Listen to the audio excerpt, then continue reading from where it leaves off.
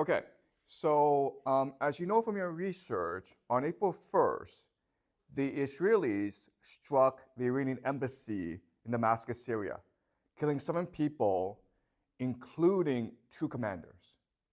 This is an act of war because the embassy is considered Iranian territory. And never before has this been done intentionally. Okay?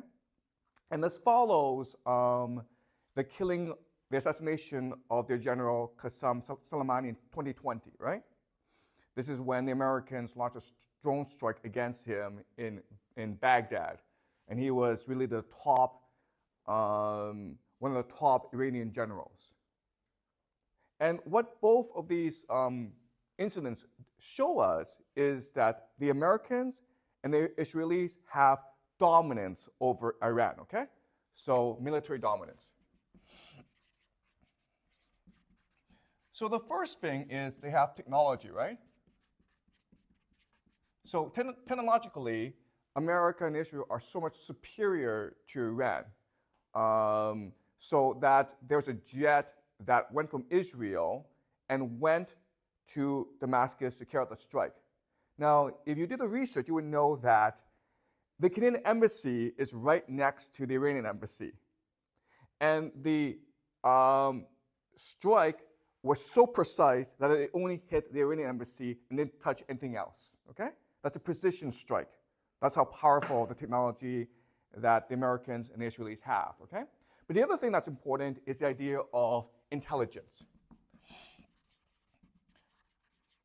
So how did the Israelis know that these commanders would be there at that time, right? That's intelligence. And intelligence comes in 2 forms, right? There's the idea of human and then signals. Signals is basically, I can listen in on your cell phone. I can track where you go. I know where your car is, right? That's signals, and electronic intelligence. The other is human. So there are spies in the embassy who tell the Israelis that this meeting will happen. Okay? So this is clearly military dominance that Israel and the Americans possess over Iran. And when this strike happened, as you know, the Iranians had to respond. And this was called Operation True Promise. And the idea of True Promise was that there's a strike package, okay, consisting of 300 drones and missiles that hit Israel. Now, what the Israelis say is that 99% of these drones and missiles were intercepted. They caused no damage. And the Israelis says, this shows that our Iron Dome system is amazing. We're amazing. Iran cannot touch us. What the Iranians said is that, no, we designed the attack to be harmless. We intentionally designed the attack so that it would not cause that much damage. Okay? So who's right, the Israelis or the Iranians? I want to make an argument to you today that the Iranians are more believable, more credible. Okay? And the reason why is that the Iranians have to be very strategic in their response to the Americans and the Israelis. And the reason why is the Americans and the Israelis have military dominance over Iran. But just because you have military dominance does not mean you'll win the war, okay? So what I believe is that Iran and Israel are committed to a war. And it's possible that in 2 years' time, there will be a ground invasion of Iran. Okay? But it's going to take time to build up to the ground invasion. But just because the Americans and the Israelis attack Iran does not mean they will win. Okay? And the reason why is that, as you know from your research, in 2002, the Americans actually tried to invade Iran. Okay? They ran a simulation called the 2002 Millennium Challenge. And the idea is, let's pretend that we will invade Iran and let's see what happens. So they divide the military into 2 teams, right? Team USA and Team Iran. Now, if you know anything about the American military, you will know that it is the most dominant, powerful military ever to exist in human history, okay? It is crazy powerful. If the entire world were to get together and say, let's go fight the United States, the world would lose. The United States has the most powerful military in the entire world, okay? And Iran, it's a very poor country. So the United States invaded Iran, and they wanted to see what would happen. And it turned out that, who won? Iran won, okay? And the reason why Iran won is the idea of asymmetrical warfare.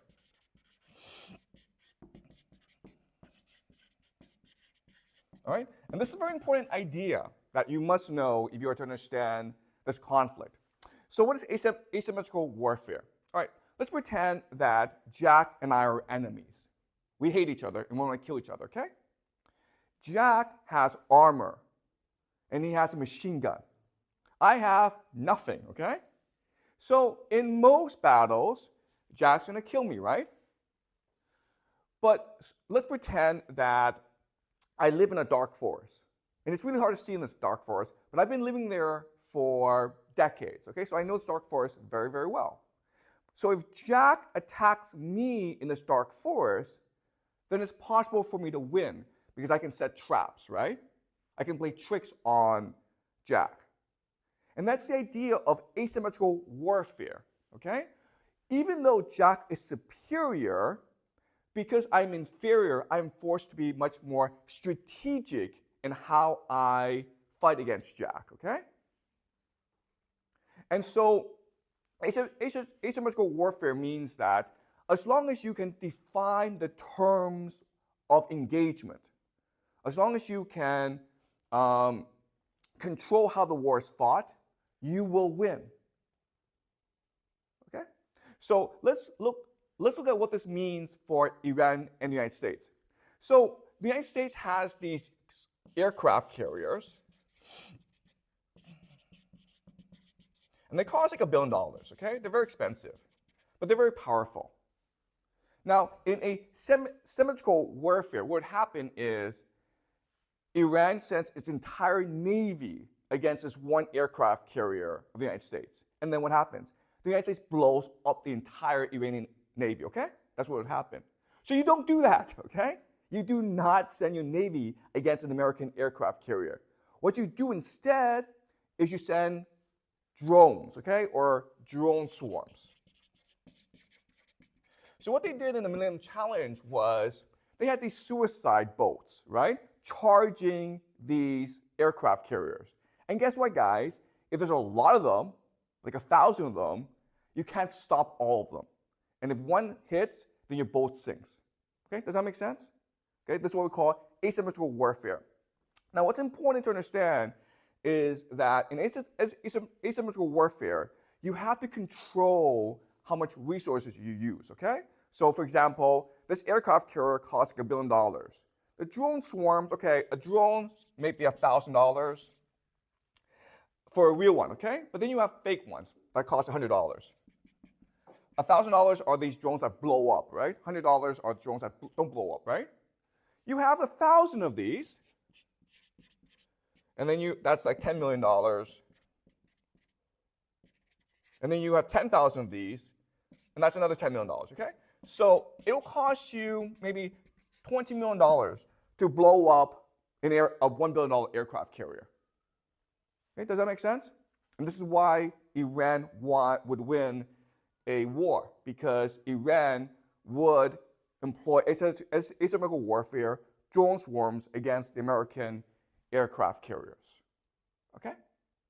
And the True Promise actually showed us that the Iranians would probably use a strategy. And the reason why is that the total package, the strike package that the Iranians used, cost about $10 to $30 million.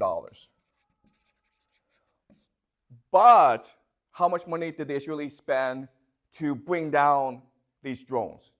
Do you guys know? How much did it cost the Israelis to defend themselves against this attack? Okay, it was at least $1 billion. Okay, do you understand? All right. So this shows us that in a war, Iran would use asymmetrical warfare, and and even though Israel and the United States have military dominance, they may not be able to win this war. Okay. Okay. So does this make sense so far? Any questions about this?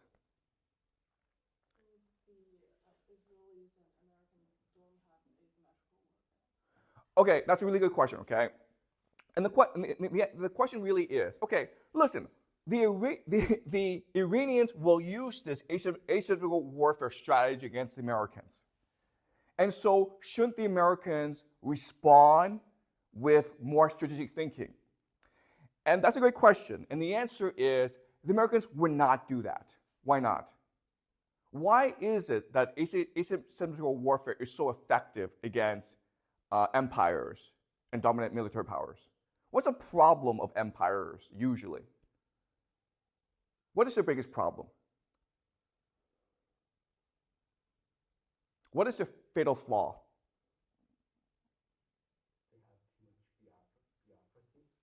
Okay, they have too much bureaucracy, but Iran also has bureaucracy. But the empires have a much bigger problem, okay? Now let's go back to the Millennium Challenge. Now, in the first test, in the first battle, Iran won against the United States, right? So what did the United States do? And do what? They did it again. They did another second. They did a second simulation. In the second simulation, what did they do? Exactly, okay? What the Americans said is, nope, this is cheating, guys. Okay, do you understand? Asymmetrical warfare is cheating. You cannot cheat. And then the Americans won. Does that make sense?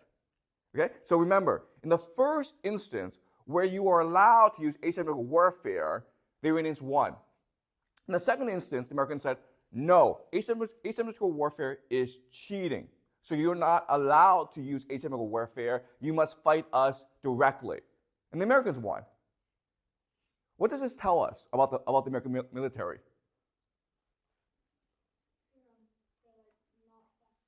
Exactly, thank you, okay? They are inflexible.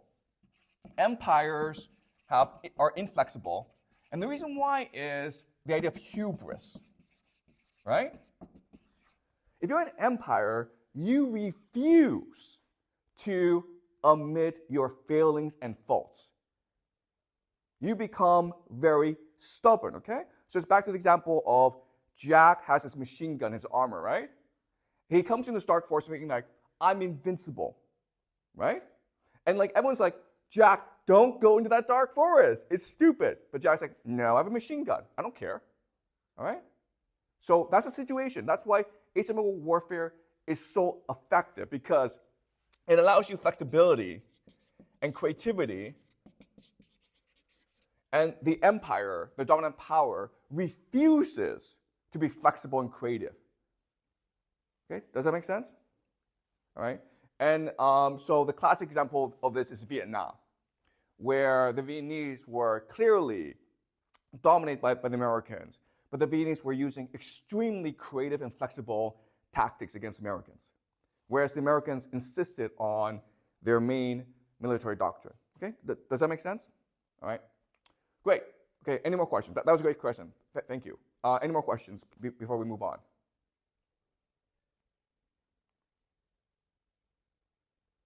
Okay, so now I want to talk about, okay, if the Iranians are going to use asymmetrical warfare, what would it look like? And the answer is this. When the Americans invade, okay, the war started. Before the invasion, the Iranians must do 4 things if it is to prevail in the war, okay? And this is what we call the Iran strategy matrix. Okay? The Iran strategy matrix means that from now on, everything they do must fit into the strategy matrix. Okay? It must accomplish the objectives of the strategy matrix. So the first thing it must do is unite the population. Okay? Second thing it must do is build alliances. And the third thing is win global opinion. And the fourth is weaken the enemy. Okay? So in other words, everything that Iran is going to do from now until the actual invasion will be to accomplish all four goals at once. And it must if it is to survive a full-scale American invasion, okay? Does it make sense? All right, so unite the population. What does this mean, okay? It means that you win the war depending on how much your population is willing to resist the invasion. And it turns out that even though the Iranians right now are divided, okay, there's a lot of opposition towards the current government in Iran. As some of you know, there have been some protests over the past few years, women protesting for more rights in Iran, okay? So there's a lot of division in that country. But I think that most Iranians would resist an invasion. And the reason why is that the Iranians have a very bad history with Westerners, okay? So the example is the 1953 coup d'etat, okay? So what happened is that in 1909, the British discovered oil in Iran. It was called Persia back then. And so they created a company called the Anglo-Iranian Petroleum Company, which we now know as British Petroleum, okay, BP. And the idea is that this company would be responsible for extracting and selling all the oil. But unfortunately, the deal was that Iran, Persia, would only get 16% of profits. Okay? They only got 16% of profits. So the Iranians are very upset about this.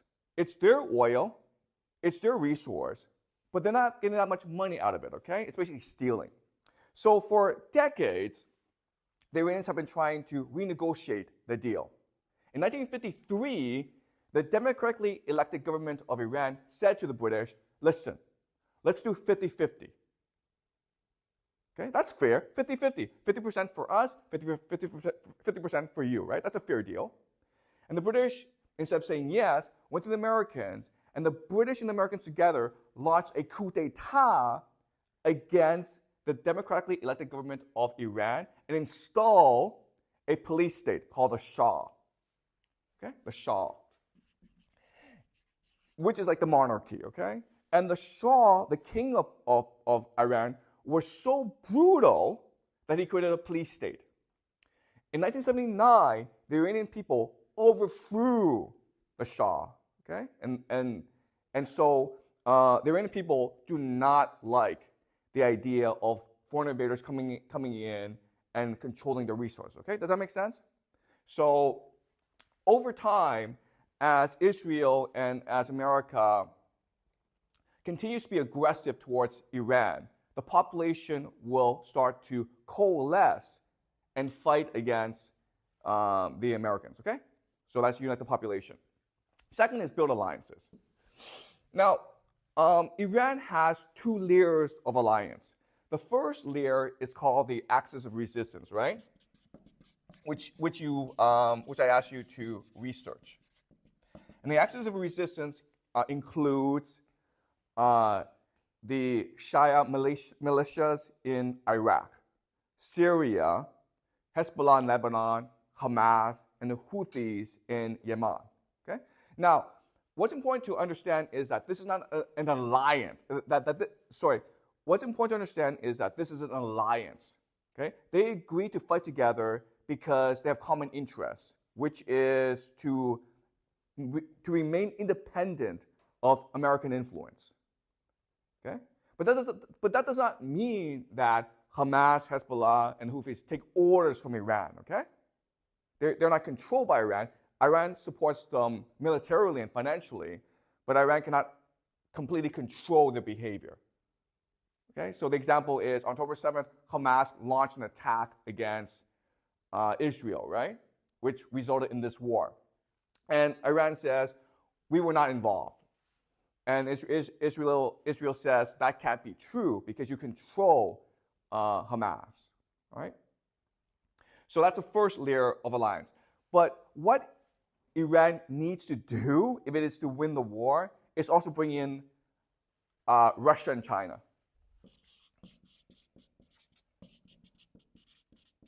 Okay? Russia wants the United States to fight Iran. Why?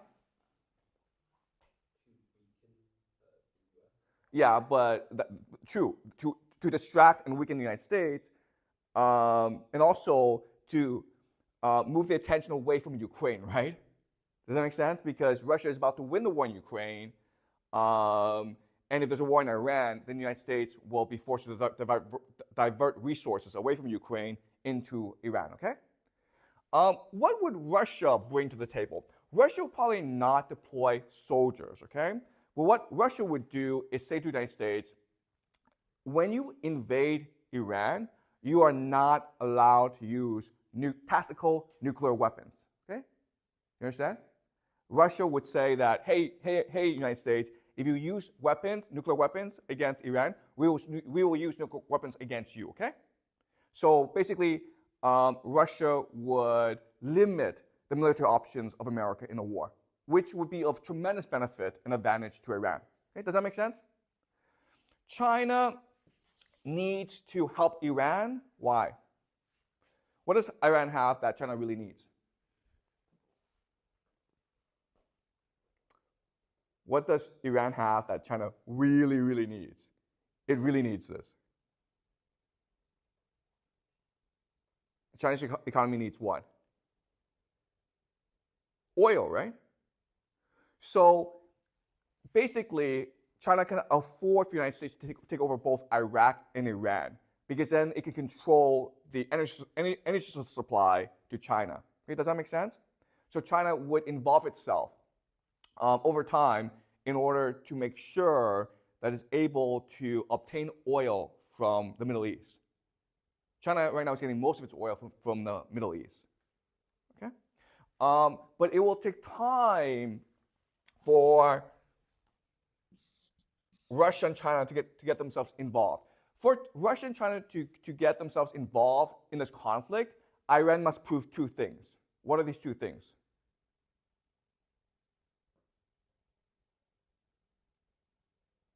What must Iran show to China and Russia in order to get China and Russia involved in this conflict?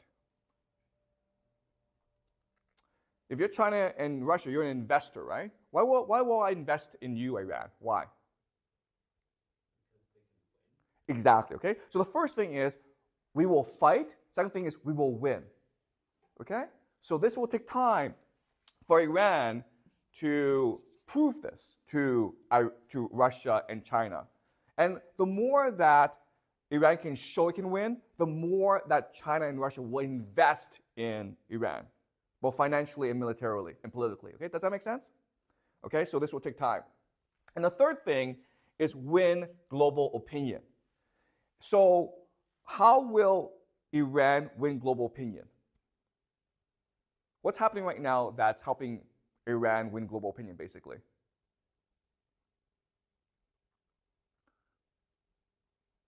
What's happening in the world right now that is helping Iran win global opinion? Or why is the world becoming more supportive of Iran? What thing is happening right now that is outraging or angering the world?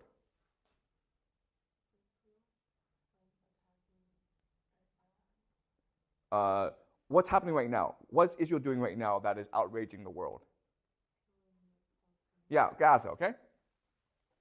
So this is really important for Iran. It must maintain the world spotlight on Gaza, okay? Because what's happening in Gaza, it's basically genocide, right? where the Israelis are committed to solving the Palestinian problem once and for all. And that basically means removing the Palestinians from Gaza. They can go to Egypt, they can go to Jordan, it doesn't matter, okay? But the Israelis want them out of Gaza, okay? And so this will go on for many, many years. And as long as the attention is on Gaza, then people will become much more sympathetic towards Iran over time.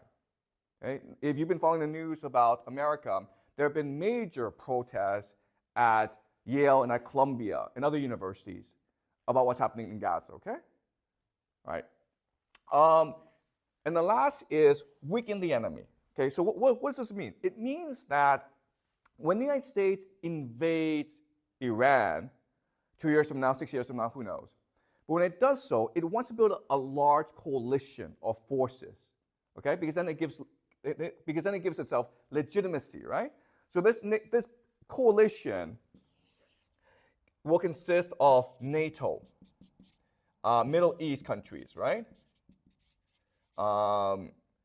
And Israel, Saudi Arabia, many, many countries. And what Iran needs to do is create conflict and dissent in this coalition, okay? And the way it does that is by building up internal dissent.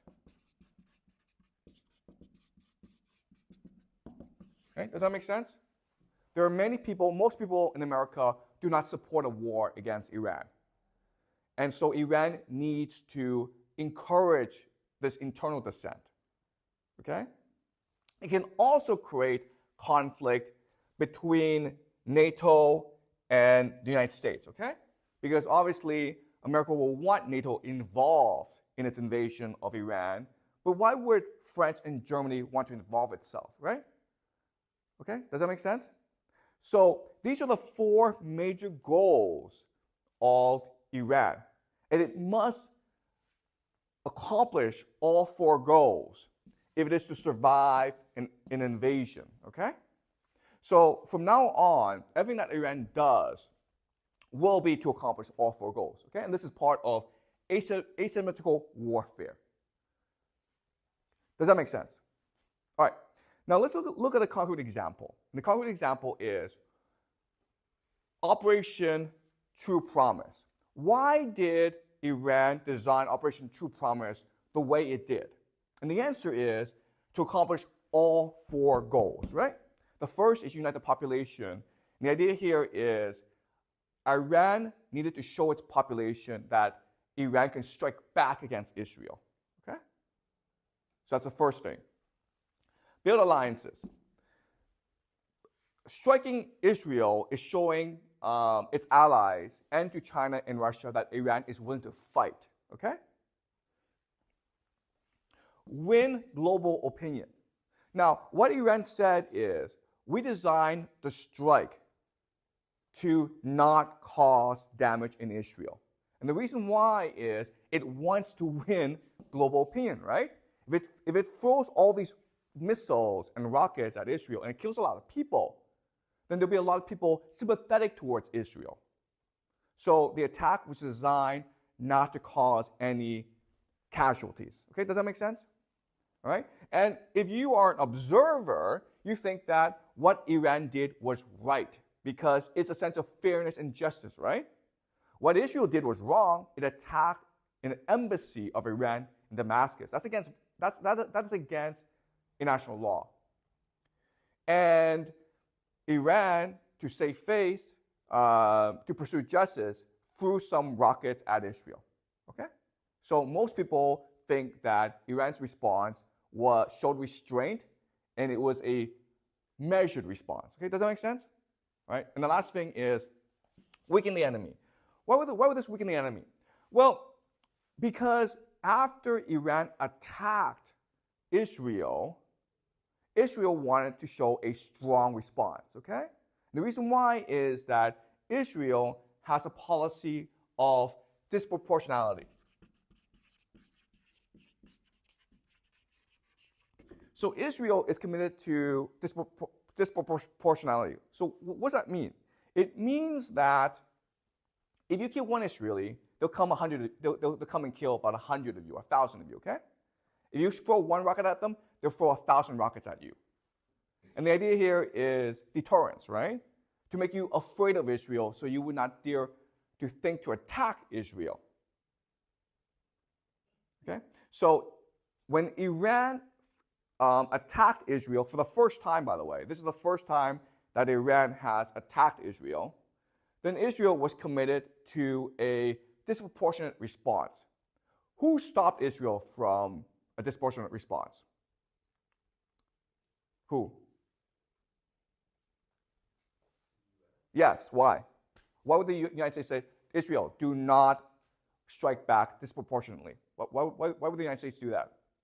They don't want a war with Iran. Yeah, okay. So the United States cannot afford right now to fight another war. And also, if the United States were to fight a war, it would have to do so by itself, okay? NATO would not involve itself. The Middle Eastern countries like Saudi Arabia, UAE, Jordan would not involve themselves either, okay?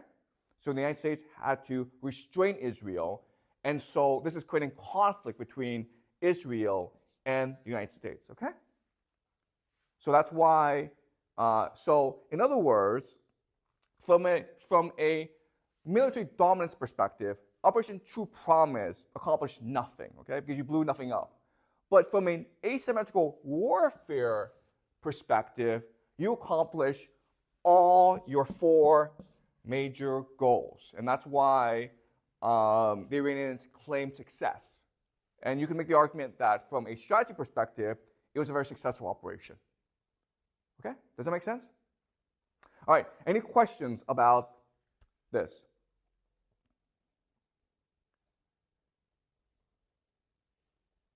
Anything you want to clarify or you don't really understand? Does this make sense to you? I just wonder, if China ever involved in this situation, will this impact our college life in the US? Okay, so Peter asked a great question, this war, how will it affect us? We're going to the United States for college, we're Chinese students. Okay, and the answer is this, okay? The answer is, in war, there's something called rules of engagement. And so before they have a war, all the major parties agree on what the rules are, okay? So for example, you look at the war in Ukraine.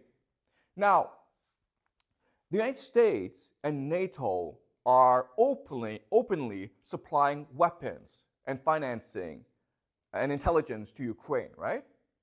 But from the Russian perspective, we allow that, okay? We will not allow NATO to send troops to fight with the Ukrainians, but we will allow NATO and the United States to provide weapons and financing. Okay, does that make sense? This is what we call the rules of engagement, the rules of war. Okay? So the same thing would happen if the United States were to invade Iran. Before the actual invasion, there would be an agreement among all major parties, which would include Iran, the United States, Russia, China, Israel, about the rules of war. And so one important rule of war is you're not allowed to use tactical nuclear weapons, okay? Iran, you may have nuclear weapons, you're not allowed to use them. United States, you have nuclear weapons, Israel, you have nuclear weapons, but you are not allowed to use them in this war, okay? That would be the first agreement. Second agreement is that Russia and China are allowed to provide assistance in a very limited basis, okay? So China will probably provide weapons and material. But this will not impact the relationship between China and the United States, okay? And during this war, China will maintain a position of what we call strategic ambiguity. And all this is saying is that China is not going to say that we support Iran. Okay? Russia will not come out and say we support Iran. Never, before this war happens, Russia and China could, if they choose, sign a treaty with Iran saying that if anyone attacks you, we'll come to your aid, right? They will not sign this treaty. because they need to maintain strategic ambiguity. Okay? China and Russia do not want to be dragged into this war. Does that make sense? Okay? So my guess is that China will provide assistance to Iran, but on a very limited basis and on a basis that the United States can accept. Okay? That's the first thing. Second thing is, listen, I'm just making a prediction that this war will happen. I don't know if it's going to happen, okay? You understand? I'm just your high school teacher. I'm not making the decisions, okay? I'm just teaching you how to think about geopolitics. And third of all, when you're actually in the United States, you'll find that there's so much anger at Israel that no one really cares about Chinese students. Do you understand? I mean, like at that point, most Americans will be extremely anti-war. It'll be like the Vietnam War, where you have this massive protest and civil unrest because there were a lot of Americans who were against the war, and quite honestly, it was a pointless war. America accomplished nothing by fighting the war. Okay. Okay. So great question, Peter. Does that make sense to you?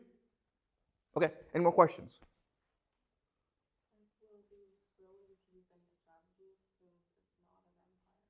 Okay, great question, okay. So we talked about the idea of hubris, right? Empires have hubris.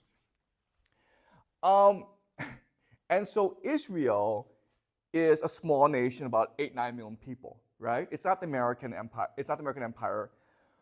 The problem is this. The problem is that if you look at the Middle East, the strongest military power in the Middle East is Israel by far, okay? Israel does not actually need American protection. If the entire Middle East got together and attacked Israel, Israel would win because this happened twice before, right? In the Yom Kippur War and then the Six-Day War. So military speaking, Israel is powerful. And quite honestly, if the United States were to retreat from the Middle East, Israel would dominate. Okay? So even though it does not look like an empire, it's basically an empire. You understand? So therefore, it suffers from hubris. Okay? It's not going to be strategic and flexible and creative. It doesn't have to be, because it has military dominance over everyone. But that's a very good question. Okay? Just because Israel is small does not mean it is weak. It's very, very powerful. Okay? Any more questions?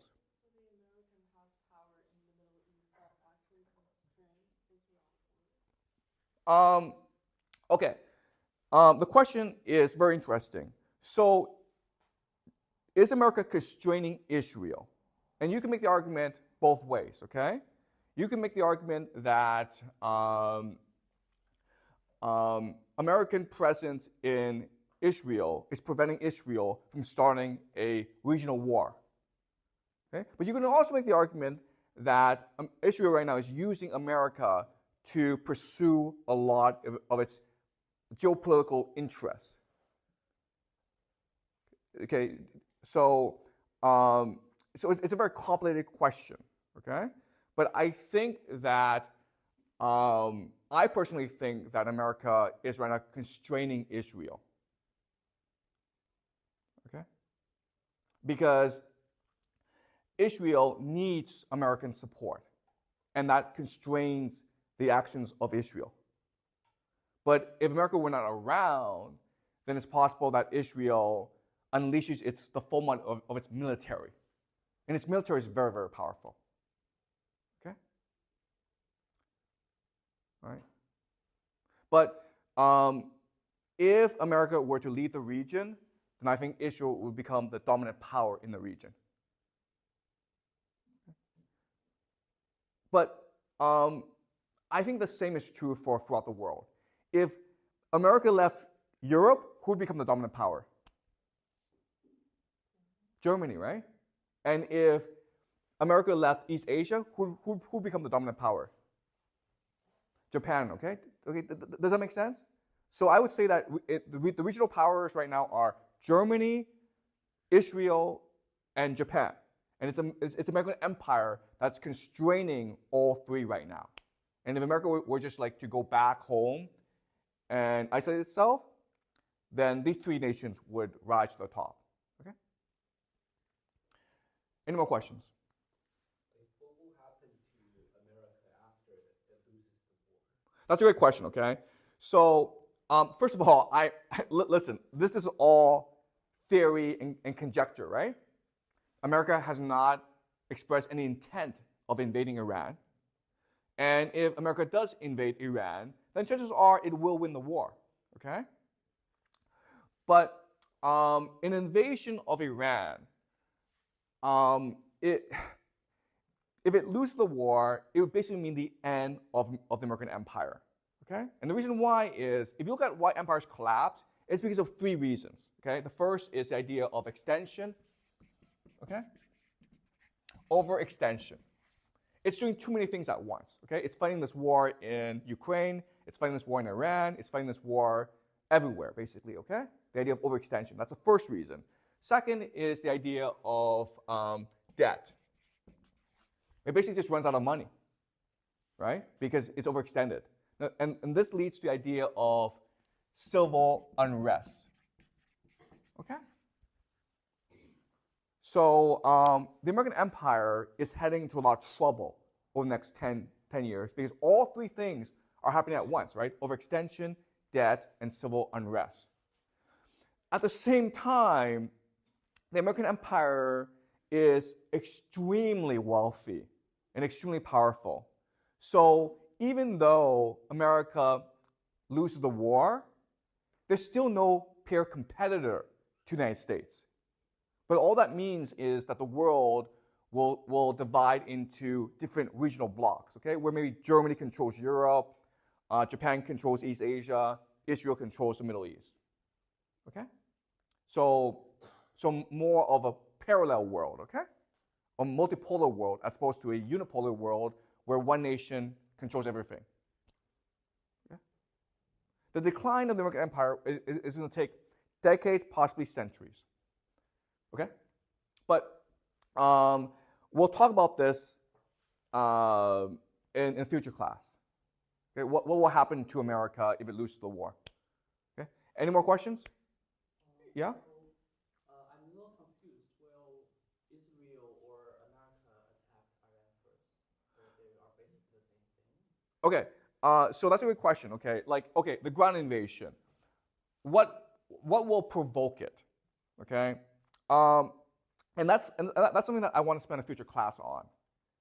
Okay. But listen, we've done a lot of wars. Okay. And we know that America doesn't really need a reason to fight a war. Do you understand? It can just make up a reason. It doesn't care. So basically, the argument that I want to make is that if Trump wins the presidency, then it's most likely that he will start a war against Iran. Okay, that's what I think. I think it will be Trump who initiates the war, and I think that it will happen maybe 2 years from now. But is there a possibility that Israel will just fight against America? Like, if they're like under constraint and they're disagreeing with it, maybe? So this is a very complicated question, okay? Like, what's the relationship between Israel and America? And the reason why it's complicated is that there's something called the Israel lobby. And again, we need to spend an entire class on the idea of the Israel lobby because it makes no sense, okay? It's really hard to understand by itself. So I'll spend an entire class on the Israel lobby, and then you understand why there's an alliance between Israel and America, okay? All right, but thank you, okay? Any more questions? So just to summarize, we will do a class on Jack's question, what will the war look like, and what will it mean for America if it loses the war. We'll also do a class on David's question, which is, what's the relationship between Israel and America? Okay. Any more questions? We'll be talking about Japan. We will, yes. We'll also be talking about the rise of Japan and Germany. Okay. All right. Any more questions? Okay, great. I'll see you next week. Okay. Okay. let's start class. We're continuing the United States-Iran war. As I've said in the previous class, the United States will invade Iran. We don't know when. It might be 2 years from now. It might be 6 years from now. Okay? But eventually it will happen. And in today's class, I want to go over some of the reasons why the United States will invade Iran. And I believe that there'll be 3 major reasons. Okay? The first major reason is the United States must defend its empire. Second major reason is that the United States will be pressured by its allies, mainly Saudi Arabia and Israel, into invading Iran. And the third reason is the Israel lobby. Okay? So in today's class, I want to explain to you what the Israel lobby is. But first, I need you to understand what Christianity is. Okay? So remember that Christianity, it's a religion about a man, Jesus, who we know very little about, okay? We think that he was born in 4 BCE, and then he died in 31 BC, CE, Common Era. We know that he is from a place called Galilee. We know that the Romans crucified him, and that's about it, okay? What his believers say is that he is God come to earth, and he was preaching a gospel or a message that God is returning. The kingdom of heaven is coming. And after he was crucified, he was resurrected, and then he went to heaven. And what's really important is that Jesus will eventually return. Okay? And this is called the second coming. Okay? This is the second coming of Jesus, and when he comes, he will bring heaven onto earth. And we will all live forever in peace. Okay, so that's the story of Jesus. Then the question then is, why this religion become so popular? So popular, in fact, that today about 2 billion people believe in it.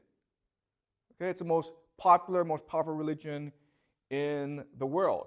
And at first, the appeal of Christianity is that it was a revolutionary religion that promised a better world to the world's oppressed. Okay, so if you look at the early people who followed Christianity, it was slaves, peasants, women, okay, people who were marginalized in society. And the idea of Jesus is that a better world is coming where everyone will be equal. Okay, the meek shall inherit the earth. So if you think about it, Christianity is appealing because what it is, it's a free lottery ticket. Okay, does that make sense? It's a lottery ticket. It costs you nothing, and hey, if it's right, then you go to heaven. Okay? So at first, Christianity was an extremely revolutionary religion. And its basic characteristics in the beginning were it was revolutionary, it was egalitarian, and it was anti-authority. And so these individuals who before were outcast from society, okay, like criminals, Jesus promised hope, salvation, and redemption, okay? So before, if you were a criminal, there was really no way for you to redeem yourself in society. And Jesus is the promise of your salvation and redemption, okay? And that's why it was so appealing to a lot of people. It became so popular that it became the official religion of the Roman Empire. Now there's a problem, okay? Because remember, Christianity is a revolutionary, egalitarian, and anti-authority religion. And now it's become an empire. So they had to develop new theories to reinvent Christianity as an establishment religion. Okay? And as we discussed last semester, the person who did this was Augustine. Okay, Augustine. Remember that last semester we read City of God and Confessions. And City of God and Confessions, it's really to adapt Christianity as an establishment religion, to reduce its revolutionary nature. Okay, so is this all making sense to you? And one problem that Augustine had was the idea of a second coming, okay? That the world will end. He had a major problem with this idea for many reasons, okay? But the first reason is that, if the world's going to end, why do we have to do anything? Why can't we just drink and party and play video games every day, right? What's the point of working? That's the first problem, right? The second problem is, well, why is Jesus coming back? It's because the world sucks, right? Well, who's in charge of the world? The Catholic Church is in charge of the world. Do you understand? So Jesus is coming back to destroy the authority of the Catholic Church. That's not good. All right? So for many reasons, Augustine basically said, okay, second coming, don't worry about it. Okay? Jesus will come back whenever he wants to come back. But before he comes back, we, the Catholic Church, will take care of everyone, okay? All right, so why is this important? This is important because from Augustine onwards, we've had divergent understanding of what the second coming means, okay? For people who believe in the second coming, the term we use is premillennialism. Premillennials, okay? Because the second coming promised 1,000 years of peace. Okay, premillennialism is this, okay? Pre means before, right? So when Jesus comes back, he will give us 1,000 years of peace and prosperity. Okay, do you understand? Before he comes back, okay? When he comes back, he will give us 1,000 years of peace and prosperity. And what Augustine said is, no. That 1,000 years is just a metaphor. It's not actually going to happen. In fact, it's already happened because the Catholic Church is giving us this 1,000 years of peace and prosperity. Okay? So he's called a millennialist, which means no, okay? That 1,000 years is just a metaphor. It's not going to really happen, okay? So that's the second big idea. Now, as we know, because all power became concentrated in the Catholic Church, there's a rebellion against the Catholic Church called the Reformation. Okay? The Reformation. And the idea of the Reformation is God did not mean for his authority to be established in the church, to be held by priests. God is meant to speak to all of us through the Bible. Okay, so what the major difference between the Catholic religion and the Protestant religion is Catholics are not allowed to read the Bible. They don't read the Bible. Whereas Protestants must read the Bible.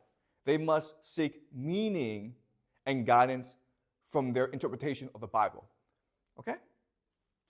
And because of the Reformation, you now have thousands, tens of thousands of different religions spawning up, okay? Does that make sense? All right? So you have different religions and you have different descent.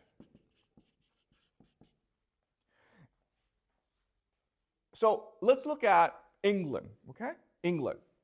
So England, there's a king, and before the Catholic Church was supposed to have authority over the king. And of course, the king did not like that, so he supported the Reformation, and he changed the Catholic Church into something called the Anglican Church, okay? Or the Church of England, which he would have authority over. But once the Reformation started, again, you are now allowed to read the Bible.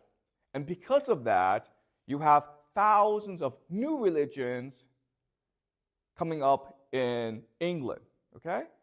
And they believe different things, but one thing that they all believed in is the Bible is the supreme authority. Okay? The Bible is the supreme authority, not the king. Right? So this started a major conflict between these groups and the king. And these people are called dissenters. And eventually this led to something called the English Civil War, where the dissenters, the Puritans, killed the king. Okay? But then the king was reestablished.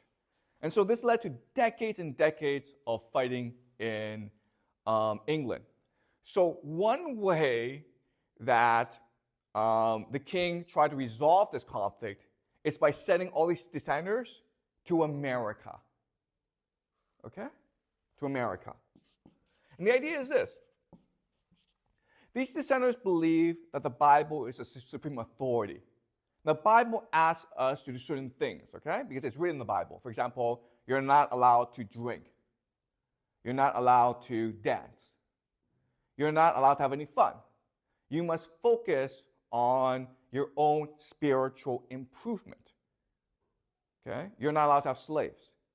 And so, because they believe these things, they were constantly in conflict with the establishment, okay? With people in power. And so the king was like, guys, if you really believe in these things, go to America. Why? Because there's nobody in America. So you can build your own kingdom of heaven. Do you understand? Okay? So this is the origin of the United States. The United States was founded as a Christian nation, which put the Bible as the supreme authority. Okay? Does that make sense? You guys probably don't know this about the United States. You think the United States, it's a non-religious, secular, multicultural nation that believes in science, right?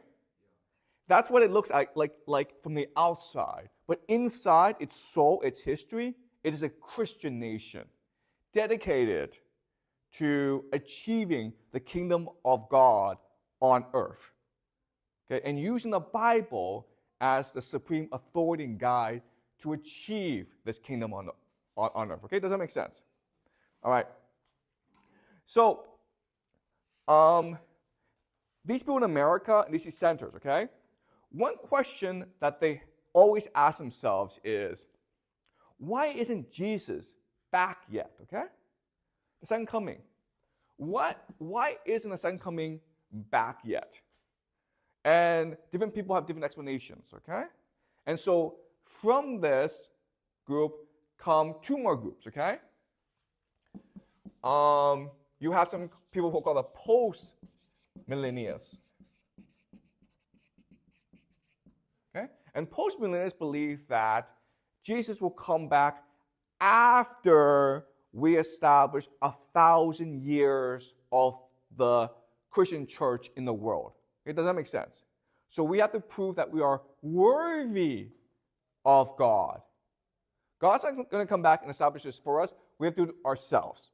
Okay? So these are people called post, which is say that Jesus will come after the 1,000 years.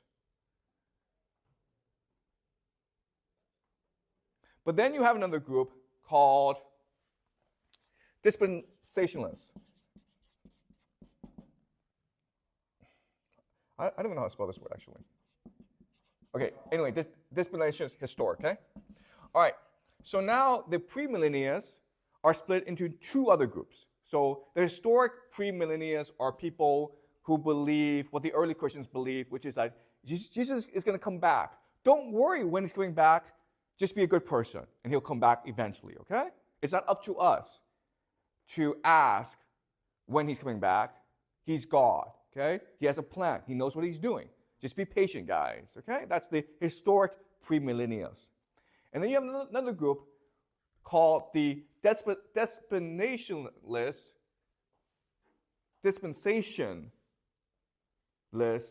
premillennialists, okay? And what they believe is something different. They believe that, in the Bible, if you read the Bible very, very closely, it tells you how and why Jesus will return. Okay? What the Bible says is that there must be a nation called Israel, okay? And Israel is a nation of Jews. And then Israel has something called the temple, because that's where God resides, okay? It must have the temple. And then what will happen, according to the Bible, is that the Antichrist, okay, or Satan, lives. Okay.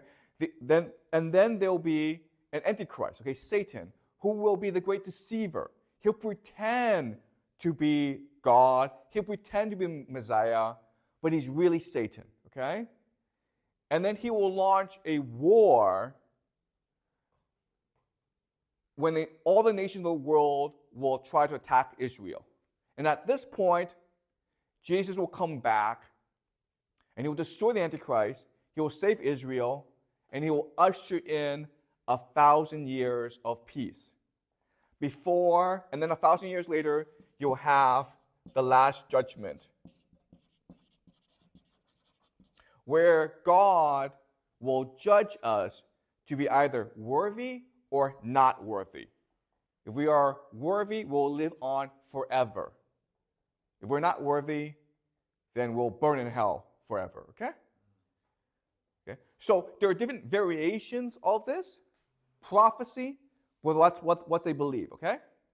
So in other words, the historic premillennialists, what they believe about the coming of Jesus is it's a promise, okay? Jesus promises to return. He's God. He will keep his promise. He's probably very busy right now with other things, so don't worry about it, guys, okay? Let's just be patient and trust in Jesus. Okay? That's what they believe. But the dispensationalists, premillennialists, believe that the prophecy, it's a plan. Okay? It's something that we must achieve to bring Jesus back. And if we do what the Bible tells us to do, which is to say, to have Israel as a nation run by the Jews, to have the temple, and then to face the Antichrist, then Jesus will return. Okay? Does that make sense?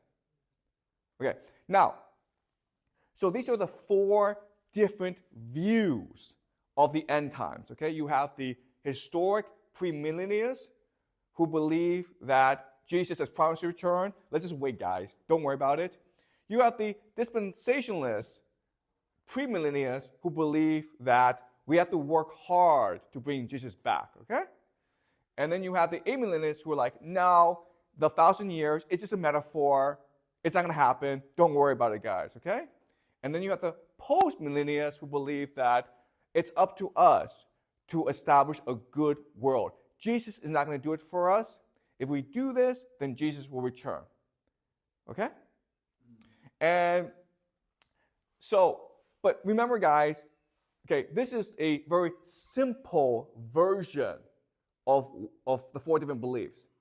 Even within each belief, there are variations, okay? Because again, there are 2 billion people who believe in Christianity, and they all believe something different, okay? Does that make sense? All right, are we clear about the four different ideas? Any questions? Okay, so, okay, so you don't actually have to remember this, okay?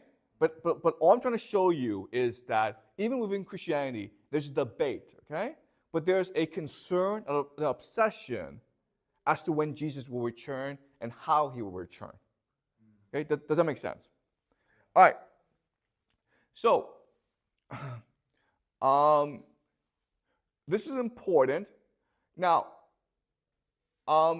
most Christians don't believe in dispensationalist premillennialism, okay?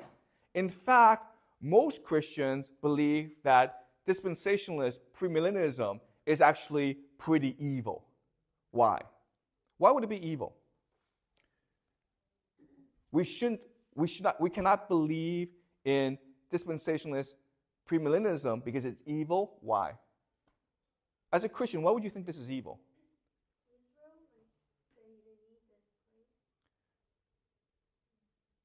What's a problem with believing that there's a plan in the Bible? Why would that be anti-Christian?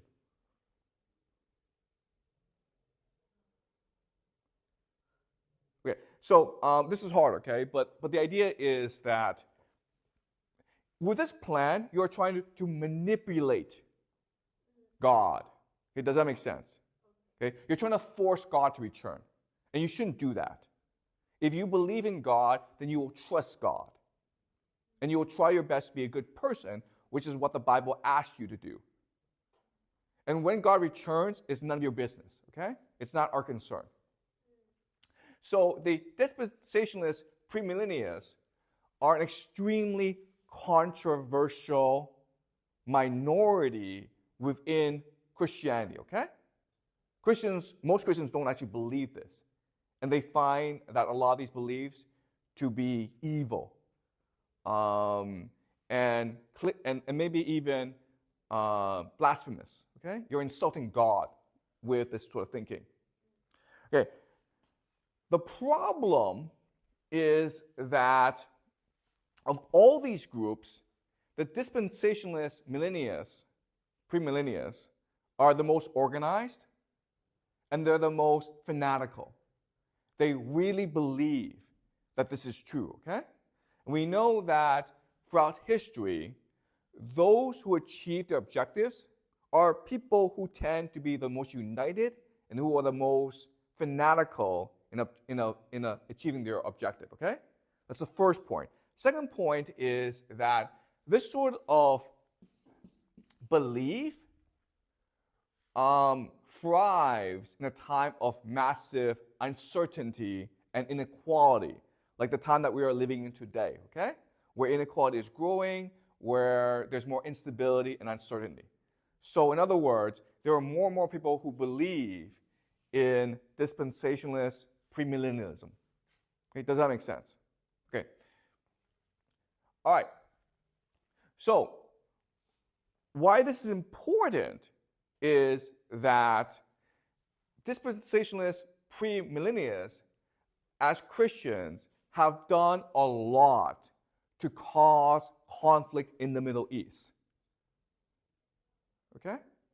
So they're the ones who are actively encouraging conflict between the Palestinians and the Israelis. They're the ones who want Israel and Iran to go to war. Why? Why are they actively encouraging conflict between the Palestinians and the Israelis? Why are they encouraging a war between Iran and Israel? Why would they want a war between Iran and Israel? They want Israel back. Well, Israel is already back. Why? Because it's part of the prophecy. Do you understand? It's part of the prophecy. The prophecy is that Israel must first be reconstituted as a nation. Okay, this happened in 1948. And then Israel must go to war with other nations. Okay, does that make sense? So these Christians are actually promoting war between Israel and its neighbors. Okay? Does that make sense? All right. Okay. So now the other thing is that after the Reformation, okay, they developed a new theology called Christian Zionism.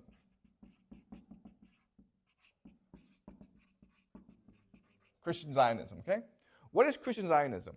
Christian Zionism is the belief that as a Christian, you must support Jews in the return to Israel.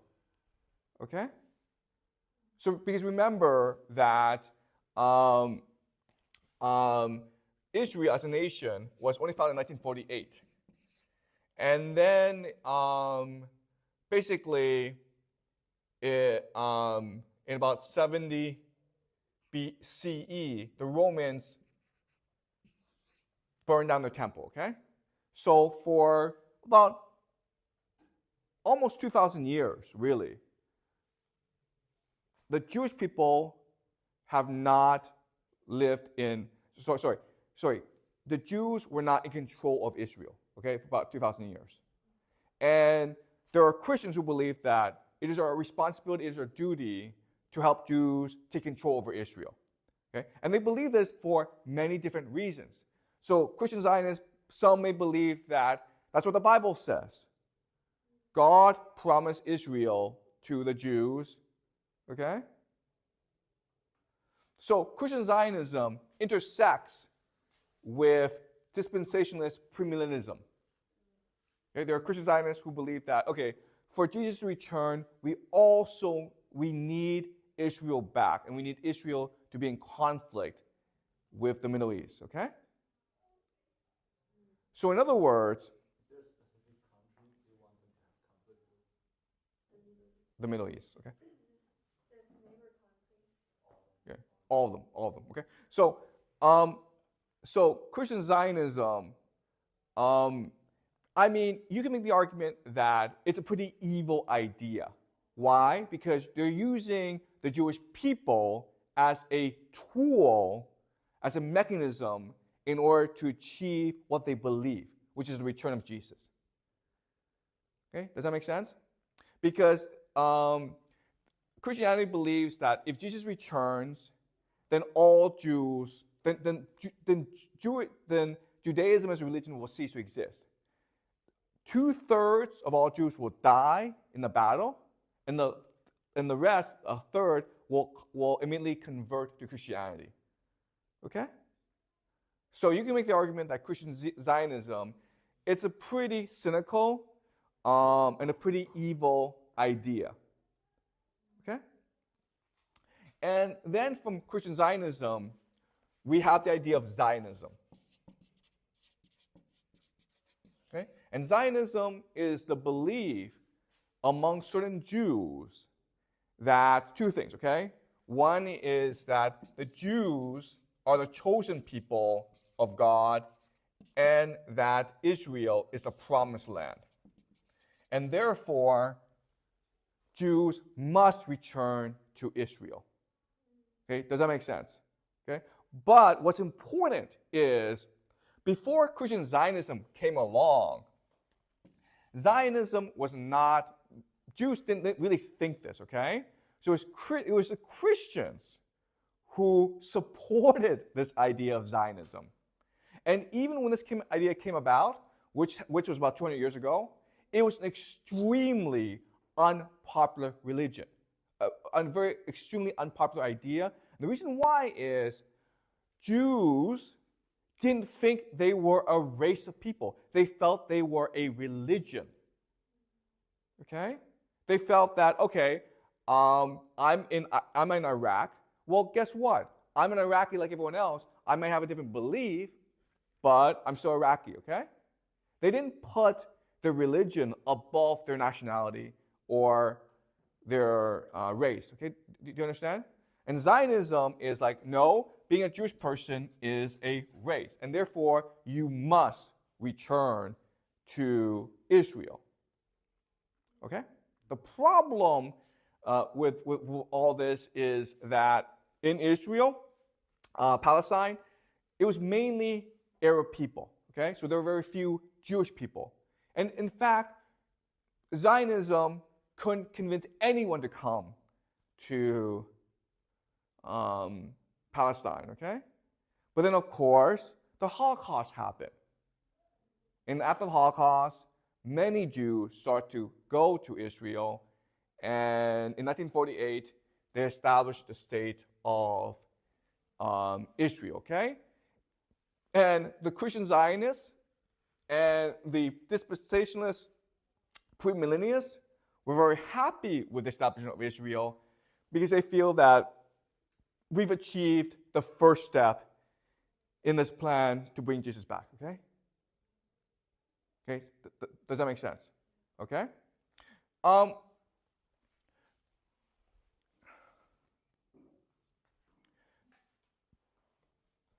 So, to summarize, the main message is this, okay? Here's what you need to know. First is that there are many Christians who believe that Israel and the Jews must be used as a tool to bring Jesus back, okay? That's the first thing. Second thing is that America was founded as a Christian nation. Therefore, its soul is Christian. Its first leaders were Christians who believed in Christian Zionism. Their descendants now control the military and the foreign policy apparatus of America. Okay, that's the second thing, okay? And the third thing is that Israel, as a nation, thinks that it can use Christian Zionism in order to advance its geopolitical interests, which is to basically gain control over the Middle East. Okay, do you understand? And that's what's driving the conflict between Israel and Iran. Does that make sense? Okay? What's driving the conflict between Israel and Iran is America believes it has a religious responsibility to protect Israel against Iran. In fact, if there's a war between Iran and Israel, that's a good thing because it's going to drive this prophecy and the return of Jesus, okay? And then people in Israel are like, you know what? If we go to war with Iran, America is going to fight for us. So why not? Yeah, that's pretty cheap. Right? We don't have to fight this war. America's going to do it for us. So why not fight this war? We lose nothing. We gain everything from this war. Okay? So the idea is that all this is driven by a religious worldview, understanding the world. Okay? And over time, this worldview will only become more popular in America. Okay? Does that make sense? All right. Okay, good. Any questions about this? Anything that's not clear about what I just explained? Do you mean to clarify anything?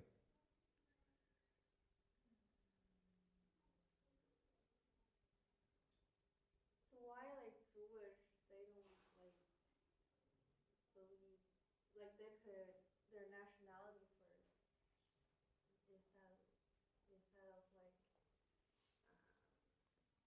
believe the religion? Okay. I don't really understand the question. Can you repeat the question? I mean, like you said, like the Jewish, like they don't put like their race or their religion above their nationality. So why? But I think the Christians they believe in the religion more. Right. So okay. So both Judaism and Christianity are religions. Okay. There's no race. There's no race to the idea of Christianity, right? You can be Chinese and Christian. You can be American and Christian. It doesn't matter. Right? And that's what the Jewish people say as well. I can be Chinese and Jewish. I can be American and Jewish. Because being Jewish is a religion. But the idea of Zionism is that being Jewish person is a race. In fact, you are directly descended from the Hebrews in the Bible, which is complete nonsense. This is not true, okay? Is this like is this idea still not popular or it's becoming more popular? Zionism is the main political belief of Israel, right? Why does Israel exist? Because Israel is the promised land that God gave to his chosen people. Okay? And this was a promise that dates back at least 3,000 years to the time of Abraham. And it's written in the Bible. Therefore, it must be true. Okay? Does that make sense? All right. Any other questions? Okay, that's a great question, okay? All right.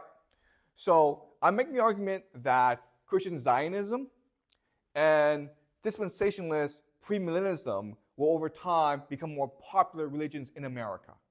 Okay, and the question, and Charles asked, like, well, why? Okay, let's go back to the founding of Christianity. Why did Christianity become so popular? It became popular because it was in the Roman Empire, okay? At that time, there's something called the Pax Romana, which meant the Roman peace. Okay? Which meant that the Romans controlled everything, therefore there were no wars, therefore people were at peace, right? And you think that's a good thing, right? The problem is that if there's peace, then you have massive inequality. Okay? Because war is a mechanism back then of social mobility. Right? War killed people. And if war kills people, that creates opportunities for the people who are alive. But if there's no war, then what happens is, if I'm a rich person, guess what, guys? I become more rich. If you're poor, what happens? You become more poor. Okay? So as a poor person, what do you think? You think that life is hopeless. Life is pointless. There's no future. There's no hope, right? And so Jesus comes along and says, listen, if you believe in me, then I will bring the kingdom of heaven onto earth, and I will destroy inequality. Everyone will be the same, okay? So again, back then it was a free lottery ticket. Today, we live in something called the Pax Americana. And the Pax Americana, same thing where for the past 70 years, there's been peace around the world, right? Very few people have died. But all that means really is that inequality has increased. Fewer and fewer people have money, okay? Guys, billionaires make no sense. Do you understand? Why should a few people have all the money? That makes no sense. Because money is meant as a mechanism of exchange and transaction, right? You use money, you should spend your money. If it's all in the bank, what's the point of that? Okay? So having billionaires is a bad thing. And if you go to America, you'll find that there are many young people who feel that like life is pointless. Okay? So they're looking for alternatives. You understand? And this idea of dispensationalist premillennialism, which is like what's happening right now in Israel will lead to a better world, that's kind of attractive to you. You understand? Right? To these people who think life is meaningless. Why do they feel life is meaningless? Well, because you're poor and you're stuck being poor. Guys, imagine you are a delivery person in China, in Beijing, okay? You're like a Kuai Yuan, right? What hope do you have for the future? Your life is pointless and hopeless. No one's going to marry you. Even if someone marries you, you can't have children because you can't afford to have your children go to school. You can't buy a house. You can't afford anything. You're stuck being a delivery person for the rest of your life. Do you understand? Do you know how many delivery people there are in China? Millions and millions, okay? So you have millions and millions of young men who have no hope in the future. Right? Yes, because Jesus is coming and he's going to destroy the world we live in. We're all going to live in harmony. I don't have to deliver food. So it's also a free lottery ticket. That's exactly right. Christianity is a free lottery ticket. It costs you nothing. And if you win big. Okay? Hey, that sounds kind of tempting. That actually sounds kind of tempting. Right? What does it cost you? It costs you nothing, right? Yeah. Okay? Do you understand? That's why it will become more popular over time. But it will drive you to do some things. Excuse me? Like, if you become more and more believed in this idea, you might want to have to do something for that. Right. So what you do is you support America, you support Israel, you support the war against Iran. You want more conflict in the Middle East because the conflict in the Middle East will drive the prophecy, right? Do you understand? That's what you want. You want more war.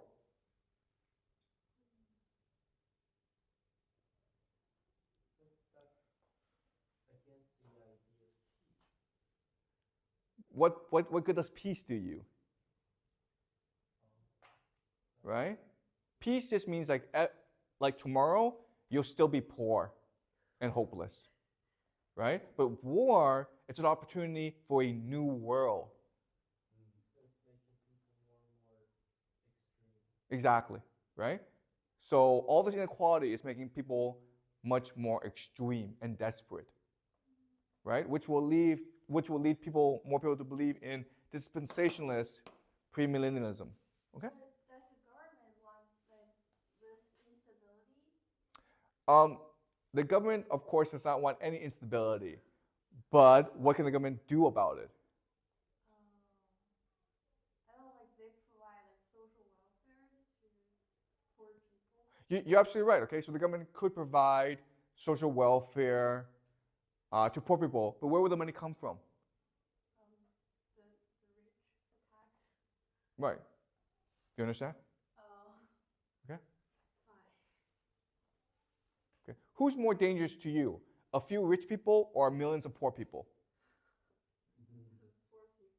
No. But they're a lot. No. A few rich people are much more dangerous than millions of poor people. Do you understand? But if millions of poor people united, they can. That's right. United, right? Poor people don't know how to unite.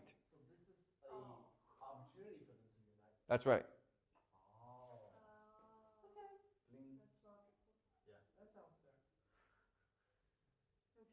So this gives them a reason to fight those rich people.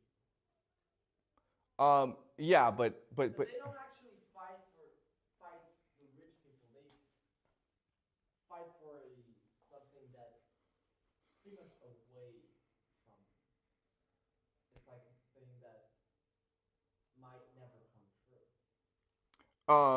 right. Okay. Okay. So does this make sense? Okay. All right. So this is the so I mean it's hard because this is religion. Okay, and we're not religious. I'm not religious. You're not religious. So we don't really understand how religious people think. Okay. But remember that on this planet Earth, most people are religious, and they take their religion very, very seriously. Okay. Do you understand? They're willing to die for the religion because they think that if I die from a religion, I'll go to heaven. Why heaven so attractive? Excuse me? I mean, why heaven is so attractive? Okay. All right. So It's more attractive compared to their current life. that's exactly right. Do you understand? Okay. All right. Because you're not giving people any hope, and religion gives people hope. That's a question. That isn't those poor people doing this to support the war between Israel and Iran as a way for the rich people to use it to make them more reasonable in the attack, and they can draw money from them. So it's like those rich people are using those poor people's belief to support their war. Listen, in the real world, the poor will always lose, the rich will always win, no matter what happens. But the poor doesn't realize this yet. That's right. That's why they're poor. Okay. Okay. So in this class this semester, I'm making three big predictions, right? First is that Trump will win in November. Second is that the United States will go to war against Iran. And the third big prediction is that the United States will lose this war, which will forever change the global order.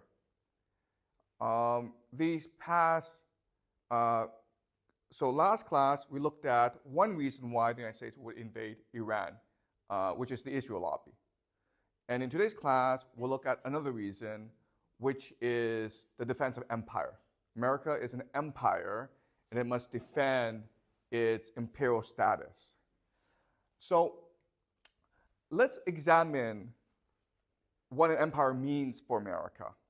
So from 1950 to 1980, America's economy was mainly focused on manufacturing, factories, okay?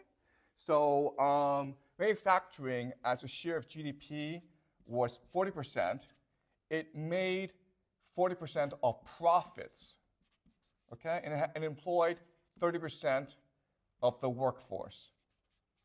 So during World War II, America had a lot of factories to produce weapons. And after World War II, these factories produced consumer goods, cars, electronics, to sell to the world. And this made the American workers the wealthiest and most well-educated middle class ever in human history. If you were a factory worker from 1950 to 1980, you had a really good life. You worked 40 hours a week. You had health insurance. You could buy your own house. Your wife didn't have to work. You could have 3 to 4 kids. You could have 2 cars. Every year, you could go on vacation to some place nice. You could eat out once a week. And then you retired and had a very good pension. So it was really the best life. And so workers from 1950 to 1980 in America were really the luckiest people on the planet. You were better off actually being born into the middle class in America than you were being born rich in Africa or Asia or South America, okay? But then after 1980, was something called the Reagan Revolution and the introduction of what we call neoliberalism. And remember that we studied neoliberalism before. Neoliberalism is an economic philosophy that believes in the primacy of free markets and deregulation. So after that, we now live in today what we call a financial economy. Okay? The economy has been financialized. And so what does that mean? It means that right now, financial services okay, account for 22% of all GDP in America. Manufacturing has gone down to 10%. So it went down from a high of 40% to now a low of 10%. Financial services is now twice as much as manufacturing. Financial services bring in 40% of all profits. And financial services employs 5% of the total American workforce. Okay? Now, let me explain what these numbers mean. What you're seeing behind these numbers is a radical shift, overhaul, transition in American society. Okay? Let's just look at politics. Politics, governance. From this period, 1950, 1980, American workers had a lot of political power, right? Because they were middle class, they were confident, they participated in politics for unions, okay? Today, most of this power has shifted to the financial services, which basically means Wall Street. And working for Wall Street are what we called the professional managerial elite. Okay, so these are people who live on the coast, San Francisco, New York, Washington, D.C., Boston. They went to elite schools, okay, the Ivy League, and they're multicultural, and right now they're the most powerful political group in America. And this has led to massive political divisions within the country, okay? So it's the first major consequence. Before, it was workers who had a large say over American politics. And now it is Wall Street, the financial sector, and the coastal professional management elite. And so government shapes policies that favors this multicultural elite, financial elite, over at the expense of workers, okay? So that's the first major shift. But then you look at education. And so what I mean by that is that, you know, if you went to a good school, a good university in the 1950s and 1960s, your ambition was to become a professor, right? Or maybe a scientist, or maybe an entrepreneur, or a corporate executive, okay? Nowadays, most people who graduate from these top schools all want to go where? Wall Street, and that's it, okay? Why? Because you make more money on Wall Street than anywhere else. Okay? So you're talking about these PhDs in statistics and artificial intelligence who should be working for IBM, developing the latest technology, right? Instead, they're on Wall Street working for a hedge fund, gambling with other people's money. Okay, so basically the economy has gone from one that is productive or creative to one that is entirely speculative.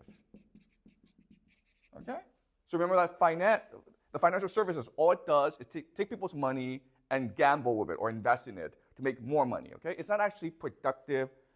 It's all it is speculative. Okay, and the smartest people in America, the most well-educated, are all focused on this sector. Okay? And then you look at the economy. And what has clearly changed is that the economy in America has become much more unstable. So in 2001, there was the internet crash, right? The dot-com crash. And in 2008, there was the financial crisis, right? The subprime crash. And then after that, you have all the you have these banks going bankrupt. Okay, I think like this past week, 3 banks went bankrupt in America. This should not be happening, and the reason why this is happening are all these bubbles. Okay, so in other words, all assets right now in America are overpriced. Okay, housing, stock market, and people are gambling that these asset prices will only go higher, which creates bubbles. And when these bubbles burst, you have volatility and instability and uncertainty. Okay, so this is bad for the economy. And then you have things like inequality, right? So if you look at profits, if you look at wealth generation, the top 1% make much more money than everyone else. And this inequality is only increasing. Okay? So in other words, the financialization of the American economy has been really bad for America. And you can make the argument that it's actually destroying the fabric of American society. Okay? It's making politics much more divisive. It's making the economy much more volatile. The smartest people are engaged in speculative activities. Young people don't want to work. They just want to buy Bitcoin. And you can also make the argument that you're creating a rentier economy. Okay?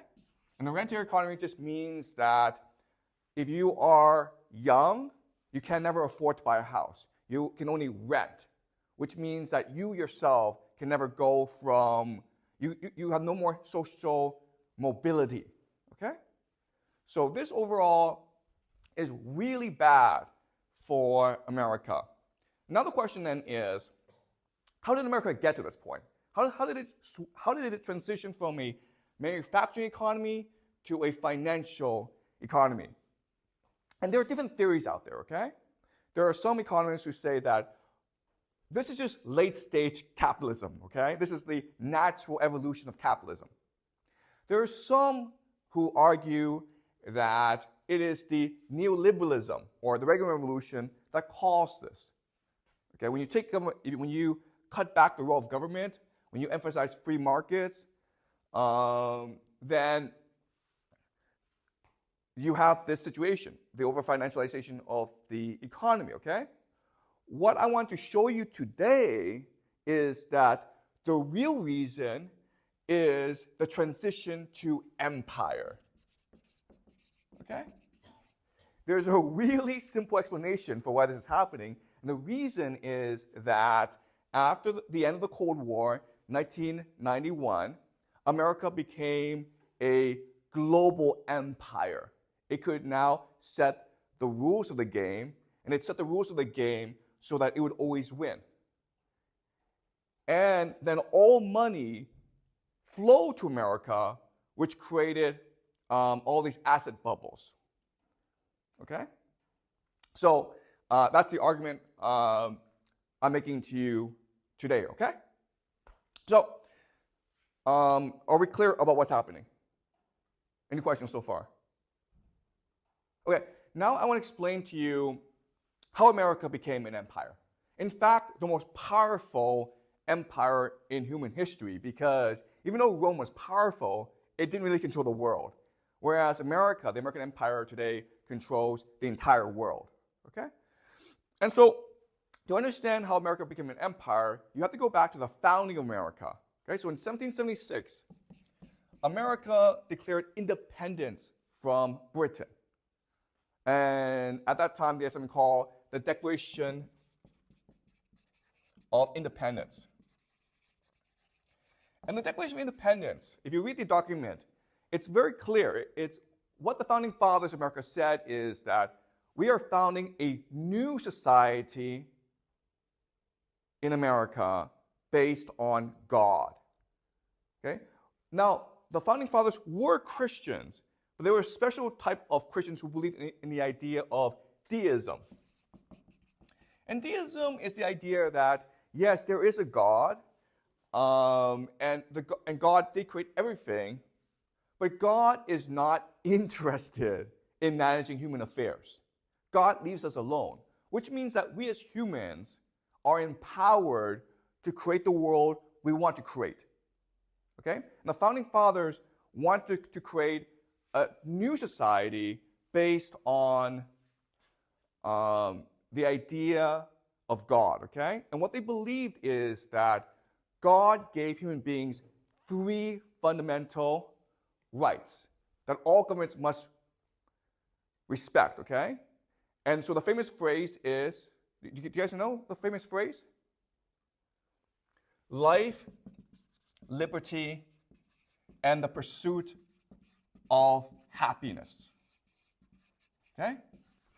That is the mission, the purpose of America, to ensure that every American would have life, liberty, and the pursuit of happiness. And that's really the goal, the role of government. Life, to make you safe, okay? To provide security against enemies. Liberty, the right to say whatever you believe, the right to believe whatever you believe, okay? So the tolerance of all creeds, religions. Now last is the pursuit of happiness. What does pursuit of happiness mean? You guys know? So Thomas Jefferson wrote the Declaration of Independence, and when he wrote the pursuit of happiness, he had a very specific idea in mind. What does the pursuit of happiness mean?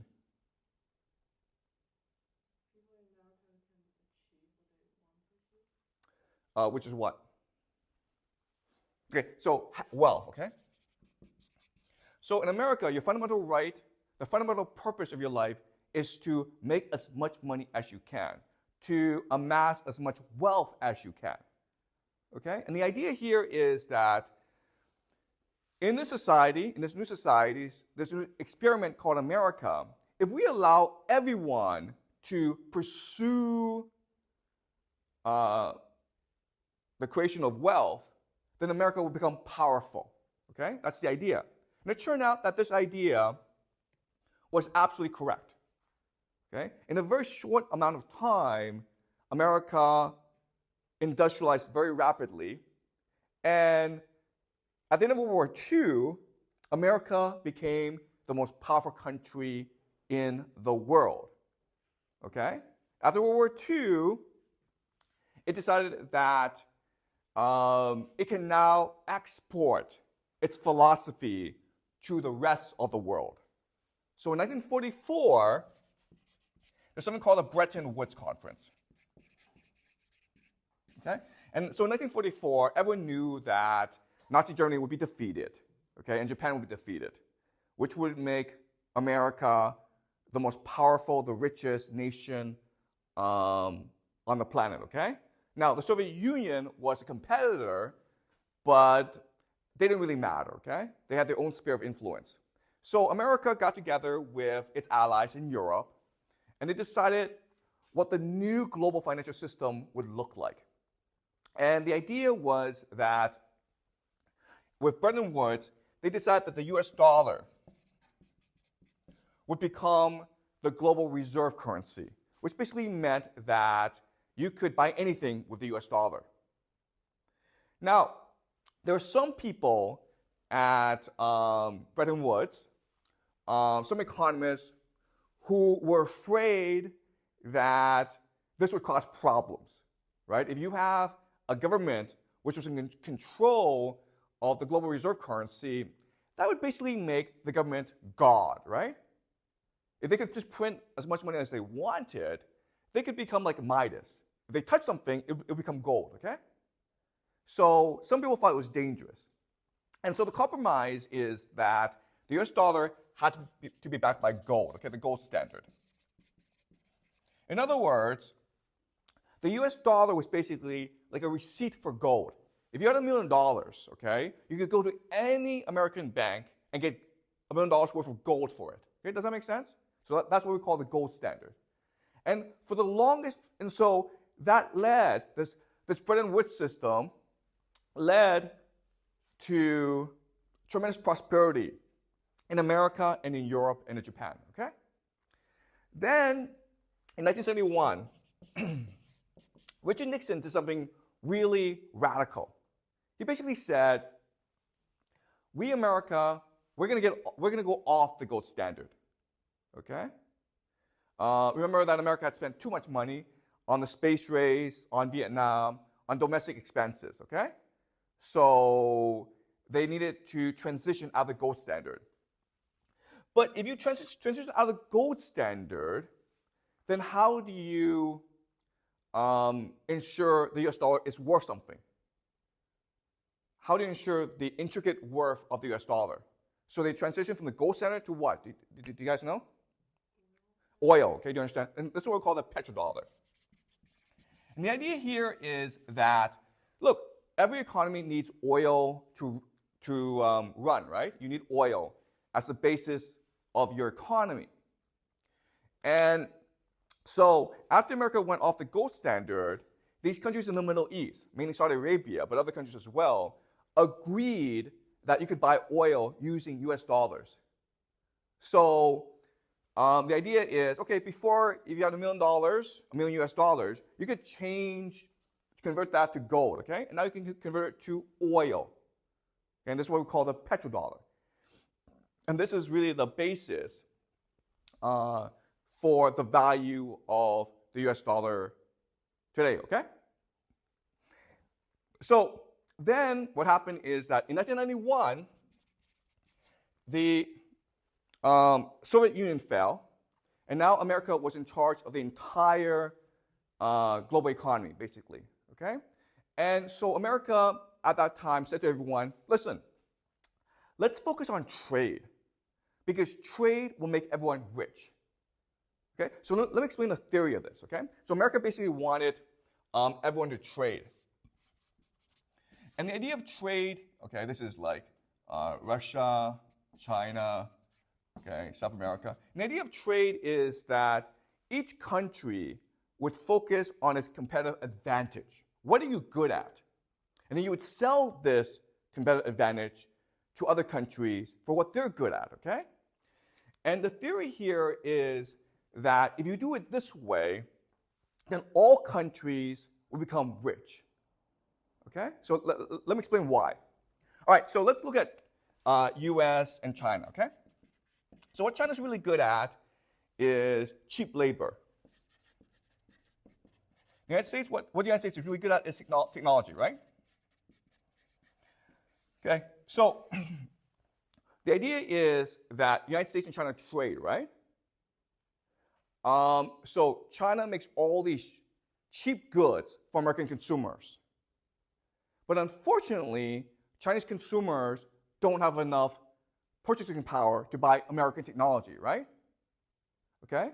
So what happens is that America gives China US dollars instead, okay? Trillions and trillions of US dollars. Now, in theory, what's supposed to happen is this money trickles down to the average Chinese so that the average Chinese worker, his wages go up, right? And when his wages go up, what he can do now is buy US products like iPhones.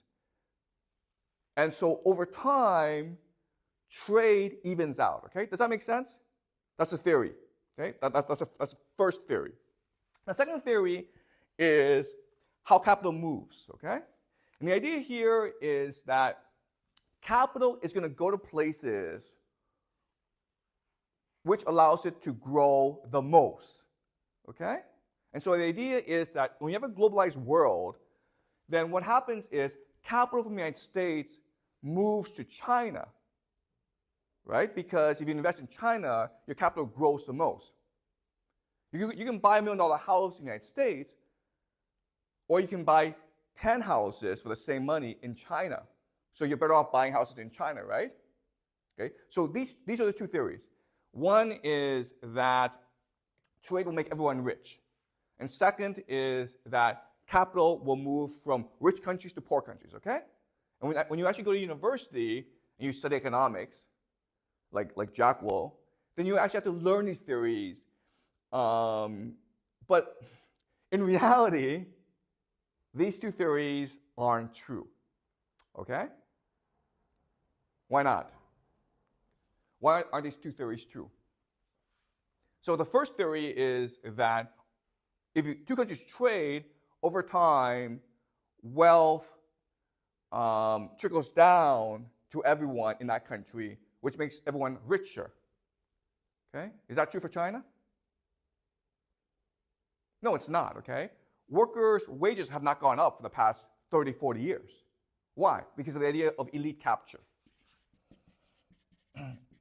Elite capture. So all the money is captured by an elite group of people. But when that happens, okay, they can't spend it. They can't buy US goods, right?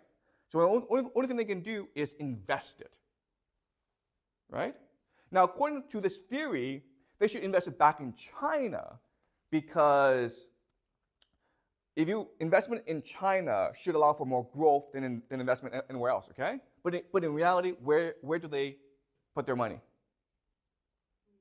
In the United States. And why would they do that?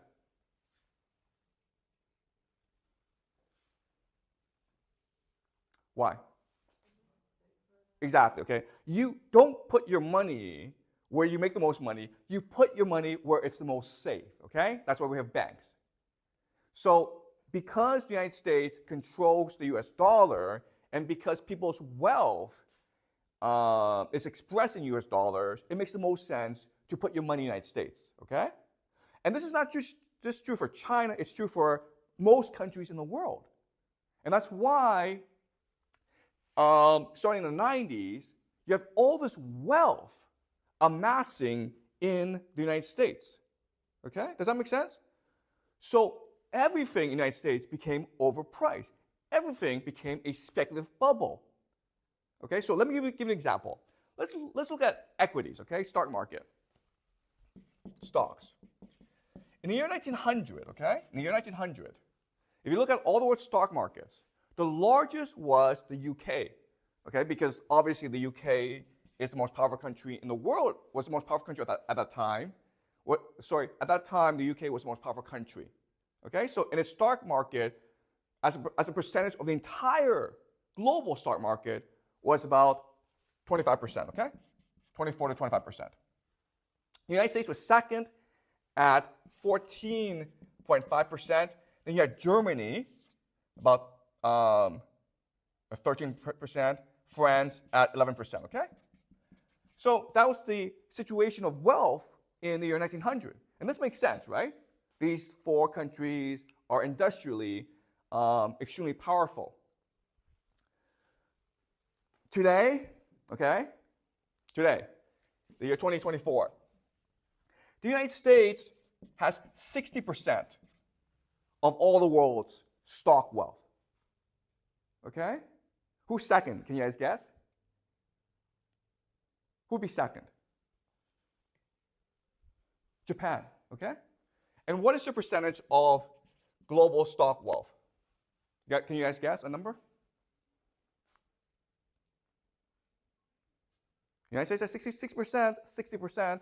How much does Japan have? Can you guess a number? 10% is a good guess, right? It's actually 6%. Okay? Do you see the disparity? Number one is 60%. Japan, number two, is 6%. It's huge disparity. How much is China? The world's second largest economy. 3%, okay? Do you understand? All right? So all this wealth that's being generated around the world, it can only end up one place. Okay? The United States. All right? So you have, and that's what's pushed the financialization of the US economy. Okay? Because this wealth goes to the United States, and someone has to manage this wealth. And this is the financial services sector, okay? So people on Wall Street, and this is very important, people on Wall Street, they make their money based on how they manage this wealth, not on whether or not they make money out of this money. Do you understand? They charge a management fee, okay? So in other words, they're not actually incentivized to be conservative and make sure that this money grows. What they're incentivized to do is design riskier and riskier assets and investment opportunities to attract more investment, because then they can take a management fee, a cut. Okay, does that make sense? And that's what's led to so much financial overspeculation over the past 20 years in America. And one of America's biggest problems is the growing national debt, okay? So the government is paying for a lot of government services just by printing money, okay? So right now, the US national debt is about $34 trillion, okay? And this $34 trillion debt, half of it is owned by foreigners, okay? So Japan has about $1 trillion, China has about $800 billion, so they buy US treasuries, okay? So America owes Japan $1 trillion, America owes China $800 billion. And then half of it, the government owes to its people. So the two largest expenses are the military and the pension system, okay? So $34 trillion is a lot of money because the US GDP is about $100 trillion. So the total debt is about a third of America's GDP. And this debt has interest, right? So this debt is growing about 1 to 2 trillion every 2 to 3 months, okay? And all this is saying, okay, these numbers, all they're telling us is there's absolutely no way that America can pay all this debt,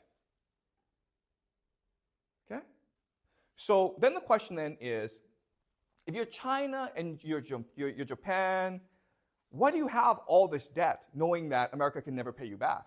Or America will at some point default on this debt? Why?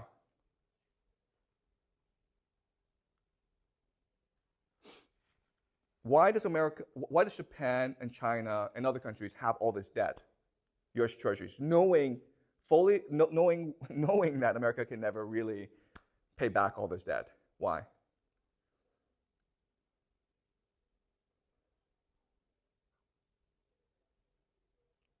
Okay, so there are many reasons, okay? The first reason is that, in theory, Japan and China can always take this debt and buy oil with it, okay? So this is, again, the petrodollar. Second reason is that even though America is in debt, it's still an empire. It's still the greatest military power in the world. So at some point, you feel that the money is safe there, okay? Does that make sense? Because no one can actually challenge America militarily. And the third reason, and this is the most important reason, is there's no place for you to go. You understand? What else? Where else can you put your money? Nowhere, okay? So that's the issue right now. And so in theory, because China and Japan can buy oil with it, and because there's really no place for China and Japan to put this money, in theory, this system can go on forever, okay? So it's possible that maybe in 10 years' time, the debt will be 340 trillion, okay? Who knows, okay? So in theory, this could go on forever, right? Because America's an empire. But then, what happened 2-3 years ago is Russia invaded Ukraine, okay? Russia invaded Ukraine. And why this is important is that this is basically Russia challenging the dominance of the American empire, okay? What Putin is really saying to the United States is, I think your empire is full of lies. Your empire is based on nothing. Your empire is based on the perception that you are invincible in war. Well, I'm going to invade Ukraine and prove everyone wrong, okay? I'm going to show that you, America, are in fact a paper tiger. Okay? And so, if Putin succeeds in his war in Ukraine, then the fundamental understanding of how the world works, that America is an empire, that America is invincible, that the US dollar is safe, will radically change. Okay? It will be destroyed, it will be undermined, it will be subverted. Okay? Does that make sense? So that's why America needs to stop Russia in Ukraine. Okay? Can it stop Russia? Can it stop Russia in Ukraine? How's the war going for America in Ukraine? Pretty badly, okay? I mean, the war's almost over. Okay, so but what America can do, okay, which will solve all these problems, is for America to transition from a financial economy back to a manufacturing economy. Okay? If America just does this, America has nothing to worry about. It doesn't have to worry about the debt. It doesn't have to worry about Russia. It doesn't really have to worry about the world, okay? Because America is a self-sufficient economy, meaning that it has the resources to sustain itself. It doesn't really need to trade with the rest of the world, okay? If America can return to being a manufacturing economy, then it will be invincible, okay? Now the question then is, can America reindustrialize? Yes or no? Why not, Jack? Because their politics doesn't allow them to. Because the politics doesn't allow them to, exactly. But can you explain that? Like the financial sector has too much political power, so all they're trying to do is to perpetuate financialization. Yeah. They won't allow America to. That's exactly right, Jack, okay? So yes, the problem right now is the very structure of American society and politics and the economy. Right now, the financial sector has all the power. And they don't want to go back to the time when manufacturing had all the power, right? So that's the first problem. But let's just say, for the sake of argument, that they agree to this, okay? What's your other problem if you want to reindustrialize?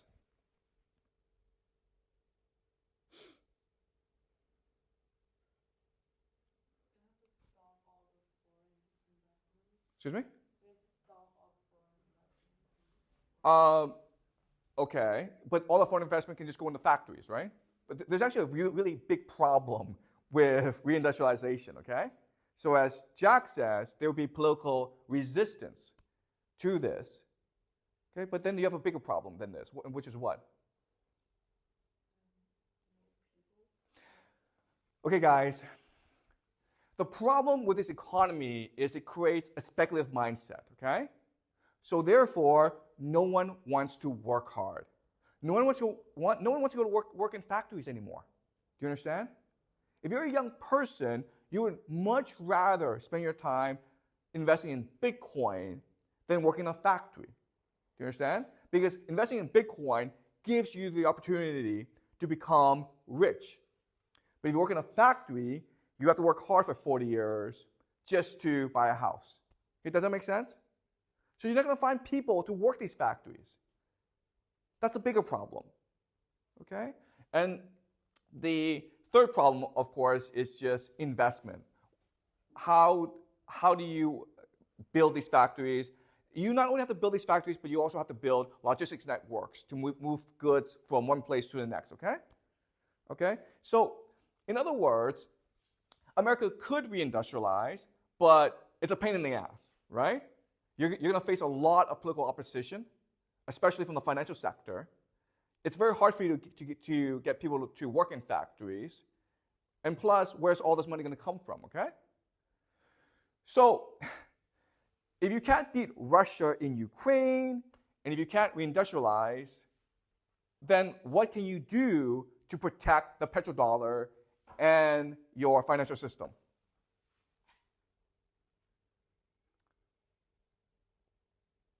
Well, I have an idea, okay? Invade Iran, okay? Invade Iran. Now, why would you do that? And the answer is that, unfortunately, of all the options out there, okay, because America can't just sit back and let its empire collapse, right? Of all the options out there, invading Iran happens to be politically the easiest to do, okay? You can't go fight a war against Russia because Russia has nuclear weapons. You cannot reindustrialize because there'll be too much political opposition towards that. Plus, it'll take you about 50 years to reindustrialize. But if you invade Iran, well, you accomplish three things, okay? The first thing is you show the world that you're still the top dog. Your military is still invincible, okay? So if you're a foreign investor in America, you have $1 trillion US, you feel safe, okay? You don't think the US dollar will collapse. Okay? That's the first thing. To show the world that America is still the world's foremost military power, therefore the US dollar is safe, okay? Second is oil, right? What is the US dollar based on? Oil, right? Well, if you control oil, then you don't have to worry about people abandoning the US dollar. Okay, does that make sense? Okay, and it happens that the Middle East produces 40% of the world's oil. And Iran is the world's fourth largest oil exporter. But when you take over Iran, you also control Iraq as well. You control that entire area, okay? And the third thing about invading Iran is trade, okay? So that area, most of the world's trade has to pass through that area, right? So invading Iran would allow you to control the world's shipping lanes, okay? So that would be the theory behind invading Iran, okay? But the motivation would be to save the American empire. Because if Putin wins in Ukraine, then America is going to look weak. It's going to look like a paper tiger, okay? And in this situation, as the empire, you have to act. Today, you have a lot of countries in Africa who are rebelling against the Western powers, France, basically, and America. Why? Because they think that Putin is now in charge, okay? Why did October 7th, why did Hamas attack Israel? I guarantee you that if it were not for the war in Ukraine, Hamas would not have done such a thing, okay? For the longest time before the war in Ukraine, there was a perception in the world that America was militarily invincible. No power, no country could ever dare stand up against the United States. And by invading Ukraine, Putin has proved everyone wrong, okay? That the United States can be defeated. And so what the United States must do now is prove to the world, nope, we're still militarily the greatest power in the world. Okay, does that make sense? Okay?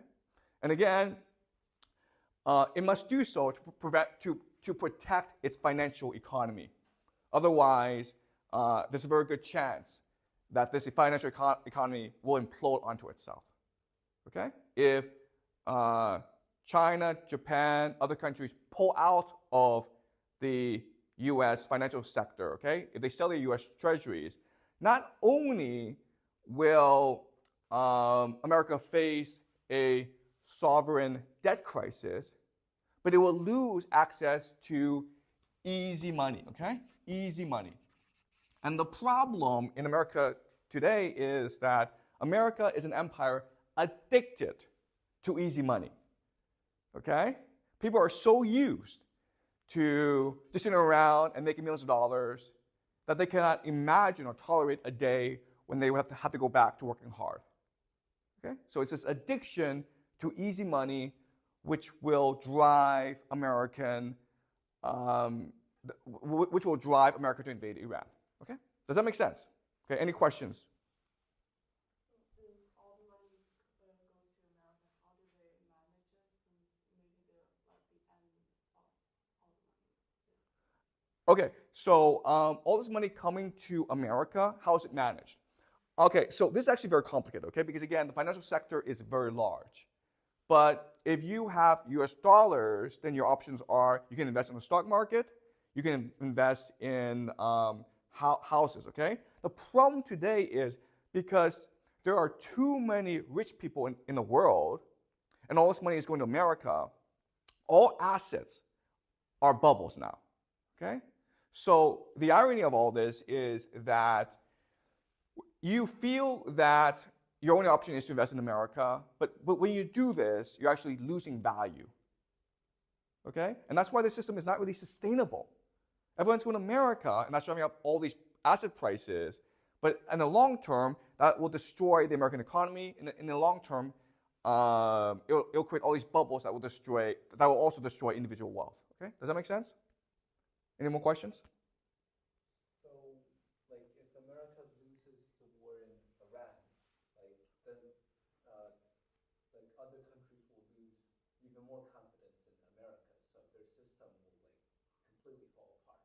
Okay, so Jack asked a great question, which is like, listen, if going to Iran is all about restoring confidence in the United States, well, if America loses the war, then that would destroy even more confidence, okay? And so this is the problem of empires. Empires have something called hubris, right? Imperial hubris, which means that they cannot imagine the possibility of losing a war, okay? So why is that? Okay, there are two reasons, okay? There are two reasons. The first reason is that what an empire is, it's a force that imposes reality onto others, okay? An empire makes you see the world the way the empire wants you to see the world. Okay, does that make sense? Which means there's no feedback loop.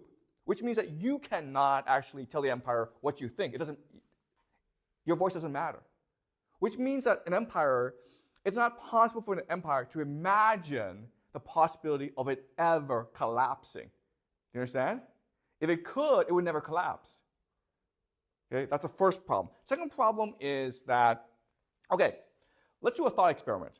If you had a choice, would you rather be smart and strategic or stupid and arrogant? If you had a choice in an ideal world, would you rather be smart and strategic or stupid and arrogant? Okay, the answer is stupid and arrogant because it makes you feel good, okay? Stupid people feel good about themselves, right? Smart people get depressed. They doubt themselves. They question themselves, and that makes you feel bad. Most people in an ideal world would want to feel good about themselves always, okay?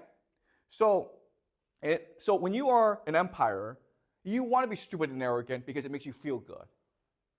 Okay? Does that make sense? Okay? But that's why empires collapse, because once they have too much power, they become stupid and arrogant, and they refuse to consider the possibility that they could be wrong. Okay? Does that make sense, Jack? Okay? Any more questions? Did the empire start when they started to trade with the world, or when the bubble started? Okay, the American empire has been building for a long time.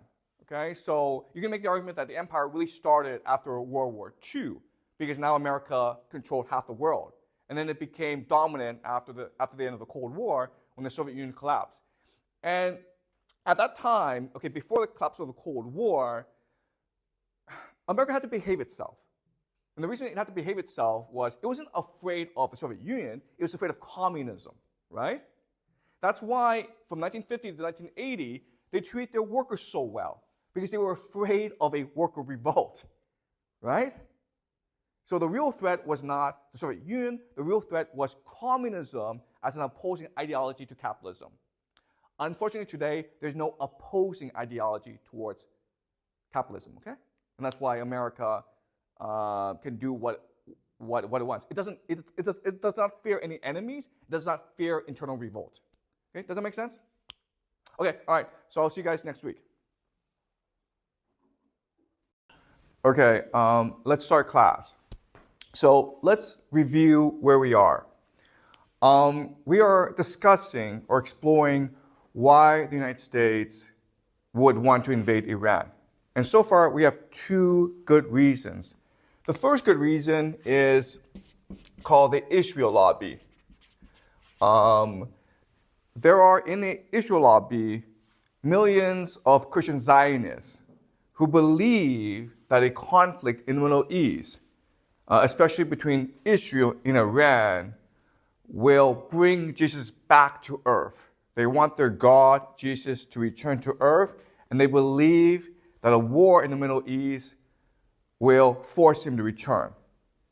Okay, that's the first reason. Second reason is the idea of empire. America is an empire, and as an empire, it has a lot of privileges.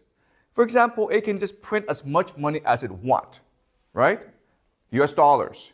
Right now, America is $34 trillion in debt, and the debt is growing by $1 trillion every 2 months. America can do this as long as it is an empire, as long as people fear America. But as we discussed last class, with Putin's invasion of Ukraine, people are now starting to rebel against the empire, and therefore America must demonstrate it still is the military hegemon of the world, and therefore it can do this by invading Iran. Okay? Today we look at the third and final force driving conflict in the Middle East. And it's really the conflict between Saudi Arabia and Iran.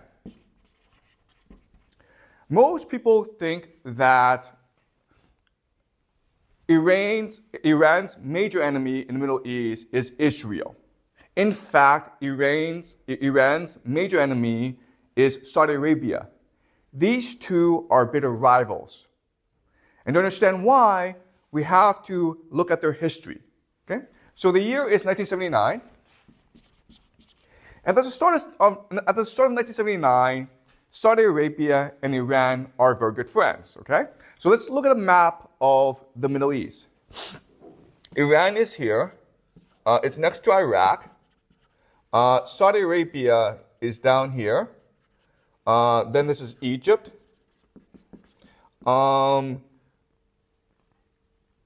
You have Yemen here, Oman. This is the Strait of Hormuz.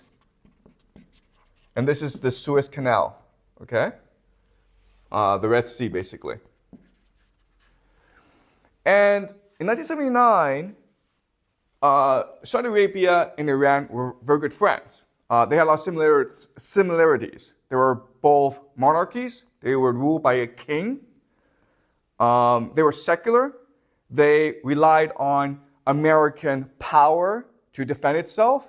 And they were both oil exporters, both very prosperous oil exporters.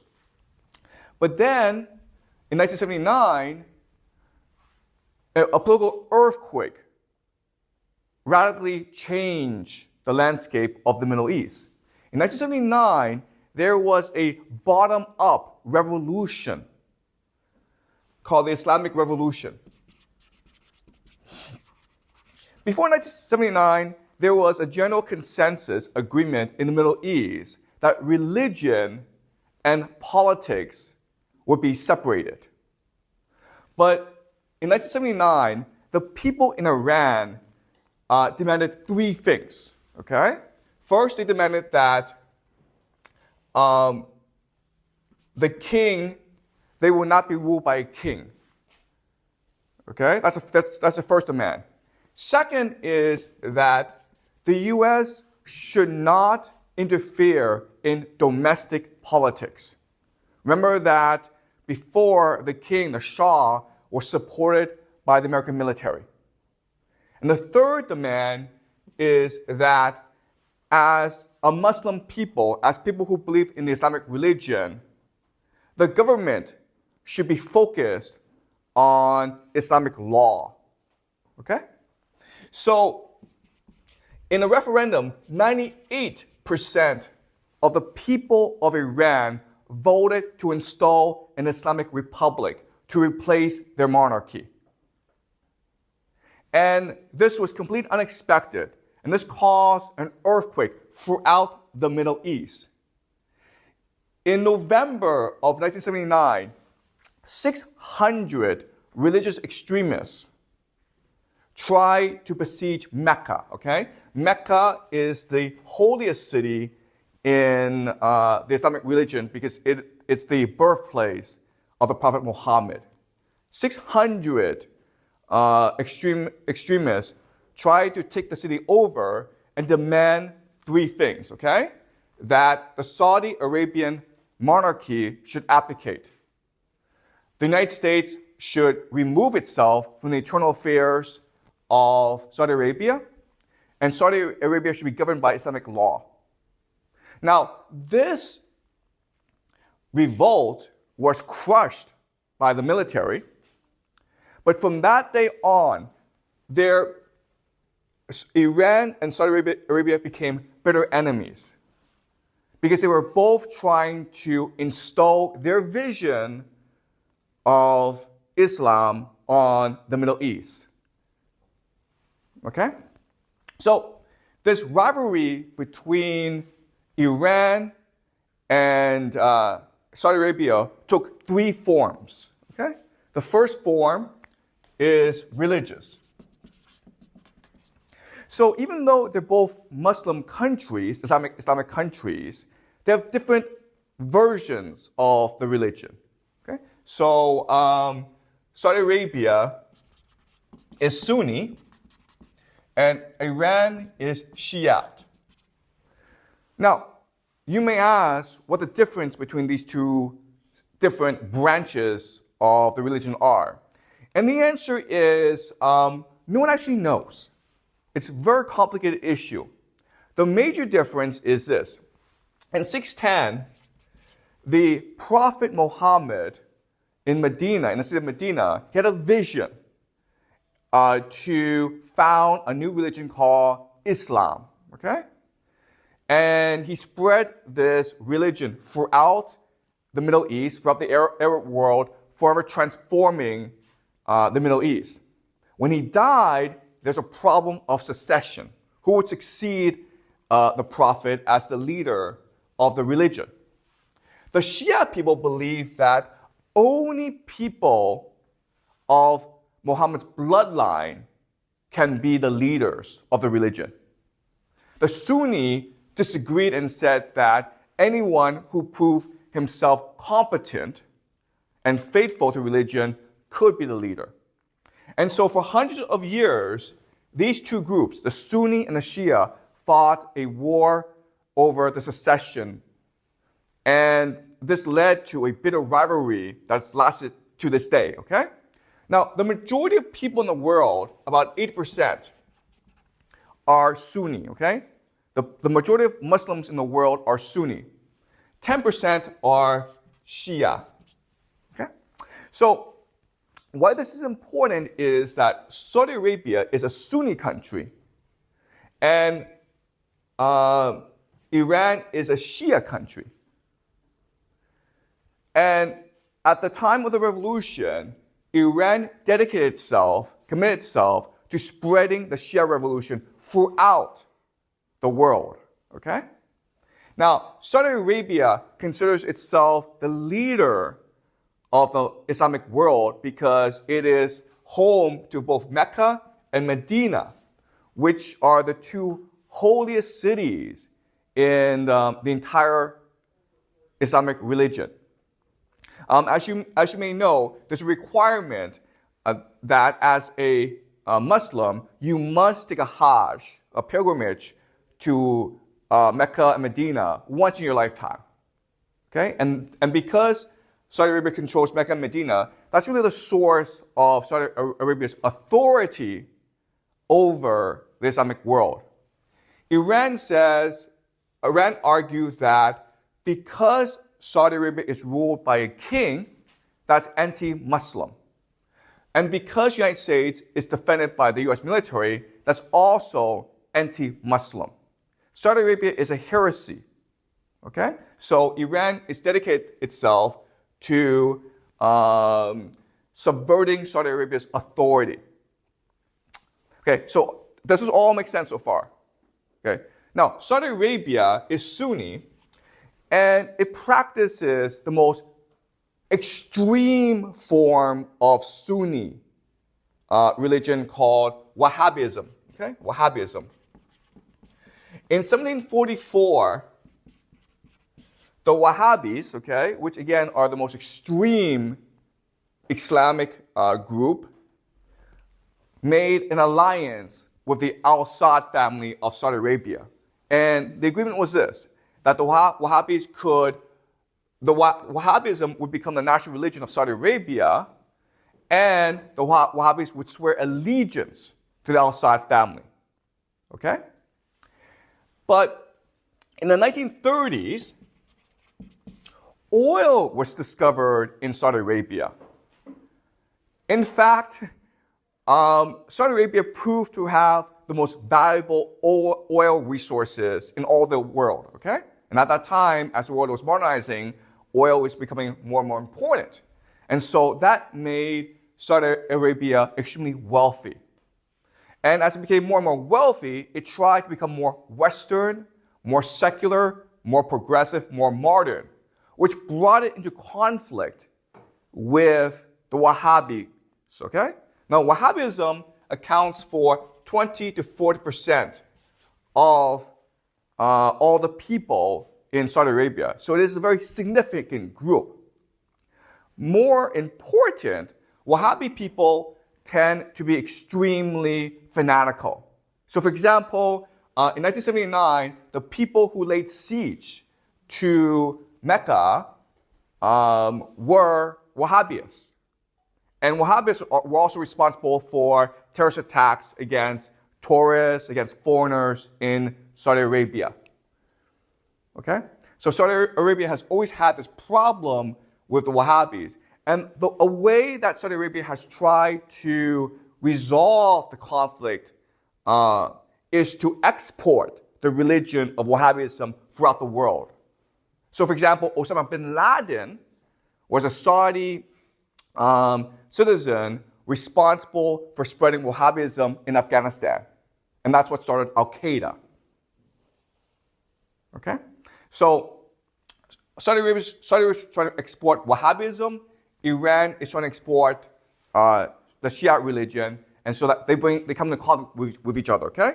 So the first source of tension between Iran and Saudi Arabia is over religion. Second is economical. And what that means is that both countries are oil exporters. In fact, Saudi Arabia is completely reliant on oil for its economy. 40% of Saudi Arabia's economy, GDP, is based on oil exports. Saudi Arabia is #1 oil exporter in the world, okay? 75% of government revenues comes from its oil exports. In other words, Saudi Arabia does not actually collect taxes from its citizens. It just sells oil. Okay? Iran also sells oil. It's the #4 oil exporter in the world, but it's less reliant on oil because it has a diversified economy, meaning that it has very strong human capital. It has a very well-educated population that does all sorts of different activities, okay? Science, art, education. So Saudi Arabia, for the longest time, has been trying to control the price of oil in order to maximize profits. For example, it wants to cut back production in order to increase the price of oil, which will increase profits. But Iran often doesn't cooperate because Iran is trying to sell as much oil as possible in order to boost its economy. Okay? So there's economic conflict between these two countries. And the third and final conflict is geopolitical. Okay? And geopolitical means that both countries are trying to exert as much influence as possible over the Middle East. Now, Iran is trying to exert influence over the Middle East because after the revolution in 1979, many countries, including Saudi Arabia and the United States, encouraged Iraq to invade Iran. And this invasion, called the Iraq-Iran War, lasted 8 years, and it cost the lives of millions of Iranians. And from then on, Iran has adopted a policy of aggressive intervention in the Middle East in order to distract the United States and Israel. Okay? So, for example, in Israel, there are two groups opposing Israel, Hamas and Hezbollah. And they're both financed and supported politically by Iran. And the point of doing this is to distract Israel. Okay? Now, Saudi Arabia is trying to exert influence over the Middle East because as the number one oil exporter, it needs to control shipping lanes. Okay? It needs to control this area and this area, the Strait of Hormuz and the Suez Canal. And 40% of all the world's oil passes through these two straits, and they go mainly to East Asia, China, South Korea, and Japan mainly. Okay? So, because of these geopolitical tensions, Iran and Saudi Arabia have fought three proxy wars, okay? They fought 3 shadow wars. The first is in Iraq. Now in Iraq, as you know, in 2003, America invaded Iraq and destroyed the country. And after they destroyed the country, there's a power vacuum. And so basically Iran came in and tried to take over the country. And it could do so because 2/3 of the population were Shiite. And therefore they had affinity with Iran. And 1/3 were Sunni. So what happened was that to counter the Iranian influence in Iraq, Saudi Arabia started to finance the 1/3 of the Sunnis against the Shia. So there was a very violent civil war fought in Iraq after the invasion, okay? Many people also believe that Saudi Arabia is responsible for the financing of the Islamic State, okay? Or ISIS. Because ISIS really hates the Shia religion, okay? But over time, because Iran has been so much more effective in projecting its power than Saudi Arabia, basically Iran now controls much of Iraq, okay? So in this first war, Iran defeated Saudi Arabia. Then they fought another war in Syria. Syria's leader, Assad, faced a rebellion. And Saudi Arabia, America, Israel support the rebels against Assad. And Iran came in to support Assad as well as Russia. And over time, Assad was able to crush the rebellion, okay? So in the second proxy war, Iran won as well. Now, there's another proxy war in Yemen, okay? And it started in 2016. So the wars in Iraq and Syria, they were important to Saudi Arabia, but they didn't really threaten Saudi Arabia. But this war in Yemen did threaten Saudi Arabia, okay? So for the longest time, Saudi Arabia supported the Yemen political leadership. And then there was a rebellion by the Houthis, okay? The Houthis.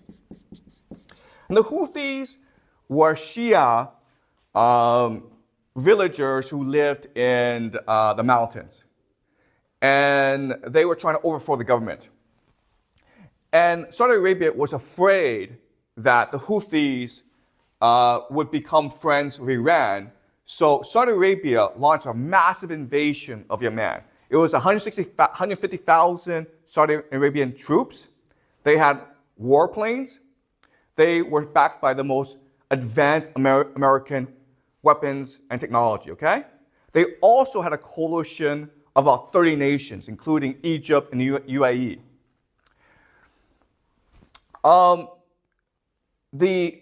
Saudi Arabia named this operation Decisive Storm, right? Which sounds like Desert Storm. And the strategy they use is what we call shock and awe. And shock and awe is basically, we have so many bombs, we have so many airplanes, we have so many soldiers that we can, in about a week's time, destroy you, okay? So go in, go fast, be decisive, destroy your enemy.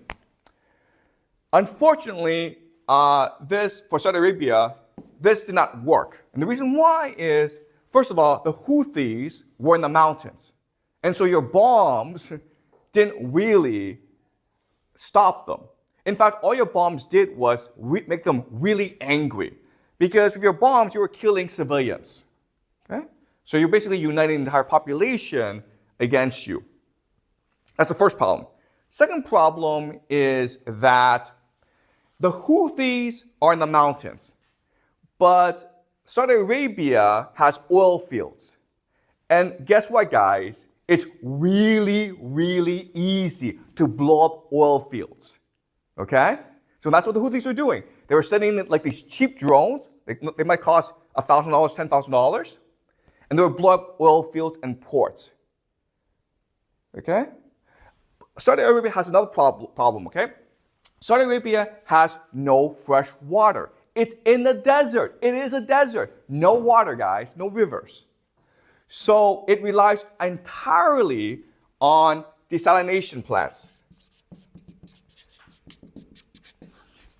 Okay? And this is extremely impressive technology, right? It takes salt water, seawater, and turns it into fresh water. It's very impressive. But it's all on the coast. And guess what, guys? The coast, so Iran can blow up these plants, and the Houthis can blow up these plants as well. Okay? So Saudi Arabia basically lost this war. because the Houthis could inflict massive economic damage on Saudi Arabia. So from this war, Saudi Arabia learned three things, okay? The first thing it learned is that if it wants to defeat their enemies, the Houthis, the Syrians, and the Iraqis, they also need to be able to defeat Iran. Okay? That's the first thing they learned. Second thing they learned is that their economy is extremely vulnerable to attack. At any point, Iran, with its missiles and drones, could destroy the entire Saudi Arabian economy, okay? It can easily blow up all the oil fields and the desalination plants. So the third thing that Saudi Arabia learned from all this is we really need America to fight Iran for us. In the long term, that's the only way we're going to survive as a nation. Okay? We need to defeat Iran. And we can't do it by ourselves. We need America to do it for us. Okay? Unfortunately for Saudi Arabia, in 2001, 9/11 happened, right? 15 of the 19 hijackers were citizens of Saudi Arabia, which meant that America was very unhappy with Saudi Arabia. Okay? Americans didn't like Saudi Arabia. Americans also knew that there were a lot of human rights abuses in Saudi Arabia. The other thing that happened is in 2003, America invaded Iraq. Saudi Arabia tried to exert as much influence as possible in Washington, D.C. to stop the war, because they knew that if America invaded Iraq, it would make Iran more powerful. Now, as you know, Saudi Arabia could not stop the war. Okay? In 2008, Barack Obama came into office. And Barack Obama's understanding of the world was that, okay, the Middle East is a complete mess. And it's hopeless. I don't really want to deal with the Middle East. Plus, China is rising. The main threat to American power in the future will be East Asia. So he proposed something called the Asia Pivot, which is to transfer American military resources from the Middle East to East Asia to counter the threat of China. But to do that, you needed to reduce tensions in the Middle East. And so in 2015, he made a deal with Iran called the Iran nuclear deal. And the deal was basically, Obama said to Iran, listen, I know you're trying to develop nuclear weapons. Okay? So what we're going to do is, if you promise to not develop nuclear weapons, we will lift economic sanctions on you so that you can prosper. And Iran said yes, okay? And this really scared Saudi Arabia. Because if America leaves the Middle East and brokers a peace with Iran, then Saudi Arabia would be extremely vulnerable, okay? So Saudi Arabia became very, very desperate. Its very existence was threatened. Also, the economic outlook for Saudi Arabia was not that great. Remember, the entire economy depended on oil. But guess what, guys? Oil is a finite resource. Eventually, you're going to run out of oil. Okay? Now, if you're optimistic, you'll be like, well, Saudi Arabia would run out of oil in about 70 years' time or 80 years' time, okay? But there are also some people who believe that Saudi Arabia will run out of oil in about 10 years' time. And if Saudi Arabia has no oil, then its entire economy collapses. Okay?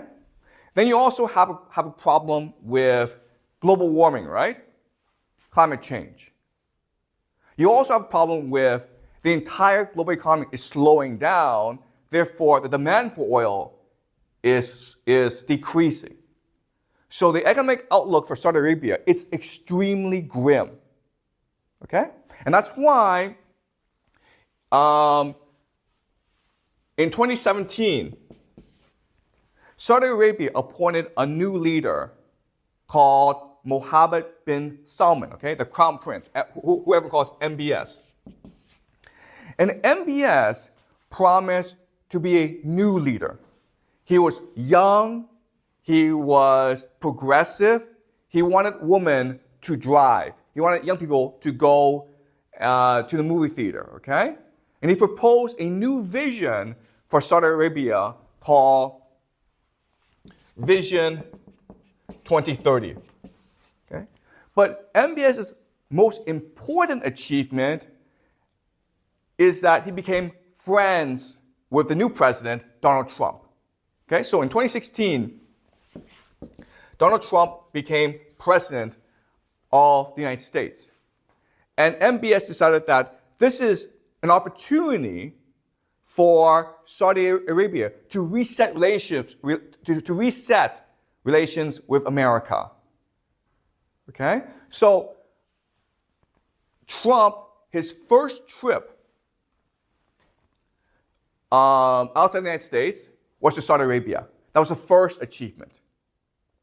Second achievement is that MBS became best friends with Trump's son-in-law, Jared Kushner. Okay? And Jared Kushner was Trump's Middle East advisor. And his job was to bring peace to the Middle East, mainly between Israel and the Arab countries. And to that extent, Kushner did a great job because MBS helped him, okay? So his major achievement is something called the Abraham Accords. And the Abraham Accords is just to establish peace between Israel and the Arab countries so that they can unite against Iran together. So MBS was looking very good. But then in 2018, he did something that scared the world. Okay? MBS was a visionary. He had a plan for where to take Saudi Arabia. He wanted to modernize Saudi Arabia, but he was also young. And he was a tyrant. He did not like people who criticized him. Okay? So there's a journalist named Jamal Khashoggi who worked for the Washington Post and who was a permanent resident of the United States. He was a Saudi national. And MBS had him killed. And this caused an international uproar, okay? The CIA, the US government, conducted an investigation, and they determined that it was MBS who ordered the assassination. Trump protected MBS. Okay? And then the most important thing that Trump did was in January 2020, Trump ordered the assassination of a man named Qasem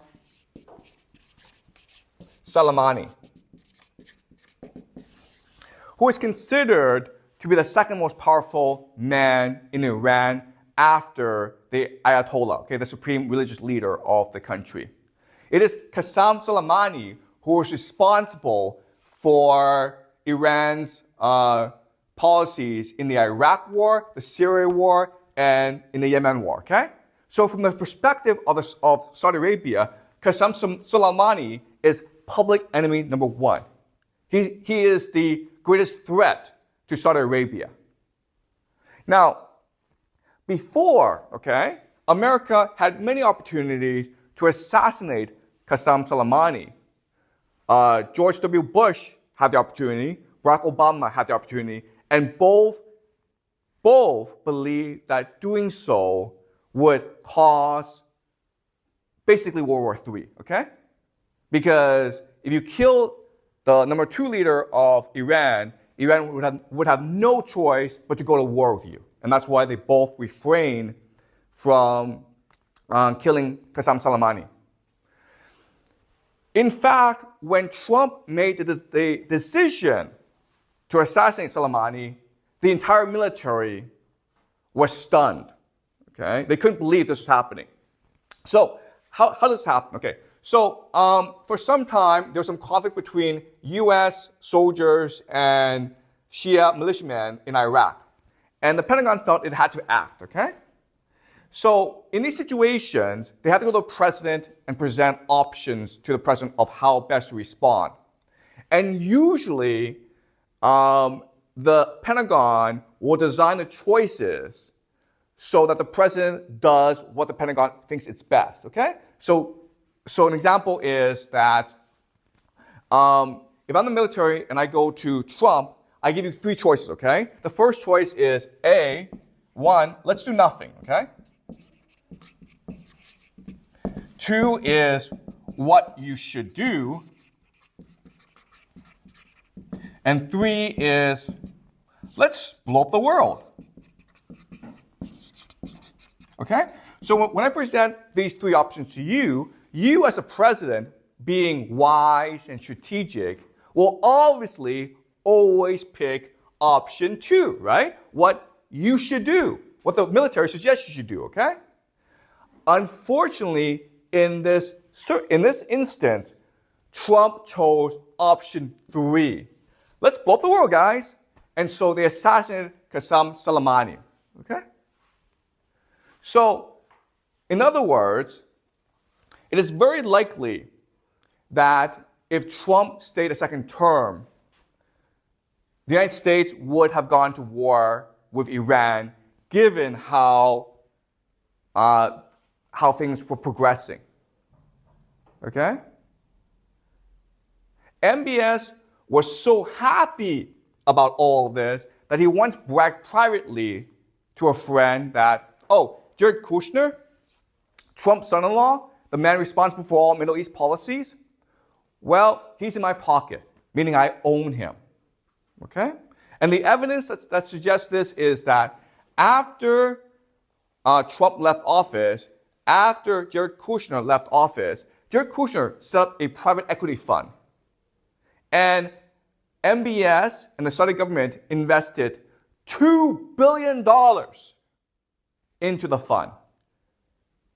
Okay? Does that make sense? So,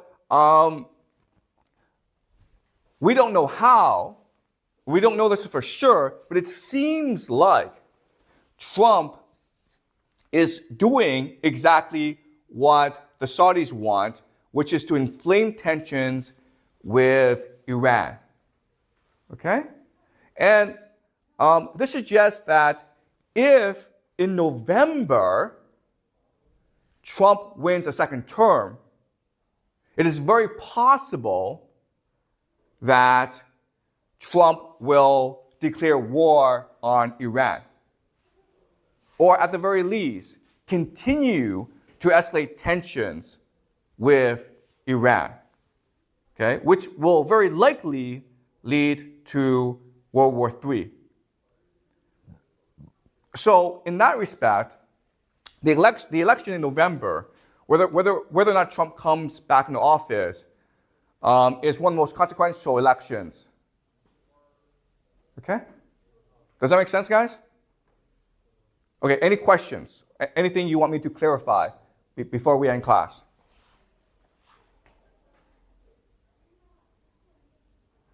Okay, so what we will do next class is figure out if Trump will win in November.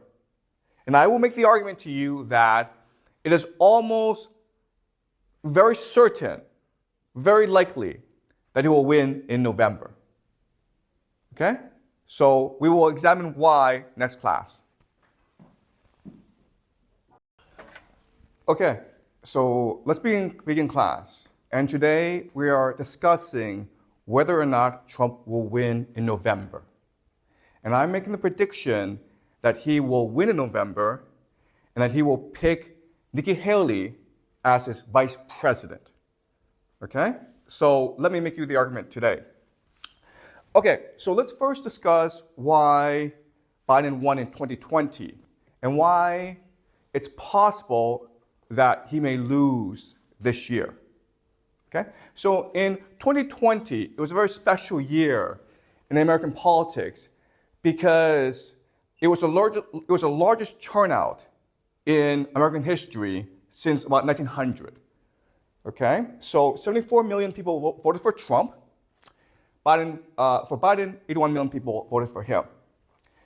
And 2 out of every 3 American adults came out to vote. Okay, so it was the largest turnout in American history.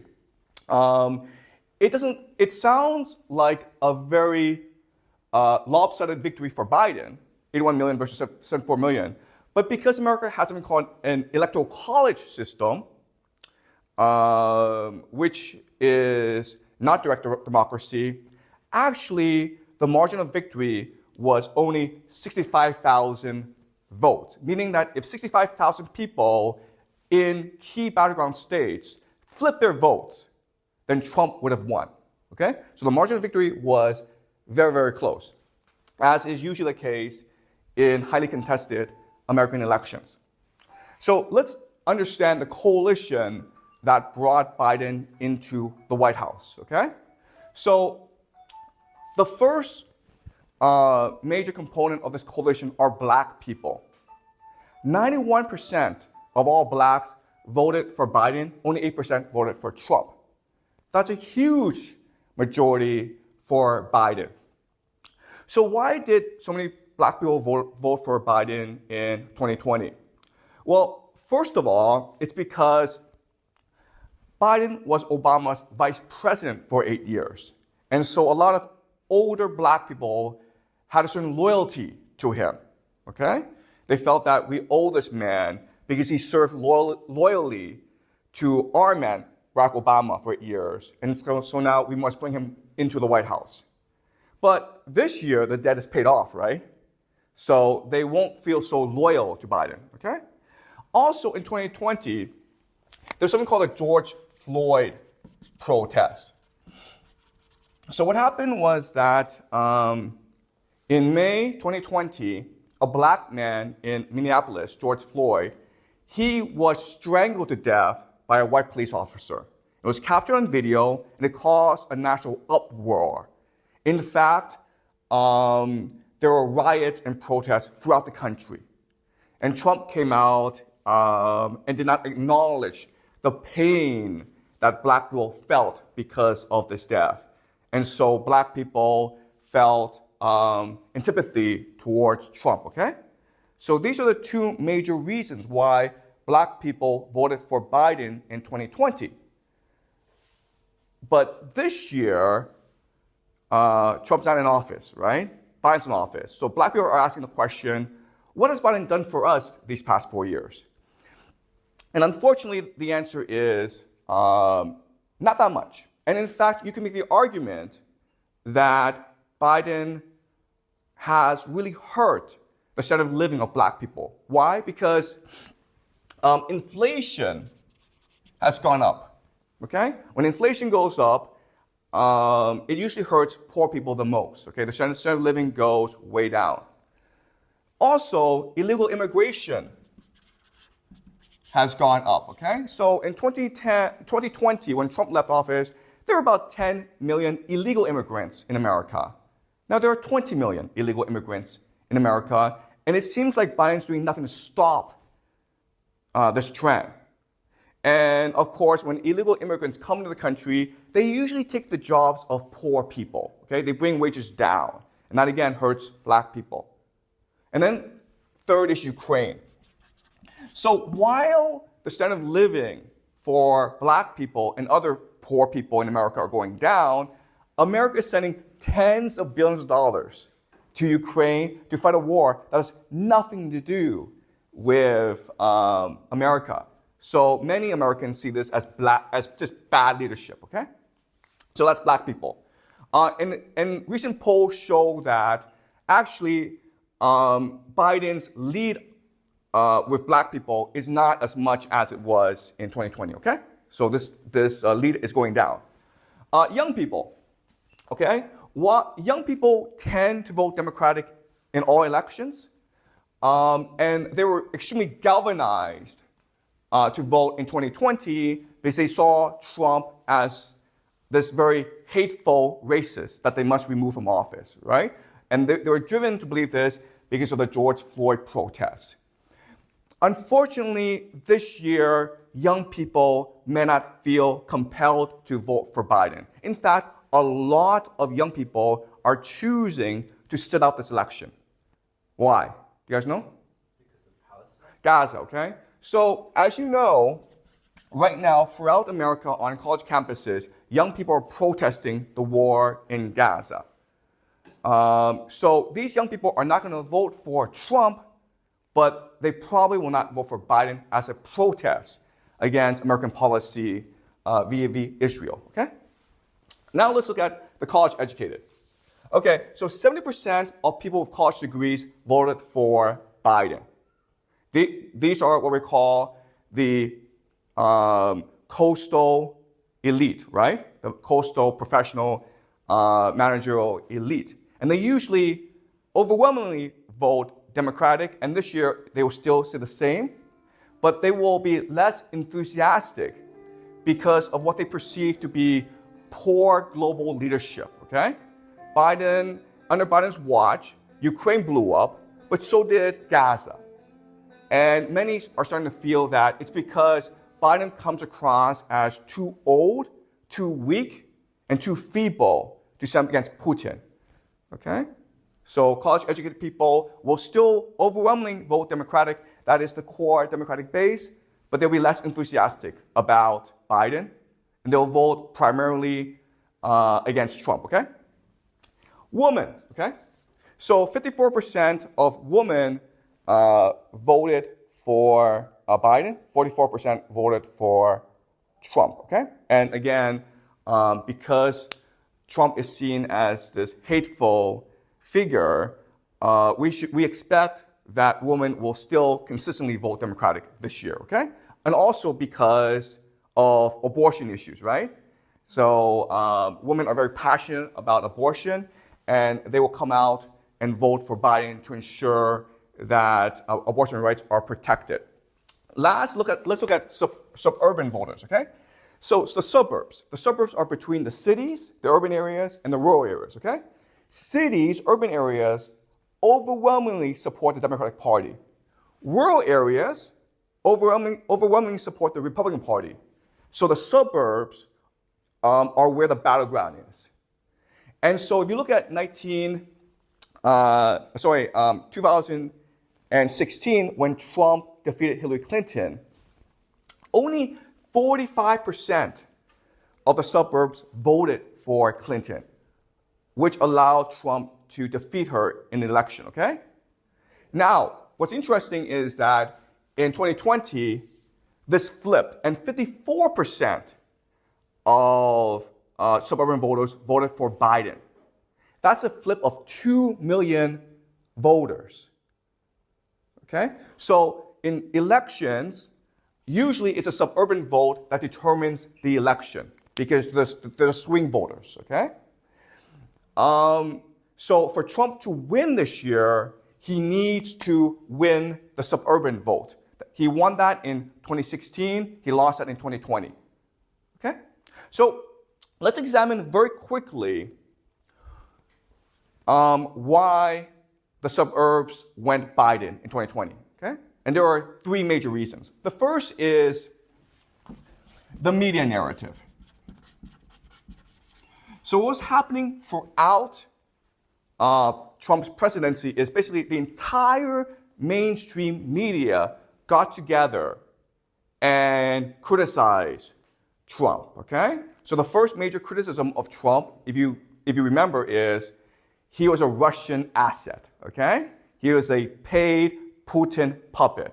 And of course, that was just a complete lie, what we call Russiagate, okay? But then they start to say that Trump was a divisive figure, okay? And this idea caught the imagination of the suburbs, okay? Because if you live in the suburbs, you tend to be middle class, you tend to be pretty wealthy and well educated. So you like the status quo. You want a leader who's conservative and who's a unifier. And throughout the Trump presidency, we saw the polarization of politics. The left and the right hate each other, and they fought all the time. And what really showed this was the George Floyd protests, right? So you had protesters rioting in the streets. And Trump was like, let's send in the military to crush the protesters. And so people in the suburbs were very worried about this. They thought that a leader, the president, should be a uniter, right? And Biden came across as extremely steady, as very establishment, as someone who could unite both the Republican Party and the Democratic Party, okay? That was his perception in 2020. So that's the first major reason why the suburbs went Biden. Second was the pandemic. So as you know, COVID hit the United States. And the suburbs were extremely freaked out about this because they tend to have children who go to school. They tend to be older. And they thought that Trump's handling of the pandemic was very incompetent. Okay? He was an outsider, a political outsider, but that meant he could not get things done in Washington. Okay? So that's the second problem with Trump. And the third reason why the suburbs went Biden is Kamala Harris. Okay? And this is key. Biden picked Kamala Harris to be his vice president, to be his running mate. And Kamala Harris, let me tell you a little about Kamala Harris. Her father is Jamaican, her mother is Indian. And she has a younger sister. But when she was young, her dad left the family. So her mom raised the two girls by herself. And Kamala Harris is an extremely accomplished person. She went to Stanford. Then she became Attorney General of California. Then became a U.S. Senator, okay? And there are three reasons why the suburbs love Kamala Harris, okay? First of all,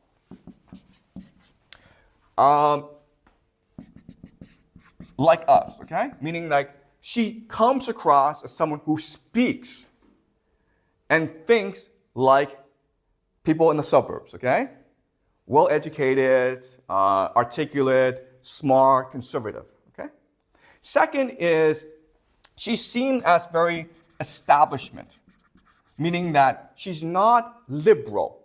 In fact, when she was Attorney General of California, she was extremely tough on crime. She was trying to send as many people to jail as possible. And sometimes, quite honestly, some of these people were innocent, okay? And she still sent them to jail, okay? She was very controversial as Attorney General.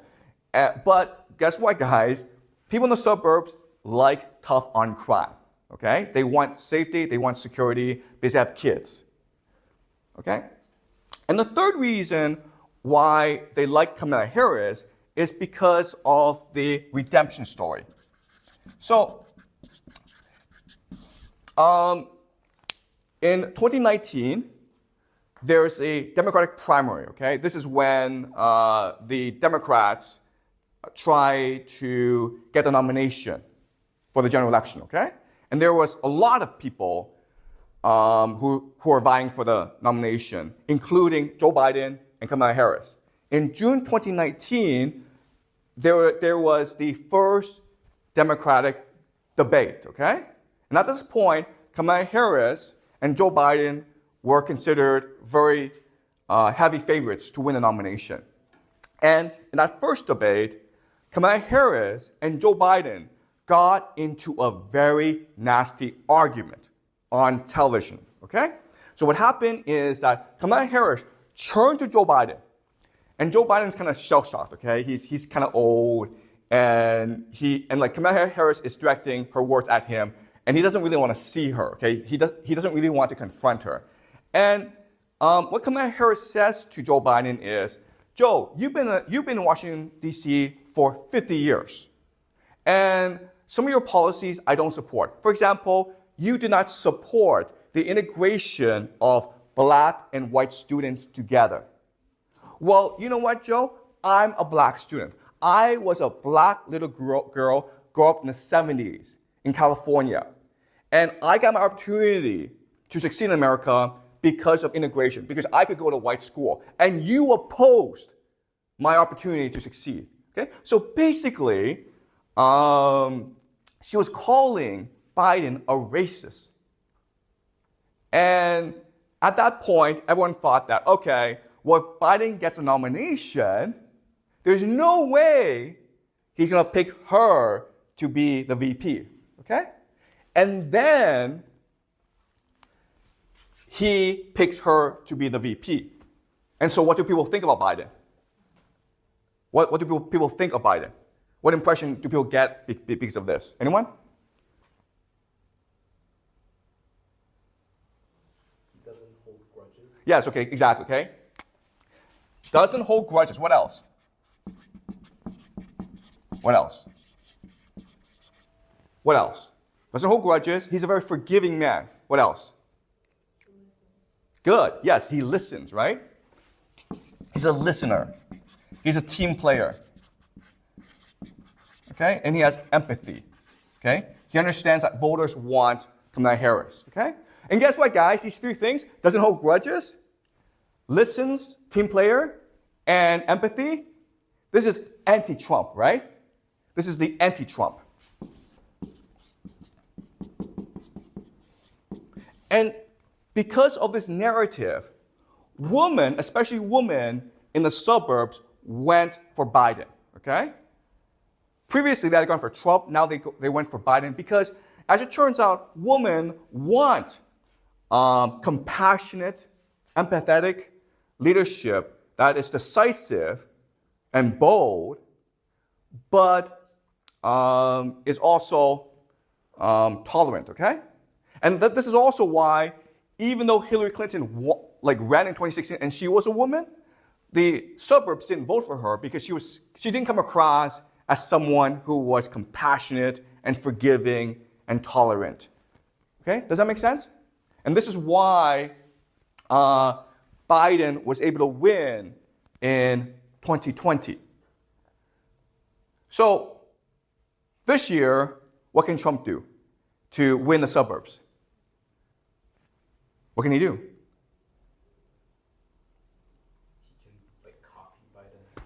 Yeah, he can copy this exact same thing, okay? And it turns out he can do this, okay? Why? Because on the Republican side, there's someone called Nikki Haley.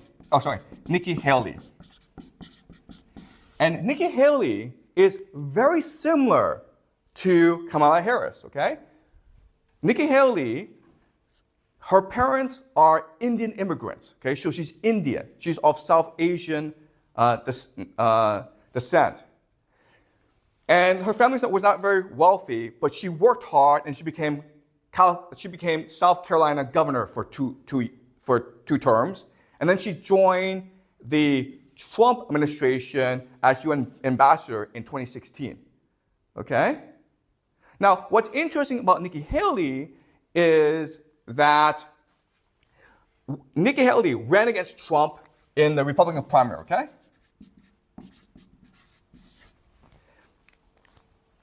And even though she lost to Trump, there was a group of people who loved her. Guess who just loved her? Who voted for her in droves? Guess what demographic group? Anyone?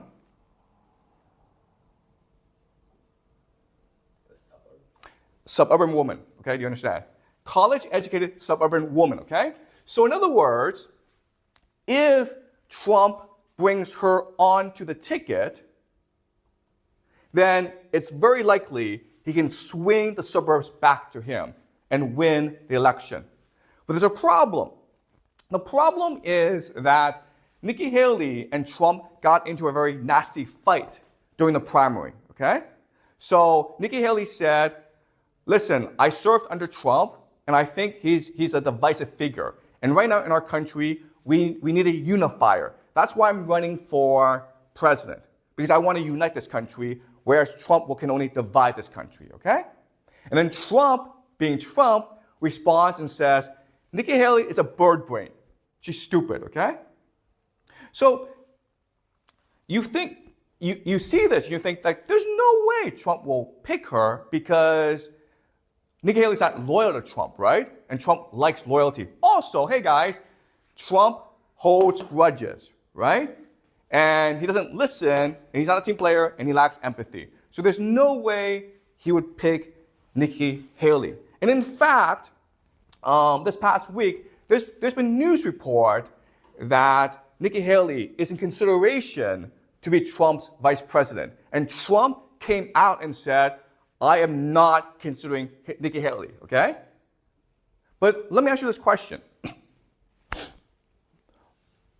If in August, during the Republican convention, he does pick Nikki Haley, how would people feel about him?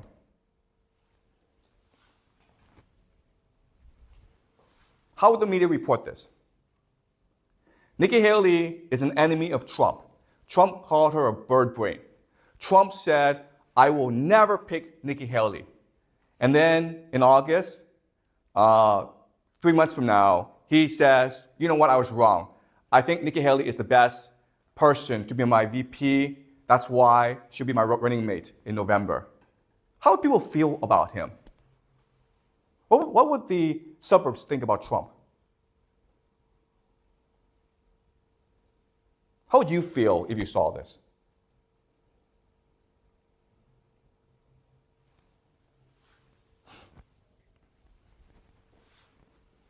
He's a changed man, right?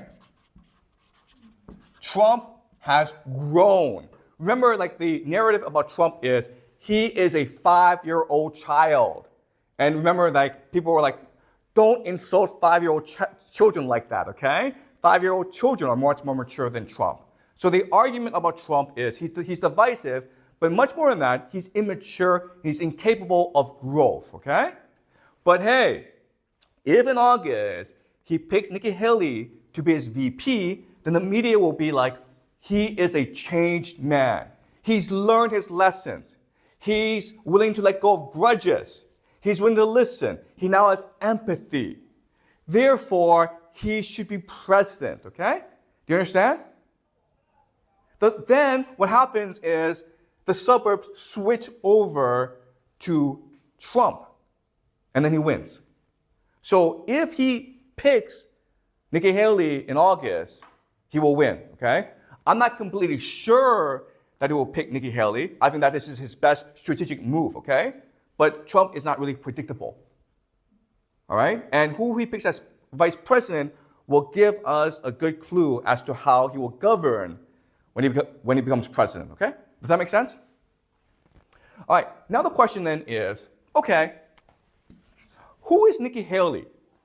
And what will she do as vice president? Okay, now what's important to understand about Nikki Haley is that when she left office, when she left Washington, D.C. political office in 2018, she had nothing in her bank account, okay? She had no money in her bank account. Now she has $10 million in her bank account. And she lives in a $5 million mansion. So where did she get this money? Okay, she got this money mainly for an organization called United Against a Nuclear Iran. Okay? And this organization's primary purpose is to create conflict between the United States and Iran. Okay?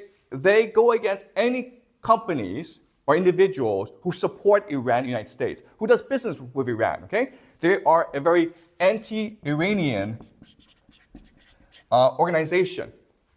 One of their main donors, his name is Sheldon Adelson. And Sheldon Adelson is an extremely pro-Israel business person. Okay, he owns a lot of casinos. Okay, so MGM Sands. He's a billionaire. And what's interesting about Sandal Adelson, he's dead. Okay, but he was the main patron of a man named Benjamin Netanyahu. Okay, he is the main political patron, and financial donor to Benjamin Netanyahu. So Sheldon Adelson supports both Netanyahu and supports this organization called United Against a Nuclear Iran. And United Against a Nuclear Iran hired Nikki Haley and paid her a lot of money, okay? That's the first thing. Second thing is that in 2019, she got a job with Boeing. Boeing is a weapons manufacturer. They make airplanes, but they mainly make bombs and missiles, okay? So they love war. She sat on the board of Boeing, an extremely prestigious job, and she was paid $300,000 US just to sit on the board and do nothing, okay? She has also given speeches at an organization called Christians United for Israel. And you may remember that this is a 7 million strong organization that supports war in the Middle East. They are evangelical Christians. They are dispensation premillennialists who believe that war between Israel and Iran will bring Jesus back to earth and establish the kingdom of heaven. And therefore, they want as much conflict in the Middle East as possible, okay? So all this is telling us is that if Nikki Haley becomes vice president, her main responsibility will be to agitate for war against Iran. Okay? She'll be the one in the White House pushing for war in Iran, escalating tensions in Iran. Okay? So, Nikki Haley, okay, what's also interesting is, okay, in January 2019, basically the primary is over. Trump has won everything, okay? But in January 2019, even after Trump won, Haley was able to raise more money than Trump. So Haley got about $12 million from donors. Trump got $11 million, okay? And the only explanation for this is these donors knew that Haley would not become president. She could not beat Trump, but they were trying to position her to be his vice president by making her stay in the race and giving her as much publicity as possible. In fact, even though she dropped out of the race, she's still getting about 25% to 33% of all Republican votes, okay? So she comes across as an extremely popular establishment figure. Okay? So does this make sense, okay? So the conclusion is that given the situation in the United States, it seems very likely Trump will win in 2024, okay? Because the Biden coalition will not hold together because of inflation, illegal immigration, what's happening in Gaza, what's happening in Ukraine. Trump looks very strong right now. And the polls suggest that either the race is tied between the two or Trump has slight advantage, okay? Trump can basically seal the victory if he picks Nikki Haley to be his vice president, because Nikki Haley will turn the suburbs to him very strongly. And it's the suburbs that basically decide U.S. elections. And as vice president, what she will be doing is agitating for war against Iran, which means that she's on the payroll of anti-Iranian forces in the United States. Okay? So, any questions? Anything you're not clear about right now?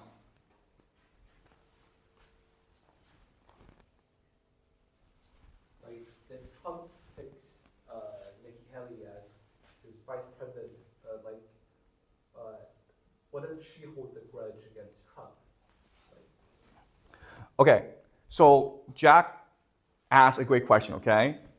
He's like, what if Haley holds a grudge and says no, right?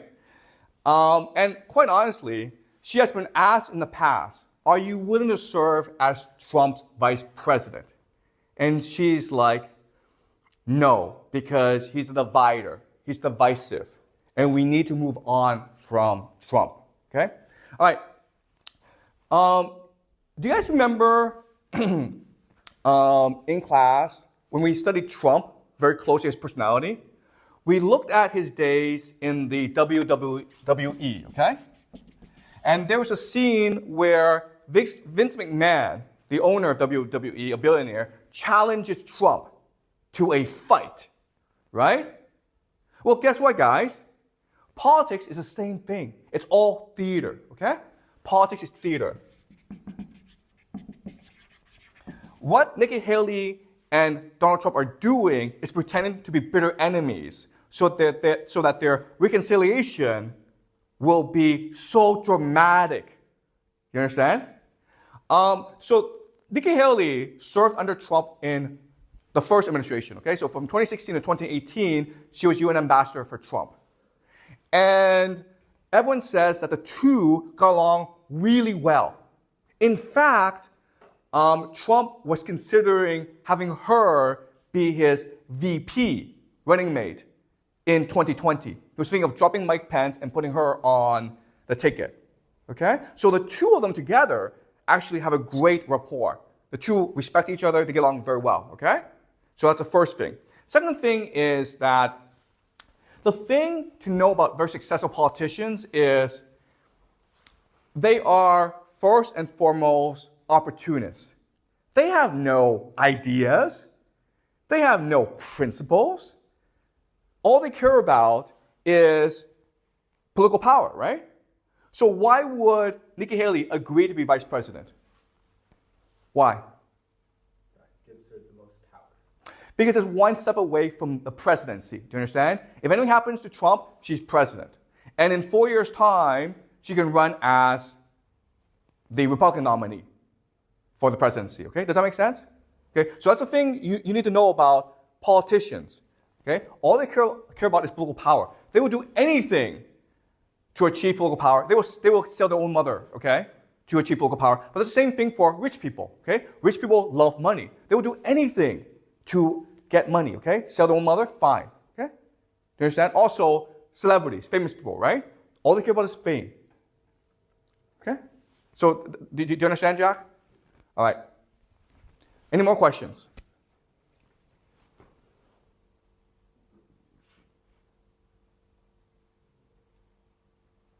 Is this clear to you guys? Is there anything you're not clear about? I'll explain further. Like, is there anything that Biden could do before the election to have an advantage over Trump? Okay, so Jack asked a great question, okay? Well, listen, like, I can figure this out just by reading the news, right? Biden has an amazing team of extremely well-paid, professional experienced strategists working with him. They know this. They can see what's going on. So what can Biden do to counter Trump's strategy or the polls, okay? And the answer is this.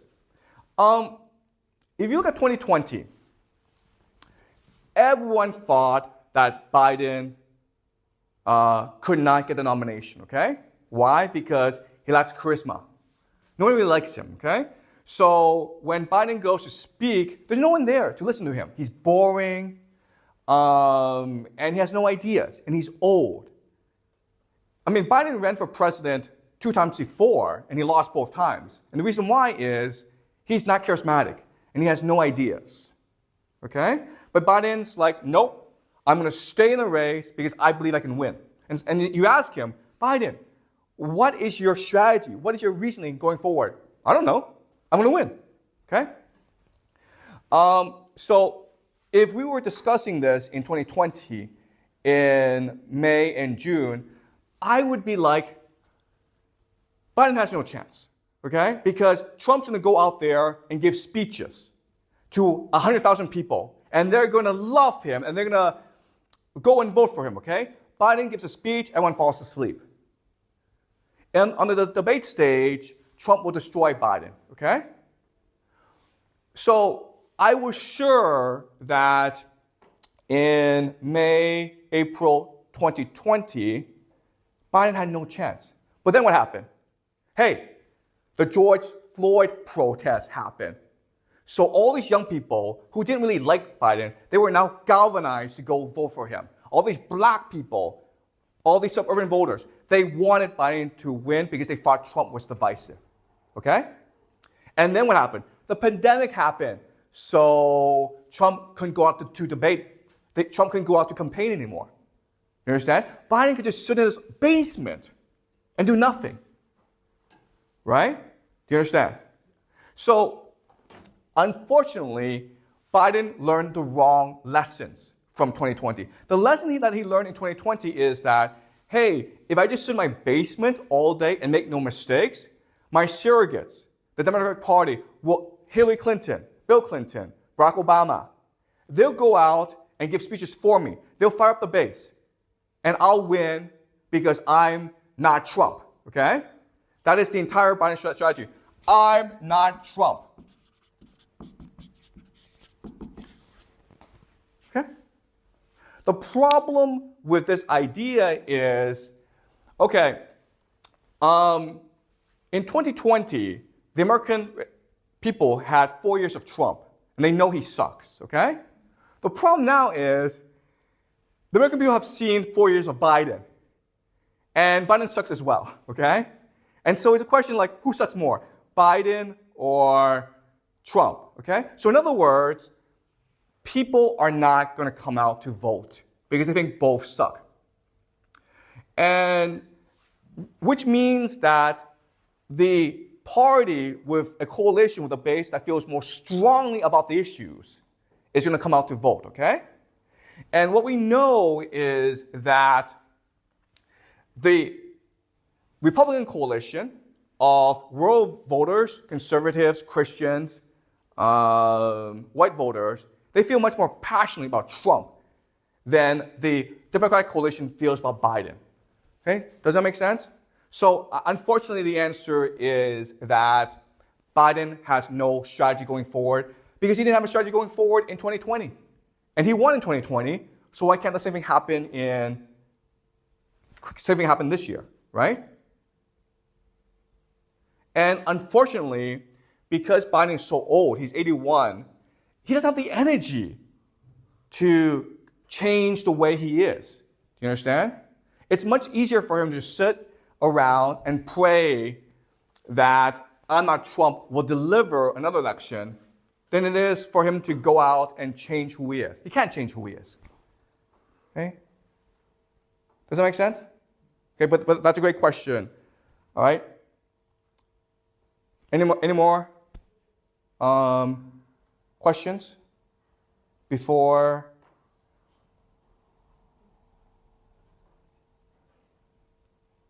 Okay, so again, I am not sure who will win this year, okay? I think it's Trump. I'm not sure that Nikki Haley will be his vice president. I'm just making a guess. So then the question then is, why are we doing this? And the answer is this. We try to think. We have to build an analytical model, right, of how the world works. And the only way we know if this model works or not is by making predictions and testing it against reality. Okay? So, you know what? It's possible that in August, Trump will pick someone else, okay? Possibly someone named J.D. Vance, okay? The only thing you need to know about J.D. Vance is he's very loyal to Trump, okay? It's possible he picks J.D. Vance, okay? I think he'll pick Nikki Haley. I often actually, I often think that there's a very good chance he picks J.D. Vance as well, okay? But I'll make the bet that he picks Nikki Haley.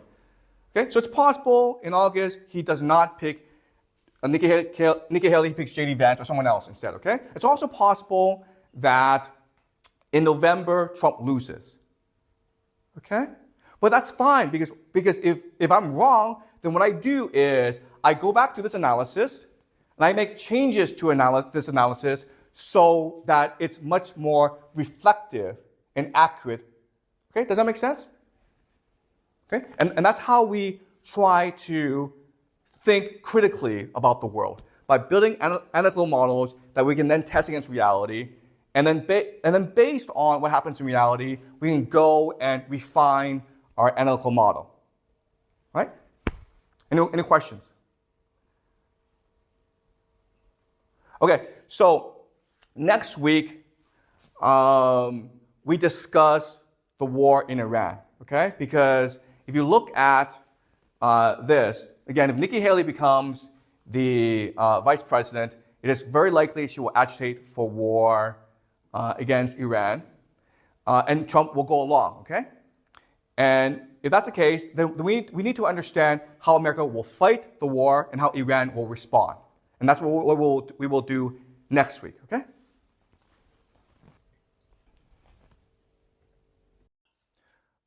Let's start class. So last week, we discussed the possibility that Trump will become president. And we discussed that if he does become president in his second term, there will be a very strong likelihood that the United States will go to war with Iran. Now, the question today is, okay, Trump wants to go to war, but will the US military agree? Ultimately, it is the Pentagon that must implement this war. And if there is enough opposition from the military, then it is very hard for Trump to push a war. I want to make the argument today that the military will go along with the war. And it has to do with what happened in 2003, okay? So let's go back to the last time that America fought a major war. It was the 2003 invasion of Iraq called Operation Iraqi Freedom, okay? So at that time, President George W. Bush and his people, Vice President Dick Cheney, Secretary of Defense Donald Rumsfeld, and his deputy Paul Wolfowitz, they want this war. And they go to the Pentagon and say, listen, we want this war, give us a plan. And the Pentagon, the generals, they're very experienced and conservative people. And in general, when you fight a war, there are three things you must focus on, okay? The first idea is mass forces. When you fight a war, you want to overwhelm your enemy.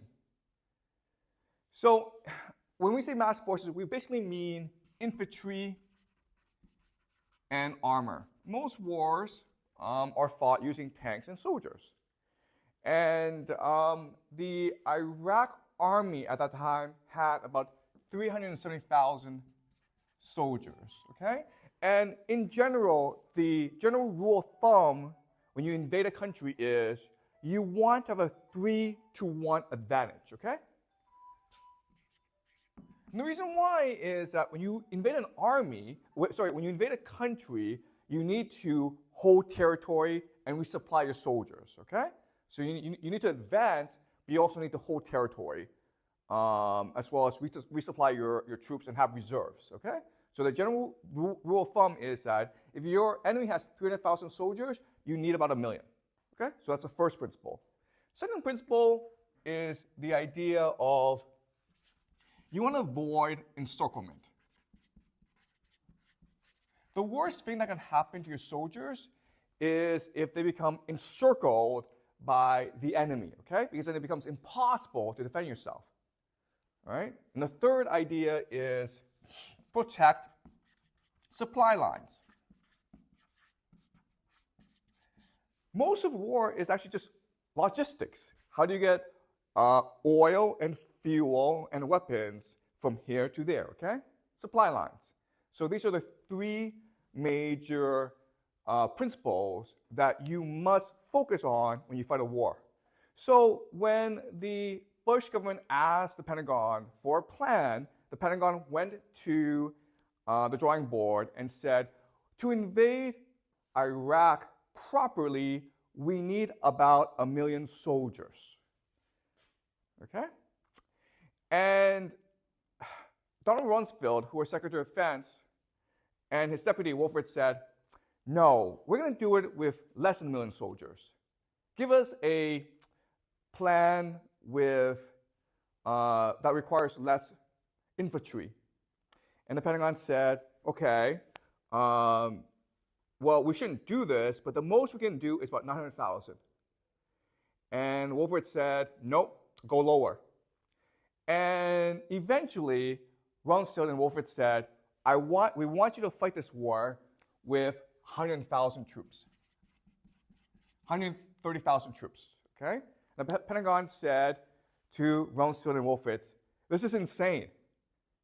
We will be outnumbered 3-1 when we fight this war. How are we going to avoid encirclement? How are we going to mass forces? How will we protect supply lines? And Rumsfeld and Wolford, who are not, by the way, professional soldiers, they've never really fought a war before, they're like, well, we have this theory, a new theory of war called shock and awe. And the idea of shock and awe is that all militaries are hierarchies, okay? You have command and control. So you have the head, and then you have the body, and then you have the arms and the legs. Well, if we can go and cut off the head, then the entire army falls apart. And we can do that because the nature of war has changed. What the US military specializes in, what gives us the advantage is three things, okay? First is air supremacy. We control the skies because we have the greatest air force in the world, okay? But second, what's most important is technological omniscience. Omniscience means to know everything. We're God. The reason why is, listen, we have satellites that can see everything on the Earth. We have technology that allows us to eavesdrop on all electronic communications. When you talk on the phone, we can hear exactly what you're saying. We know everything on the ground. That allows us to have the power of God, okay? That's the second thing. The third thing is we have special forces. So special forces are soldiers who go into enemy territory and they are able to target and direct air power against the enemy, okay? And we, America, have the best special forces in the world. And so with these three things, we have a new doctrine of war. We can fight war in a new way that's never been fought before, but which will guarantee that war will be quick. We'll do it very quickly, cheap. It won't cost that much money. And third, decisive. We will completely destroy our enemy. Okay? And the Pentagon was like, you guys are insane. This is not going to work. This is a theory, guys. Whereas this idea, mass forces, avoid encirclement, protect supply lines, we've been doing this for like thousands of years. This is just experience. This is just history. This is reality, guys. This is just a fantasy, all right? But Rumsfeld and Wolfowitz insisted, and they said, you must fight this war this way. And they insisted. And it turned out that this plan that the Pentagon, most military planners thought is absurd, insane, unrealistic, worked 100% the way it was supposed to work. Okay? The Second Gulf War in 2003 lasted exactly 3 weeks. Very quick. The US military, with only 130,000 troops, was able to destroy an army of 370,000 in 3 weeks, okay? That's one. Second is that America lost at most 200 soldiers. And most of it was due to friendly fire, okay? It was accidental. This is insane. This has never happened before. only 200 American soldiers died at most, whereas tens of thousands of Iraqi soldiers died. Okay? And the third thing that was most impressive is something called thunder runs. Okay, this is just America flexing, okay, or showing off. So what was happening was that America was so dominant that you had these American soldiers in their armored vehicles drive into Baghdad, the capital city. And they would just drive around, circle it, and no one could stop them. And this is what they call thunder runs, okay? And they did 3 of these. It was purely an act of intimidation, but it's also just showing off, okay? It's like you're in a fight, and you decide, you know what, I'm so much stronger than this guy, I'm going to do a backflip, okay? I'm so bored by this guy, I'm going to do a backflip. Thunder runs, okay? So these 3 things show the incredible superiority of this doctrine of shock and awe. Okay? So how is America able to achieve all this? Well, I mean, the first thing is the idea of air supremacy. So one bomb, called cluster bomb,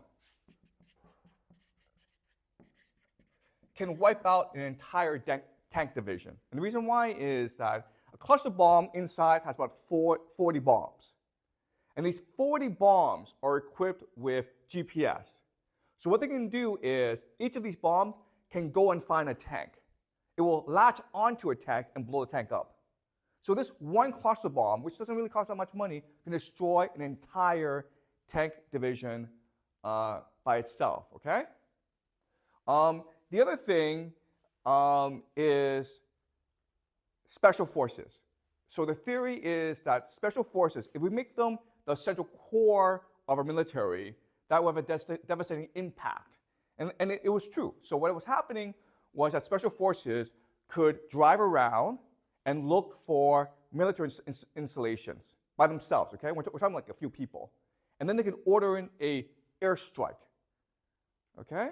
And then the planes would blow everything up. So shock and awe was extremely effective. But the problem is that people don't really ask, what did Saddam Hussein do wrong? Why was it so effective against Saddam Hussein? And there are actually 3 reasons, okay, to think that what happened in 2003 was not a revolution in military doctrine, not a revolution in warfare, but just a unique incident in war that doesn't really tell us that much, okay? In other words, what was happening in Iraq could not be replicated, okay? And there are three reasons why. The first is that Saddam Hussein had no air defense, okay? He had no air defense. He didn't have weapons to counter America's air supremacy. And the reason why is that in 1991, Saddam Hussein fought a war against America called the First Persian Gulf War, okay? Operation Desert Storm. And his army got destroyed by American air power. And at this point, America could have chose to go invade Iraq and overthrow Saddam Hussein. And America didn't. So Saddam Hussein learned 2 lessons from the Persian Gulf War, which is number 1, I can never beat America. There's no point in trying. If America wants to beat the crap out of me, I can't stop it, okay? That's the first thing he learned. Second thing he learned is that America probably does not want to overthrow me. Because if he overthrows me, it would destabilize the country, it would destabilize the region, you would allow terrorists into the country, you would turn my people into terrorists, you would empower Iran. So there's no way that America could overthrow me, would want to overthrow me.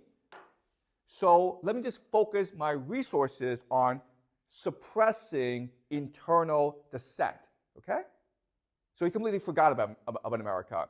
So even when it was clear that America was about to invade, he still did not put up any air defenses because he didn't have any air defenses, okay? So that's the first thing that was unique about the 2003 war, okay? Second thing is that Iraq is a desert. That makes it ideal for shock and awe, right? Air power can go anywhere. You have satellites that can see everything. Special forces can just drive around. Okay? So a desert makes it ideal situation for shock and awe. And the third thing is just surprise. No one in human history has tried to fight a war like this. Okay? And so no one knew what was going to happen. So an example is that special forces were in western Iraq blowing up missile bases because the concern was that Saddam Hussein would direct all his missiles, his Scuds, against Israel. Okay? So much damage was being inflicted in western Iraq that Saddam Hussein believed, he was so confident that the main American military was actually in western Iraq, when in fact they were in eastern Iraq. So he diverted all his forces to western Iraq and left Baghdad completely open to attack from the east. Okay? So no one had fought a war like this before, and no one knew what to expect, okay? But obviously, you can only do this once, right? Okay? So there are three special conditions to make us think that shock and awe in the 2003 Iraq War was just a one-off. It was unique, okay? Unfortunately, the Americans don't know this, okay? Right? The Americans are like, well, all this does is prove our theory to be correct, okay? So after 2003, America focused its military doctrine, its military on shock and awe, okay? So the example is special forces. So before 2001, America had about 38,000 special forces. Today it has 73,000. Okay, that's a lot. Okay, because America has a total army of 1.3 million. The budget for special forces, Black Ops, okay, it was about $2 billion in 2000, and today it's about $13.7 billion. So it's almost an increase of 7 times, which is a lot. But this is just the public official number, because special forces are Black Ops. They can operate outside supervision of the military, okay? So in other words, their actual budget is probably 10 times, possibly 100 times more than the official budget, right? Now special forces, I want to talk very briefly about why special forces is a problem, okay? Now, traditionally, militaries have been very strict hierarchies. And there are good reasons for this, okay? You have to enforce order and discipline, right? But you're also concerned about the military overthrowing the government, right?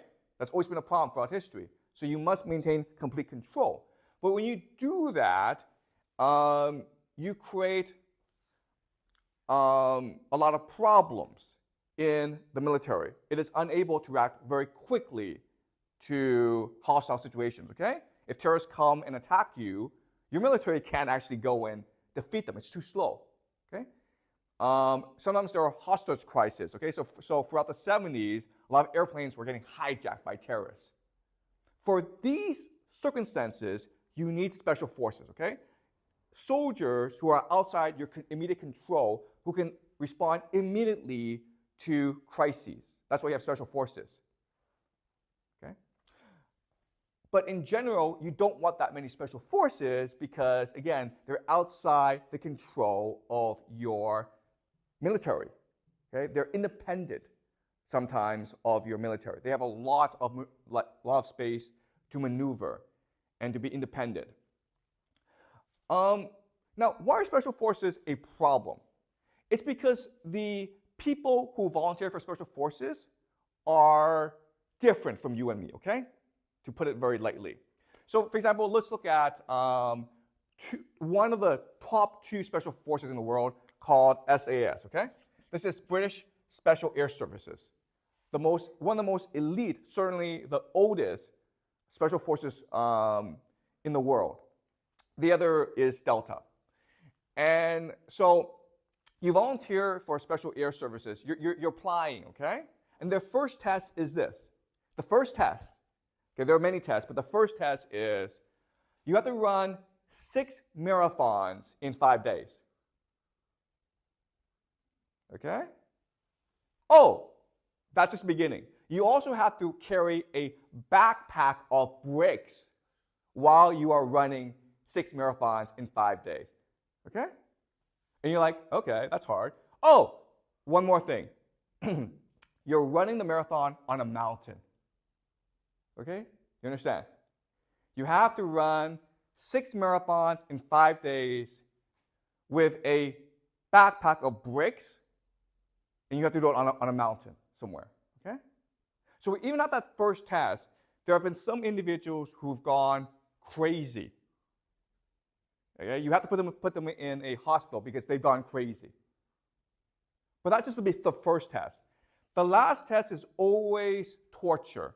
They will be tortured to see how much they can resist torture, okay? Because obviously when you're captured, the enemy's going to torture you to get information out of you, right?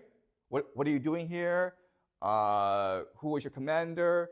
Are there other comrades with you, okay? You'll always be tortured. So they also have to withstand torture. There's some other tests. So for example, in the French Special Services, one test is that you will have to wear a bulletproof vest, okay? And you will have to hold a clay disc, right? And then your comrade will shoot a gun at you. Most people are like, I'm not going to do this, okay? So, in other words, the people who are special forces, they're different from us physically, but they're really different from us psychologically. They have a different mentality. So, one special forces was interviewed by a reporter, and the reporter asked him, why did you choose to become special forces?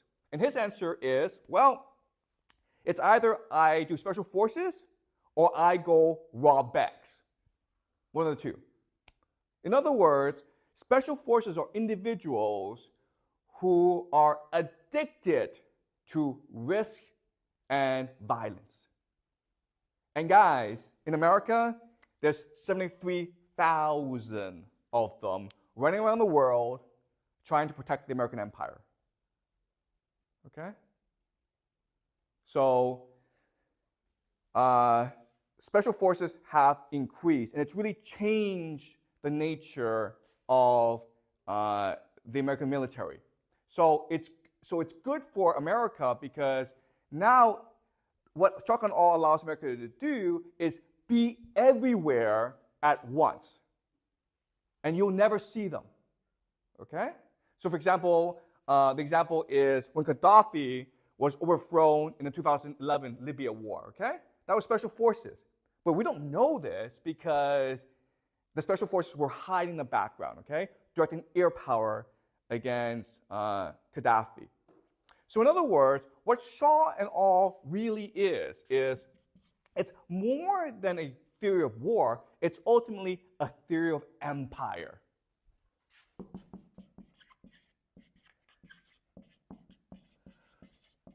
America is an empire, but unfortunately, most Americans don't want to admit that because being an empire means doing bad things to innocent people. And what shock and awe allows is for America to be an empire without the guilt of being an empire. Okay? You have special forces doing all the work necessary in order to maintain this empire without people actually knowing. All right? So shock and awe is really a theory of empire as opposed to a theory of war. Okay? So Does it make sense to you guys so far? Okay, any questions so far? Yeah? So there's increasing number of special forces. Is that because more people are like the people in special forces, which are different from others, or because the America wants more special forces? Okay, so Celine asked a great question. There's more special forces. Is it because there's more people who want to be special forces, or is it because America needs more special forces? The answer is both, okay? So again, America, after the fall of the Soviet Union, no longer had a peer competitor. So the understanding of America is that from now on, they would have to fight rogue regimes, okay? So small nations that don't really listen to America, and these nations have to be toppled very quickly, okay? So the examples would be Iraq, Iran, North Korea, okay? The axis of evil. So America started to shift its doctrine to shadow wars, okay? Wars that you don't really see, but which would be effective in toppling the regimes you don't like, okay?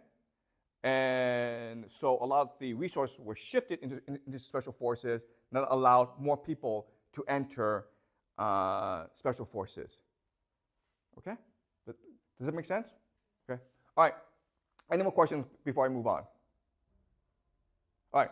Now the question then is, all right, shock and awe, where does this come from? It comes from one of the greatest disasters for America called the Vietnam War. Okay? So from 1965 until 1973,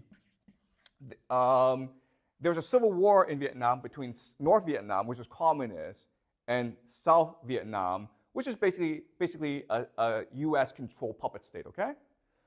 And America sent soldiers from 1965 to 1973 to protect South Vietnam from insurgents and rebels.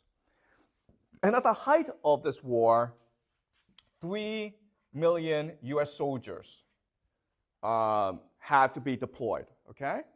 And at the height, in 1969, 500,000 soldiers, US soldiers, were in country to fight against the rebels and the insurgents, okay? 58,000 US soldiers died in this war. 3 million, at least 3 million Vietnamese died in this war. 2 million of them were civilians, innocent civilians, okay?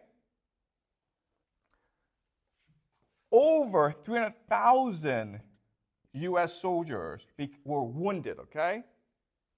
They went home without legs, without arms, and they were traumatized. And this was an extremely controversial war in America because they were trying to fight the war using standard military doctrine, mass forces, right? So they instituted something called a draft. So if you were a young American, you had to go fight in this war in Vietnam. But you didn't know why you had to go fight this war. And chances are that you would either die or you would lose a body part in this war. So it became extremely unpopular in America. The other thing is that there were a lot of journalists in Vietnam during this time, and they were reporting on how America was killing Vietnamese for no reason. So the most famous story is something called the My Lai massacre, where American soldiers went into a Vietnamese village and killed everyone there, okay? 300 people, 400 people, okay? And this was happening actually quite a lot. So there was widespread anger and protest in America at this time, which ultimately forced America to withdraw in 1973, okay? And the US military was very angry about this war. Because the thing about generals is they don't like to lose wars, okay? When they fight wars, they want to win at all costs. And they felt that they were betrayed by the country. They were fighting hard to maintain the American empire, to fight against communism. And this was bringing wealth power and prestige to America. But the American people, the American politicians, the American democracy, republic, refuse to make the necessary sacrifices in order to maintain this empire. And so many American generals felt betrayed by what happened in Vietnam. Okay? Now, there's a very famous incident during this war called the Pentagon Papers. Okay? In 1971. In 1971, a group of American analysts, okay, these are military analysts working in the military. They secretly got together and they tried to compose a secret history of the Vietnam War. And this is called the Pentagon Papers. And this was meant to be classified. This was not meant to be read by the public. But one of them, Daniel Ellsberg, leaked it to the newspapers, Washington Post and New York Times. And they published it. And people were angry by the Pentagon Papers because what the Pentagon Papers said is, one, America has been secretly fighting this war for a long time. Okay? So many presidents, including Eisenhower, Kennedy, and Lyndon Johnson, were expending this war without public approval, without congressional approval. Okay? So there was a lot of deception. That's the first thing. Second thing is that the politicians, the presidents, knew this war was not winnable. You couldn't win this war. Okay? And the reason why is that these Vietnamese peasants, they were unbeatable. Because what they were doing was they were digging tunnels underground. And then when American soldiers were coming, they would just pop out these tunnels, shoot at them, and then disappear back into the tunnels, okay? It was like as though they could swim underground. They were not beatable. Second thing is that they had an unlimited supply of weapons. And you're like, wait a minute.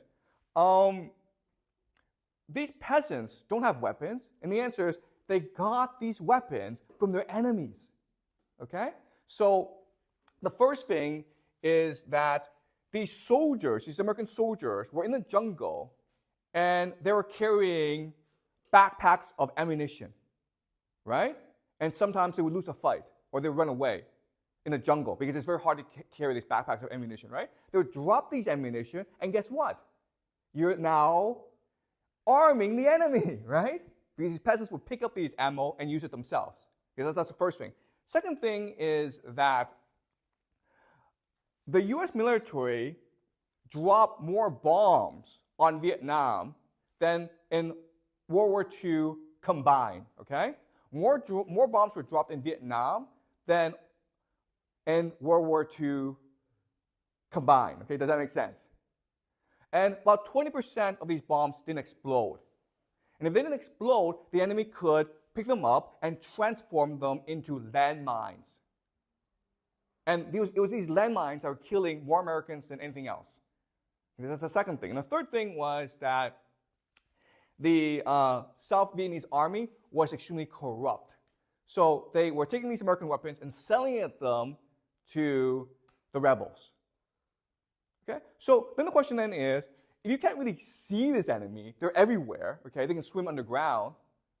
And if you're supplying them yourself, so no matter how much weapons you can bring into this country, how are you going to win this war? The other thing is that these peasants were getting angry at you because obviously in this war you're killing a lot of innocent people, right? Who happens to be their brothers, their sisters, their children, their parents. Okay? So as this war was dragging on, the Vietnamese were becoming more embittered and more angry. So there's no way you were going to win this war. Okay? That's a Pentagon paper, second thing. The third thing is, okay, the question then is, if these American presidents, these American leaders know for a fact that this war cannot be won, why were they fighting this war? Why were they continuing to fight this war? And the answer is, unfortunately, the answer is credibility. Okay? We don't want to lose face, guys. Okay? We don't want to lose face. If we withdraw from Vietnam, if we admit that peasants in pajamas can beat us, Soviet Union would laugh at us. China would laugh at us. The entire world would laugh at us. We don't want to be laughed at. So that's why we're staying in this war, okay? So to summarize what the Pentagon Papers said, okay, 3 things. One is that the American government lied to the people and turned this into a major war. That's the first thing. Second thing is that America cannot possibly win this war, okay? And the third thing is that America is only in this war so to avoid losing face. That's it. There was no strategic purpose.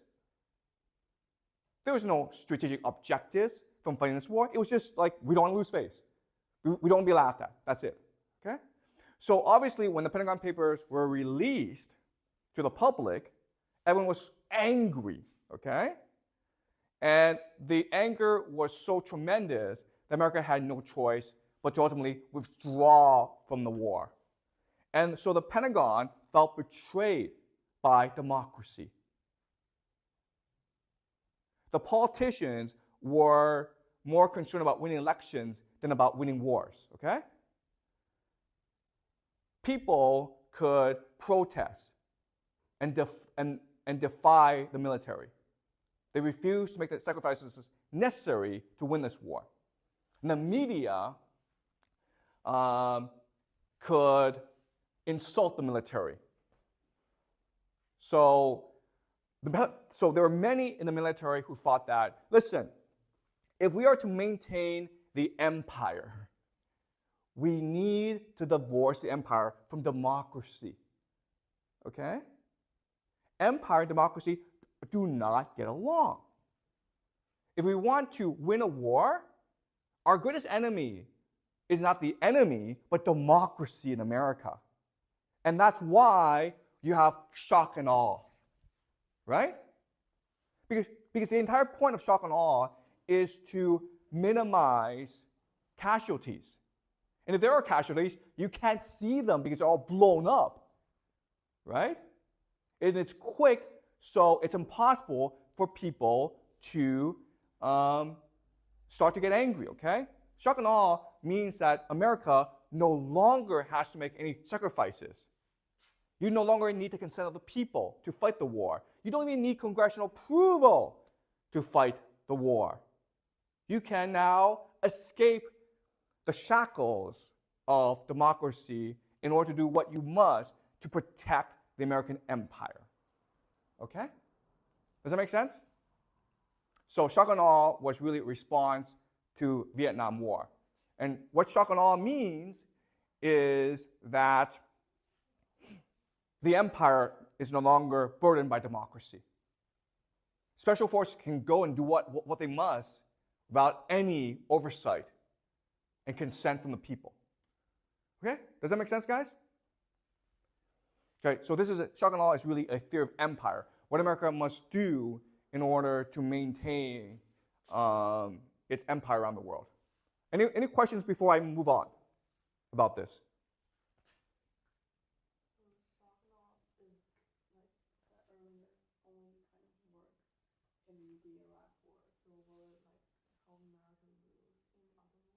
Okay, so Celine asked a great question, which is, okay, I make the argument that shock and awe only works in Iraq, right?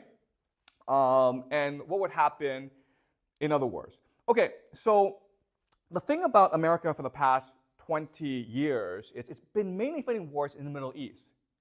And it turns out the entire Middle East is a desert, okay? All right, so this shock and awe policy has had tremendous success in Iraq and then in Libya, okay? Because America overthrew Gaddafi in Libya. And it's also had some success in Syria as well, okay? So from the perspective of America, we're really only fighting wars in a desert. Shock and awe is fine, okay? But next class, we'll discuss Iran. And Iran is not a desert, it's mountains. And I'll show you that shock and awe is not going to work in Iran. Okay, but that's next class. Okay, does that make sense? All right. Any more questions? Like in Saddam Hussein, like, there was still a lot of fighting after they won because Yeah. they couldn't control the country. Yeah. So shock and awe is ineffective in like these types of conflicts. Yeah, okay. So Jack makes a great point, which is, okay, yeah, but most people would say that America lost the Iraq war because of the insurgency, right? Okay, so, okay, that's a great point, okay? You can make the point that America, for the past 20 years, have lost all wars in Iraq and Afghanistan because they have not been able to control the insurgency, okay? But the problem with this is that shock and awe, it's not designed to stabilize countries. Shock and awe is meant to topple and destroy countries. Do you understand? And so the argument can be made that the real intention of shock and awe is to make sure that no power in the Middle East can arise to challenge America's supremacy. Okay? So yeah, in Iraq, the insurgents ultimately won, but is Iraq a functional state? And the answer is no, right? Is Libya a functional state? No. There's still a civil war going on in Syria, all right? So that's a great point, okay? And it comes down to what is the ultimate design and intention of the empire? Is it to replace regimes or is it to destroy countries? And you make the argument that shock and awe is really designed to destroy countries and not to replace regimes, okay? Does that make sense? Okay, now, what's important to understand is that one of the theories of the invasion of Iraq is to bring democracy to the country, okay? But the problem with that is, from the start, they did everything wrong, okay? So first thing is, they really didn't have enough soldiers to maintain peace, right, in the country, so there was a lot of looting. So the entire country broke down. Second thing is that during the air campaign, America destroyed all the infrastructure necessary for society, okay? So including water supply, including electricity grid. Why would you do that if your intention was to bring democracy to the country, right? The third thing is that the very first thing the American government did when they took control over Iraq is something called de-Ba'athification, okay? Which is to say that if you used to work for the old government, you're now out of a job. Hey, the Iraqi military, you're now disbanded. But, and then the question then is, if your ultimate objective is to bring democracy to the country, why would you destroy all political infrastructure in the country? Why would you destroy the ability for the country to govern itself as well as to maintain order, as well as to feed the population? Why would you do that? Okay? So an argument can be made that the real intention was not to bring democracy to Iraq, it was just to destroy Iraq, to maintain American supremacy, as well as to teach others a lesson. Don't mess with us, we'll come and destroy you. Okay? Does that make sense? Okay, but this is something we will discuss later on, okay, in another class, okay? All right, let's now move to the last topic, which is the theory of empire. So this is not the first theory of empire America had. It's actually the second theory of empire. The first theory of empire was in 1991. Remember that in 1991, America launched an attack against Saddam Hussein because Saddam Hussein invaded Kuwait, right? So at that time, 1991, the Soviet Union had collapsed. America was the only hegemon, was the only power, and it presented a new theory of empire, how America will rule the world, okay? So the first idea is limited strategic goals or objectives, okay? So, for example, in 2003, when America invaded Iraq, its strategic goals were pretty unachievable, okay? It was basically like, we're going to bring democracy and peace to Iraq and the Middle East, okay? Whereas in the Persian Gulf War, led by the father, right, George Herbert Walker Bush, the first and only goal was to remove Saddam Hussein from Kuwait. That's it, okay? We're not going to go to Iraq and topple Saddam Hussein. We're not going to inflict punishment on Saddam Hussein. All we want to do is remove him from Kuwait. Okay? That's the first thing. Second thing is that America did so with a coalition of countries. Okay? Dozens of other countries were part of the war. And America played a leading role, but it also had to defer to its partners. Okay? So, for example, countries like Saudi Arabia, who participated in the war, were like, there's no way we'll topple Saddam Hussein. We'll only stop at Kuwait, okay? So the United States deferred to its partners, okay? And the third thing was, and this is most important, is that the ultimate leader was the United Nations. The United States had to go and make a case to the United Nations. And the United Nations gave its consent to the military action, okay? So the United States made the argument that this is not a U.S. military action, it is a UN military action, okay?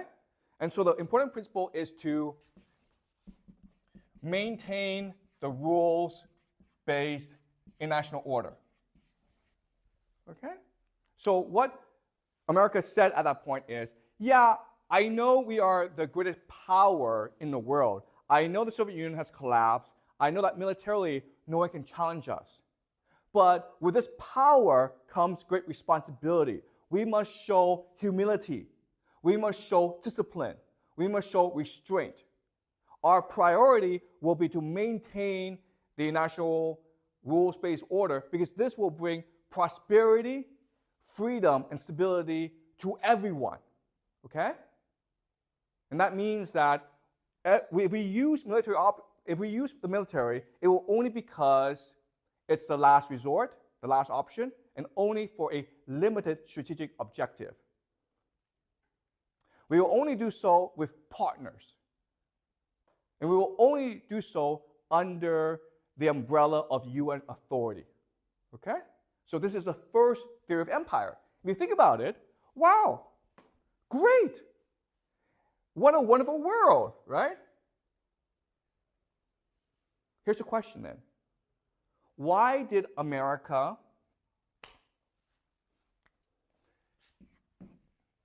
not do this anymore? Why did it switch to shock and awe?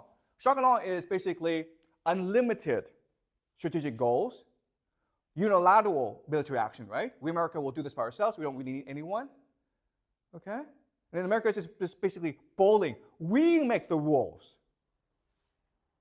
Why did America do this? Why this transition from the first theory of empire, which is great, it would allow America to rule the world forever, to now the second theory of empire, which is pissing the entire world off? Why?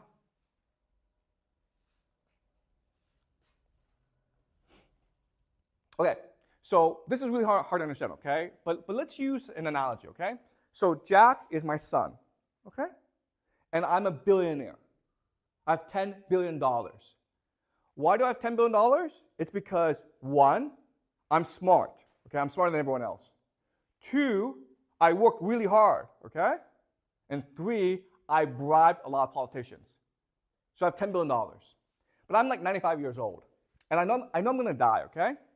So I invite Jack, who's my son, to dinner. And I say to Jack, Jack, I love you and I want what's best for you. I'm going to die very soon and you will inherit my empire. Okay? And I want you to know that you don't have to worry about anything, Jack, because I have 100 advisors who control this empire, who manage this empire. And they are great. They're experienced, they're loyal, they're strategic. Every year, Jack, they make 10% for us, okay? So $10 billion, they make $1 billion for us every year. When I go, they're still going to manage this empire for us. And you know what? They're going to give you, every year, Jack, $100 million to do whatever you want. You want to go by an airplane? Do that. You want to go by an island? Do that. You want to party with movie stars? Do that. You can do whatever you want. Okay? So, Jack, as my last wish, as my dying wish, I want you, Jack, my son, who I love, to promise me that after I die, you will listen to my 100 advisors. Okay? So, Jack, do you promise me? You promise me, right? And then I die. And then what is the first thing that Jack will do? The very first thing he will do. Come on, guys, it's not hard. Your first thing you will do, okay, is fire everyone. Get out of here, okay? What's the second thing you will do?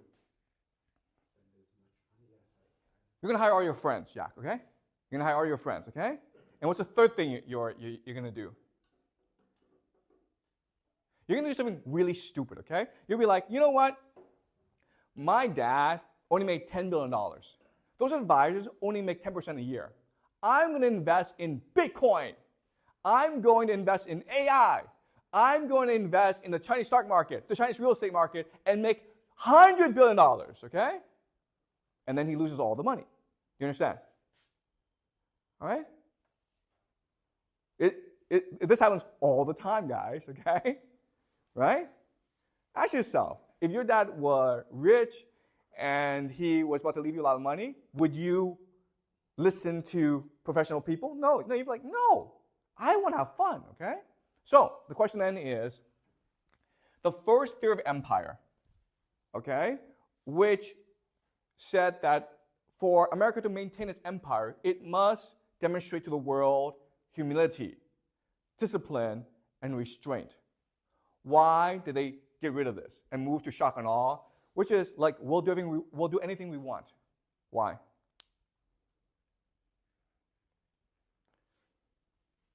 Why? Why would they do that? Because it's fun.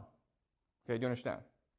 What is the point of having an empire if you cannot blow things up for no reason? There's no point. We have the greatest military in the world. Let's just blow things up for like no reason, okay? All right? Now, there are three fundamental problems with shock and awe, okay? The first problem is that you become overcommitted. Okay, do you understand? You believe that shock and awe allows you to be God. You can be anywhere at once fighting all wars, okay? You're overcommitted. Second is you lack strategic focus. Meaning that you actually don't have a plan. You don't know what you want to do with this empire. You know you just want to maintain this empire, okay? So you don't actually have a strategy in place, okay? And the third thing is hubris. You don't think anyone can challenge you. You don't think you can lose a war, okay? And so the idea of hubris is this.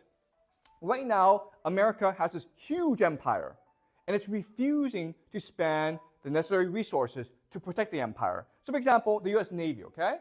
In 1945, it had 7,600 ships. Today, guess what, guys? It has 475. These 475 ships must go around all around the world to protect shipping lanes, okay? The US military in 1991, during the first Persian Gulf War, had 2 million soldiers. Today it has 1.3 million soldiers, okay? So in other words, if America ever fights a war, a major war, it's going to have a lot of problems. The other thing is that America doesn't even have manufacturing capacity anymore, okay? It doesn't have any factories anymore, which means that if it fights a war, it can't fight a war for a very long time. So the example is that for every ship that America makes, China can make 300 ships, okay? America no longer has this manufacturing capacity that it had during World War II, okay? So in other words, why will the military agree to the stupid war in Iran? Because it's overcommitted, it has no strategy, and it's because it's arrogant. All right? And the military is like this because of what happened in 2003, shock and awe. Does that make sense to you guys? All right? So next class, we will look at what the Iran war will look like. And I guarantee you that shock and awe is not going to work in Iran. All right? But I'll explain why next class. Any questions before we end for the day? So what's the difference between the American people who believe in the first theory and the people who believe in the second theory? Oh, so Celine asked a great question. What's the difference between the people who believe in the first theory and the second theory, okay? Okay, and the answer is this. The people who believe in the first theory came from an older generation, okay? This is a generation that fought in World War II and who fought the Cold War. So they understand what war looks like. War is really bloody and it's terrible. And we must do our best to avoid war, okay? The second generation, 2003, are individuals who don't know what war is, okay? Like, if you actually look at videos from 2003, the war, it actually looks like a video game. You understand? You don't actually see what they saw in Vietnam, which was all these soldiers losing their arms and crying, okay? I mean, the images from Vietnam were just terrible. It was hard for people to watch. But the Gulf War in 2003, it was just a video game. It was just like things getting blown up, okay? You don't actually see the people dying. And again, only 200 people died, 200 soldiers died in 2003, okay? So, in other words, unfortunately, America is headed towards disaster, okay? Because the people in charge have no experience. They don't know what war is. And they don't know what the horrors of war is. And they've inherited a lot of money, and they want to enjoy the money, okay? They want to have fun, okay? Does that make sense? Okay, all right, great. So I'll see you guys next class. Okay, so let's start class and start to think about the question, how and why did the Iranian president, Ibrahim Raisi, die? Okay? So when you do history or when you do analysis about current events, you're always going to encounter three major problems, okay? The first major problem is that there's very little information that you can work with, okay? Truth is very limited. That's the first problem. Second problem is that the information that you have may not be true, okay? So there's also misinformation. That's the second problem. And the third problem is that there's always going to be an official narrative that the media, the government publishes, and it may not be true, but it's the one that people accept, okay? So the challenge for us today is we know that the Iranian President, Ibrahim Raisi, died, and we will have to use analysis, okay? Game theory analysis to figure out how he died and who might have killed him. Does that make sense? But the problem again is we are working with very limited information that the Iranian government chooses to disclose to the public. Okay? So what do we know? We know that as a fact that on May 19th, the Iranian president was in Azerbaijan for a dam opening ceremony. And then he got into his helicopter and he was flying back into the country. And when he was flying back, there was an accident that caused the helicopter to crash, killing all 9 people on board, including the president, the foreign minister, 3 crew members, the governor of a province, a local religious leader, the bodyguard of the president, and the head of the president's security detail. Okay, so all 9 people died. And we have reason to believe that the most probable reason is an accident, okay? That this was an accident, that it was bad weather, there's a fog, the pilot couldn't really see, and he crashed into the mountain. And the evidence for this is that, one, this happens a lot.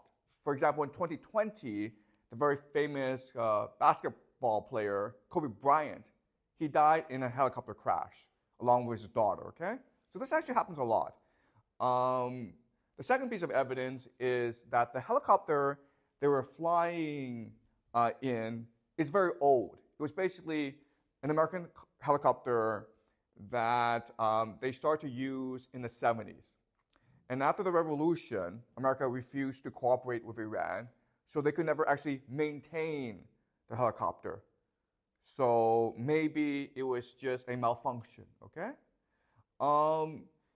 So these are 2 compelling reasons why most people believe this is an accident. And this is, again, probably the cause that will go down in history, okay? But game theory analysis requires us to explore other possibilities. So there are 2 other possibilities. Second possibility is foreign adversary, which means that either the United States or Israel or even possibly Azerbaijan, okay, but a foreign adversary was responsible for this. The problem with this theory, though, is one of opportunity and motive. Okay? So what this means is it's very hard as a foreign government to plan an assassination of an Iranian leader in Iran. Okay? It's very hard. The opportunity isn't there. So maybe Israel, America want him dead. Well, how could they pull it off? It's very hard to do such a thing, okay? Second problem is motive. What reason would Israel or the United States have for killing the president? Now, in the past, the United States and Israel have killed Iranians before. So, for example, in January 2020, President Donald Trump ordered the assassination of General Soleimani in Baghdad, okay? But there was a motive here. And the motive is that Soleimani is responsible for Iranian foreign policy in the Middle East and therefore a direct threat to American interests, okay? And Israel in the past has staged assassinations of Iranian nuclear scientists in Iran. But again, the motive is, well, Israel is afraid that Iran develops a nuclear weapon. And therefore, the easiest way to stop that is to kill the scientists, okay? Israel, on April 1st of this year, also staged an airstrike against the Iranian embassy in Damascus, killing 2 Iranian generals. But again, the motive is, what Israel said was that these generals were working with Hamas to threaten Israel. Okay, so the motive is very clear. And the problem here is it's very unclear what the motive is for killing the Iranian president. Okay? In fact, there's a lot of risk in that. But again, I am not discounting the possibility it could be a foreign adversary. And the third possibility is an internal enemy. Okay? Meaning that there were certain individuals or factions or groups in Iran that wanted the president dead. Okay? And so with this eternal enemy idea, opportunity, this problem doesn't exist because obviously these enemies would have resources to track down and kill the president, okay? So an example of this is that, remember that when the president was flying home, there were 3 helicopters, right? It was only his helicopter that crashed. The 2 other helicopters were fine. Now, in theory, and like we don't know who was in the other 2 helicopters, but we can guess that they were probably military escort, right? They were there to protect the president. But at the same time, if they wanted to kill the president, they could. Okay? So, was it the military? So the opportunity was there, but then the question then is motive. Why would they do that? And the answer is that the possibility, again, we are looking at possibilities, right? Everyone agreed that Abraham Raisi would most likely become supreme leader of Iran when the current Ayatollah Khamenei died, okay? So Raisi is 63, and Khamenei is 85. So we can expect that within the next 5 years, Khamenei will die, and Raisi, who many see as Khamenei's protege, will become the Ayatollah. Now, the Iranian political system, it's kind of strange because it's an Islamic republic. And what that means is that the ultimate authority is God, the Quran. And it's the Ayatollah who represents the God and Quran. Okay, so he's the ultimate authority. He has ultimate veto power. And the president is maybe like the CEO of the country. Okay? So the person with the real power in the country is the Ayatollah. And if Raisi becomes the Ayatollah, then we can expect major policy shifts in the country. Okay? Okay, so then the question then is, okay, well, who would benefit from Raisi's death and stopping him from becoming the next Ayatollah? And what people say is, and again, guys, I'm working with very limited information. I don't know Iran that well. I just read the news, okay? But what people say is that there are 2 top contenders to be the next Ayatollah. The first contender, the most likely, is Raisi. The second contender is actually Khamenei's son, Mojtaba Khamenei. Okay? So with him gone, Mojtaba Khamenei is most likely to be the next Ayatollah.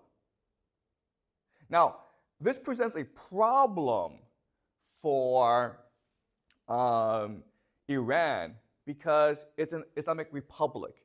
It's supposed to be under the rule of God, right? And one thing that most Iranians oppose is the idea of hereditary leadership, okay? A father passing on leadership to his son. Because remember that in 1979, the Iranians had a revolution to overthrow the king. And everyone was in favor of overthrowing the king. Okay? So if Mojtaba Khamenei did become Ayatollah, this would actually create a political legitimacy crisis in Iran. Okay? And then the question then is, okay, all right, so Mojtaba Khamenei benefits, but who would benefit from having him as Ayatollah? And the answer is actually very simple. There's a group in Iran called the Islamic Revolutionary Guard Corps, okay, or the IRGC. Okay, we will call them the Revolutionary Guards. And what's interesting about them is that they are separate from the army, okay, the military. So where do these guys come from, and why are they separate from the army? Well, it goes back to 1979. Remember in 1979, there was a popular uprising against the Shah of Iran, the king of Iran, and the government brought back Ayatollah Khomeini from exile to run the country. And Khomeini at that time was afraid of the army because the army had sworn allegiance to the king. So to deal with this problem, Khomeini established another armed group called the Revolutionary Guard Corps, okay? And what they do is actually very different from the military. The military has an obligation to protect the nation. But the Revolutionary Guard Corps has a responsibility to protect the revolution, the Islamic Republic, okay? Which means ultimately that they are Khomeini's private army. They only obey him. And the other thing about the revolution is that not only were they trying to bring an Islamic Republic to Iran, but they were trying to export the revolution across the Middle East. Okay? So basically, the Revolutionary Guard Corps had two main functions. The first main function is to protect the Ayatollah and ensure the revolution succeeds in Iran. But the other function is to export the revolution to the Middle East, okay? To spread Islamic revolution to Syria, Iraq, and that's why the Middle East was so disturbed and so angered by the revolution, all right? Now, this was why the IRGC was founded. And because so many countries considered Iran to be a threat, they encouraged Saddam Hussein to invade the country in 1980. Okay? And this started something called the Iran-Iraq War. And it was not just the Americans who support this war. The Soviets also support Saddam Hussein, and the Middle East countries like Saudi Arabia also supported Saddam Hussein. It was a brutal war, and a lot of Iranians died. But ultimately, the Revolutionary Guard Corps was able to protect the revolution from foreign invaders. And because of that, they became the most dominant military group in Iran. And so they almost had unlimited access to funds, okay? Not only to protect the revolution in Iran, but also to export it overseas. Okay, so does this all make sense to you guys? But with so much power, they eventually became corrupt, right? Today, people believe that they control about 10 to 50% of the entire Iranian economy. And because you have such a monopoly of power, it meant that over time, the economy stagnated, okay?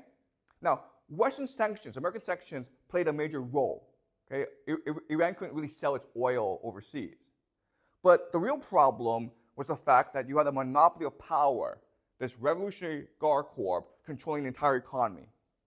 And this led to protests, okay? So the first protest was in 1999. You had 50,000 students protesting the lack of democracy in Iran. What they were really protesting, of course, was the corruption of the Revolutionary Guard Corps. But you couldn't do that. You can't say that. So they were protesting for democracy. They were crushed. Then in 2009 to 2010, there's something called the Green Movement. And the idea of the Green Movement was that people wanted a new government that promised reform. And in election, their candidate, the Reform candidate, lost. And people suspected that the Revolutionary Guard Corps cheated. And so there were violent protests. And again, the Revolutionary Guard suppressed the revolution. And at that point, basically, people lost faith in democracy. And so afterwards, every other president was basically a puppet of the regime. Okay? And the most recent protest that in 2023, there was a young woman named Mahsa Amini, and she was arrested by the police for failing to wear head covering in public. And she died in custody. Okay, so people suspect that she was beaten by the police. And this caused massive protests across the country.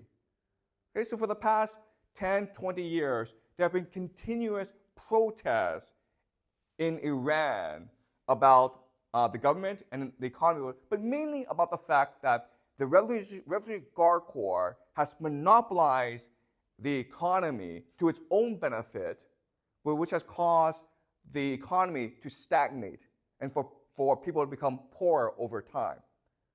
But because the protests are so widespread, the Revolutionary Guard Corps, ironically, has become more powerful because they are seen as the most loyal to the current regime. Okay?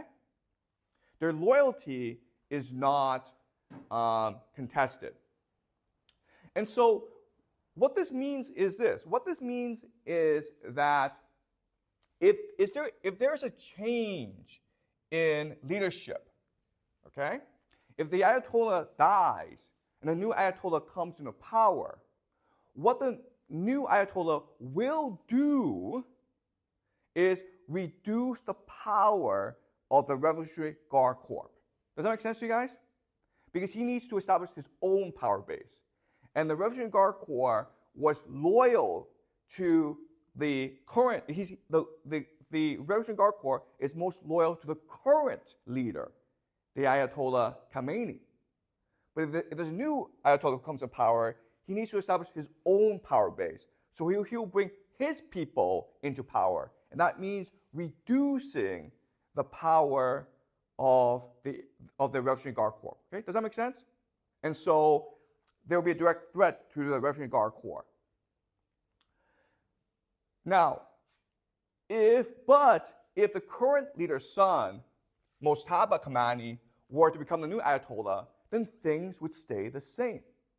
And the Revolutionary Guard Corps would continue to control the economy. Okay? Does that make sense to you guys? All right? So again, I'm presenting a reason why the Islamic Revolutionary Guard Corps would want to kill the current president and ensure that the Ayatollah's son becomes the next leader.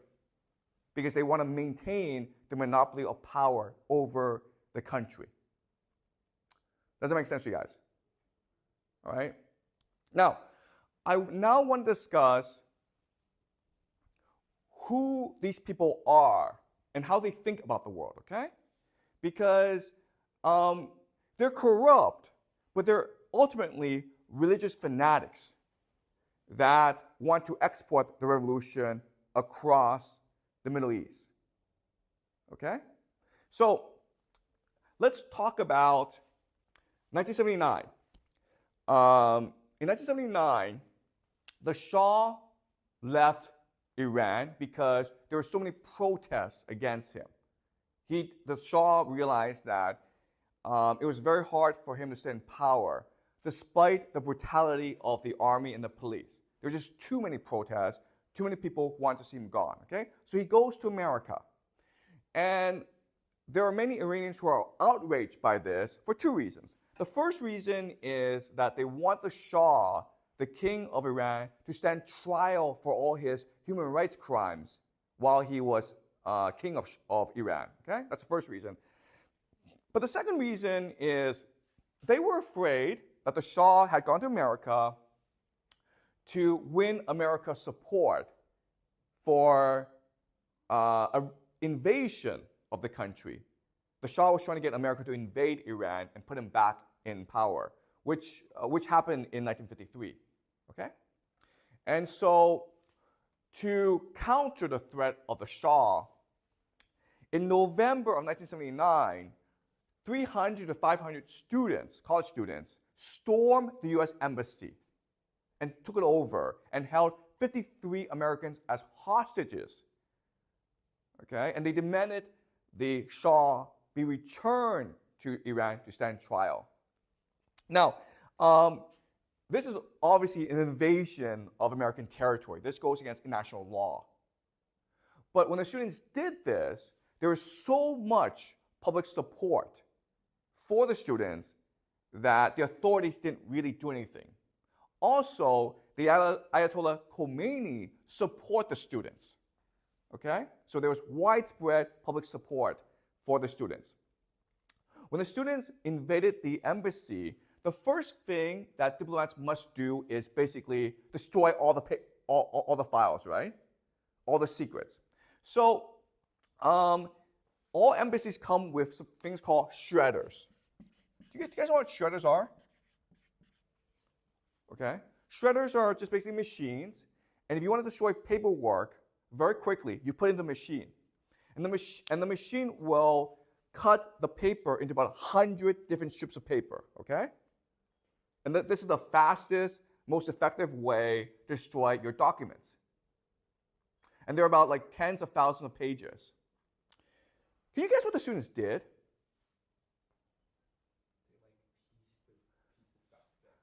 Over months, the students slowly and methodically piece the documents back together one by one.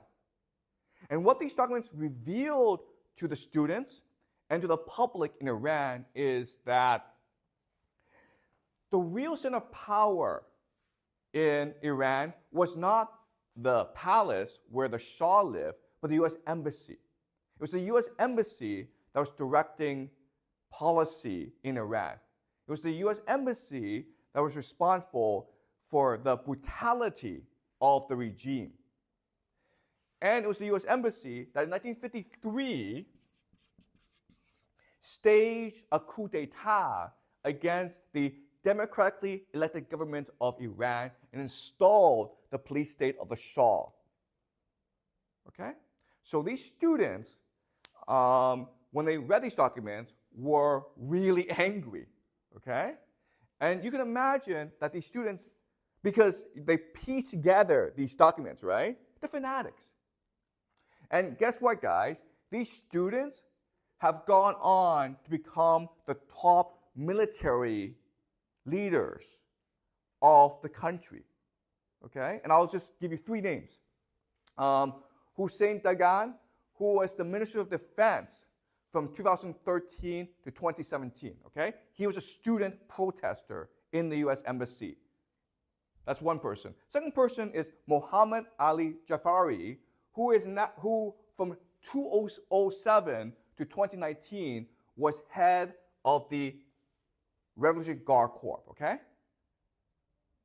And also Mohammed Bagheri, who is still the chief of staff of the Iranian army. So the Revolutionary Guard Corps are staffed by individuals who hate America and see America as the great Satan. And they basically want to go to war with America to avenge the wrongs and evils that America did to Iran. Okay, does that make sense?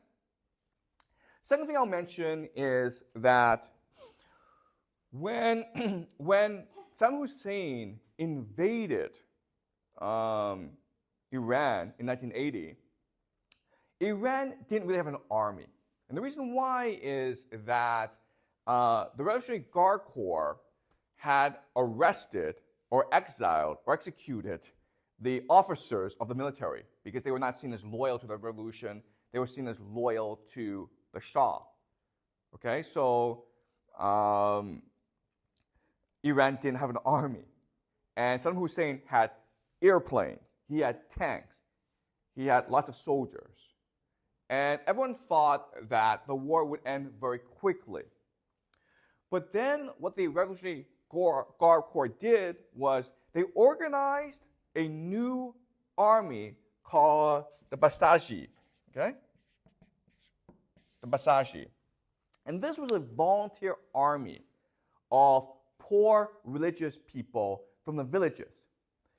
And what the Ayatollah Khomeini said to them is, we don't have weapons, but we have God on our side. Okay?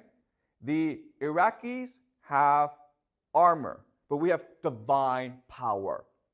And what they did was, to these villagers, and these guys are about your age, okay? They're 16, 17, 18. And they gave each of these guys a rifle and a key to put over their necks, okay? And the idea is that this key is your entry into heaven.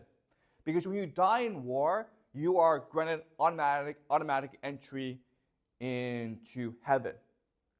And so these guys, and they were organized into groups of like 22, okay? They would run ahead across Iraqi minefields. Tanks would strike at them, okay? Helicopters would come and strike at them. And they would keep on running. And of course, they would die, okay? Because they didn't have any armor. But the Iraqis spent so much ammunition and bombs on them that eventually the Iraqi army became exhausted. Okay? Does that make sense? And so they withdrew. But then Iran took the fight to Iraq. But this shows you that the main power in Iran, why Iran is such a powerful military, is that their Revolutionary Guard Corps are run by fanatics with a passion for revolution. And they're supported by the Bajazi, who are these poor, illiterate religious volunteers. And there's tens of millions of them for Iran to draw on. Okay? And what the Revolutionary Guard Corps has been doing after the Iran-Iraq war is they recognize that if an enemy comes attacks Iran, people are going to die. So they want to take the fight to them. Okay? And that's why for the past 20, 30 years, the Revolutionary Guard Corps has been supporting conflict in the Middle East. Okay? They started something called the Axis of Resistance.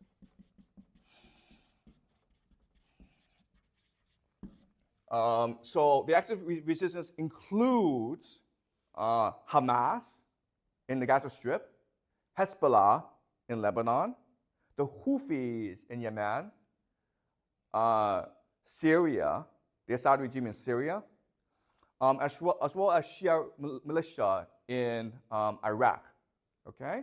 And so all the money that the Revolutionary Guard Corps makes in Iran is then sent to this axis of resistance to create conflict against Saudi Arabia, United States, and Israel.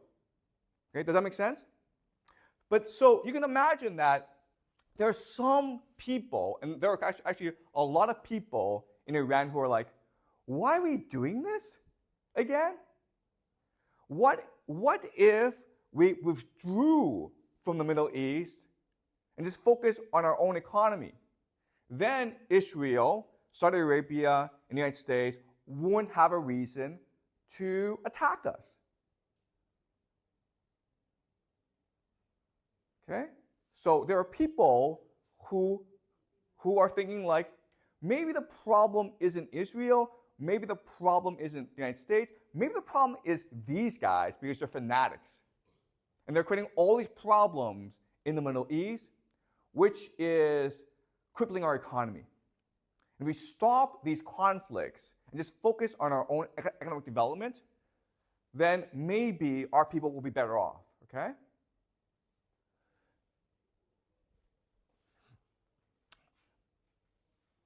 And one reason to think that there are people in Iran, politicians in Iran, who are extremely skeptical of Revolutionary Guard policy in the Middle East is that in January 2020, remember that General Soleimani was assassinated by the Americans, right? The Iranian response wasn't that big of a deal, okay? The Iranians basically didn't respond. Whereas the Revolutionary Guard Corps, because their leader was killed, they demanded vengeance, right? They wanted to go to war. But we can suspect that it was the politicians like Raisi who basically said, no, guys, let's be patient, okay? Going to war against Israel and the United States right now is suicidal. So they were urging caution and restraint. And the Revolutionary Guard Corps didn't like that. And then April 1st of this year, the Israelis struck the Iranian embassy, right? Which made matters worse. And again, at that time, I'm sure the Revolutionary Guard Corps was, let's just go to war. And again, I'm sure Raisi and his team said to them, guys, we cannot beat the United States and Israel in a war. Let's be strategic about this. Let's be patient. Our time will come, but we need to be patient. Okay? And I'm sure that because they're fanatics, they were like, they are in our way, these politicians are cowards, they're weak, they're soft, they're not believers. Let's get rid of them, okay? And then what happened on May 19th was an opportunity arose where there was fog, and they were like, well, here's our opportunity. And so they caused an accident. Okay? Does it make sense, guys? All right? So again, I don't know what happened. But if we look at game theory and we examine who would benefit from the death of Raisi, this group of people, the Revolutionary Guard Corps, would most benefit because it is very likely that if Raisi became the next supreme leader, their authority and their policies would be challenged. Okay? And so by getting rid of Raisi, it makes Mojtaba Kamani, the son of the Ayatollah, that much more probable in ascending to the supreme authority. And that allows them to maintain their power, monopoly of power. And even if this accession causes a legitimacy crisis, well, it's good for them because then the regime is even more dependent on them. Okay? Does that make sense? So during these protests, especially the Green Movement, the Revolutionary Guard Corps was the ones responsible for cracking down. And they were violent and brutal in cracking down. Okay? So, okay, are you guys clear about the logic here? Any questions? Does the military that's towards the nation still exist, or is it only the revolution done? Okay, that's a great question. So Celine asks, does the military still exist? And the answer is yes, it still exists. Okay? But again, the Revolutionary Guard Corps has certain responsibilities that make it the most powerful group. Okay? So the first thing is that it's responsible for the Navy. Okay? Why is this important? Because the Strait of Hormuz is a very strategic shipping lane. And so they're responsible to maintain that strait, okay? And the Navy allows them also to smuggle, which means that they can make more money for themselves. Okay, so that's the first thing. Second thing is that they're also responsible for the missile program. The missile program, okay? And this is where actually the military spends most of its money, the missiles, okay?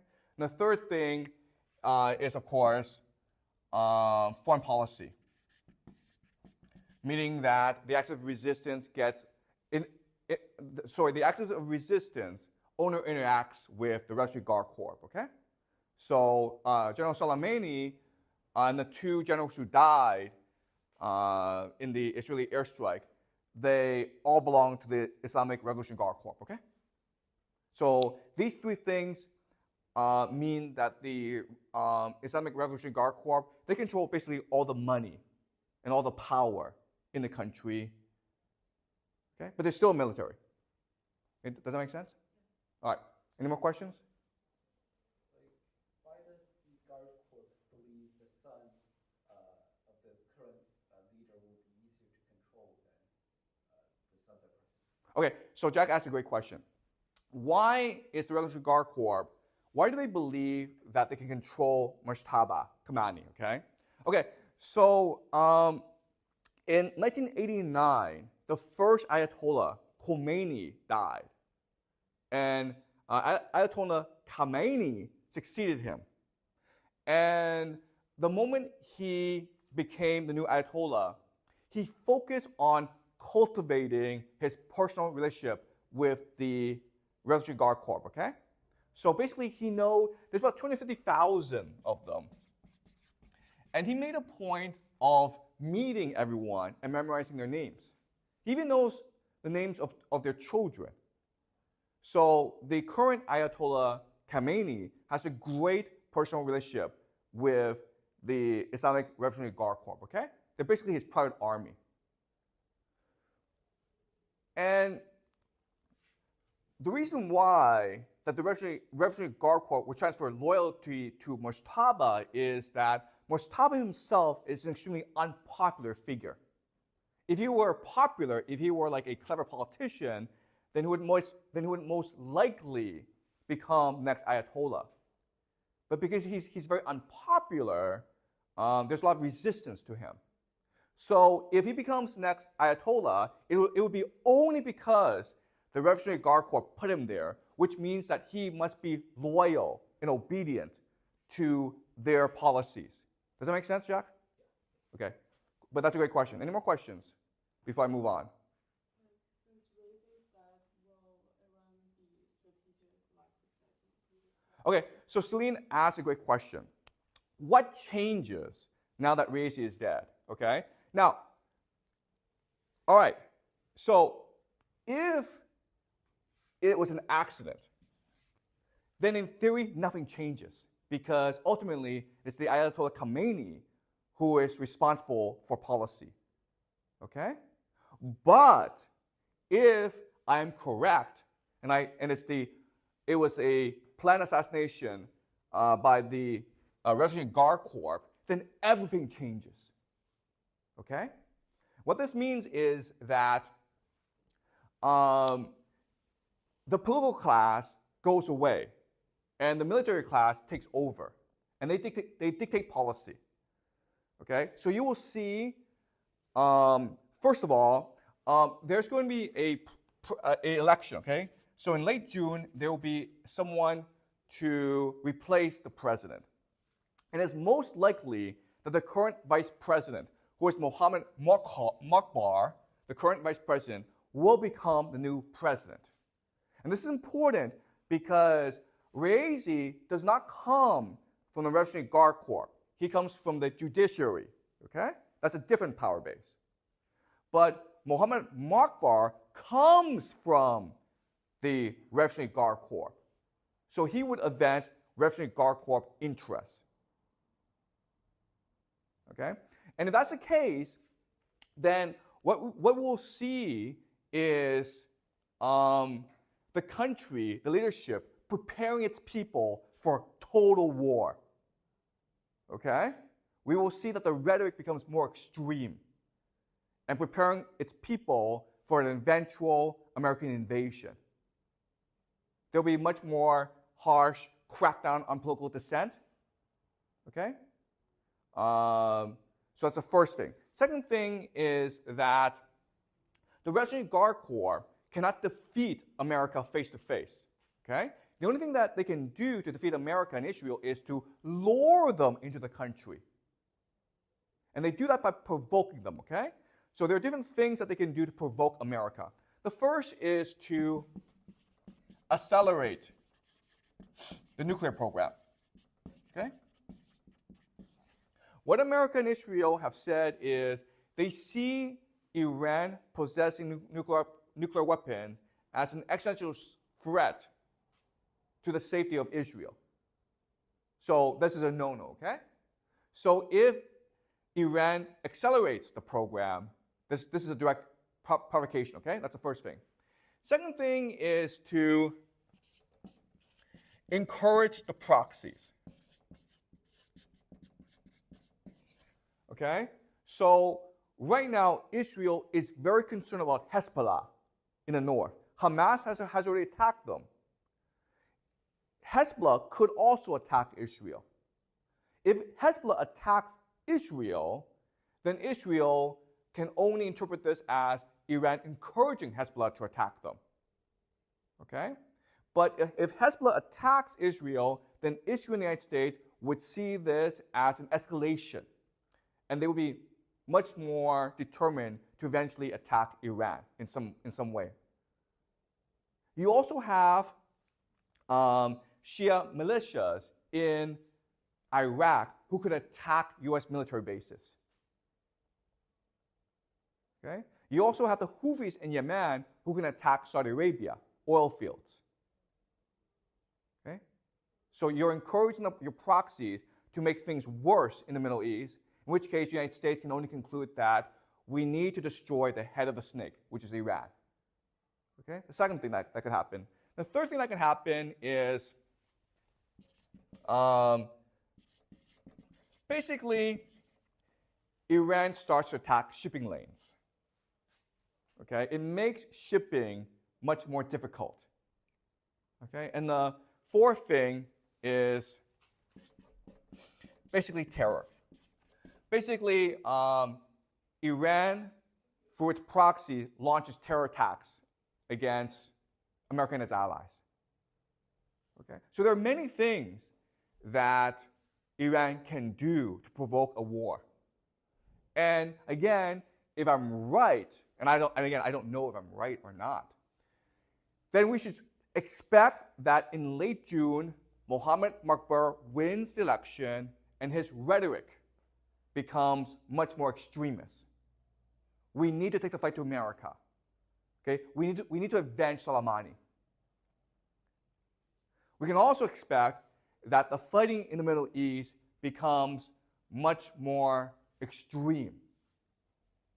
Okay? And we should see escalation. The acceleration of the nuclear program, proxies become much more violent, shipping is disturbed, and you have a terror campaign throughout the world. Okay? Does that make sense? All right? But again, I don't know.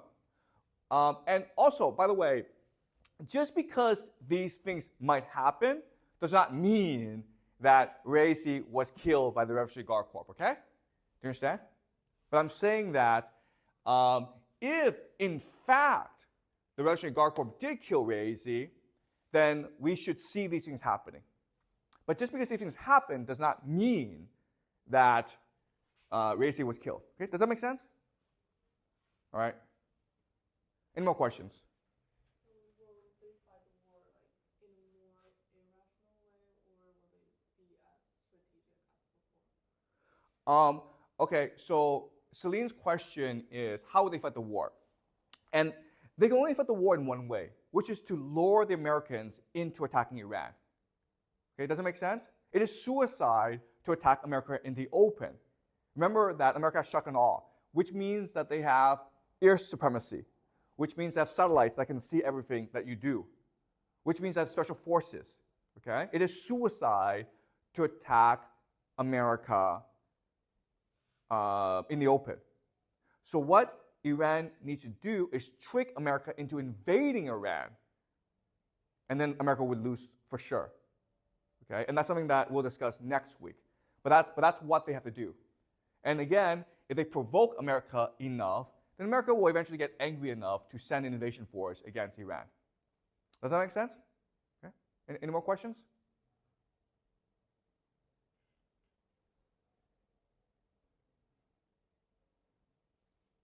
Is this clear to you guys? The logic here? Okay? So again, this is all speculation. I have no actual information or evidence, okay? I'm just saying, okay, Racy died, and it was probably an accident. But if it was not an accident, then who would most benefit from killing him or his death? And the answer is the Revolutionary Guard Corps, because they see him as a direct threat to their authority. Okay? But at the same time, what's important to remember is that any new leader would see these guys as a problem because they have too much power and they are creating too much tension overseas. And they're too fanatical. Okay? And so it's most likely that they would want to elevate Mojtaba Kamani because Mojtaba Kamani is not popular and he would have to be loyal to the Revolutionary Guard Corps, or he would need their help to maintain power. Okay? But does that make sense, guys? All right? So next class, we'll discuss what an actual war between the United States and Iran would look like.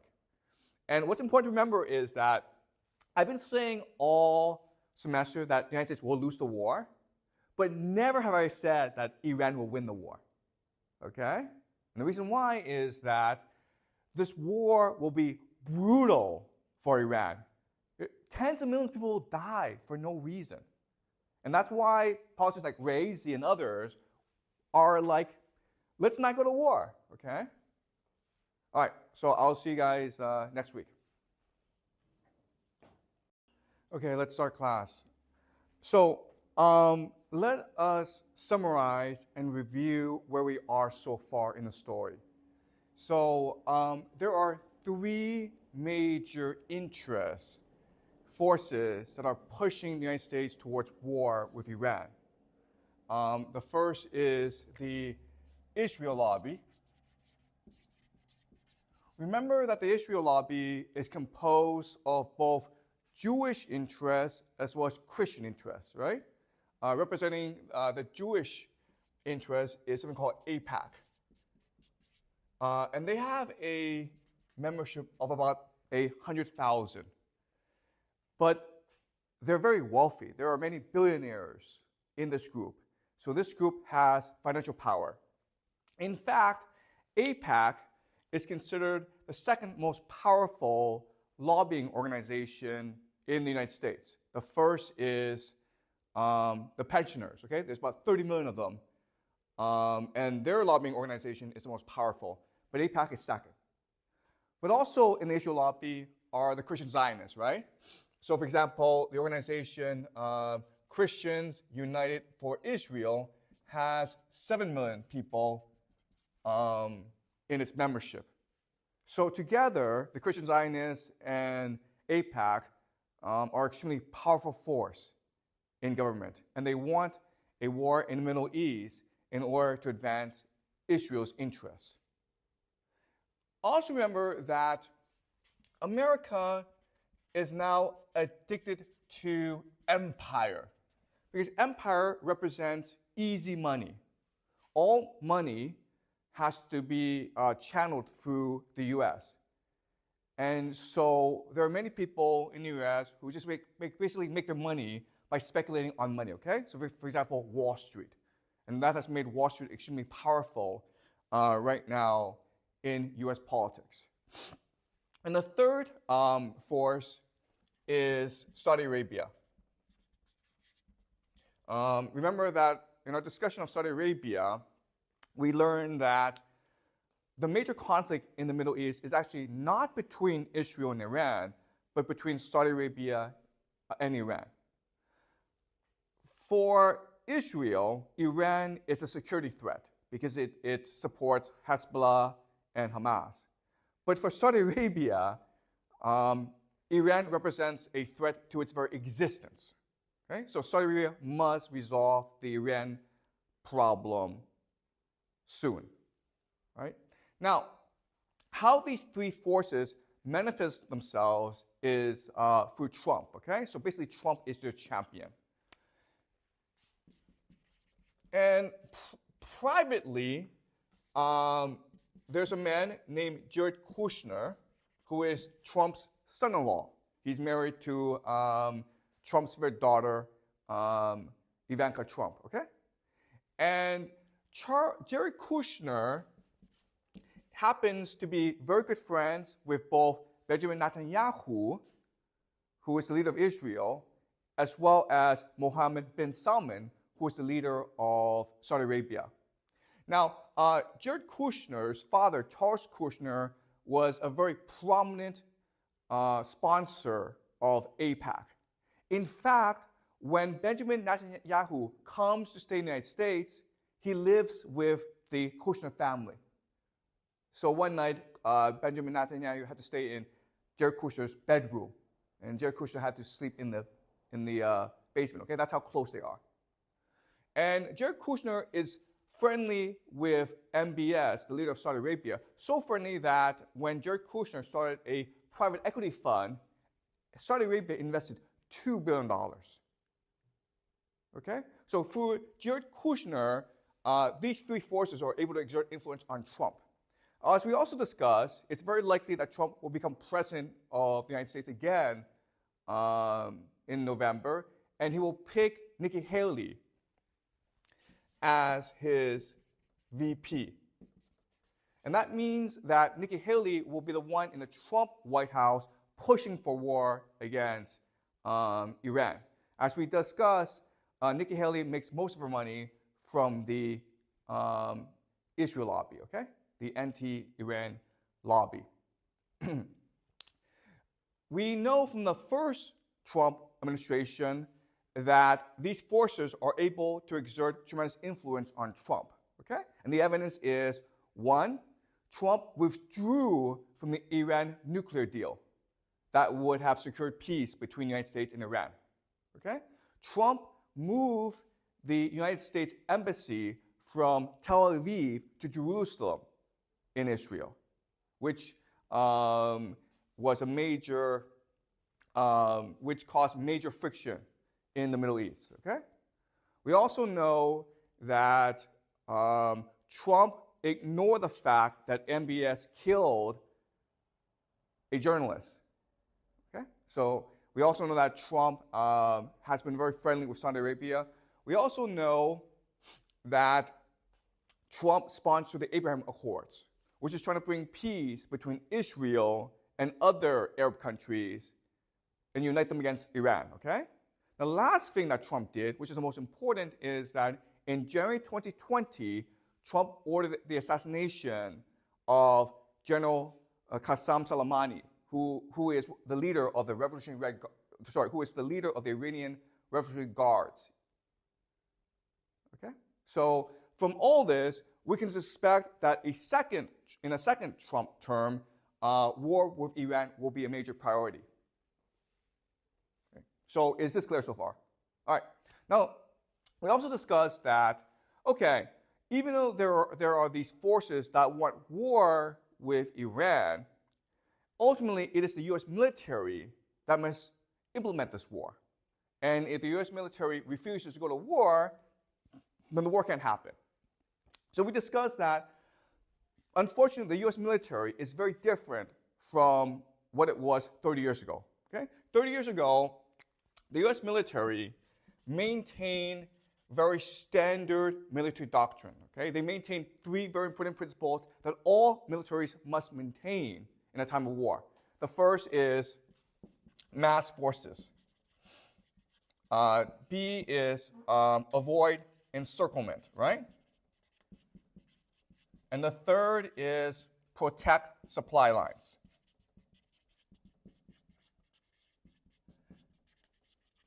Now, the important idea is that when you fight a war like this, okay, which is traditional warfare, you must have the consent of the public, okay? Because it is the public that sends soldiers, that provides money, that gives you political support. But in 2003, the U.S. military changed its military doctrine to one of shock and awe. Okay? And what shock and awe means is that you don't have to follow these three principles anymore. You can use air supremacy. You also have technological omniscience. and you also have special forces.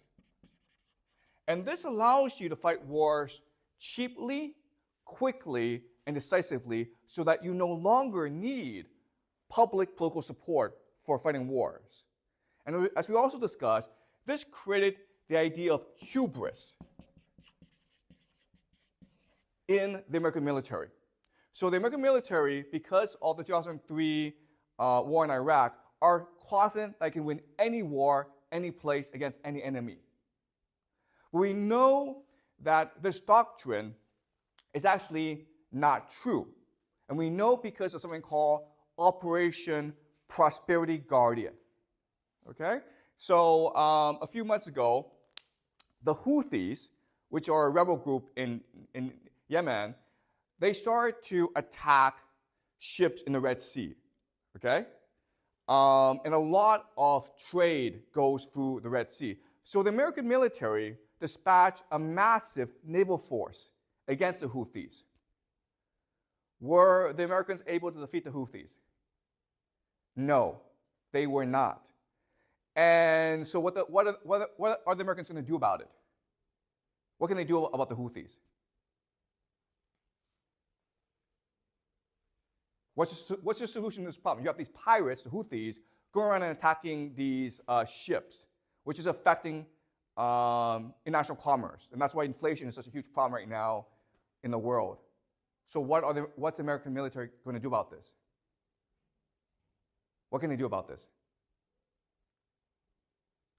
The answer is nothing. Okay? The American military has no solution. Why? Because they don't have the forces necessary in order to undertake an operation against the Houthis. They have special forces, they have air supremacy, and they have technological omniscience, satellites, but they don't have infantry. They don't have lots and lots of ships. Therefore, they cannot stop the Houthis. Okay? And what's really important is that Joe Biden has come out and said that, yes, we know we are losing the war in the Red Sea, and yes, we know that we cannot stop the Houthis, but we are going to continue on this path. Okay? Does that make sense? And this is the idea of hubris. Not knowing your limitations. And when you are faced with your limitations, you refuse to accept your limitations. Okay? And that's why when the US military is given the order to invade Iran, they'll probably go along with it because they cannot imagine the possibility that they could be defeated in Iran. Okay? And then you have the Iran Revolutionary Corps, okay? The Revolutionary Guard. And as we discussed last class, they want war with the United States because they're very angry about US interference in Iran, right? So during the Shah regime, which was a brutal police state from 1953 until 1979, the Americans were the ones who were backing this police state. So there are many who are angry about this. They're also angry about the fact that the U.S. continues to protect Israel and Saudi Arabia.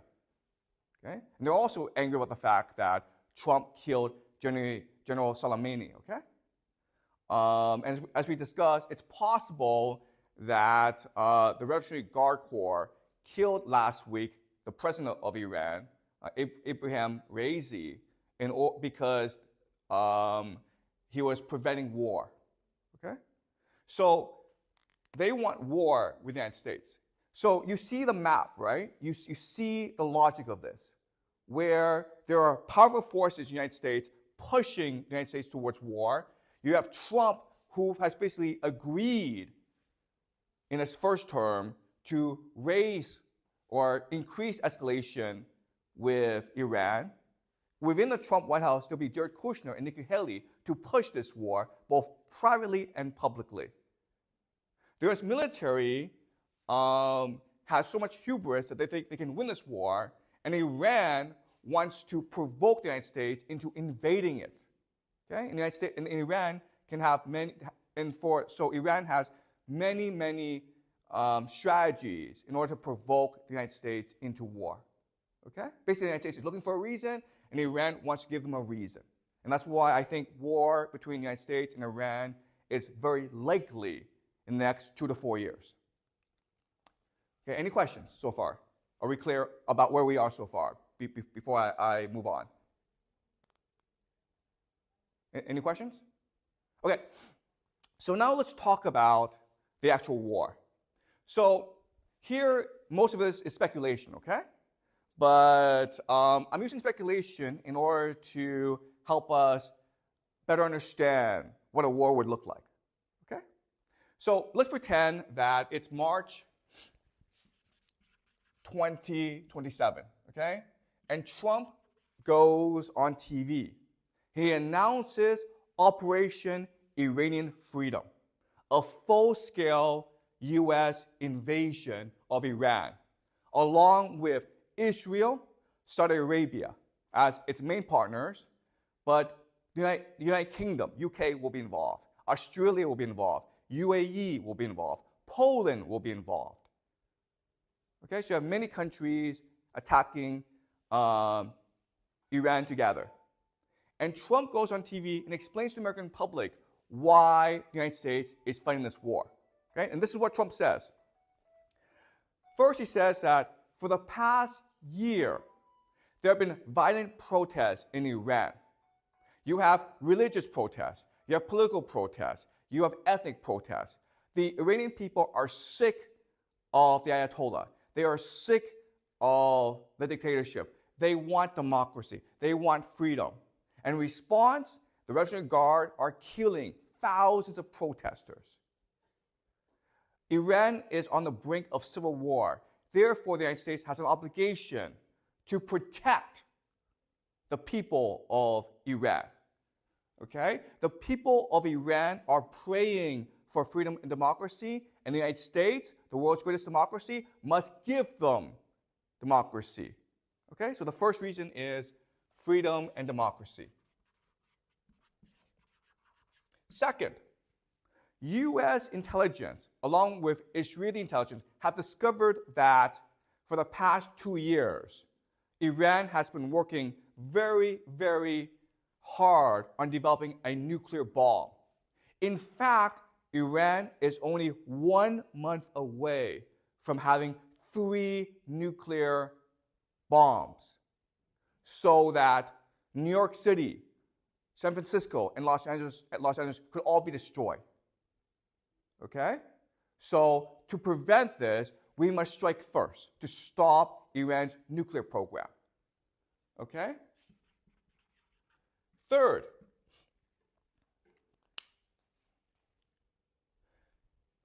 Iranian proxies, the Houthis, Hezbollah, many groups, have been disrupting shipping in the Middle East, in both the Red Sea and the Strait of Hormuz.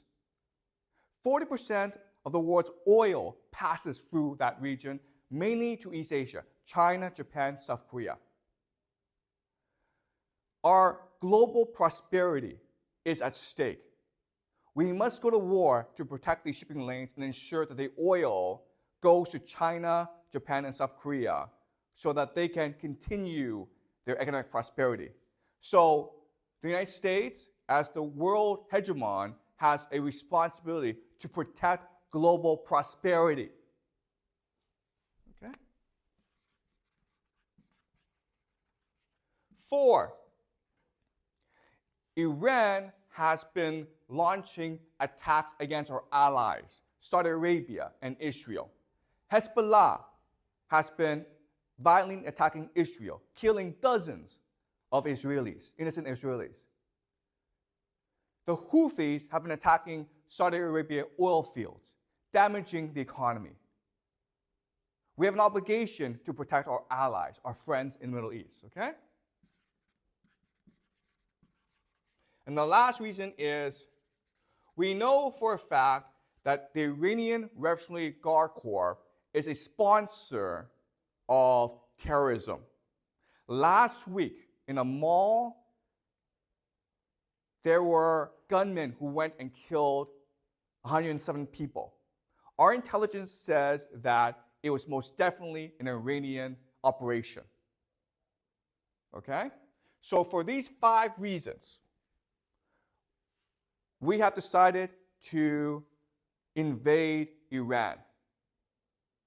But don't worry, this invasion will be successful because we have a lot of allies. The UK, Israel, Saudi Arabia, all friends, will be part of this operation. Our special forces are already in the country looking for their air bases and their missiles. We can knock them out at the beginning of the war. Also, we have been in contact with Iranian opposition groups. They want to overthrow the regime. And when we help them, they will install democracy in the country. Our American military is the greatest in the world. In 1991, our military defeated Saddam Hussein in 100 hours. In 2003, our military defeated Saddam Hussein in less than 3 weeks. To prove that we are the greatest in the world, we will defeat Iran in only 2 weeks. So do not worry. We will be strong in protecting democracy, freedom, and global prosperity. Okay? So that's what Donald Trump will say to the people of the United States. Okay? And of course, you're going to have large-scale protests throughout the country opposing this war. But most people in the country will support this war. Okay? All right.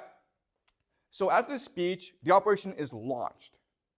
And on TV, we'll watch this on TV and the internet together, on YouTube together, okay? And we'll be so impressed by the power of the US military. This is Iran. This is the Strait of Hormuz. Saudi Arabia. Israel is here. Red Sea is here. Iraq is here. Okay? So, in the Strait of Hormuz comes the USS Gerald R. Ford. It's a $13 billion supercarrier. Okay? This thing is designed to destroy countries. It is now prowling the Strait of Hormuz to ensure that shipping is safe. America establishes air supremacy very quickly, okay? Meaning that it has complete control over the skies. Nothing can move in the skies without America detection, okay? And then a massive invasion force is sent to Iran in the south. 100,000 US troops land, maybe 200,000 Saudi Arabia troops land, okay? Maybe you have 300,000 to 500,000 troops in Iran. And they are about to strike Tehran in the north, okay? So in the south, the United States and its allies have established a foothold. They have a huge presence in the country, and they're about to attack Tehran, okay? All right. Do you understand what has happened? Okay. Now I want to ask you this question. At this point, I think the war has been decided. Who has won the war? America has established air supremacy. It controls the skies. U.S. Navy controls the seas. You have 100,000 U.S. troops in country ready to strike Tehran. The war has been decided. Who has won the war?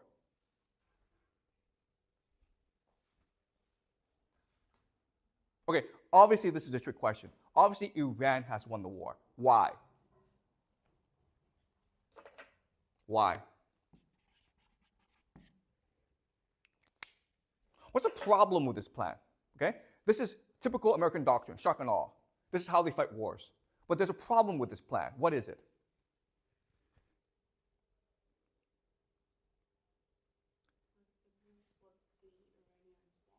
Why would the Iranians want this? Maybe like when they occupied the south, no one was in the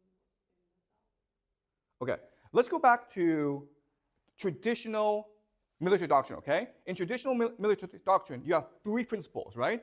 Mass forces, avoid encirclement, protect supply lines, okay? These are three things you must absolutely obey if you are going to war, okay? So using traditional military doctrine, explain to me why the United States has lost the war right now. Exactly. First of all, they're encircled, okay? Do you know why? Because Iran are all mountains. It's a fortress, okay? Meaning that to get these troops into the country, you have to airdrop them, right? But guys, once you're in the country, you can't get them out of the country. You understand? Okay, so that's the first problem. They've been encircled, right? What's the second problem? They can't actually go north. Why not? Like it's too heavily defended because of all the mountains. That's right. And why else? And like it's very hard to move like tanks and equipment through mountains. Yeah, that's right, okay? So they failed to mass forces, okay? Iran is a population of 90 million people. You will need at least 3 to 4 million soldiers to even think about conquering the country. They've got 100,000 in this country, okay? And as Jack says, you can't move tanks through mountains. They're not designed for mountain warfare. What are you going to do? Okay? So they can't mass forces, and they've been encircled, and what else is a problem? And this is the biggest problem. Exactly. They cannot be resupplied, okay? They have no supply lines. For them to be resupplied, airplanes have to drop ammunition, food, into the country. But again, Iran is all mountains. So it's very easy for Iranians to shoot down the airplanes. Does that make sense? When you pass through mountains, you can't see what's on the ground. A random guy with a rocket launcher can just shoot down the helicopter, okay? Which is what the Afghans did against the Soviets in the Afghanistan war. And that's why the Soviets lost the war. A drone can take down any airplanes, okay? So, in other words, these guys are trapped. You think they're soldiers, but they're not. What they really are hostages. Okay? Does that make sense? You have too many people in the country, so you can't get them out of the country, but you don't have enough people to actually launch a strike against Tehran. You can't resupply them. And they've been encircled by Iranian forces. All right? Does that make sense? Okay? Okay. Now, the logic of having 100,000 US troops in the country is that once in the country, all the resistance to the regime will rise up and strike against Tehran. The Iranian army will mutiny against the country. Okay? That's the hope. Why do we think this won't happen?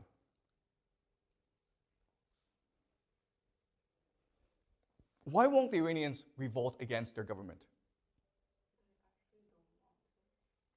Why don't they want to revolt?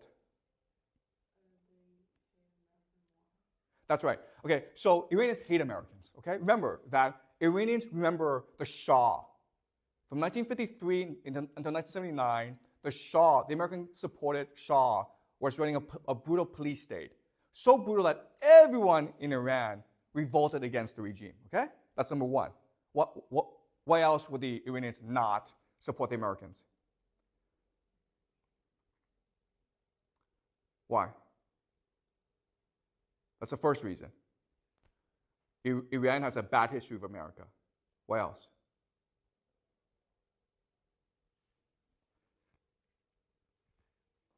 Guys, which country is next door? What happened in Iraq?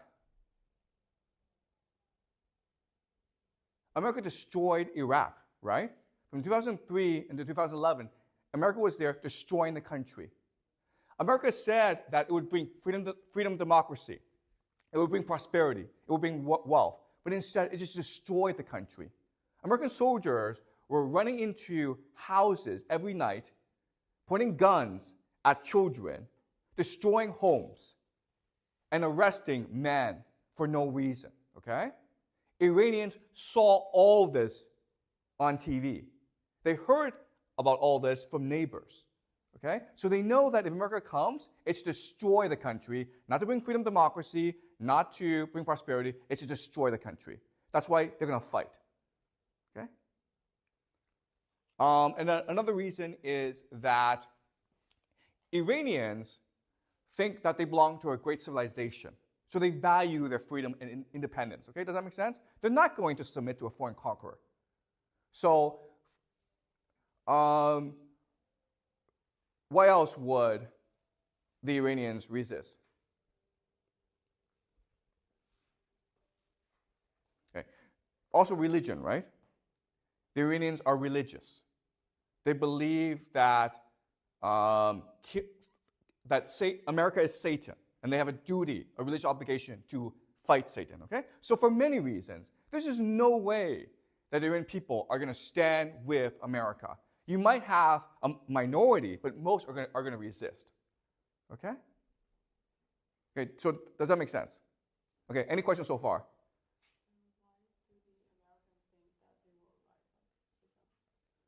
Okay, so that's a great question. Why would the Americans think that the Iranian people will rise up? And the answer is that they need to justify the invasion. Okay, does that make sense? They have to have a logical explanation for why this invasion will succeed. Because one of the criticisms against them will be like, you need 4 million people to invade Iran. They don't have 4 million soldiers. They have at most 1 million soldiers, okay, total throughout the world. They have about 60,000 in the Middle East. So they can't get 1 million soldiers. So their only explanation is, okay, well, we're going to pretend that once we invade, the people of Iran will support us. Do you understand? So it's not based on truth, but it's a explanation for why the invasion will succeed. Does that make sense? Yeah, but that was like what they tell the public, but do they actually believe it? Oh, that's a great question. Okay, so that's their propaganda. But do they actually believe this? And the answer is hubris, okay? They do believe this because they have hubris. And again, it's hard because we're not in their position. But once you're in that position where you have access to nuclear weapons, when you can kill anyone in the world, when you can see everything in the world, it makes you think you're God. Okay? And we remember, like last semester, we were reading the Greeks. And the Greeks believe the worst thing is hubris. Because it makes you think you're God. But you're not God. And you're going to get into a lot of trouble if you think you're God. Okay? Does that make sense? Okay. All right. Any more questions? And why do the US think that Iran will use their nuclear bomb if they create one? Because many countries have nuclear bombs. Okay. So, Trump says that Iran is 1 month from developing a nuclear bomb, right? America has been saying this for the past 10 years. Okay? You just Google this, and America's like, oh, Iran is only 1 month away from a nuclear bomb. They've been saying this for the past 10 years. So, do you understand? When Trump gives his speech, there's absolutely no evidence that any of this is true, okay? But this is how he will explain the invasion. Okay? All right? And chances are that even if Tehran possess a nuclear bomb, they won't use it. Why not? That gives America a reason to use its bomb. That's right. The reality is that there's only one way that America can win this war against Iran, okay? They can just nuke the country. And America will do that if it has enough, if it has a pretext, okay? So nuclear weapons is something that Iran is very afraid of, okay? So does it make sense? All right. So this becomes, so American soldiers are trapped in this country. Okay? So now the question then is, wait a minute here. Why would America do something so stupid as send 100,000 soldiers into the country for no reason and get them trapped? Okay? So that's a question. And what I want to do now is make you the argument that there are two ways that we can prove or provide evidence that this is true, okay? The first is historical analysis. Historical analysis means that are there historical examples like this? Okay? Are there historical analogs? If there are, then this could be true, okay? The second method is through game theory analysis. Why would the actors who are rational do something as stupid as trap 100,000 American soldiers in Iran? All right? So we'll first do historical analysis to find historical analogs, examples, sort of similar to this. And then we'll look at game theory to try to reason out the motivation of the actors. Okay? So let's first look at game theory. Oh, sorry. Let's first look at historical analysis. Okay. So the year is 415 BCE, okay, in Athens. Remember that we studied Thucydides, the Peloponnesian War, last semester, okay? So we will now discuss the Peloponnesian War. The year is 415 BCE. And for the past 17 years, Athens have been fighting a brutal war against Sparta, okay? It's a stalemate.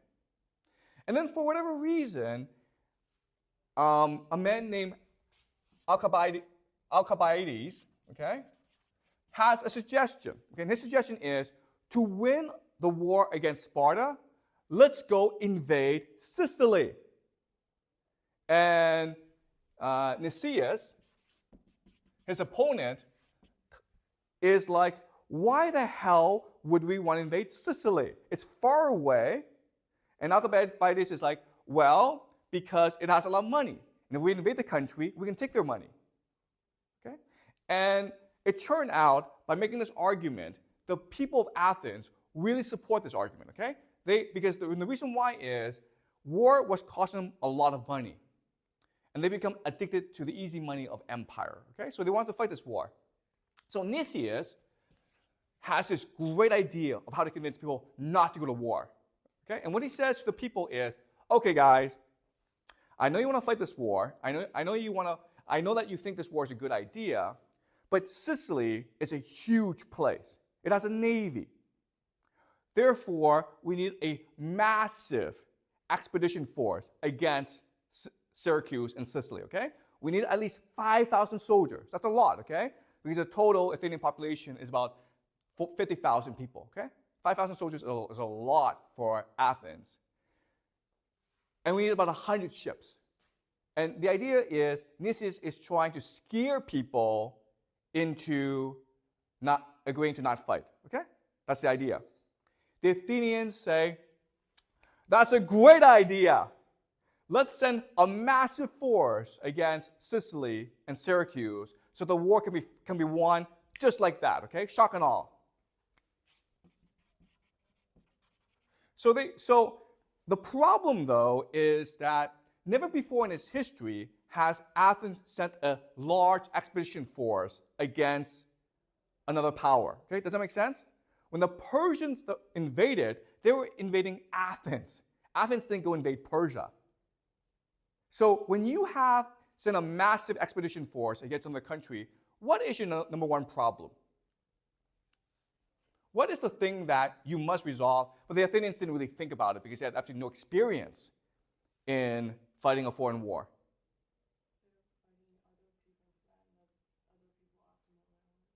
Okay, so the enemy knows the terrain better than you do, okay? But there's actually a much bigger problem than that. And it is what? Okay, the biggest problem is resupply. And this is something that the Athenians didn't think about because they never fought a war like this before, okay? So they sent this huge expedition against Sicily. And Syracuse, which was a naval power, were surprised because they were like, why would the Athenians want to invade us, okay? So for the first year, the Athenians were destroying the Syracuse army. And the Syracuse army had to retreat back into their city, okay? And so the Athenians laid siege to the city. Okay, the Athenians, Syracuse is here, the Athenians are here. And the Athenians control the sea, right? Okay? So this situation is very similar to this situation. Okay? Do you understand? But then what happened was that the Athenians couldn't resupply themselves. And the reason why is Syracuse had also had a navy, and they could stop the Athenian navy from resupplying the Athenian troops. And therefore, the Athenian army was wiped out in Sicily. And this caused the Athenians to ultimately lose the war against Sparta, and it caused the Athenian Empire to collapse. Okay? Do you understand? And again, historians have been trying to figure out for a long time why the Athenians would do such a stupid thing as to send a huge army against Syracuse, because the risk of failure was catastrophic. Okay? And the only answer is, well, the Athenians had hubris. Okay? They never really lost the war, and they had become addicted to empire, which is the same situation that America finds itself in today. Okay? Does that make sense, guys? All right? So this has happened before in history, when the Athenians invaded Sicily and lost to Syracuse. Their entire army was wiped out in Syracuse. Okay? Because they couldn't resupply their army. Does that make sense? All right. The second example we can look at is the Vietnam War. So in the beginning of 1960, okay, the beginning of the decade, most Americans have never heard of a country called Vietnam. Okay? Most Americans didn't know what it was, didn't know where it was, okay? By the end of the decade, in 1969, 500,000 American soldiers were in the country, destroying everything, okay? But also getting destroyed themselves. 58,000 US soldiers died in Vietnam. So the question then is, how did this happen? Why would this happen? 1960, Vietnam was a distant country no one's ever heard of. By the end of the decade, 500,000 US soldiers were in country fighting this war against an enemy they really didn't know. Okay? In 1971, the Pentagon Papers came out. And the Pentagon Papers was a history of America's involvement in the Vietnam War dating back to the 1950s, okay? And it made three major points. The first point is that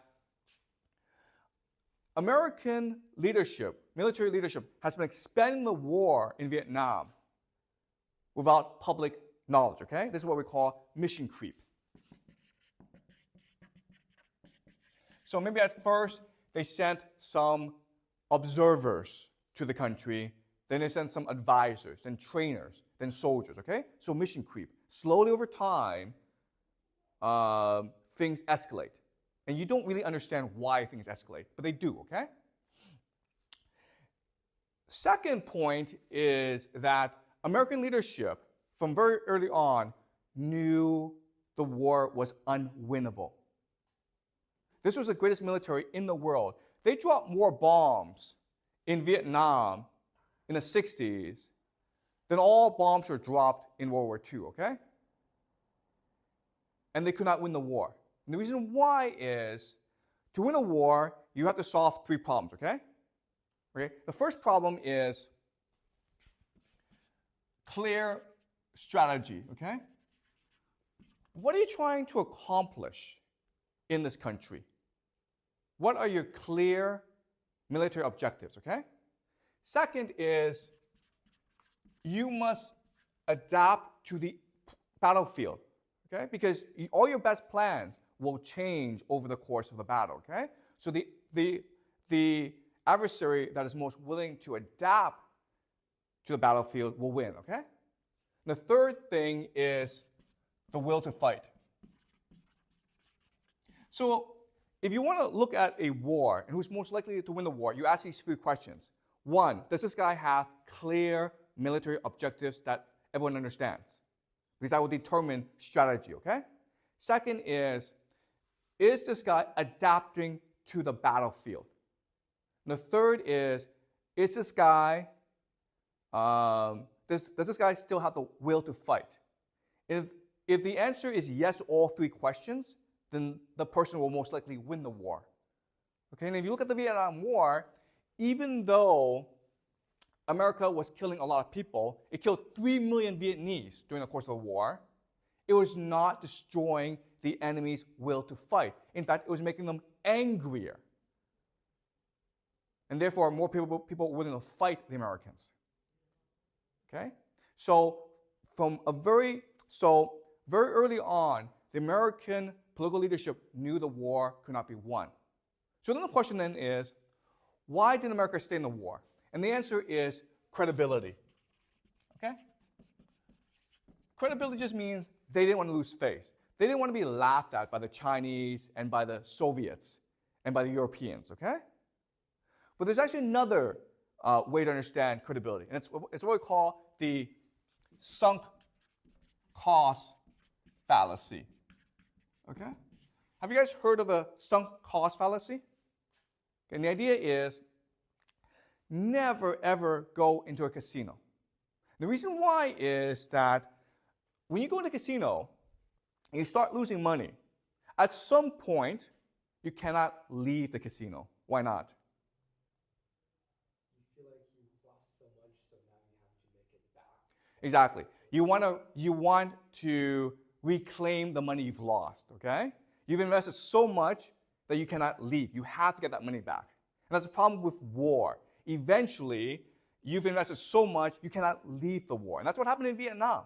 America invested so much, it didn't want to leave the war because it did not want to admit that all this has been lost. Okay, it's what we call the sunk cost fallacy. And that's why, even though America could not win the war, it still wanted to fight the war. Okay, does that make sense?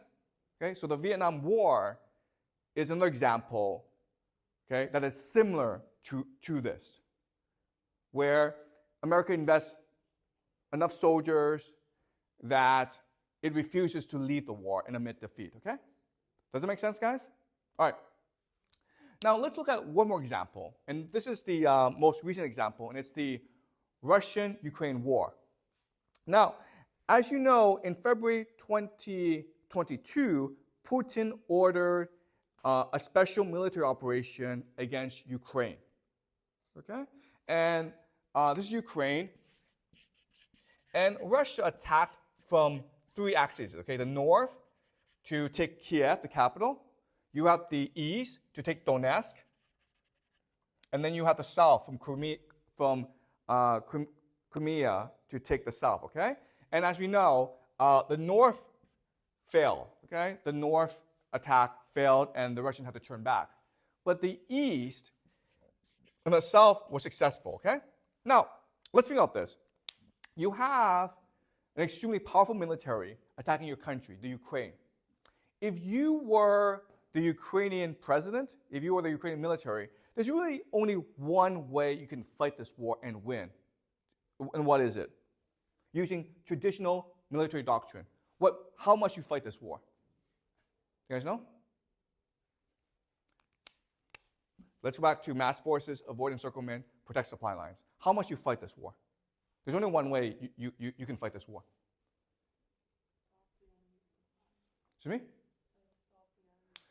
How do you disrupt supply lines? There's only one way you can fight this war and win. And what is it? The enemy is attacking you, right? So what must you do?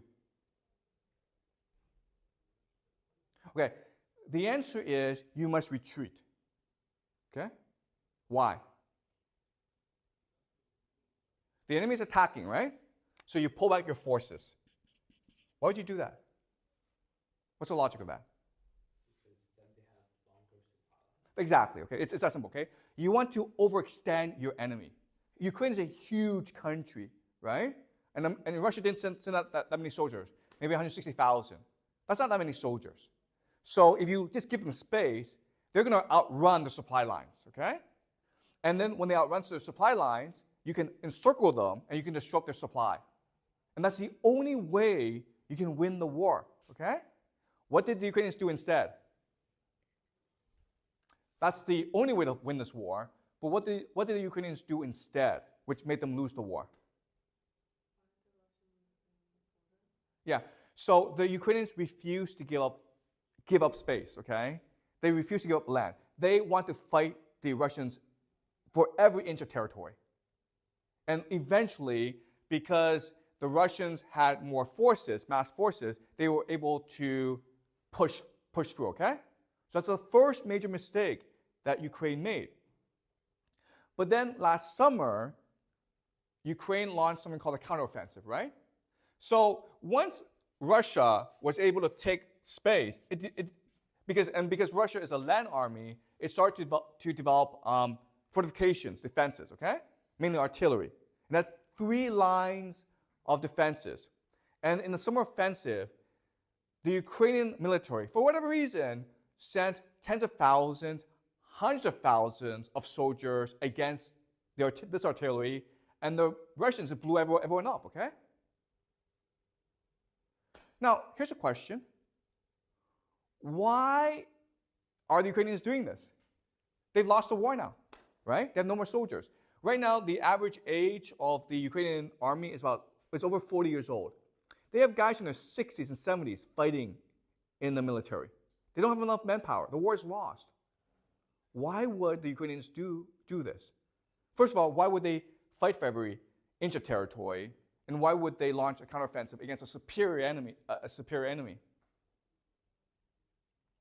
What's the problem? Okay, the first is the president, Zelensky, the guy's a TV actor, okay? Which means that he doesn't think strategy, he just thinks what looks good on TV. So for the first 2 years of the war, we're watching this on TV, right? And it looked as though the Ukrainians were going to win this war, right? I remember like 2 years ago, people were saying that the Ukrainians are going to march to Moscow and overthrow Putin. People were saying that, okay? And the reason why is that Zelensky is a master of public image manipulation, okay? He was distorting reality for people through television. The problem with that, though, is it's not reality, guys, okay? The reality on the ground is very different from TV, okay? So who else is like Zelensky in this world? Trump is exactly like Zelensky, okay? Do you understand? Trump is also concerned about what looks good on TV. He's like, I must look strong. We must look as though we're winning this war. He doesn't really care about strategy, okay? So because of this, it's very likely that he orders a land invasion of Iran because it would look good on TV, okay? So the problem with Zelensky is he cared about what looked good as opposed to actually what actually worked, okay? But you also have other problems, like you have extremists in the Ukrainian military, okay? And guys, these extremists, they're Nazis, they're neo-Nazis. And so the traditional understanding of Nazis are people who kill Jews, okay? But the Russians don't understand Nazis that way because remember, Germany and the Soviet Union fought this war. So the Russians understood Nazis to be enemies of Russia who want to kill Russians. And there were many neo-Nazis in Ukraine. They hate Russia. They want to kill as many Russians as possible. Okay? And they're the ones who are pushing for as much war as possible. Okay? So you have these extremists in the Ukrainian military. Okay? The last reason is NATO.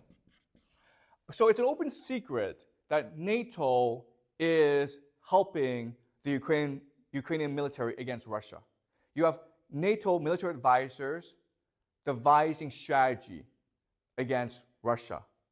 Okay, so it's most likely that the summer offensive last summer was a NATO plan and not a Ukrainian plan. It's possible. We also know that NATO special forces are in the country directing missile strikes against Russian forces, okay? Which means what? If this is true, and if Ukraine loses the war, meaning that it doesn't have enough soldiers to continue to fight this war, what will NATO do? Yeah. I mean, according to what happened to Vietnam War and the Athenian expedition against Sicily, it is most likely that the most likely outcome will be that NATO sends its own troops against Russia.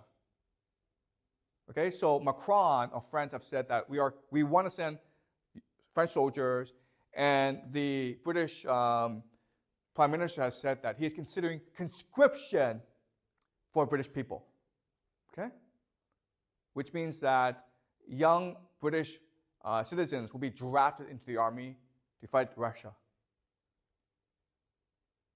All right, so these are three historical examples that are very similar to what could happen in Iran. Okay, does that make sense, guys? All right, any questions before I continue?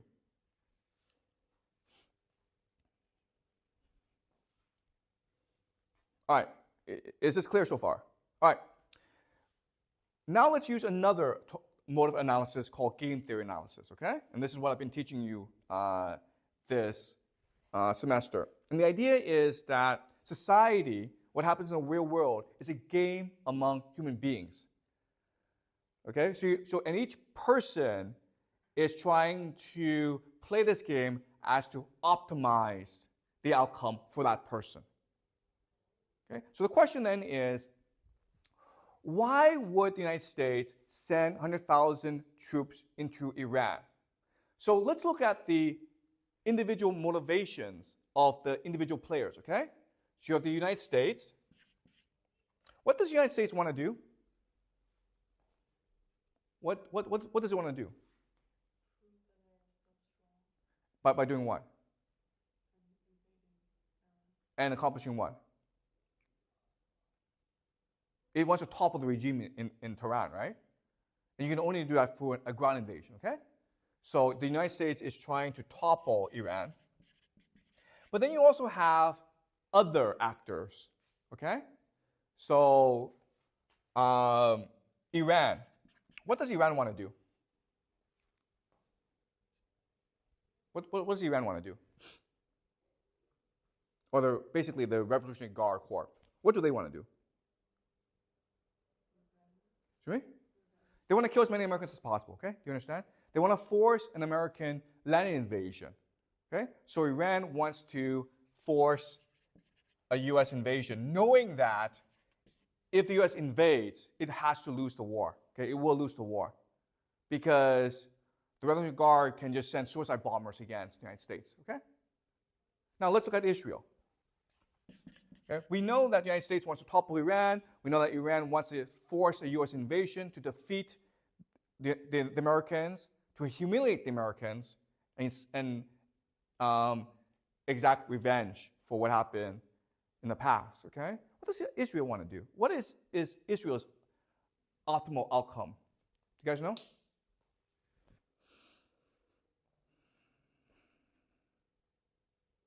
If you're Israel, what do you want to happen?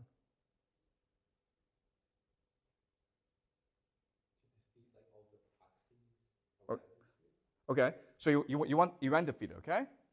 And then what do you want to happen? You want Iran defeated, you want the proxies defeated, and then what do you want to happen?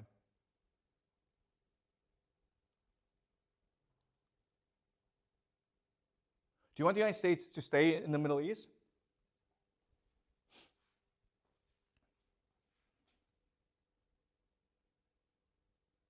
What happens if the United States and Iran both lose the war? I mean, Iran is destroyed as a country, the United States is destroyed as a military presence in the Middle East. What would happen? Israel becomes the top dog in the Middle East. Do you understand? Okay? Israel can now control the entire Middle East. So the optimal outcome for Israel is Iran and the United States are both destroyed. Okay? Do you understand? How about Saudi Arabia? What is their optimal outcome? Exactly the same as Israel. Exactly. Okay? Do you understand? Okay? Which will leave the Middle East to Saudi Arabia and Israel. But Israel is a far superior military than Saudi Arabia. Okay? Remember, like, it's very easy to blow up Saudi Arabia. They have oil fields. Okay? Not that easy to blow up Israel. So Israel becomes a top dog. You understand game theory? In other words, all the major participants want an invasion of Iran. Okay? But they want different outcomes. And Saudi Arabia and Israel most benefit if this situation happens, where you have 100,000 US troops in the country and they can't get out, okay? Because it becomes sunk cost fallacy. The United States can only pour in more soldiers. Okay, does that make sense? All right. So is this clear to you guys? Okay? You can either use historical analysis to get to this outcome, but you can also use game theory to get to this outcome. Any questions so far?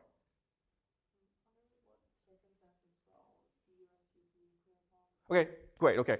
So Celine asked the most pivotal question, okay?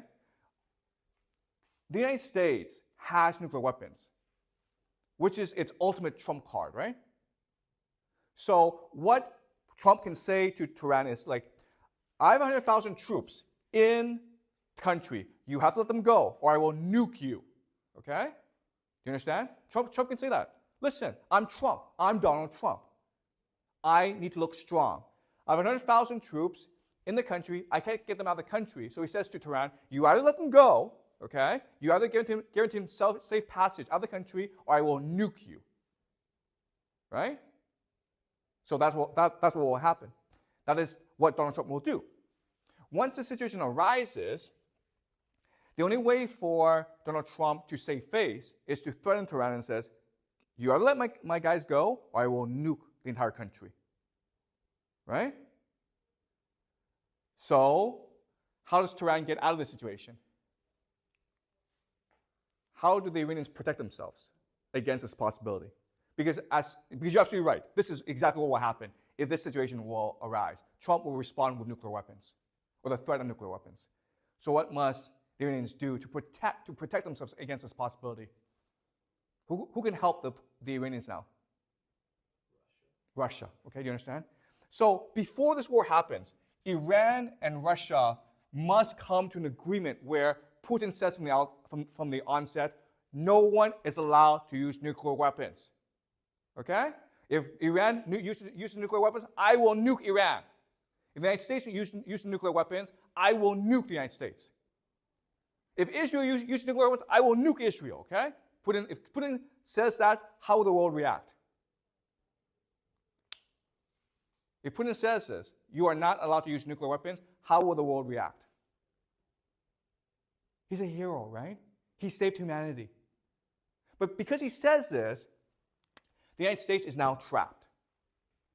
Okay? You understand? And so this becomes a black hole for the United States, where they can only send in more troops. They can't get any troops out. They can only send in more troops. What's the problem with this? What's the problem with sending in more troops? No, there's actually a huge problem with this idea of sending in more troops. What is it? Okay, you can't, like, no one wants to go fight, you understand? The military cannot recruit soldiers. All right? But even if you did have enough troops, as Jack says, you can't resupply them. Why? Why can't you actually resupply your army? Why not?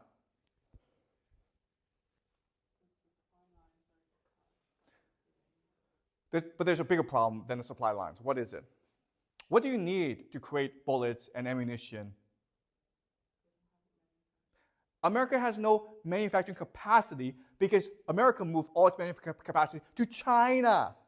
Okay? Remember this. So for every one ship that America can build, China can build 232 ships. That's what the Pentagon says. Okay, do you understand? So if this war were to happen, there's absolutely no way America can win this war. It's just completely trapped inside Iran. And once it becomes trapped, sunk cost fallacy comes into play, and America just puts in all its resources into the country, but it's a black hole. Okay? It cannot use nuclear weapons because Putin has said from the onset, you are not allowed to use nuclear weapons. All right? But now the question then is, why would Putin do that? Right? Why would Putin involve himself in this war? And that's what we'll discuss next class. All right? How Putin sees this war and how Putin will react in this war. Okay? But before we end, are there any questions about any of this? Does this make sense to you guys? Is this clear? Any questions? Like, is it possible for the United States to invade Iran to Iraq? Like, have they sent an army to? Oh, that's a great question. Yeah. So the problem with Iraq is that Iraq is an independent country. Do you understand? There are 10,000 American soldiers in Iraq. So you would need their permission. Even if you had their permission, there's a problem here because there are lots of Shia militiamen in Iraq who are loyal to Iran. Okay, and they would see the American invasion force as an opportunity to attack the Americans. Okay, because there's still anger about the Americans for what happened in Iraq. But even if they could have a staging area in Iraq, they still have to deal with mountains. Okay, do you understand? All right. I mean, the problem is you have 100,000 troops in the country. You have to get out of the country. Okay, and it's very hard to get them out of the country. If you go for the mountains, you're gonna get an ambush in the mountains. If you go for the air, those drones are gonna strike you down. That's the issue. Okay. All right. Does that make sense? Okay. Any more questions?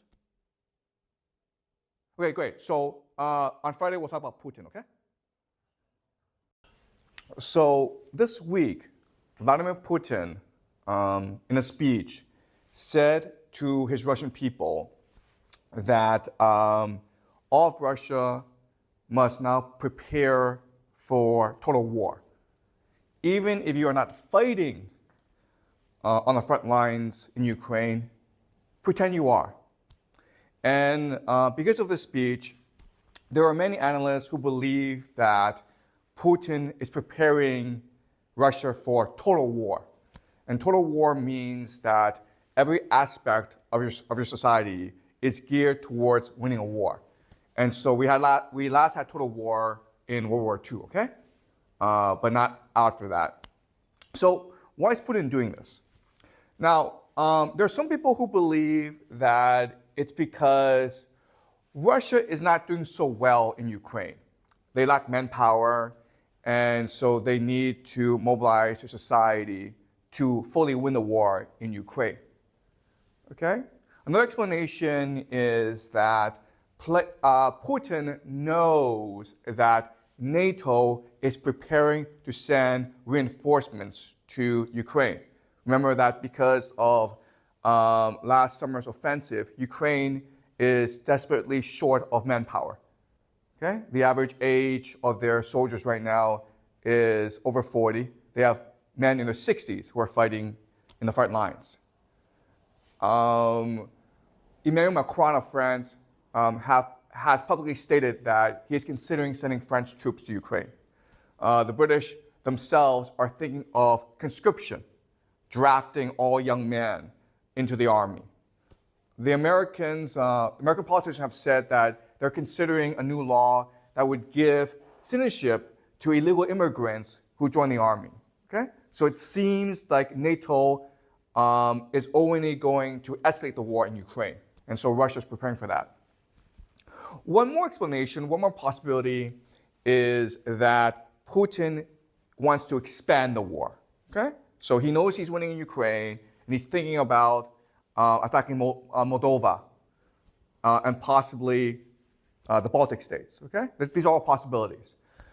Today, this morning, what I want to do is argue another possibility, which is that Putin is mobilizing his society because he sees war as a tool, as a mechanism to radically reshape the people in Russia.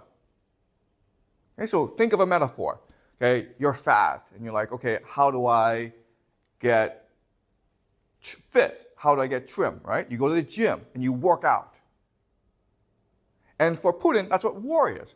War is a workout for your society. When you enter war, you become a much more disciplined, unified, and prosperous society. Okay, so that's what I want to argue today. Okay, so why does Putin think like this? Well, let's look at the current state of Russia. Okay, Russia, in many aspects, is a broken society. Corruption. Russia is the most corrupt society in all of Europe. The rich people steal, and then they run off to Europe or the United States or Dubai. Okay, so corruption is a huge problem in Russia. And because of corruption, the GDP of Russia is very low. So South Korea, which has about a third of the population of Russia, has a higher GDP. Okay? The state of Texas, just one state in the United States, has a higher GDP than Russia. So Russia, in many respects, is a very poor country. Okay? Second problem is alcoholism. 1 out of every 6 Russian males, about 16, 17% of the population, they're alcoholics. Okay? It's a disease. They have the disease of alcoholism. 1 out of every 3 deaths in Russia is because of drinking too much. And because of alcoholism, the rate of young men dying is just increasing and increasing, okay? The third problem is fertility. So right now, the fertility rate in Russia is 1.5. That is below the replacement level, right? Remember that the replacement level for society is 2.1. Russia is 1.5. The problem is you have a lot of men dying because of alcoholism, okay? So since the year 2000, the population in Russia has been declining steadily. And all this means is that if current trends continue, then Russia will cease to exist as a society, okay? The nation will die. So why is this happening? Well, okay, the Western explanation is that this is happening because Russia is not democratic, right? If you had full democracy and you unleash the human potential of your people, then Russia will prosper. But Putin, Vladimir Putin, has a different explanation. Okay? His explanation is that this is happening in Russia, okay? Corruption, alcoholism, and low fertility, because Russians have been lied to, deceived, and manipulated by Western civilization. Western civilization preaches the gospel of liberal democracy, of freedom, of human rights, of consumerism. And these are all lies. They're hypocrisies that have fooled the Russian people and have corrupted the Russian soul and destroyed Russian civilization. And because Russians are abandoning their soul, their civilization, their nation, this is why this is happening. Okay? Does that make sense? That is Putin's argument. So why does Putin believe this? Well, in the late 80s, the Soviet Union had basically lost the Cold War. And they lost the Cold War because their elite basically gave up. They no longer believed in communism. They didn't believe in self-sacrifice for the nation. They thought that Western values, the Western lifestyle was much better. Okay, so they gave up. In the late 80s, there was an American historian. He actually works for the American State Department. But his name is Francis Fukuyama. And he wrote an extremely influential essay called The End of History. end of history, okay? With a quotation mark. And he argued that the Soviet Union fell and America became triumphant because liberal democracy is the best idea to have ever been invented.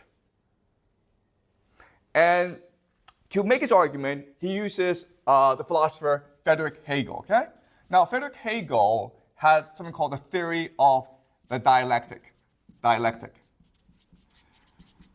And what Hegel argued is that history is determined by a war of ideas. The progress of history is determined by the movement of ideas. And how ideas work is that they have a pattern called the dialectic, okay? So there's a thesis, a new idea comes into being. But then we recognize that this idea has problems. It's too extreme. It's too problematic. So we create an antithesis, okay? But this antithesis itself is also too extreme. And this creates also problems. So then what happens is the theses and the antithesis come together and create a more moderate, more efficient idea, okay, called the synthesis. And this is how history moves or progresses. And so Fukuyama takes this idea and says, okay, well, this explains what's happening today, where at first you have a thesis called capitalism, okay? Capitalism. And this created the Industrial Revolution, right? And because capitalism was too extreme, we moved towards communism, okay? Communism was created to counteract the extremes of capitalism. But communism itself is too extreme, so then we move towards the middle, which is the right idea, which is called liberal democracy. Okay? So what is liberal democracy? Well, at the core of liberal democracy is the idea of consumerism. And the idea of consumerism is that we exist to buy things. And as long as we buy things, there'll be world peace. Why? Because consumers have a need to buy, and therefore nations have a need to produce. And nations produce the best when they're trading together as opposed to warring against each other. Okay? So this is the argument that Francis Fukuyama makes in the end of history. I want to explain this argument further, okay? What's he really saying? Okay, so throughout human history, all societies have struggled with one problem, which is how do we optimize the workforce? How do we get each and every person to work as hard as possible for our society? And if everyone did that, then our society would be strong, united, and prosperous, right? Okay? So that's a fundamental problem of politics. How do you optimize workforce participation, okay? And traditionally, or historically, there have been three answers. The first is war. The second is religion.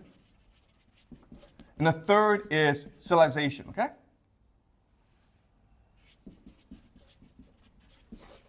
Now, as you can understand, these three things work because they give structure,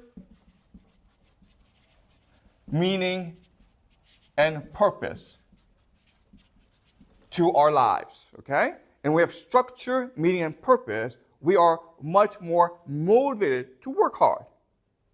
But as you can also see, there are actually lots of problems with all three, right?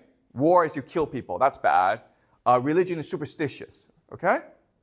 But civilization itself is also problematic because the logical extreme of civilization is racism, okay? Which is to say that we Russians are better than everyone else. We Chinese are better than everyone else. Therefore, we can do whatever we want, okay? And this naturally leads to imperialism, right?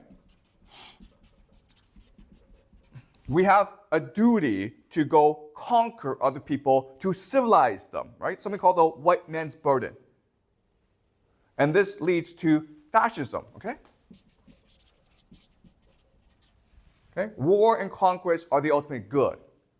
So historically, war, religion, and civilization have given people structure, meaning, and purpose, but they create a lot of problems. They create suffering and war and pain, okay? So, but over time, what has happened is that all of them, over time, have become much more abstract. And the reason why they've become more abstract is in order to increase the population, in order to create mass society. Okay? So let me give you an example of this. The earliest religions in humanity have been polytheistic. Okay? And the gods themselves were very much like humans. So think of the Greeks, okay? Zeus, Athena, Hera. Okay? It was a polytheistic society, and they were very much like humans. But over time, this polytheism became monotheistic, and it became abstract, okay? The idea of God was so much removed from us. And the benefit of that is that you can have more people believing in one God. And it motivates you to work harder, okay? Because it's just an abstract concept. And because of abstraction, we develop new ideas. For example, money, okay? So rather than have war, religion, and civilization as the structure and center of our society, why not make money the structure of your society, okay? And this is what we call capitalism. And capitalism, of course, led to the Industrial Revolution, industrialism. Okay? Capitalism meant that societies were becoming wealthier and wealthier, more industrial and more industrialized. Okay? Does that make sense? All right. But there's a problem with capitalism, right? What's the problem with making capital or money at the very heart of your society? Like people only care about making profits and not what their actions have on other people. Exactly, okay. So the first major problem with capitalism is it's all-consuming. So as Jack says, all capitalism cares about is the expansion and growth of capital, regardless of its effect on society, okay? Profit for the sake of growing profit. It's an all-consuming idea, which can ultimately lead to the destruction of the planet, okay? That's the first problem. What's another problem with capitalism, or the idea of having money as the heart and center of your society?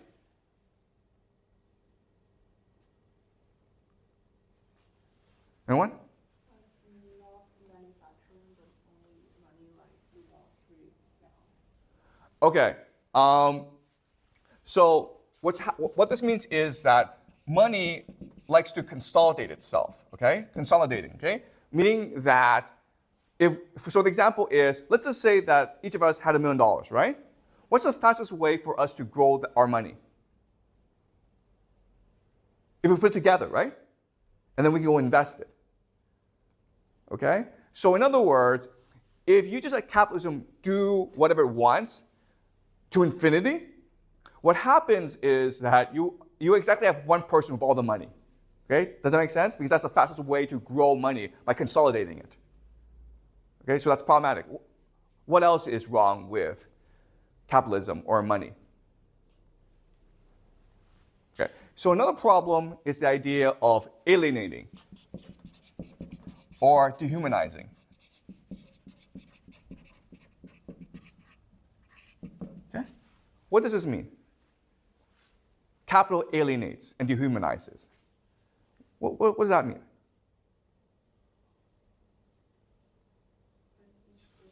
is a production or a profit. Exactly, okay. You as a person cease to be human, right? To be a human is to be a complex, multifaceted individual who likes to create and love. But in capitalism, you're only your production value, you're only the amount of money in your bank account, okay? Does that make sense? All right? So for all these reasons, capitalism is really bad. There are actually more reasons, okay? So Karl Marx, in his Communist Manifesto, points out all these problems of capitalism, and he proposes a solution, which is, okay, rather than make money at the heart and center of your industrial society, make the worker the heart and center of your society, okay? So he makes this argument. But what's very revolutionary or prescient about his argument is this is a natural cycle, okay? This is part of the Hegel cycle where capitalism comes along and communism will be the natural evolution of capitalism, okay? Why? Okay, so let's do the thought experiment, okay? Let's do this thought experiment where your parents have died and now you're working in a factory in order to survive. How do you feel about this? Your parents have died, there's no one to support you, so at age 16, 17, 18, you have to go off to a factory to make money for yourself. So how do you feel about this? Are you happy about this? How do you feel? It's pretty depressing. Depressing and lonely and Probably makes the person bitter. yeah, exactly. Okay, you're bitter and you're depressed. Okay, you're alienated. So then, what do you do? Then what do you do?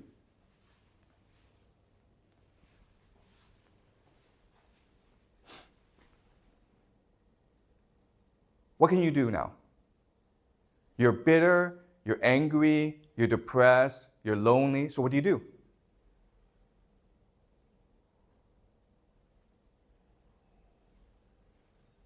Okay, you start to think about why this is the case, right?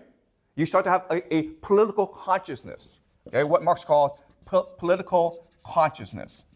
From this alienation of the worker, workers will start to develop a political consciousness, right? They're like, why is this happening? Why is the government abandoning me? Why has society abandoned me? What can I do about this, okay? So then what happens? That's exactly right. You want change, right? And how do you enact change? You try to spread your ideas. Yes, okay. You spread your ideas and you organize, right? And when you organize, what do you realize?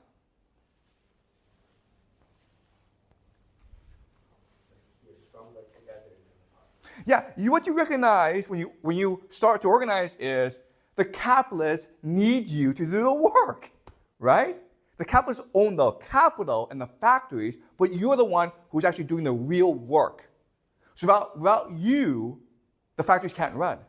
So as long as you're united, you can enact whatever political demands you want. Okay, does that make sense? Okay, so for Marx, this is just a natural evolution of capitalism. Capitalism leads to the alienation of the working class, which will lead to their political consciousness, which will lead to their solidarity, which will lead to a political revolution.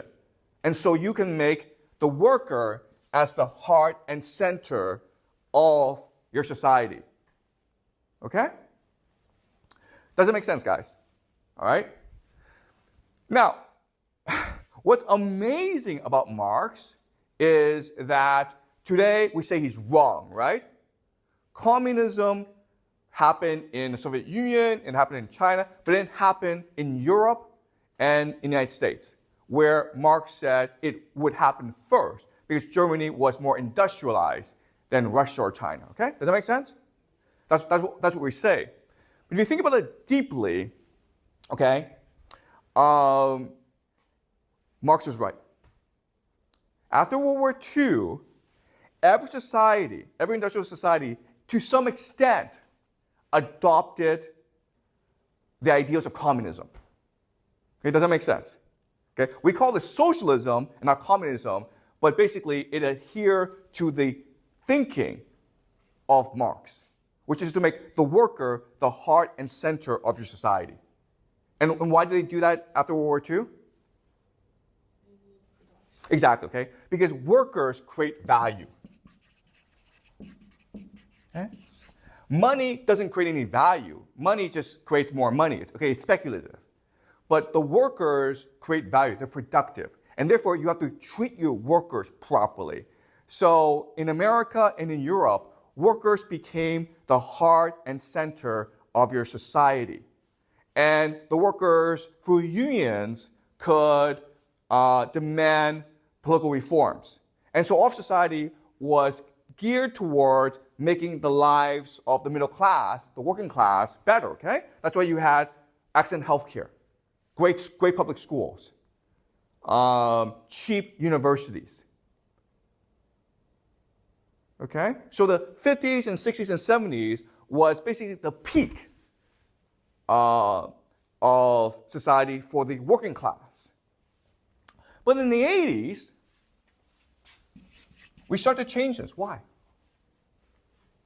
Why would we want to change the system? It's a great system, right? Marx is right.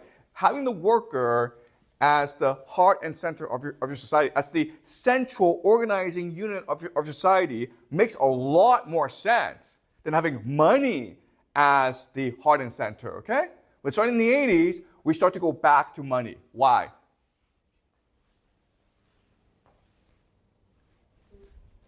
Production to sustain, they want more. Excuse me? Like they have the production necessary for society, so they want more.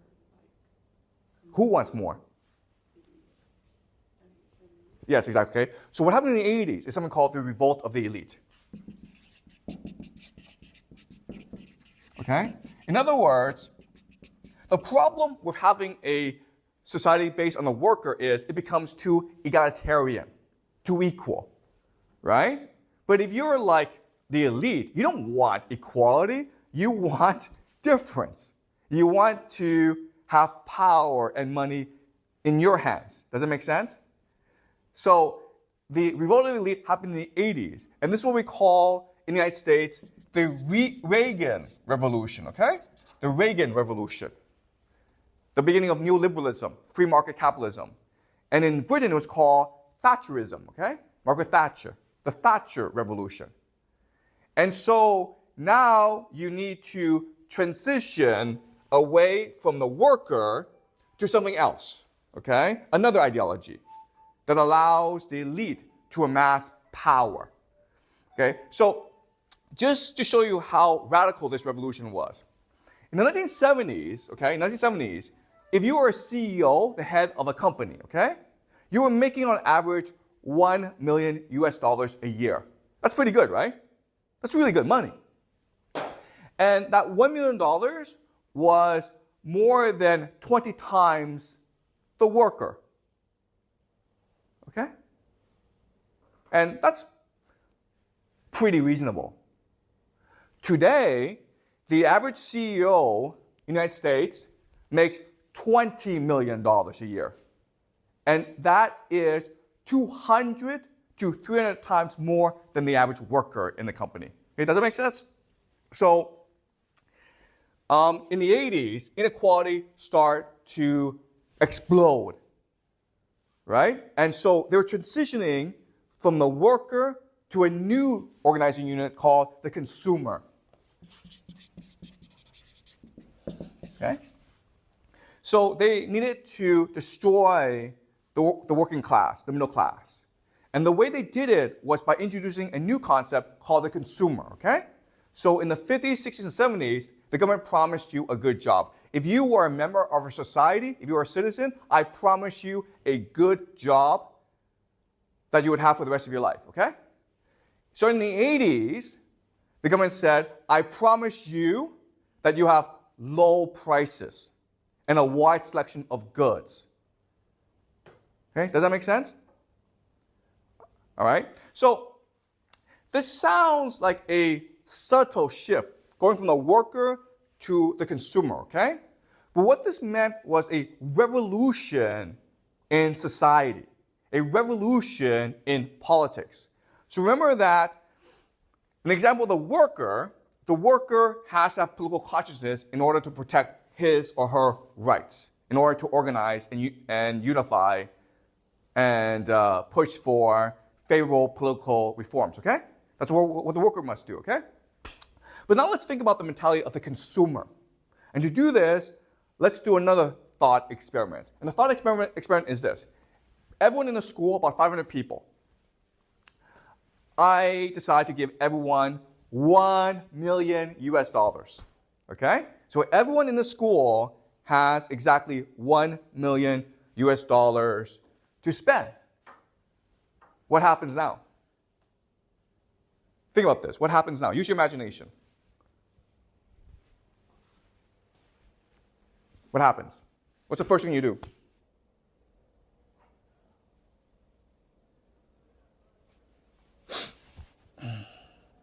What's the first thing you do? I've given you $1 million. What do you do with it? Well, the first thing you do is buy something, right?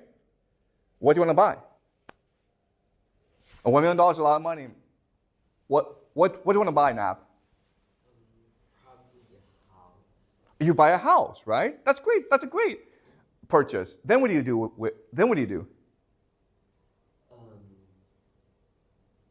I try to convince my classmates to give me money. Okay. First thing is Nap buys a house. Then what does he do? To me?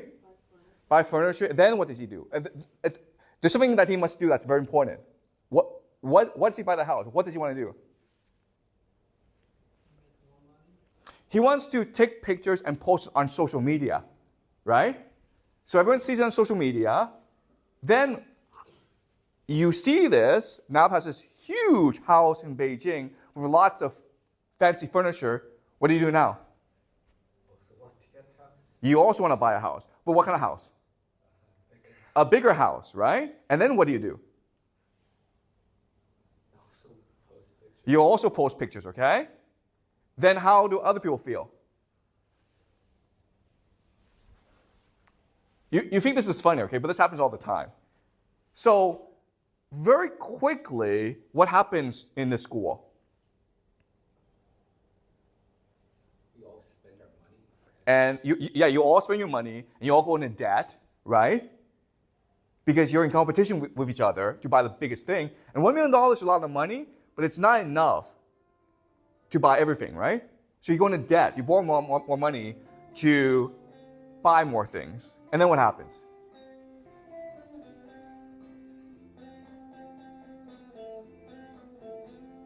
And then what happens? How do you guys feel about each other? Do you guys have lunch together? Do you guys have dinner together? Do you guys like to share homework together? You guys hate each other, right? At the end of the day, what will happen is you all go into debt and you all hate each other, right? So that's consumerism. This is what consumerism is. Consumerism creates a competition in society for prestige, okay? To see who can post the nicest social media pictures. This leads to the individualization or the optimization of you, okay? In other words, you are now unable to act together. You don't want to organize, you don't want to act in solidarity, okay? And ultimately, this means that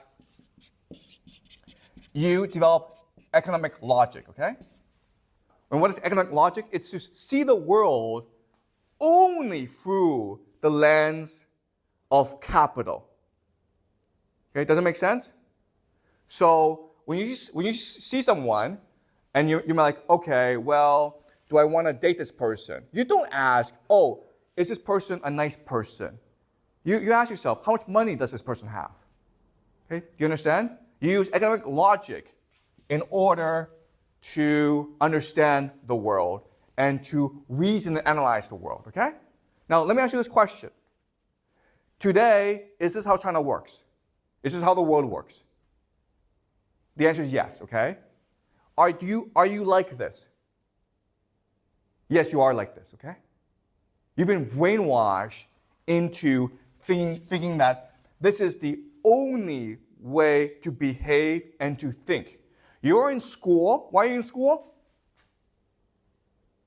So you can get a good job. So you can get a good job. Why? To make money. To make money.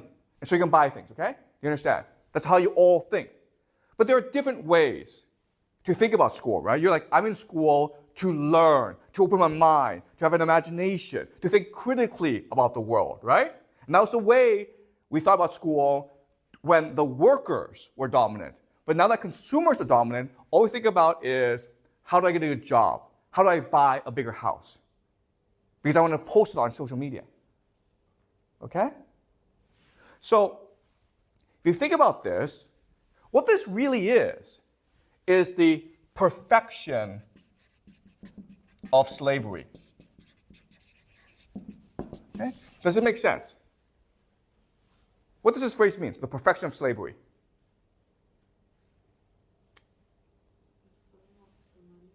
Yeah, you become a slave of the money, but what?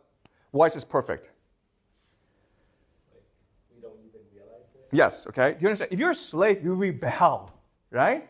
But if you don't know you're a slave, and you like this, you choose this, then you will never rebel, okay? So the consumerism is the perfection of slavery, okay? And that's why Francis Fukuyama thinks that consumerism is the end of history, because it is a system that achieves what the elites want, and the masses are unwilling and unable to protest and rebel. Okay, does that make sense? It's a perfect system.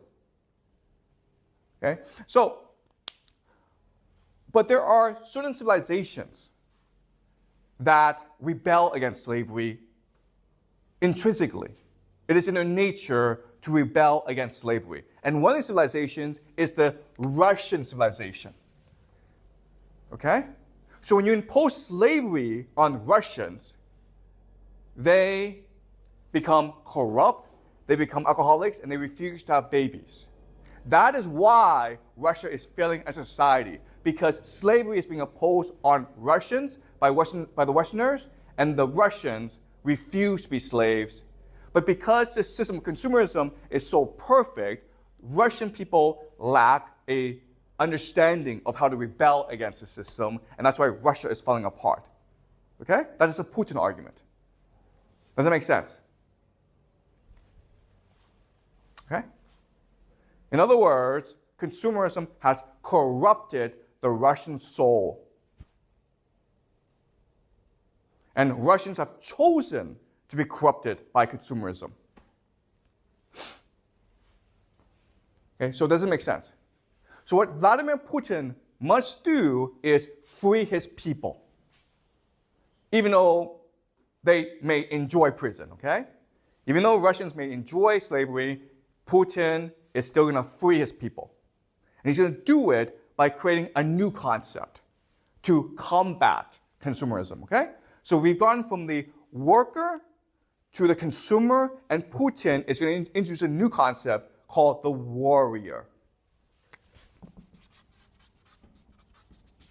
The consumer is a person, an individual, who acts alone and does so to preserve his or her life, okay? The consumer is a coward. The consumer lacks imagination.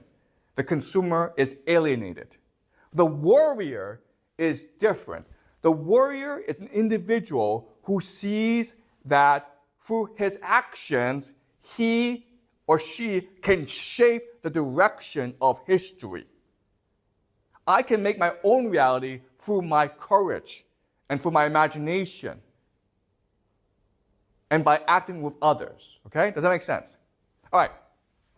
So let's do another thought experiment to understand the warrior concept. let's just say that, okay, in this school, I give everyone $1 million, and now you hate each other, okay? Then what happens is I put you on a plane, and I take you all to an island, okay? And you're on this island, and unfortunately on this island, there are millions and millions of flesh-eating monkeys. They want to eat you, okay? But you hate each other. You don't want to work together. What happens now?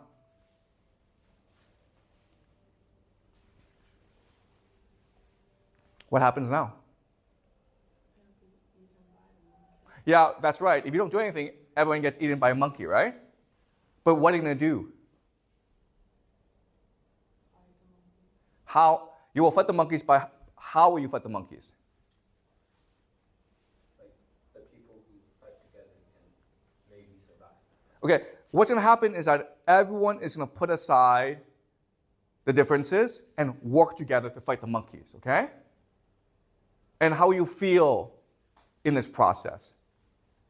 Are you going to be happy or depressed? You're going to be happy. Why? Because you're both working towards the same goal. Exactly. You're all working towards the same goal, okay? Structure, meaning, and purpose, okay? That's what war does. War gives you structure, meaning, and purpose so you feel happy about yourself, okay?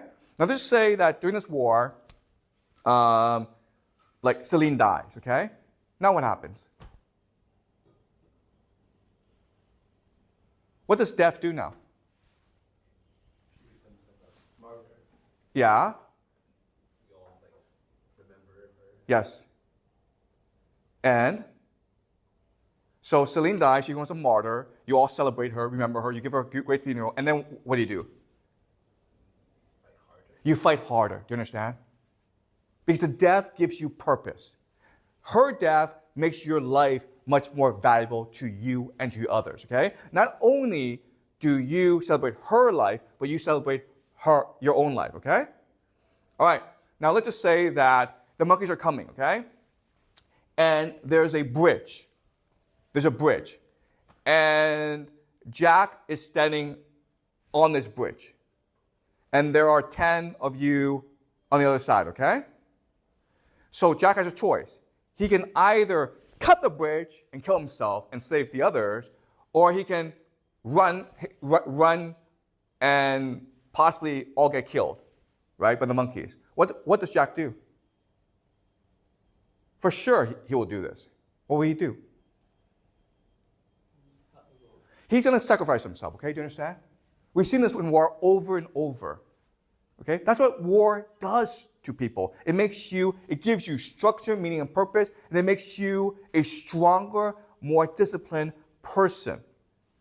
Okay? Does that make sense? All right? So that's the thought experiment. So, in theory, then, when Putin launched this military operation, it's called a special military operation in Ukraine back in February 2022, then we should see improvements in Russian society. Okay? Does that make sense? So, what's happened in Russia since this war? Are people happier? Do you think people are happier?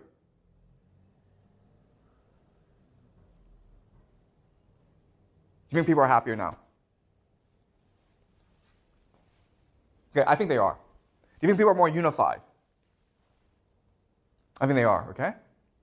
So one example of this is the Russian economy is surviving US sanctions. In fact, it's getting stronger and stronger. Why? Because people are fully participating in the economy now, okay? So an example of this is that every month, Russia is producing 150,000 ammunition cells, okay, for the war. Every month, Russia is producing more ammunition shells for the war, okay, 150,000.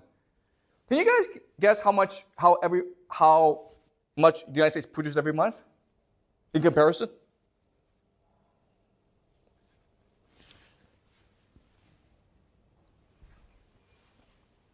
Guess the number.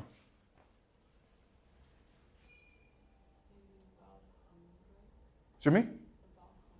100,000? 2000, okay? You understand? So Russia is gearing towards a war economy. Okay? Its factories are producing more and more weapons. But that means more and more people are employed, which means that they're drinking less, okay? When you have structure and meaning and purpose in your society, all of this goes down. Okay, corruption goes down, alcoholism goes down. Oh, sorry, fertility goes up. All right? Does that make sense?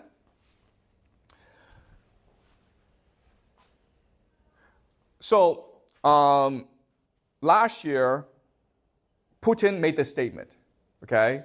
He was asked, okay, you have a lot of Russians dying on the battlefield. And he said, well, when they die on the battlefield, we honor them. They sacrifice themselves for their country. They'll always be remembered as heroes. Their families will always love them. But if we just let them do whatever they want, all they're going to do is drink themselves to death. Okay? Do you understand? So what Putin is saying is that what war is, ultimately, it is a mechanism for society to rejuvenate itself.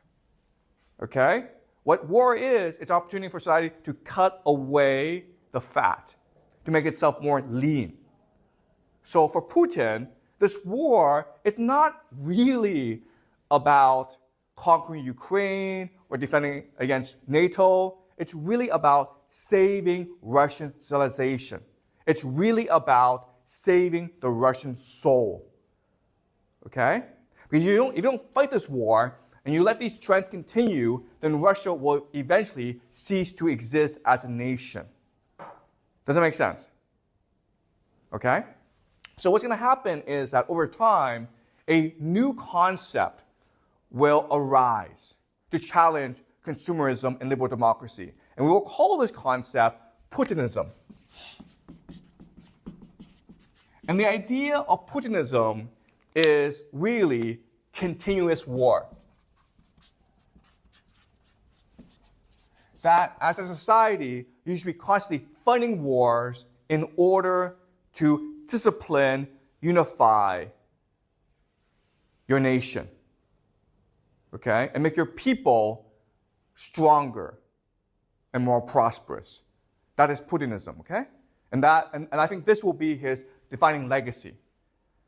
And Putinism is a direct response to liberal democracy, okay? So we will shift as a society from one that is based on the consumer to one that is based on the warrior.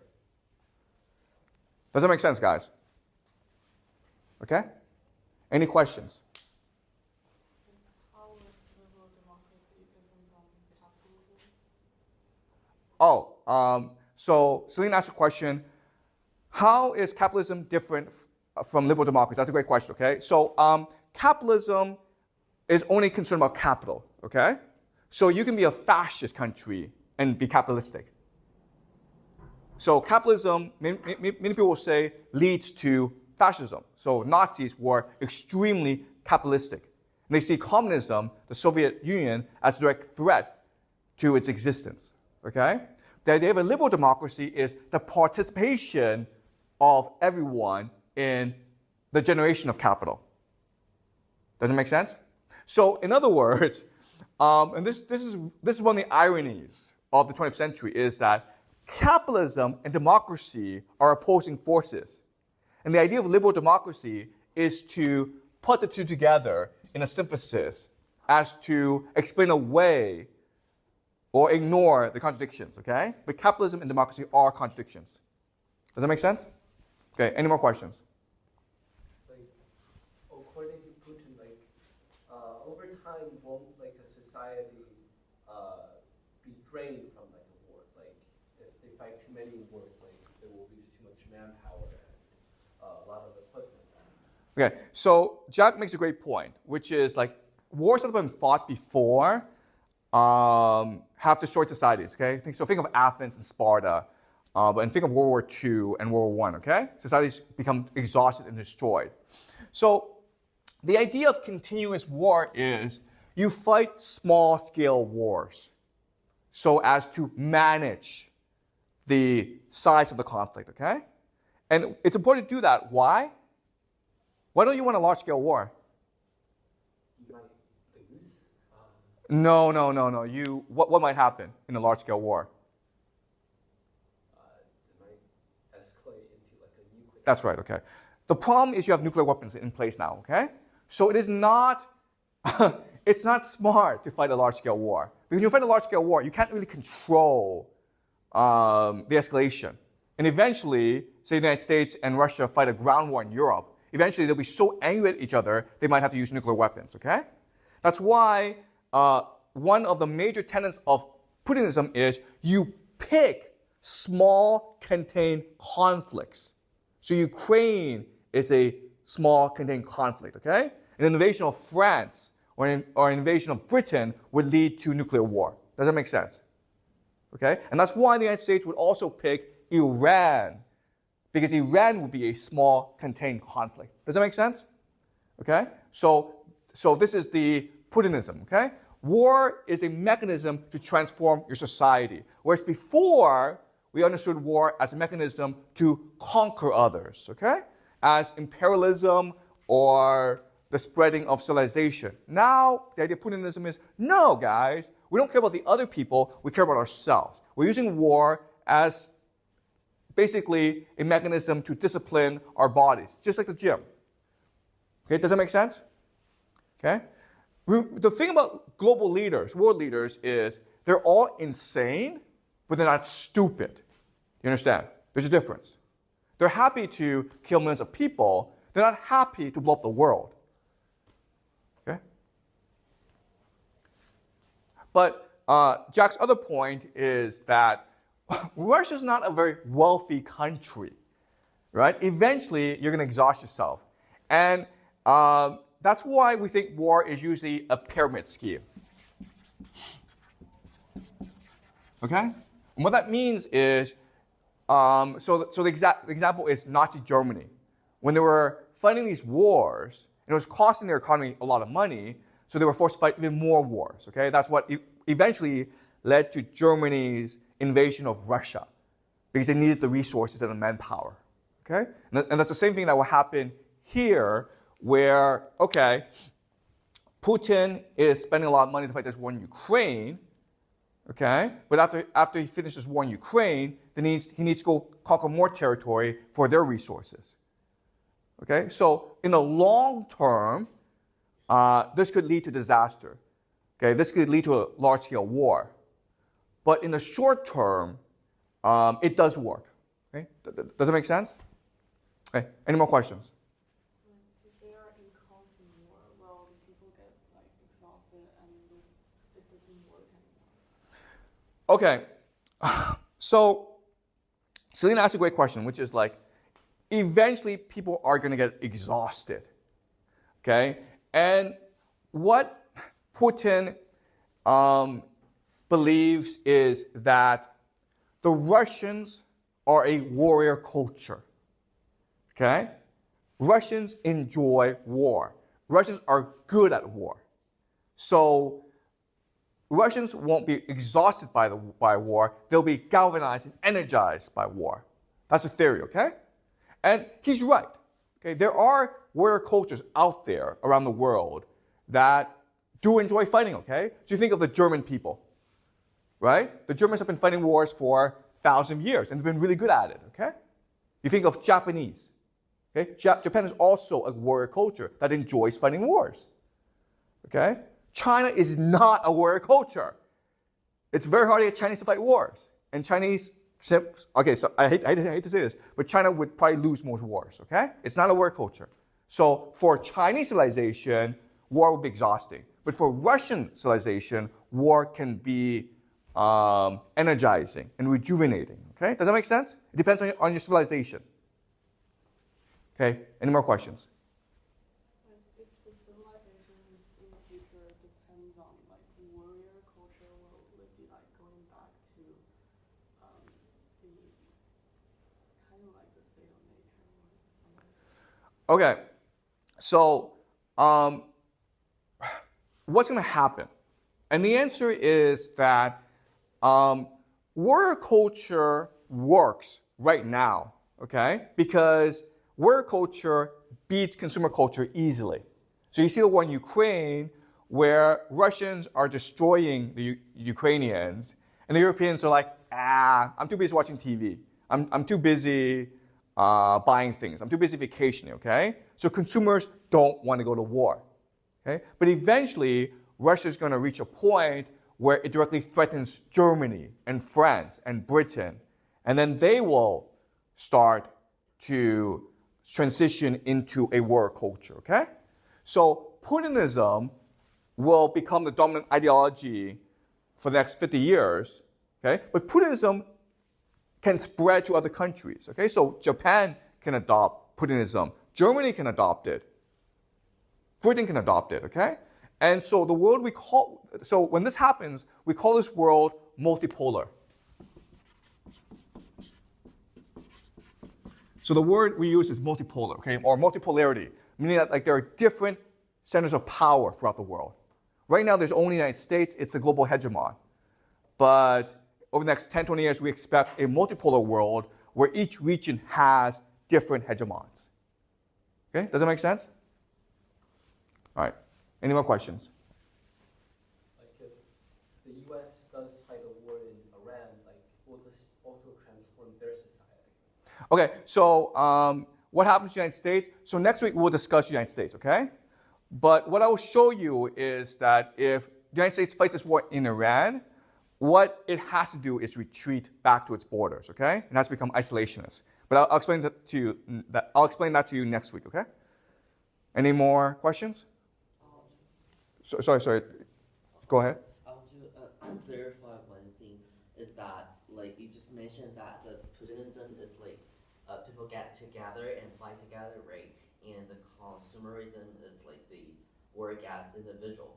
But like I thought that Putinism is connected with the warrior culture, right? So I think like can I interpret Putinism as another form of perfection of slavery? Because like it's a bigger scale of like slavery, like.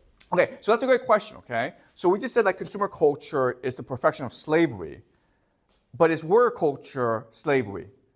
And you can make the argument that it's actually anti-slavery. Why? Why? What can the warrior do that the consumer cannot do? What's the problem with having a warrior culture, really? To me? No, what can warriors do that consumers would never do? Guys, warriors can rebel, right? Warriors can mutiny. The army can be like, you guys are terrible, we're going to rebel against you, okay? You understand? Does that make sense to you? Consumers don't do that. Consumers are like, I'm going to rebel. I'm going to stop buying things. No one's going to do that, okay? You'll never be like, I'm going to stop buying things because I think it's bad for the environment. You won't do that. Whereas warriors are like, you know what, I don't like this leader, let's march to Moscow and get rid of him. They can do that, and they do that all the time. That's why warrior culture is so destructive, and that's why warrior culture was so dominant before, and then we got rid of it. Because for political leaders, warrior culture is a direct threat. Does it make sense? Okay, so, but in this question, this reveals a contradiction in Putinism, okay? What is the ultimate problem in Putin turning his entire country into a war society? What's the problem with that? And it's a huge problem for Russia. And this is why ultimately Russia will not triumph in a multipolar world. In fact, it'll probably fall apart. Why? For a warrior culture to triumph, what does it need?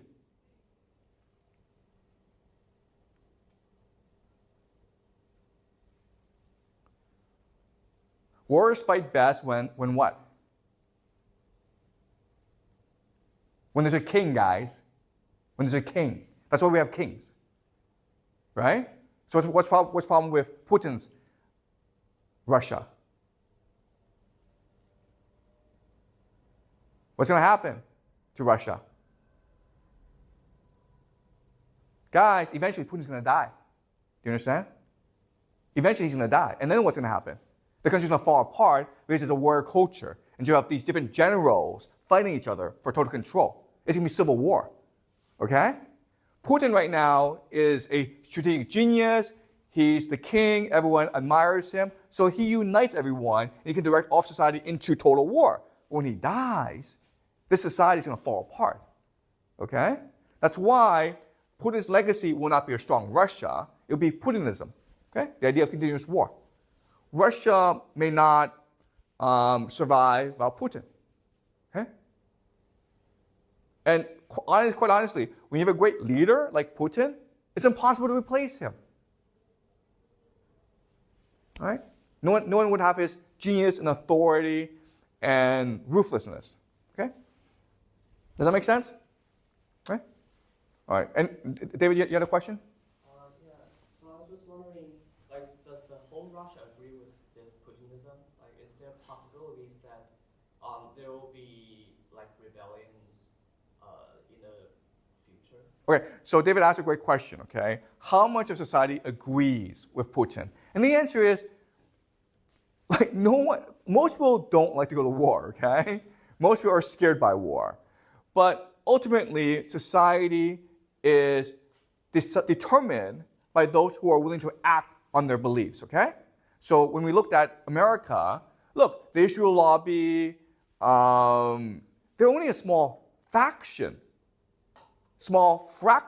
of the American population, like less than 1%, okay? But because they're willing to act, and they're organized, and they're determined, they get their way. Okay, does that make sense? Same thing in Russia, where at most, okay, I would say at most, you have 10% who are like, oh, Putinism is a great idea. Let's go conquer the world, okay? At most, you have 10%. Most people are like, we want peace. We want to live our lives. I have children. I want my children to be safe. I don't want to send my children to war, okay? But again, history is determined by those who are determined to act in unison. Okay, so it's usually the most extreme individuals who get their way. Does that make sense? Okay, but thanks for the question, okay? Any more questions? Since all of these three lists on the left is kind of related to war, does civilization or culture require to have war? Okay, so Putin believes that Russia is first and foremost a great civilization. Okay? But as a great civilization, it also has to fight wars to protect itself. You understand? So Putin's like, you know what? If America left us alone, we would not fight wars. Okay? It's only because America insists on encircling us, insists on trying to destroy our culture, our civilization, that we must fight a war. Okay? Does that make sense?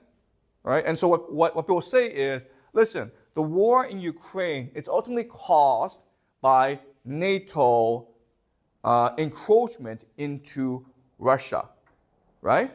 So NATO, after the Soviet Union fell, expanded 5 times. Guys, NATO was set up as a defensive alliance against the Soviet Union. Well, if you don't have a Soviet Union, you don't need NATO anymore. So why is NATO expanding? In fact, NATO was going to expand into Ukraine. So Putin is like, we are fighting this war ultimately to defend our civilization. That's what matters, the defense of our civilization. And if it requires us to go to war, then we will do so. Okay? And this is this process that will create Putinism, okay? Or continuous war. Does that make sense? Okay, any more questions? I have a question.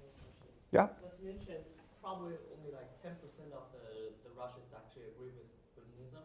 Then is there possibilities that the other 90% people need to sacrifice their children to fight in a war for the wills of those 10%? Okay, so even though only 10% agree with Putinism, I actually don't know the real number, okay? But I think it's only a minority. What happens is that in war, people become much more unified. Okay, so the example is Ukraine, where actually about 50% of the people in Ukraine were Russian speakers. okay? And there was a large group of people, at least a third, who were sympathetic towards Russia. But the moment that Putin invaded, they all united under Zelensky, okay? So that's what war does. War unifies people. So again, back to the island example, you guys may hate each other when you land on the island, but hey, if there's a million flesh-eating monkeys that want to kill you, you guys are going to become a family. Okay, does that make sense? Okay, any more questions?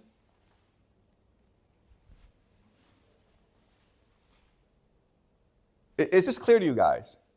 Okay?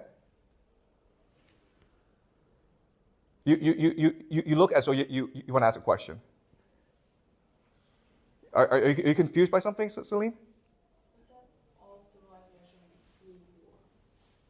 Excuse me? Like, does all civilization need war, like in history? And Okay, so again, Russia is a warrior culture. It enjoys war, it's good at fighting wars, okay? But China is not a warrior culture. And the reason why is that throughout most of Chinese history, China was the dominant power, the hegemon, okay? Also, China is surrounded by natural defenses, right? So to the east, you have the sea. To the south and to the west, you have mountains. To the north, you have the Great Wall, okay? So China doesn't feel threatened by anyone, and therefore, it doesn't have a warrior culture. Does that make sense? But Russia is a huge country that's been invaded multiple times. And all these invasions were traumatic for Russia. Okay, so you look at the German invasion of the Soviet Union in about 1941, that killed 20 million people. Millions of Russians died in that war. And people still celebrate that war. Okay? So China is not a warrior culture. Okay? Does that make sense? Okay? Any more questions? Okay. So what we will do next week is we'll talk about Putin's strategic genius, okay? And what I will show you, and this will be interesting, is that the way that Russians see the world is radically different from the way we see the world, okay? So we'll discuss Putin's strategy moving forward next class, okay? Does that make sense? All right, good. Okay, so today we will discuss Putin's plan to destroy the American empire. So last class we discussed that Putin loves his country, Russia, and he believes that Western consumerism has corrupted his nation.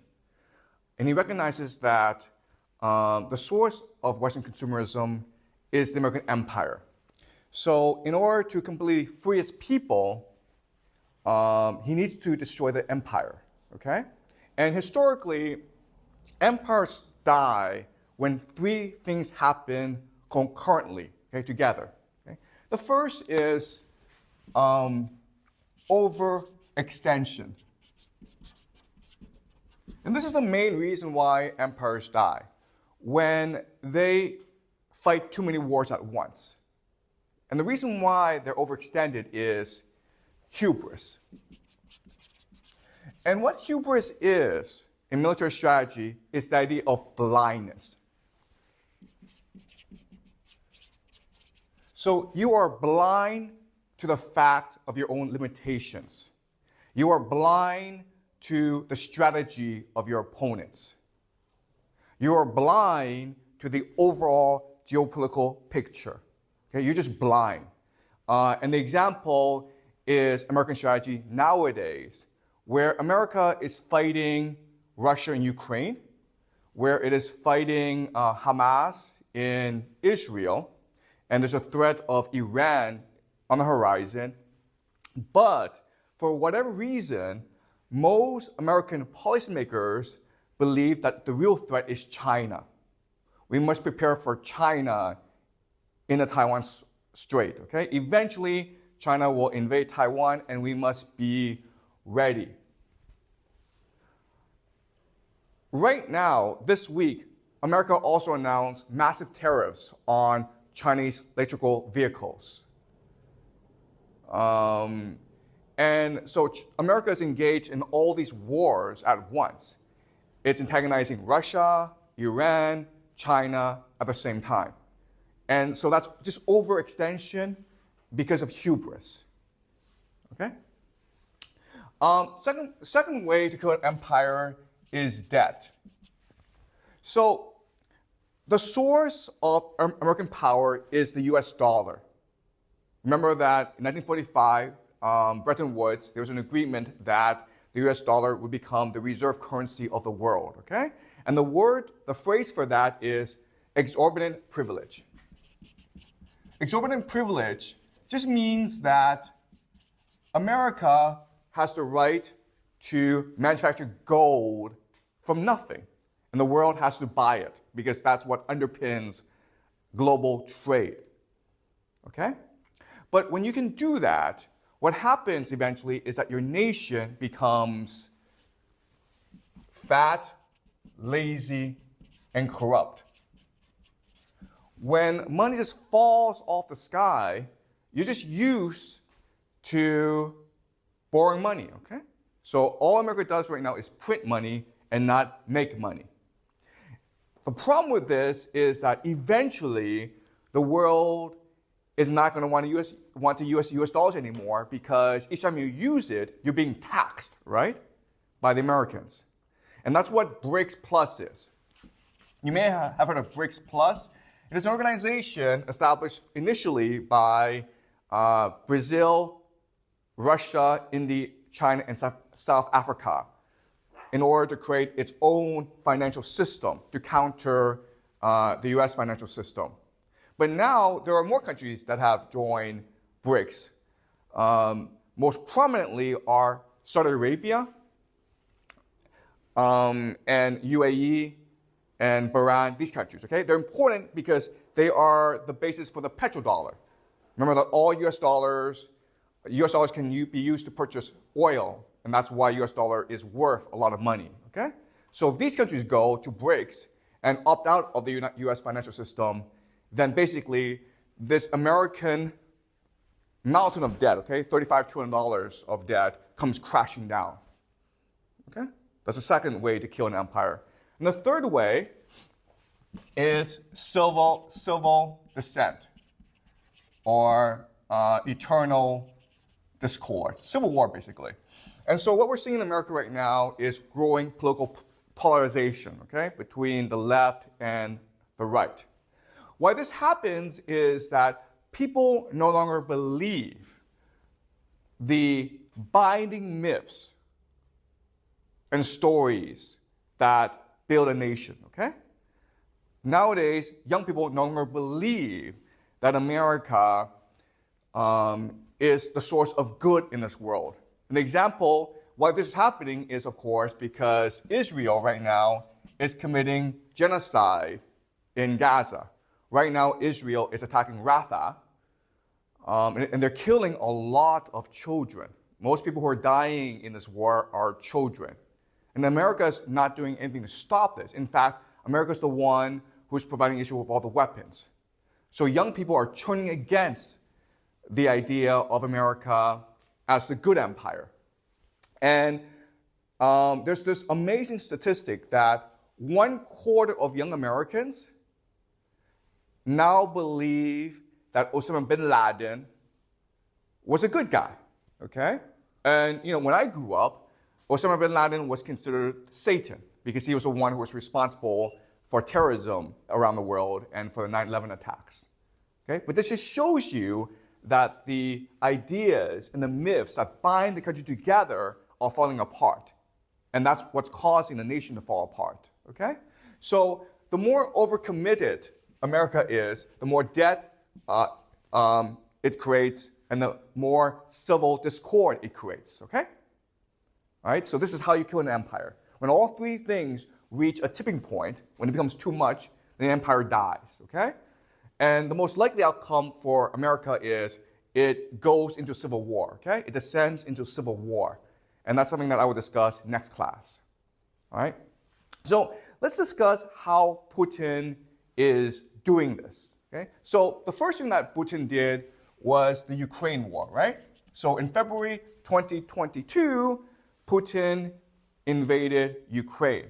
And at that time, America was confident that three things would happen, okay?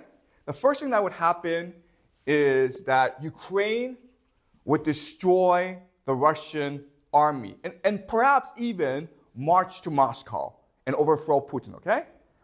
At that time, that's what the news media was reporting. The Ukraine media was so much stronger and more confident than the Russian forces.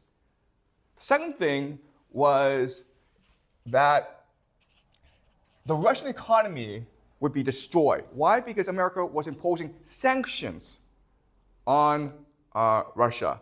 So America, because it controls the global financial system, the ability to trade, America just basically sanctioned Russia and said, you are no longer allowed to sell your oil on the global market, okay? And the belief was that this would cause Russia to collapse overnight. A lot of Western multinationals left Russia, and the United States froze $300 billion in Russian assets in US banks. Okay, so they thought that the United States thought that these sanctions would destroy the Russian economy. Okay, that's the second thing that they thought would happen. And the third thing that would happen was that it would make NATO much stronger and more united. And it would make Russia into a pariah state, meaning that no one would want to ever associate with Russia again. Okay? So that was the argument back then. And today, what we have seen is that the complete opposite has happened. Okay? So, first of all, Russia has basically won the war. And it's won the war because of attrition, right? Ukraine has lost maybe 500,000 men in this war. So they have no more manpower. If you don't have manpower, you're not going to be able to fight this war. So this war has basically been lost, and Russia is dominant. Okay? Russia has basically achieved its main strategic objectives, which is basically the Donetsk region in eastern Ukraine. Secondly, not only has the Russian economy not been destroyed, but it's been doing extremely well. Okay? And the reason why is that ultimately all economies, China, India, Europe, Africa, Middle East, they all need resources in order for their economies to work. You need oil, you need food. And Russia has a lot of oil and food. And that's why countries have been going to Russia and making side deals. Okay? Also, Russia has been transitioning to a war economy, so its manufacturing base has been increasing. So overall, the economy has been doing a lot better. Okay? US sanctions have not been working. The third of all, NATO has become more divided, less united. Why? Because Germany, which is the most powerful country in Europe right now, it's completely dependent on Russian resources to fuel its economy. That's how the German economy works. It's a manufacturing economy. It takes cheap Russian gas, manufactures it into cars, and sells it to China. Okay? But the United States blew up the Nord Stream pipeline, okay? Blew up the Nord Stream pipeline, which connected which basically delivered gas from Russia to Germany, and it's imposing a trade war on China. So basically, the German economy is about to collapse, and Germans are very angry about this. So the Ukraine war has been a tremendous success for Putin, and it's really shown that America is a paper tiger. And it's also creating a lot of civil dissent in America because the majority of Americans are asking the question, why are we giving Ukraine hundreds of billions of dollars when our people don't even have health insurance? Our people are suffering, and we're giving Ukraine hundreds of billions of dollars, okay?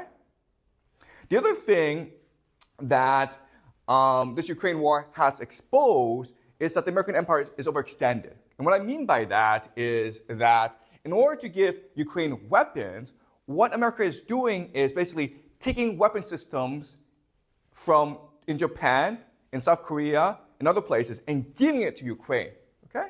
So America is not manufacturing more weapons, it's just taking other weapon systems it has elsewhere and moving it to Ukraine.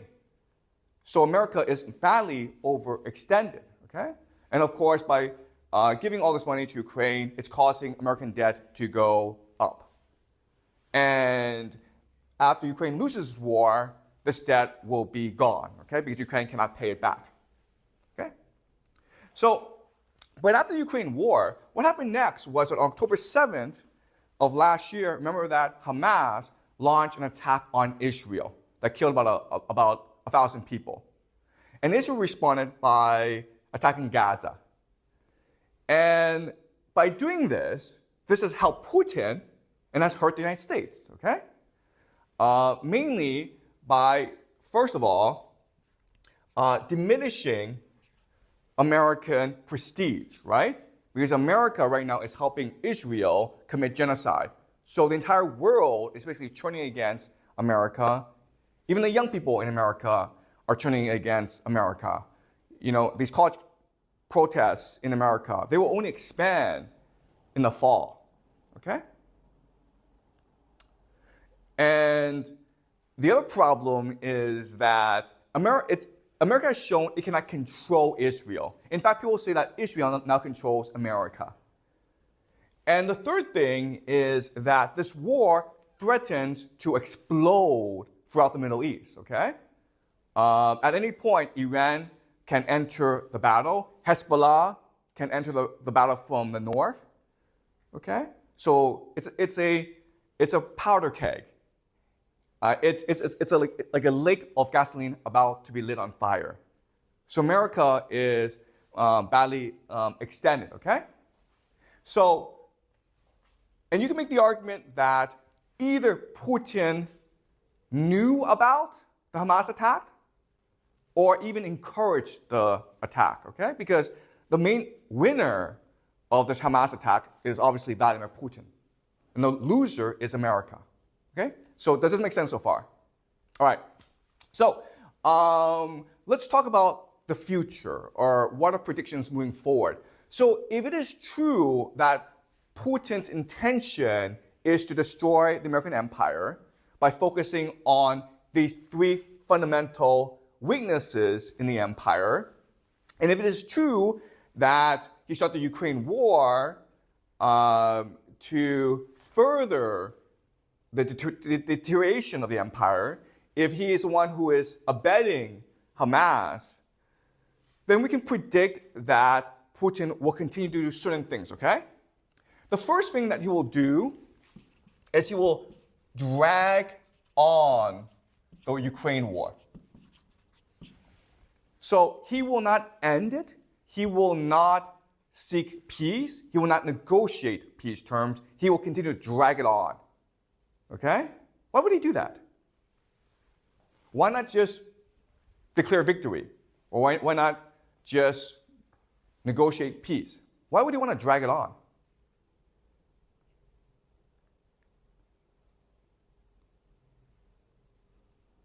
So that the Russian people will constantly be at war. Okay, yeah, the Russian people will constantly be at war, but then the question then is, why would he drag it on and not expand it, right? He wants to drag it on, but he doesn't want to expand it. Expand it means he attacks Poland, okay? He doesn't want to do that. He just wants to drag it on. Why? Yeah, okay. So the reason is that Ukraine is turning out to be a black hole for NATO. NATO and the United States is pouring in all this money, weapons, and manpower, and it's just losing it all, okay? So, in other words, Ukraine is a battlefield to increase American debt and create civil discord among NATO and America, okay? Germany does not want to fight this war. Germany wants out. Do you understand? So as long as this war keeps on going, it's going to create more friction between NATO and the United States. And that's what Putin wants. But if Putin attacks Poland, then all of NATO is forced to fight him. Okay, does that make sense? So he does not want to expand the war. He just wants the war to maintain the status quo and for it to drag on. Okay? So that's the first prediction. Second is that to control the situation in Ukraine, he needs America to fight another war. Okay? He needs to distract America. And the distraction will be Iran. Remember how, for the past few classes, we've been discussing how America wants to attack Iran, and Iran wants revenge against America. Okay? But for this to happen, what Putin needs to do is talk to Iran and guarantee that Iran will be protected by the Russian nuclear umbrella, which means that America will not be allowed to use nuclear weapons when it invades Iran, because Putin will respond with nuclear weapons of his own. Okay? Does that make sense? So as long as Putin comes to an agreement with Iran and say that I will use my nuclear weapons to protect you from US nuclear weapons, then Iran will take the initiative and start to provoke America into a wider war. And again, there are many ways Iran can do that. Okay? It can use Hezbollah to attack Israel. It can expand its nuclear program. It can disrupt Red Sea shipping. Okay? There are lots of ways that Iran can use to provoke America into a full-scale invasion, which is what Putin wants. All right? North Korea. So, as the United States becomes distracted in Ukraine and Iran, North Korea can now take the initiative, right? Because what North Korea can do is threaten to invade South Korea. And there are about 30,000 US troops in South Korea. So North Korea doesn't actually have to do anything, but the threat of North Korea will force America to divert resources to South Korea. Does that make sense? Okay? And this will probably even have to force South Korea and the United States to start to bribe North Korea. Okay? And we can expect that North Korea does this because Putin has given North Korea his assurance that he will protect North Korea in the event of a war. Okay? Does that make sense? All right. BRICS. We will see BRICS continue to expand. Okay? We will also see BRICS maybe formally announce a new currency or a new trading system to counteract the American-led system. Now, what people have said is that BRICS is not capable of replacing the US dollar. And that is true, okay? But remember that BRICS doesn't have to actually replace the US dollar. It just has to threaten. Because a lot of finance, a lot of money, it's just confidence, okay? You have the US dollar because you're confident that it's valuable. But once you lose the confidence in the US dollar, you will no longer want to use it, okay? Does that make sense? And the last thing is to maintain close relationships, to maintain a very close relationship with China. So Putin will come to China more often, and he and Xi Jinping will hug each other more, okay? They might even kiss one day, who knows, okay? And again, listen, the reality is, if you look at game theory, there are lots of geopolitical differences between Russia and China, much more so than between China and the United States. But again, Putin doesn't actually need China to do anything. All Putin needs is for China not to work with the United States, okay? Because in this situation, one way that the United States can survive or protect its empire is by working with China, right? To triangulate against Russia. Does that make sense? So as long as China remains neutral, then Russia and Putin can continue to exert pressure on the American empire. Okay? So over the next 3 to 4 years, we should see all these things happen, okay? So first thing is the Ukraine war does not end. Putin will find a way for it to drag on, but actually expanding it, okay? That's the first thing. Second thing is Iran takes the initiative against the United States. Third thing is North Korea starts becoming much more belligerent against South Korea and Japan, forcing America to focus more attention in East Asia. BRICS will continue to expand, and then the Putin relationship with Xi Jinping will continue to blossom. Okay? Does that make sense? All right. Any questions so far before I continue? Why is China useful for America? Excuse me? Why can China be useful for the American? Okay. That's a good question. So why would America want China's help? Okay. The first thing is you have an overextension problem, okay? You don't want to be fighting too many wars at once. So you come to a peace with China, you don't have to worry about East Asia anymore. Because the real threat from Americans' perspective is that China invades Taiwan. Okay, that's the first thing.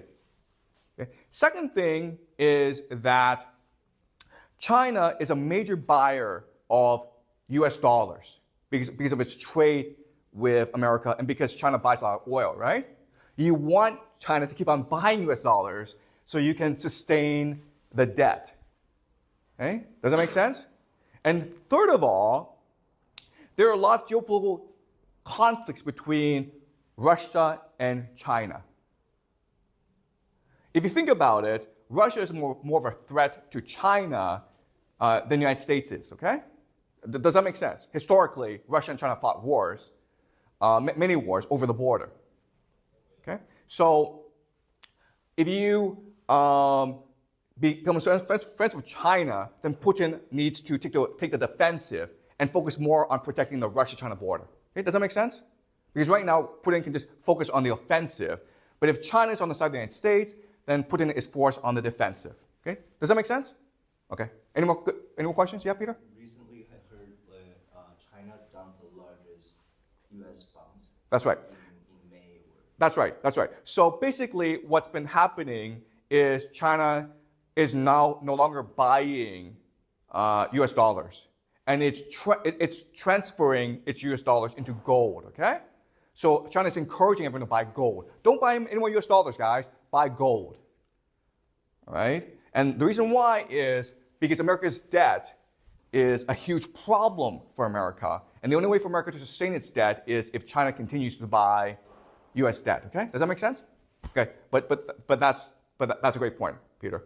Any more questions before I continue? What's the incentive for China to have a closer relationship with Russia? Okay. So Jack asked a great question. All right. It makes sense for China and the United States to be friends, right? Because China exports a lot of commodities to the United States. The United States is a huge market. The United States also provides China with a lot of technology, right? And Jack asked a question, why would China want to be friends with Russia? And the answer is because China right now feels threatened by the United States, okay? The United States is launching an economic war against China. And if you look at a map, okay, China is surrounded by US military bases. And the problem is that China needs imports of oil and food to sustain its economy. Does that make sense? So if America ever launches an embargo against China, China collapses. Okay? So in other words, China needs to open up new trade routes, and the only way, and the best partner right now is Russia, because it has a lot of access to energy and oil. Okay? So right now, the situation in China is that Chinese policymakers know that the situation in China is terrible. The economy has collapsed, demographics has collapsed. China is completely dependent on the world for oil and food. Okay? China is extremely vulnerable right now. And if America says to the world, China is our enemy, then China has no choice but to find a new friend. And unfortunately, the only friend that China has right now is Russia. Okay? Does that make sense? Okay. So, but look, I mean, the geopolitical situation for China, it's really, really bad. Okay? Okay. Any more questions before I continue? Why does the United States think that China will attack Taiwan? Okay, so Celine asked a great question. Why does the United States think that China will attack Taiwan? And the answer is that America is always looking to start new wars. Okay? It has something called the military-industrial complex. And America is always fighting wars. So to justify all this defense spending, it needs to find new enemies.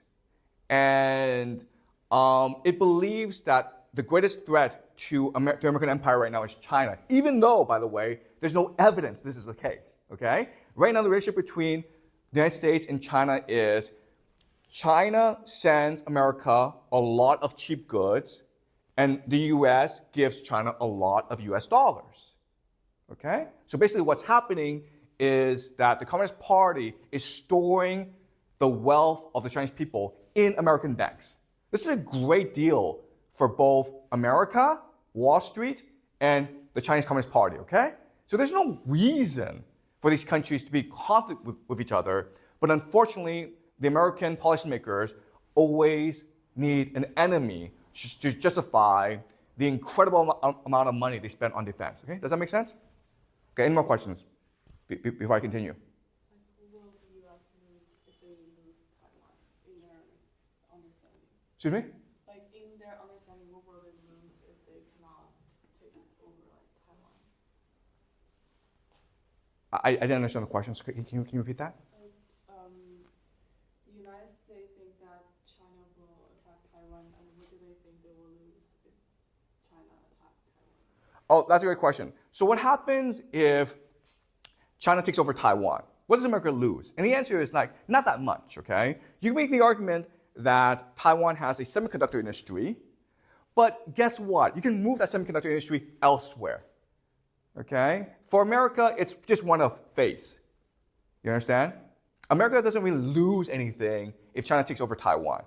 But for America, it's the empire, it has hubris, and therefore it must save face. Right? Does that make sense? All right. All right.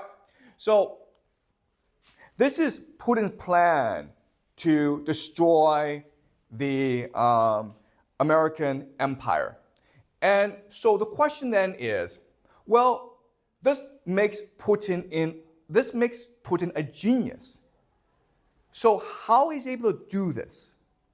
And the argument I want to make to you today is that for many reasons, Russian leaders have a strategic imagination. They just think differently and more strategically than anyone else, okay? And so the example I want to use is Joseph Stalin, because we actually know a lot about Joseph Stalin. All right, so let's look at the world in 1939. And in 1939, there are about 6 global powers, okay? There's Soviet Union, okay? There's Japan. There's United States. There's UK, Britain, the British Empire, Germany, and France. Okay?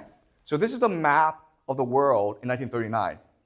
Now, let's talk about each country. The United States is far away and it's neutral. It does not like to get involved in the affairs of Europe. But it's suffering from the Great Depression. Its economy has collapsed. Okay? Japan, the Japanese Empire, is a war machine. But the problem for Japan is that it is completely reliant on imports. Okay? It needs oil for its empire, its war machine. And there are only 2 sources of oil close by. There's the Soviet Union Far East, and then there's Southeast Asia. Okay? Now, Japan is getting most of its oil from the United States. But the United States is angry at Japan. Why is the United States angry at Japan? Do you guys know? Exactly, okay, because Japan invaded China. And the United States doesn't want that, okay? So it's very likely that the United States will eventually cut off all exports to Japan. And so Japan has a choice. You can either invade here or you can invade here. But those are your 2 choices, okay? That's Japan. You can either invade the Soviet Union or Southeast Asia. Okay, the Soviet Union is a communist country. And for the past 20, 30 years, it's been trying extremely hard to industrialize. But it's hard to industrialize because, first of all, no one wants to trade with the Soviet Union, okay? So they can't get any resources. the Soviet Union is still very much an agricultural nation. And the Soviet Union doesn't really have that much technology and expertise, okay? It doesn't really have that much human capital. So the Soviet Union, it's a huge country. It's the world's largest country. It's an empire. But in terms of manufacturing and technology, it's behind the West, okay? Now, in Europe, there are three nations. You have France, Germany, and the UK. The UK is an empire, okay? It has colonies all around the world.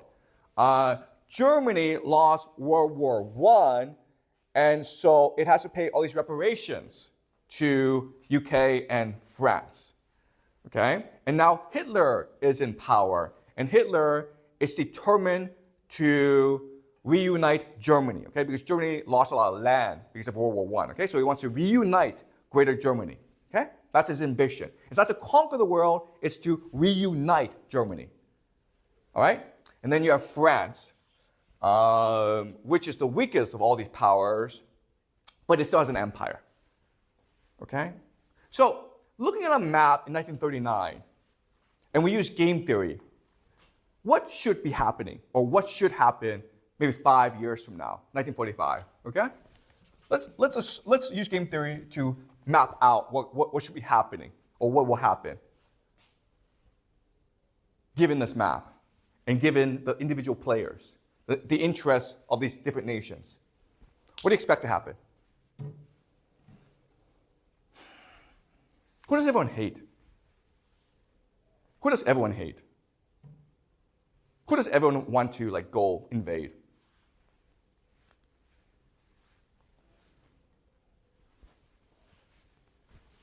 Why? Why does everyone want to invade the Soviet Union? It's pretty large, but it's not very strong. Okay, yes, first of all, it has a lot of resources, and it's not that strong, okay? That's the first reason. But there's actually a better reason why everyone wants to attack the Soviet Union. Why?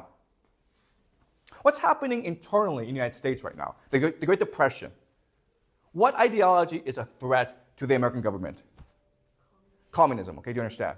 So there's a global communist movement in the 1930s that's very, very powerful. In fact, in the 1930s, and you guys don't know this, but America was on the brink of revolution, okay?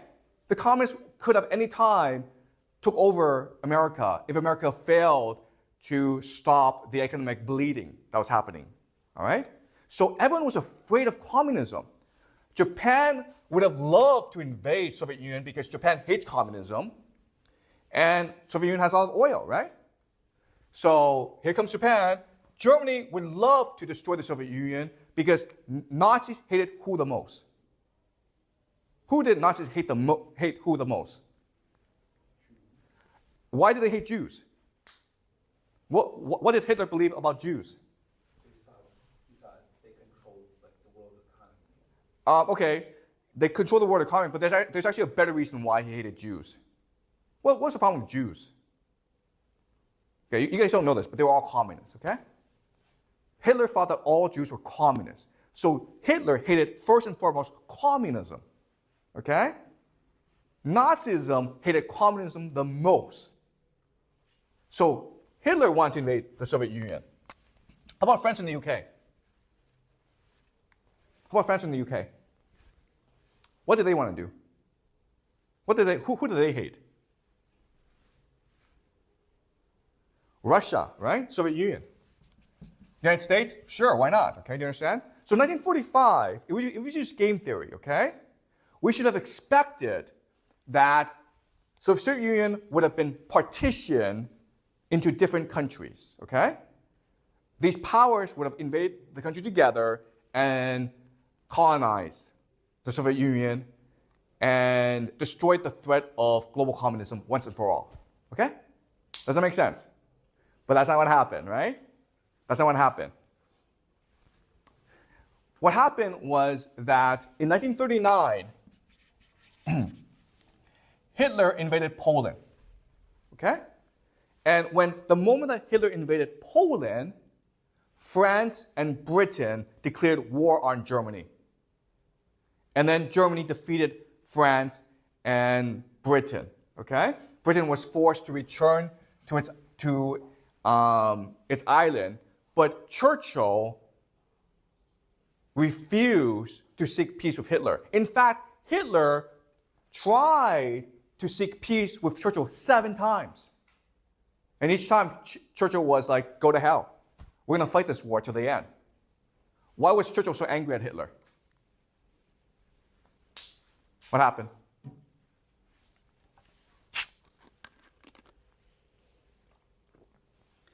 Because Germany destroyed the British army, right? It's a complete loss of face for the British Empire. So Churchill was very, very angry at Hitler, and Churchill refused to ever negotiate with Hitler.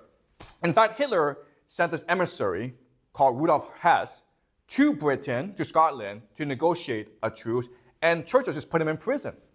Okay? But what's the irony of all this?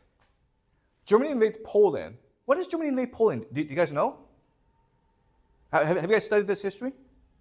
Okay, it's because of something called the Molotov-Ribbentrop Pact. So this was an agreement between the Soviet Union and Germany to partition Poland into 2. Do you understand? So Germany and the Soviet Union invaded Poland together.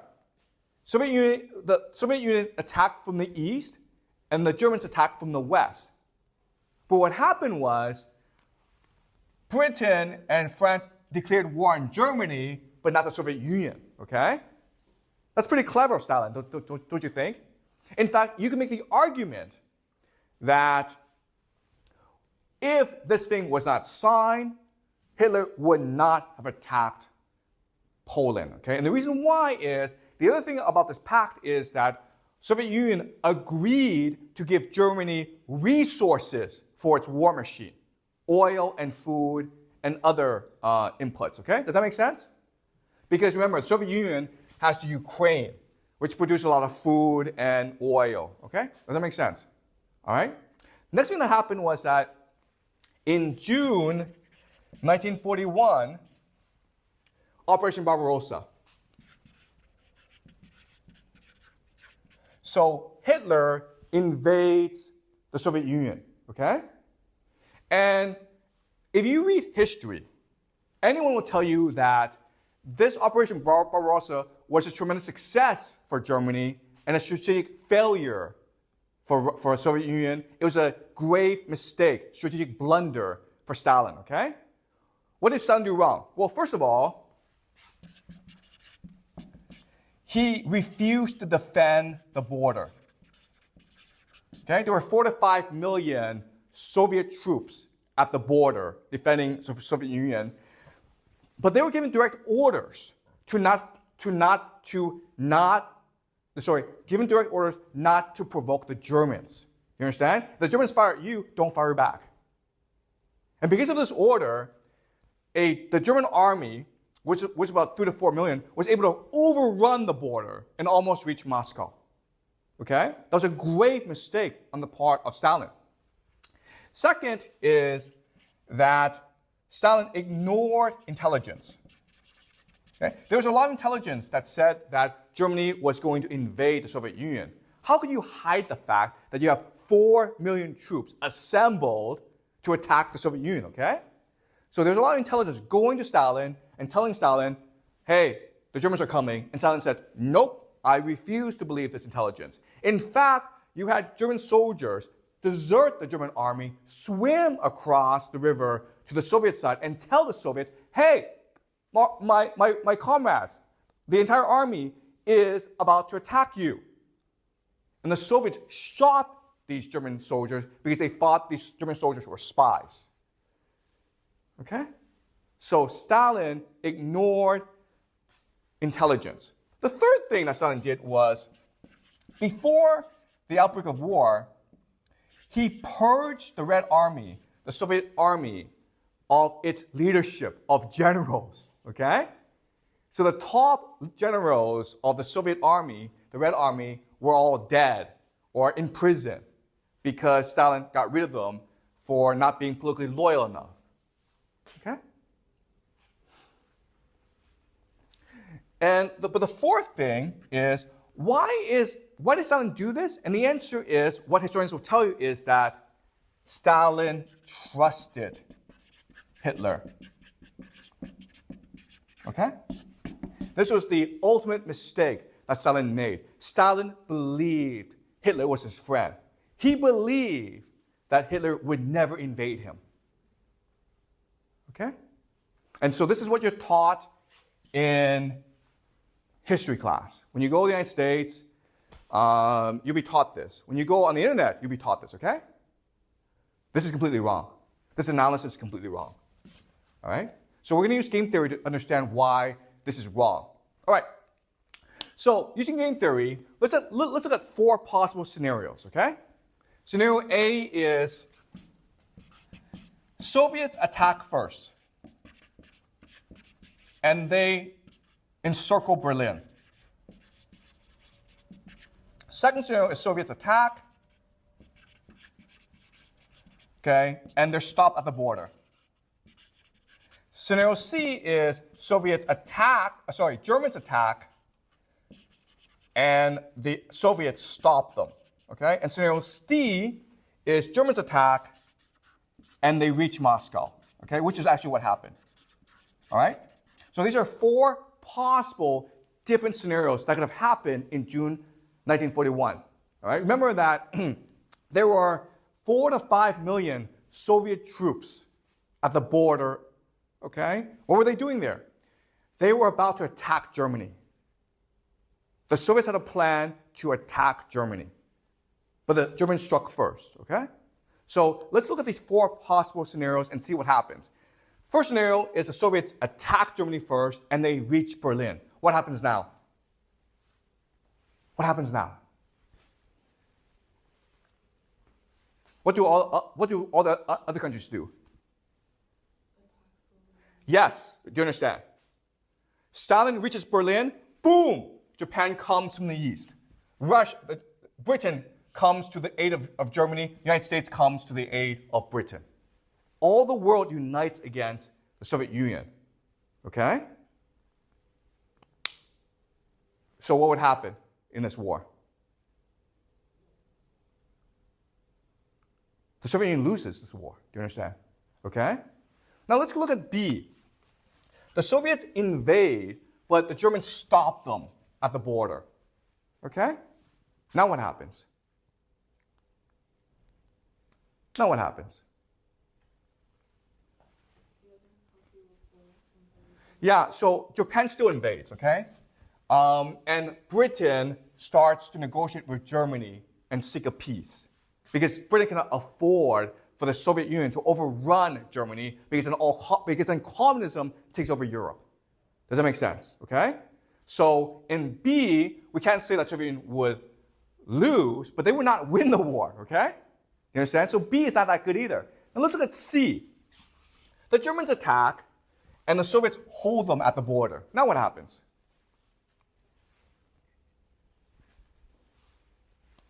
Now what happens? They just destroy each other, right? The United States, Britain, Japan, they're all laughing. They're like, oh, they're just killing each other. Who cares? Not a problem, okay?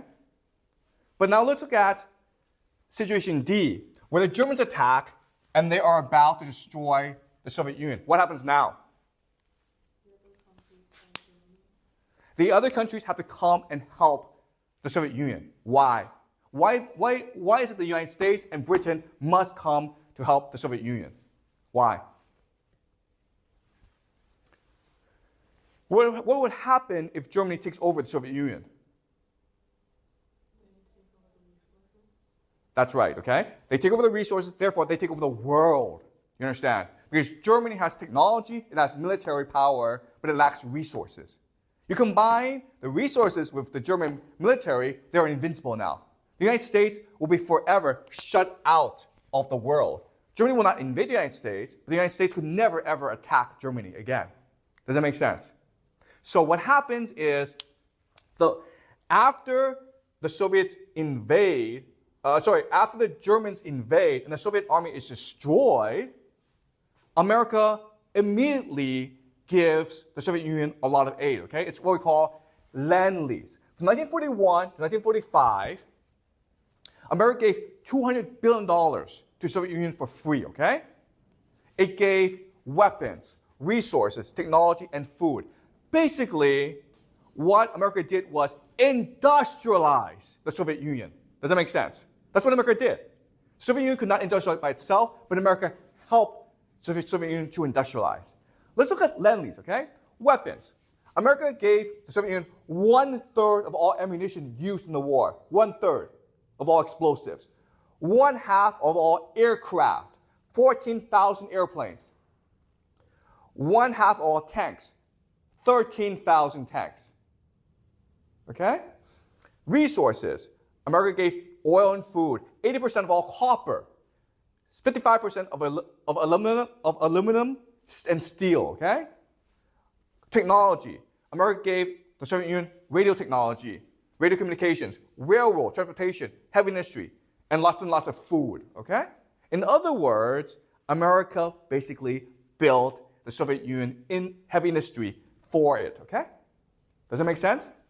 And also, at the end of the day, what the Soviet Union can do is reverse engineer all this technology and build its own industry. Does that make sense? Okay? So Lend-Lease really turned the Soviet Union into a superpower. And Stalin could get all this for free because America could not afford for the Soviet Union to lose the war. Okay? What's the other benefit of having the Germans attack first and almost destroy Moscow? What's the other benefit? And Stalin really needed this. This is actually more important than Lend-Lease, which is what?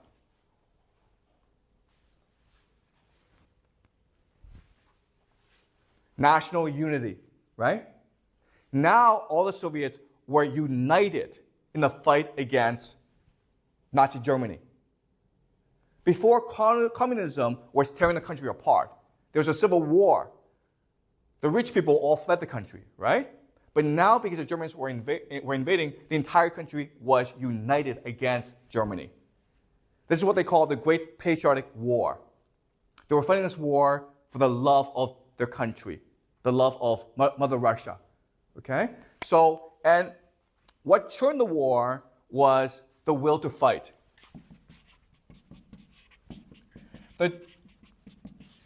The Russians lost 26 million people in the war. That's a lot of people.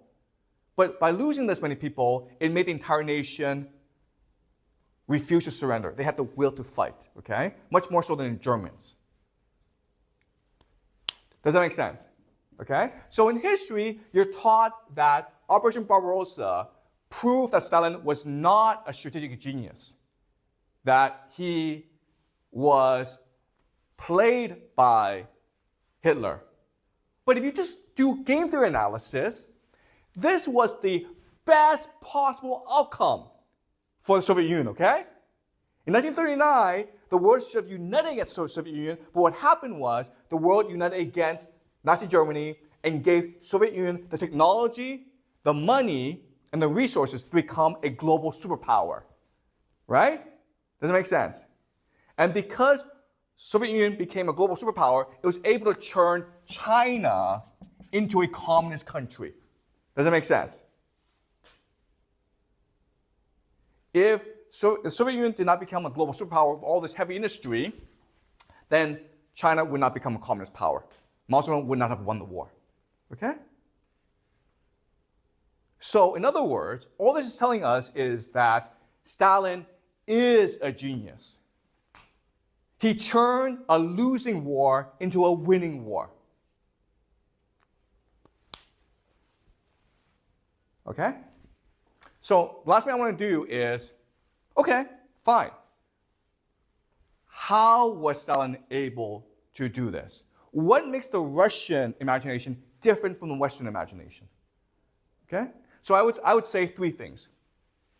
The first thing is just intuition.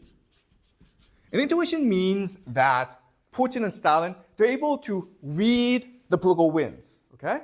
They're able to sense the mood of the world. The German word for this is Zeitgeist, okay, spirit of the times.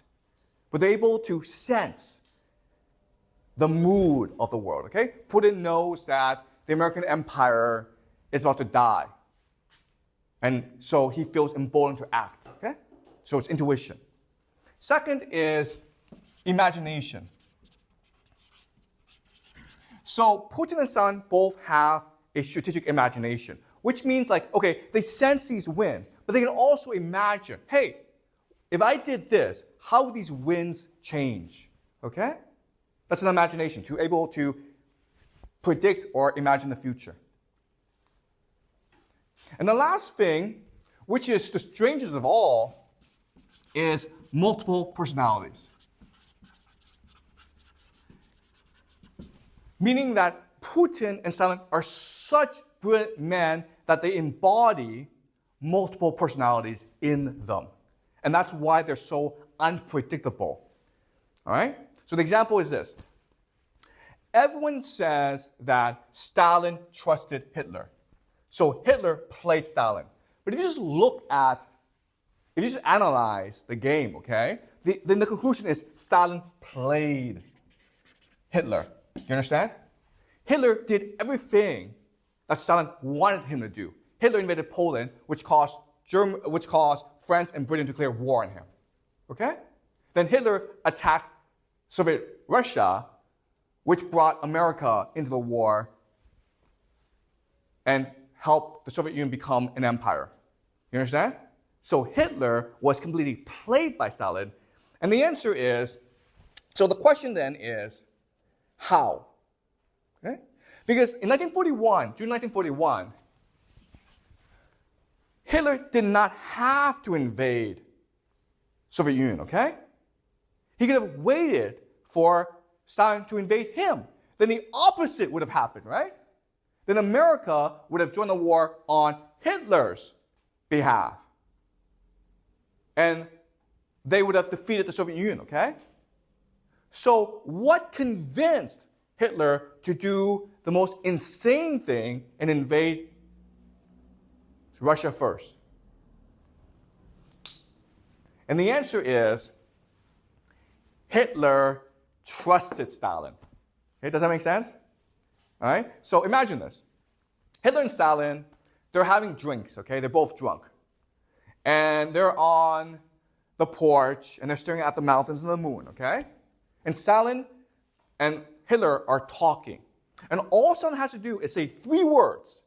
And then Hitler is like, I'm gonna come and invade you. What are these 3 words? How can Stalin get Hitler to invade Russia? What are the 3 words that Stalin can say to Hitler? I trust you. Okay? I, Joseph Stalin, trust you out of Hitler. I don't trust anyone. I don't trust my own mother, but I trust you, Hitler. Okay? Then why would Hitler invade? He thinks Stalin is an easy target. Exactly, okay? Because Hitler thinks now that Stalin is an easy target, as Jacques says. Stalin is a sheep. I, Hitler, am a lion. I'm a wolf. You're a sheep. Therefore, I eat you. You understand? Okay? But Stalin could only do this if he had multiple personalities. Okay? Stalin had to be a sheep in front of Hitler. He couldn't pretend. He had to be. Does that make sense? Okay? So these 3 things are the Russian strategic imagination. The ability to feel the political winds of the moment. The ability to prophesize and predict. The ability to be multiple individuals at once. And that's how Stalin was able to win World War II, and this is why Putin will be able to destroy the American empire. Okay? Any questions? What makes the Russians different? Okay, so Celine asked the most important question, okay? Why are the Russians different? Okay, all right. So the problem isn't Russia. The problem is us, the West, okay? So when we talk about the West, Western thinking, It comes from British thinking. And there are three distinct characteristics of British thinking that's different from Russian thinking, okay? All right, let's look at British philosophy versus Russian philosophy, all right? Okay, the first major difference is that British philosophy tends to be narrow, whereas Russia tends to be broad, okay? The reason why is Britain is an island, therefore it thinks very narrowly about the world, whereas Russia, it's a huge country, it's the world's largest country, therefore it thinks very broadly about the world. And to understand the difference, what you do is you read British literature and compare it with Russian literature, okay? Russian literature, you have Leo Tolstoy, right? War and Peace, and Anna Karenina, okay? These are very huge epics. And then British literature, you have Jane Austen, Thomas Hardy. They're great, okay? But they're very narrow in their focus. Okay, so that's a first big difference. Second big difference is British philosophy believes in the idea of empiricism, okay? Empiricism is a philosophy developed by British philosophers like David Hume. And the idea is we can only know what we experience. We can only know what we see. Okay? So another word for empiricism is the idea of skepticism. Be skeptical of abstract philosophy. Okay? Because we can never know it. For example, you can never really understand mathematics because mathematics is beyond your experience. Okay? You can only know what you experience. Okay? And it's true, but it limits your imagination. Okay? The Russians believe in mysticism. Okay? So they're very spiritual, religious people. So there are forces we don't understand. There are individuals who are prophets, who are sent to us by God. We can never know who they are. We can never know how they think, but we just have to believe that's the case. Okay? So the Russians are going to be much more mystical in their thinking than the British are. Okay? And the last thing is the British believe in logic. Okay? It's like mathematics. You can go from 1 to 2 to 3 to 4 to 5. Okay? Everything has to be logical. Everything has to be connected together. Whereas the Russians, they believe in intuition. Okay? You can jump. You can imagine things. You don't have to be logical. Whereas the British say you have to be logical. And these three ideas, narrow, empiricism, and logic, they created the Western mind of today. Okay? So this is what dominates in academia. So when you go off to university, they expect you to think in this way: narrow, empirical, and logical. Okay? And if you think about it, this is perfect if you want to build a bureaucracy, right? This is bureaucratic thinking. This is the bureaucratization of the imagination. Okay? You're not allowed to say things without evidence and logic and experience. Okay? And the Russians don't have this.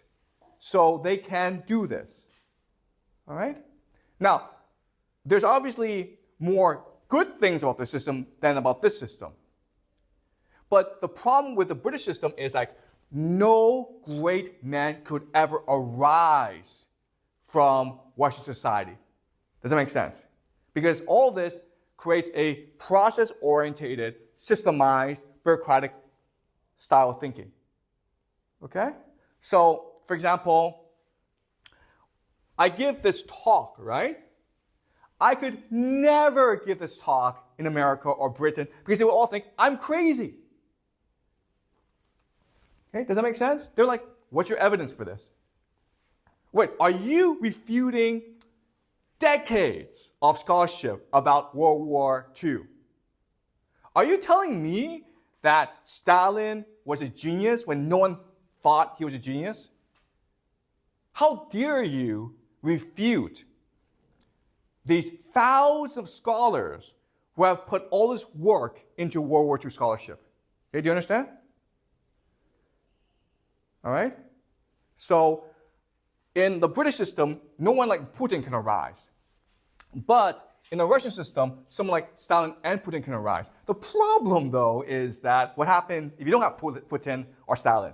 Well, then then this system becomes very weak. Okay, does that make sense? Okay, so the British system doesn't really need great leaders, but the Russian system, you do need great leaders. And if you are a great leader, then you are allowed to completely follow your intuition and imagination to do great things, like Joseph Stalin in World War II and what Putin is doing today. Okay? Does that make sense? Okay. Any more questions? What is the relationship between the Greeks and the Western today? Oh, that's a great question, okay? So last semester we studied the Greeks. And the Greeks are more like the Russians than they are like the British. Okay? So the Russian system, the Greek system, it's a much more natural human system. Okay? And the British system, basically, it's trying to remove intuition and imagination from the decision-making process, from the intellectual process, because intuition and imagination are too mysterious. Okay? So in other words, okay, let's just say that I'm Joseph Stalin in World War II, okay, 1939. For me to execute my plan, I need to write a memo detailing my thinking, okay? Now, obviously, I can't do that because if I did that, first of all, I couldn't execute my plan. But second, it would confuse everyone. Like, what are you trying to do again? Okay, do you understand? Okay, and so the Greeks believed in imagination and intuition as well. Okay, but not the British. And we live in the British system. Okay, all right. Any more questions? So how much did the Greek system influence the current British system? Okay, so Jack asked a good question. Okay, how much did the Greeks influence the British? And the answer is not that much, because remember, after the Greeks came the Romans. And the Romans were like this, and there was the Romans who influenced the British, who then influenced the Americans. Okay, so we're living basically in a Roman world as opposed to a Greek world. Right? Does that make sense? Okay. Any more questions? So the Greek world is basically gone today, or is it influence Russia?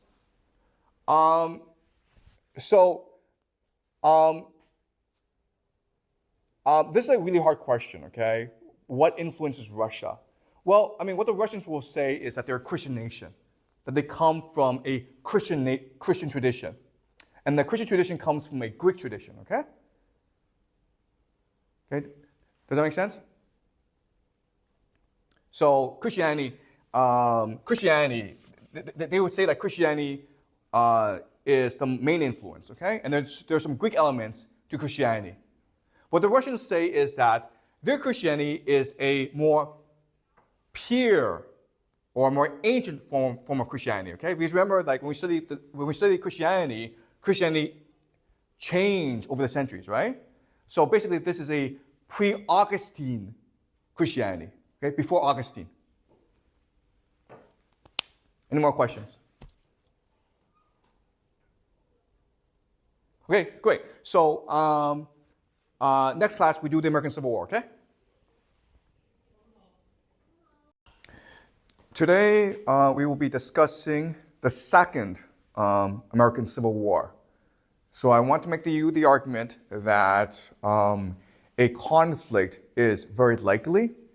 And so we'll be discussing why it's likely, how this war will manifest itself, and what will happen after this war, okay? So the first thing to know about America is that it is a country that enjoys violence, okay? You can say that Americans are addicted to violence. Okay, so for example, America has 434 million guns. That's 1.3 guns for every one person. And the guns they have, a lot of them are semi-machine guns. Okay, so it's a very gun-obsessed society. Not only that, but they believe that gun ownership is their sacred right as Americans. So the Second Amendment of the Constitution is that every American has the right to bear arms. Then there's American football. Have you guys seen American football? Where guys just bang at each other, okay? It is extremely violent sport. In fact, America is really the only country that plays this sport. And Americans love football. The Super Bowl is the most watched TV event every year. And the game of football causes a lot of psychological injuries, okay? So there are a lot of football players who at age 30, they either commit suicide or they will kill someone because their brains have been destroyed by the game, okay? It is extremely violent sport, and even though it is barbaric, Americans love it.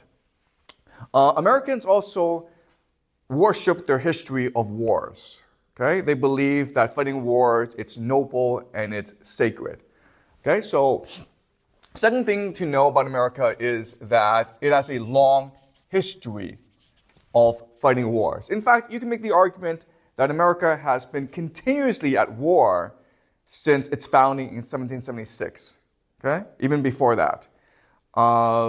So the first major war that America fought, of course, was the Revolution, right? 1776, War of Independence.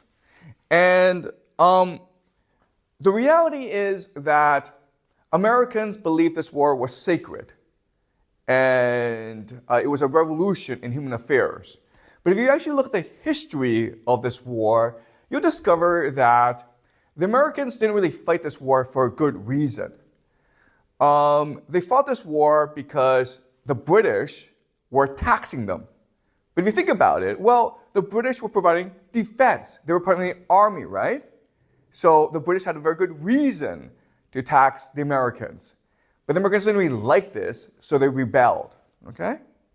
And the rebellion was actually the first American Civil War because there were actually a lot of Americans who wanted to remain in the Union.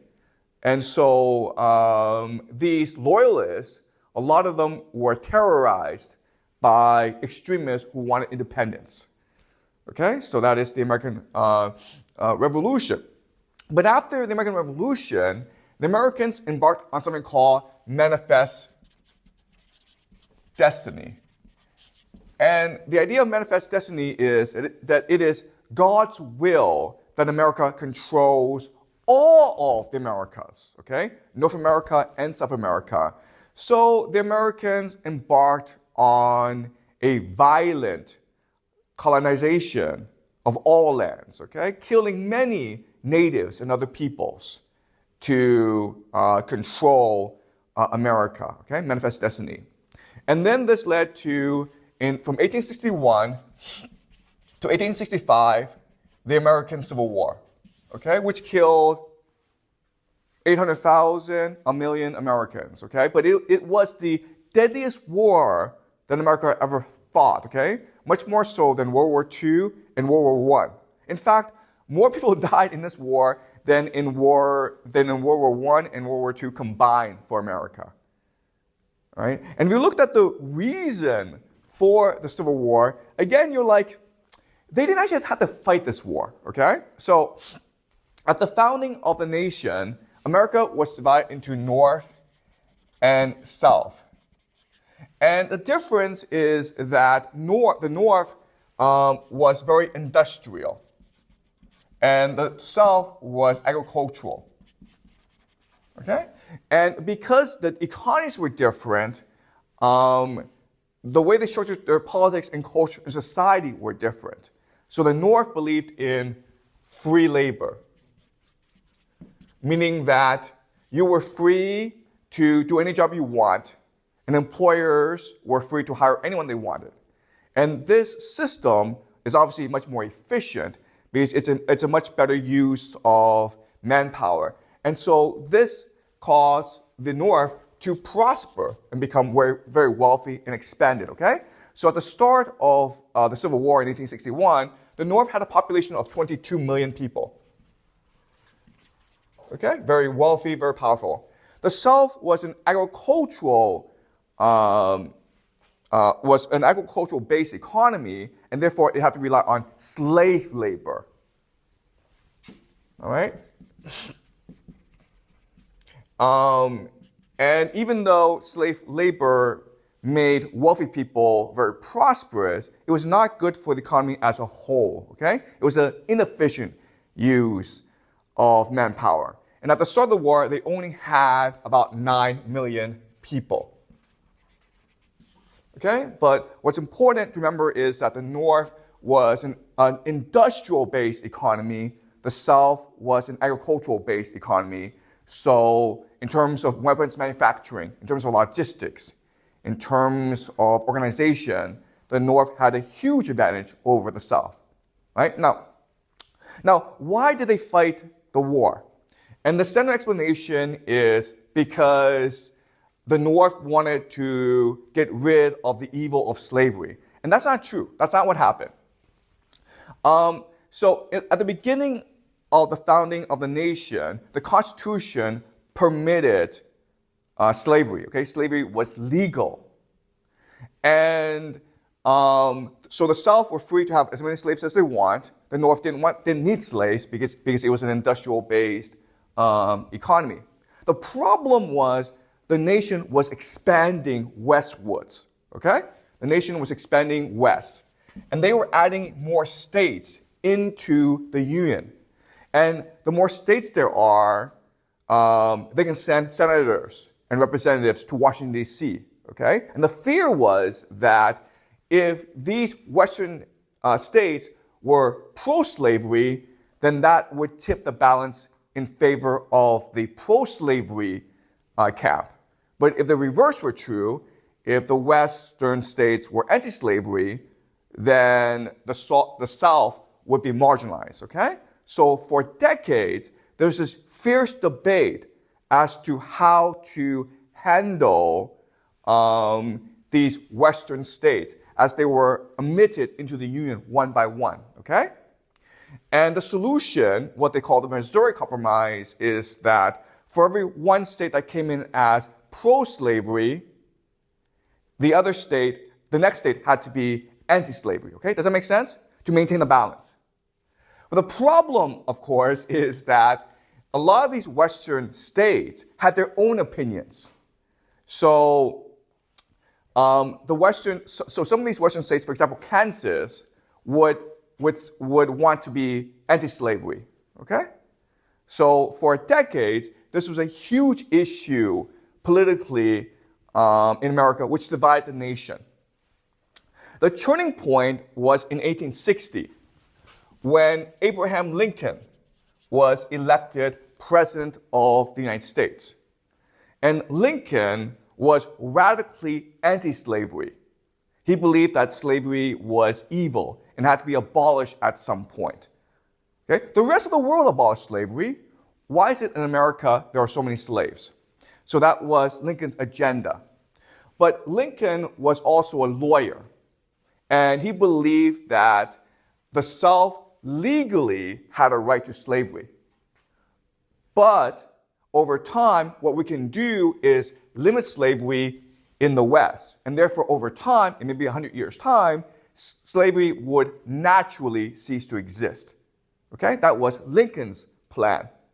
Now, the South did not like this plan, and they were afraid of what Lincoln might really do as president, so they declared independence from the United States.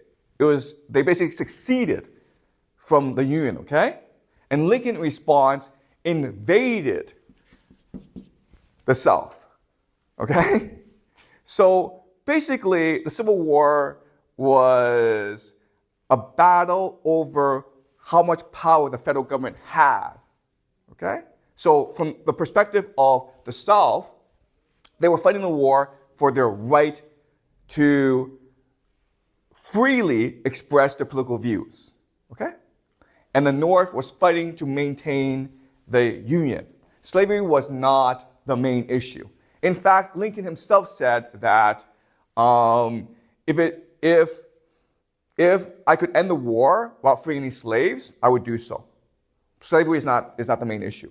Keeping the Union intact was the main issue. Okay? Does that make sense? Okay, so, but again, they could have chosen to politically compromise. They could have had discussions, right? They could have even broke apart, but they chose to fight a gruesome civil war, okay? So the third thing you need to know about America is that America resolves conflicts through violence, okay?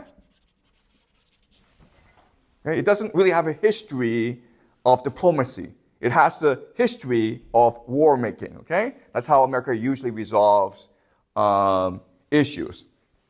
So, given this history, now let's look at the conflicts in America today to see how serious the division is. And the reality is that today it's actually very, very serious. Far more so than in 1861 when they fought the first Civil War, okay?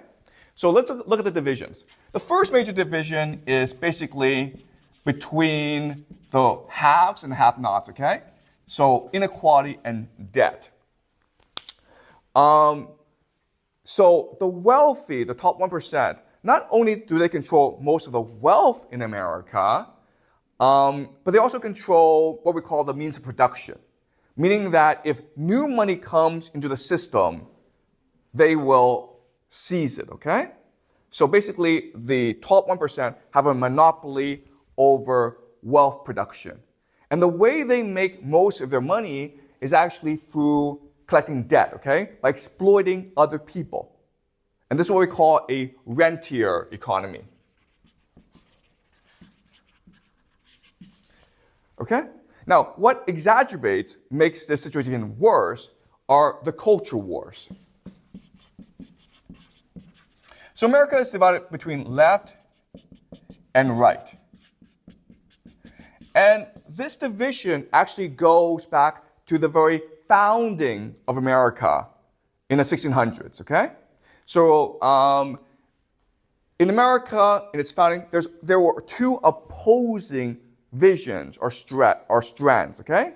The first strand are people who came to America to build a kingdom of God, a Christian nation that follows the laws of God, okay? These are the Pilgrims and the Puritans, okay? And we've discussed them before. And they've always been there, okay? And they today comprise the right. And the right are people who believe in conservative Christian values, okay? The left, but there's also another strand of America, and these are dissidents or political dissidents. And they believe in the Enlightenment. They believe that reason should be the God of human affairs. Okay? And these were the founding fathers. Okay? The founding fathers believed in something called deism, which is that there is a God, but God gave us the power, reason, and logic to determine our own affairs. So the Constitution is a document based on deism, okay? Separation of church and state.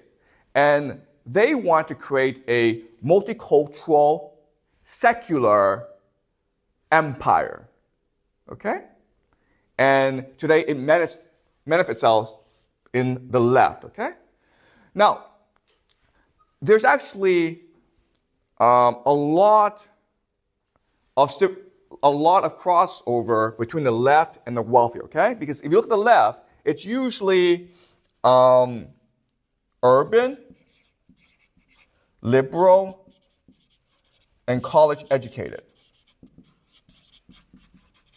okay? And coastal, okay? And these are the people usually with all the money, okay? So the inequality only makes the culture wars much worse. And so the right feel left out, okay? Another major division in America that's important is the one between empire and democracy. Meaning that there are many people in America who benefit from America being an empire. But the rest suffer from the fact that America is an empire, okay? So, for example, the wars in Afghanistan and Iraq made Wall Street very rich, right? But it was the poor, the right, who sent their sons to fight in these wars and who lost their lives or lost a limb, okay? It was the poor who were taxed in order to fund these wars. And it's the poor who must pay off the debt from these wars, okay? So the right is also very isolationist, meaning like they don't want to fight these wars. They think that America should be an island. It should not intervene in the affairs of the world. Okay? So there are a lot of divisions in America. The problem today is that there's no actual solution to any of these divisions. Okay? And the reason why, there are three major reasons why a civil war would probably break out, okay? The first major reason is the over-militarization of America. And so what this means is that, okay, first of all, we've already said that in America there are 434 million guns, right, in private hands. So every individual has access to one or two guns. That's the first problem. Second problem is that if you go to a small town in America and you look at like the police there, you think that, okay, it's a small town, it's safe. They should have, I don't know, pistols, right? In fact, they have armored vehicles. Sometimes they have tanks, they have helicopters, they have bulletproof vests, they have machine guns, okay? They got all this from the military. So that's just like a local police force. I'm not even talking about the state militias, okay? The National Guard. These guys are basically an army unto themselves. Then you have federal agencies like the FBI and the CIA and Homeland Security, okay? NSA, okay? There's dozens of these federal agencies. They themselves are their own army, meaning that the FBI and the CIA all have their special forces, tanks, helicopters, jets, bombs, missiles, okay? So these guys can go to war against each other, okay? Then you have the US military. The US military is divided into the Army, the Air Force, the Marines, the Navy, okay? And then there's something called the Space Force, okay? All right. To show you how powerful the US military is, okay? Let's look at the top 5 air forces in the world, okay? The top 5 institutions or countries with the most powerful air force in the world. Who's number 1? Who's number 1, do you think? US Air Force, right? Who's number 2? Do you guys know? The top 5 air forces in the world. Number 1 would be the US Air Force, right? Who's number 2, do you think?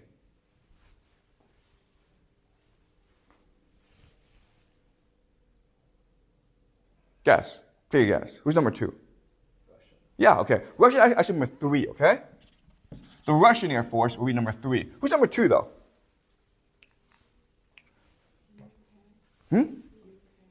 The UK, the British, right?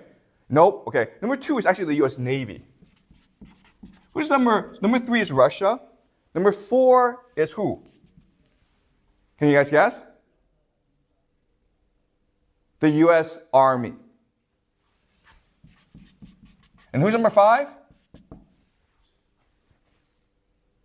Can you guys guess? It's the US Marines. Okay? So 4 of the top 5 air forces in the world are an arm of the US military. Okay, number 1 is the US Air Force. Number 2 is the US Navy. Number 3 is Russia, the entire country of Russia, okay? Number 4 is the US Army. Number 5 is the US Marines. That's how powerful America is. But then you have special forces. And again, we've discussed special forces in this class before. And we said that special forces are good for special circumstances, like, for example, hijackings, okay? Or covert operations. The problem with special forces is they cannot be controlled, okay? So, for example, in Mexico, the people who run the drug cartels are former special forces, okay? Do you understand? The people who run the drug cartels in Mexico and who commit the most violence in the world are former members of their special forces. That's why you want to limit your special forces, okay? So in the year 2000, America had 38,000 special forces. Today, it has 72,000 or 73,000, I can't remember, okay? That's a lot of special forces. These guys are trained in demolition, destroying buildings. They're an army unto themselves, okay? It would take exactly 1,000 of these guys, to overthrow the US government, okay? And guess what? Delta Force, which is the most elite special force unit in America, has exactly 1,000 members. So you have this guy who runs Delta Force, and he's like, I want to overthrow the US government for whatever reason. He can do so because they're so powerful, okay? So I think special forces, it's just a bomb waiting to explode. So the first major issue is just the over-militarization of America, where anyone who has access to weapons can choose to start a war, okay? That's the first problem. Second problem is the breakdown of narratives. Okay, so a nation is a fiction, a narrative that everyone believes in. And there are certain narratives that have kept America united, okay? So for example, the first narrative is the American dream, right? The equality of opportunity.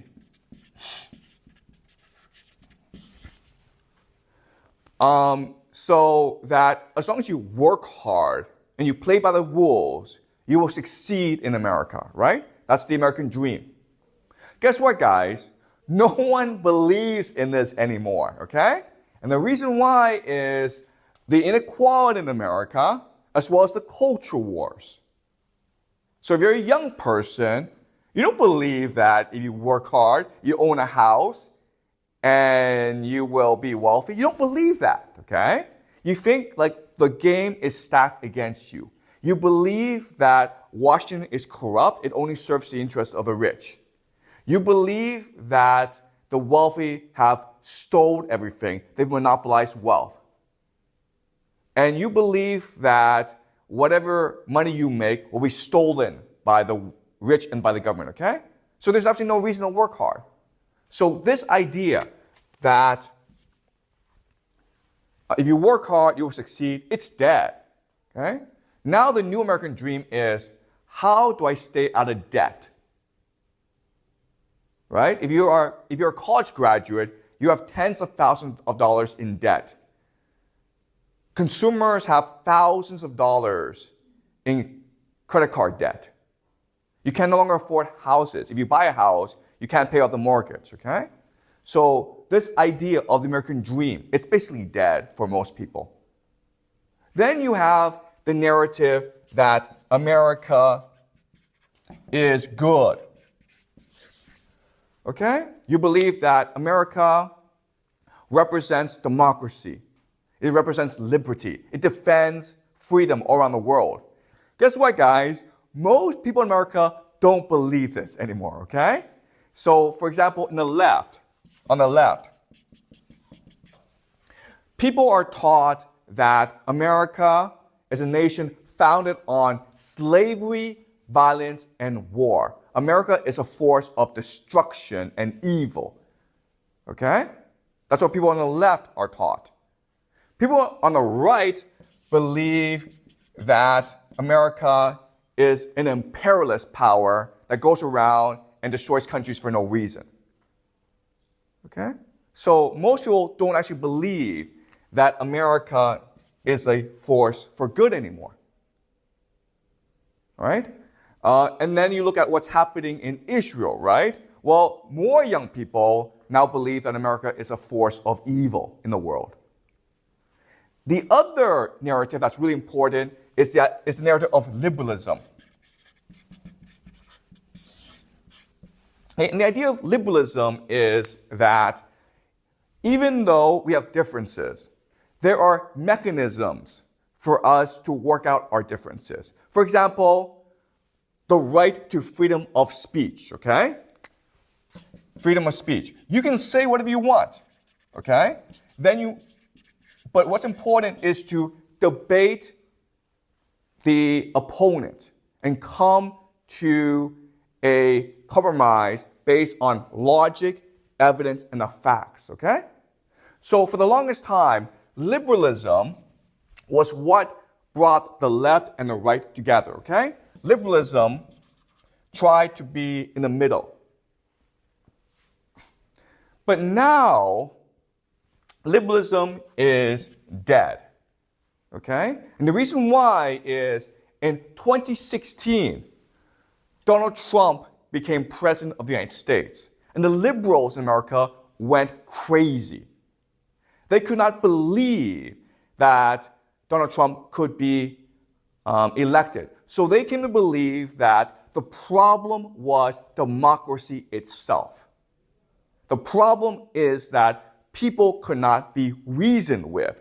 Therefore, liberalism makes no sense. If people are stupid, if people cannot be reasoned with, why give them freedom of speech? Why let them debate? Why let them vote? Okay? So liberalism today is dead. So the stories that basically bind the country together no longer work. Okay? Does that make sense? Then the third problem is breakdown of authority or institutions. Okay? What kept the country together was the fact that people believed that the elites in power knew what they were doing, and they cared about the well-being of the nation and of the people, okay?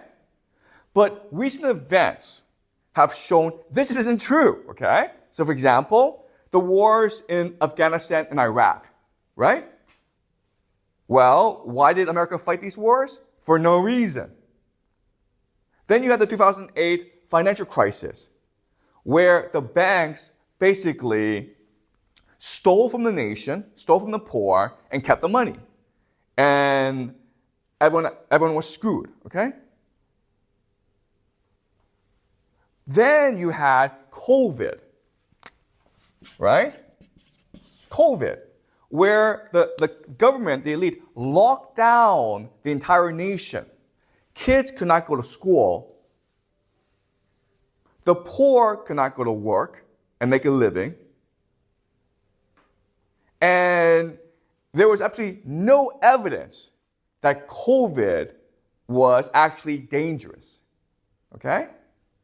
Then the government made everyone take an experimental vaccine. And people were like, why are we doing this? Okay?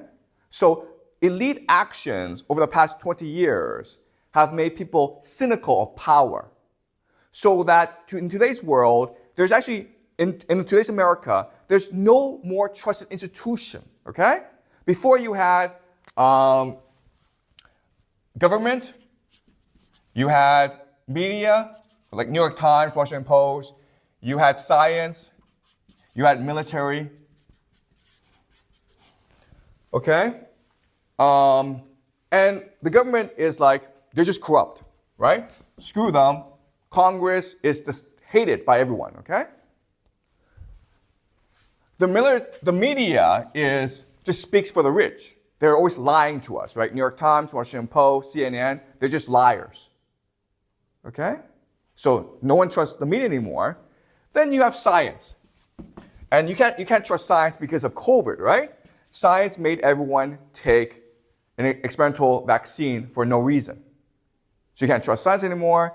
The military fights wars for no reason. Look at Ukraine, look at Israel, okay? So in other words, there's no institution in America that can bring people together anymore. They're not trusted. Oh, and also I forgot about universities. Before people trusted universities, but not anymore because of the culture wars, right? So that's the problem in America right now. You have three things going on. You have the militarization of society, where anyone can start a war for no reason, okay? Second is that you have a breakdown of the stories, the narratives that bind the country together. So no one knows what it means to be American anymore. And number three is there are no more authority figures, no more institutions that can bring people together. They can only divide people. Okay? Does that make sense? Okay? And this is getting worse. So we've seen the government fall, the media fall, the science fall, military fall, universities. But there's also the justice system, right? The courts. And this is falling as well because of Donald Trump. Remember, like last week in New York City, Donald Trump was convicted guilty of 34 felonies, okay? And so people are now no longer trusting the court system, the justice system, okay? So again, all these sacred institutions in America, they're all falling one by one, okay? So does this make sense? So if you look at all this, okay, America's history of violence, the conflicts raging in America, and the fact that America no longer believes in institutions and in narratives, okay, then the most likely outcome is a civil war. Okay, does that make sense? So any questions so far? So what does the American president have in power, because most of the power kind of like are held by different institutions? Yeah, so Celine asked a very good question, like how powerful is the American president? And the answer is that he's really a figurehead, okay? He's not that powerful, okay? Because as Celine points out, power is diffused in America, in institutions. And if these institutions are corrupt, there's very little the president can do about it. And that's why this year, in November 2024, we will see the lowest turnout, one of the lowest turnouts of voters in American history, because people just give up, okay? Right?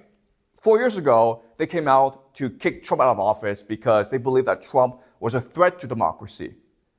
And with Biden, people recognize that, no, it's all corrupt. Just burn the system down. Who cares? Okay? So no one cares who's president anymore.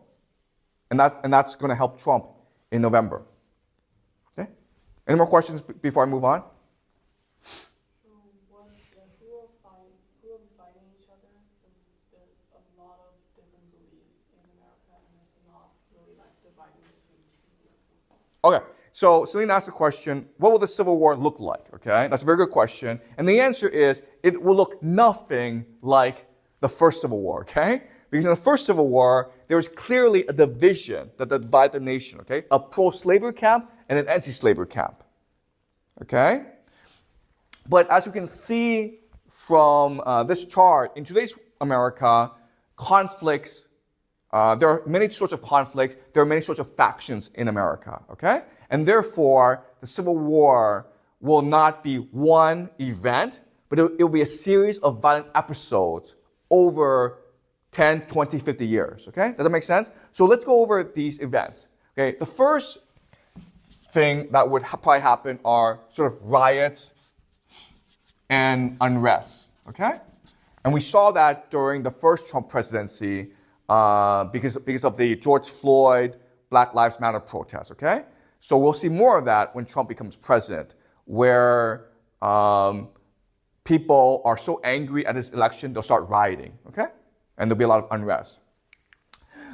Second is basically civil conflict, meaning that neighbors take guns against each other. So America is divided between left and right, but there are actually pockets of America where left and right are very closely, they live very closely with each other, okay? So it's very likely they'll take arms against each other. But these would be small, isolated affairs where maybe one or two people get killed, okay? So you have civil conflict. Then you have state or city secession. Secession. Sorry, I spelled this wrong. Secession. Meaning that you have maybe one city, New York City, or one state, California, and they're so disgusted by the state of affairs, they declare independence, okay? They succeed. And guess what? They have their own army. Their citizens are armed, okay?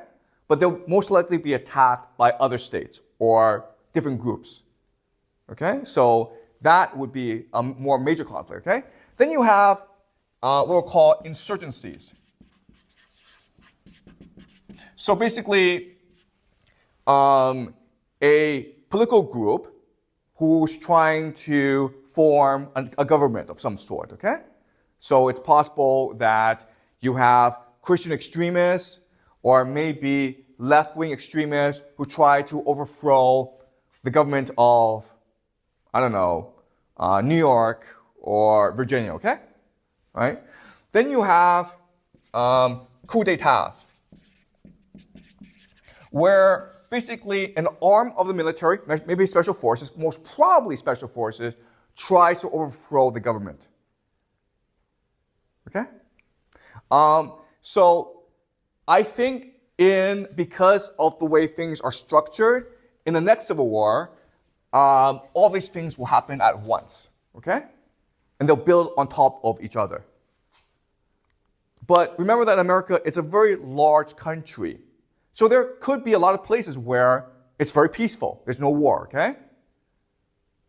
But there could also be some places like New York City or Los Angeles where there's just a lot of violence going on. Okay? Does that make sense?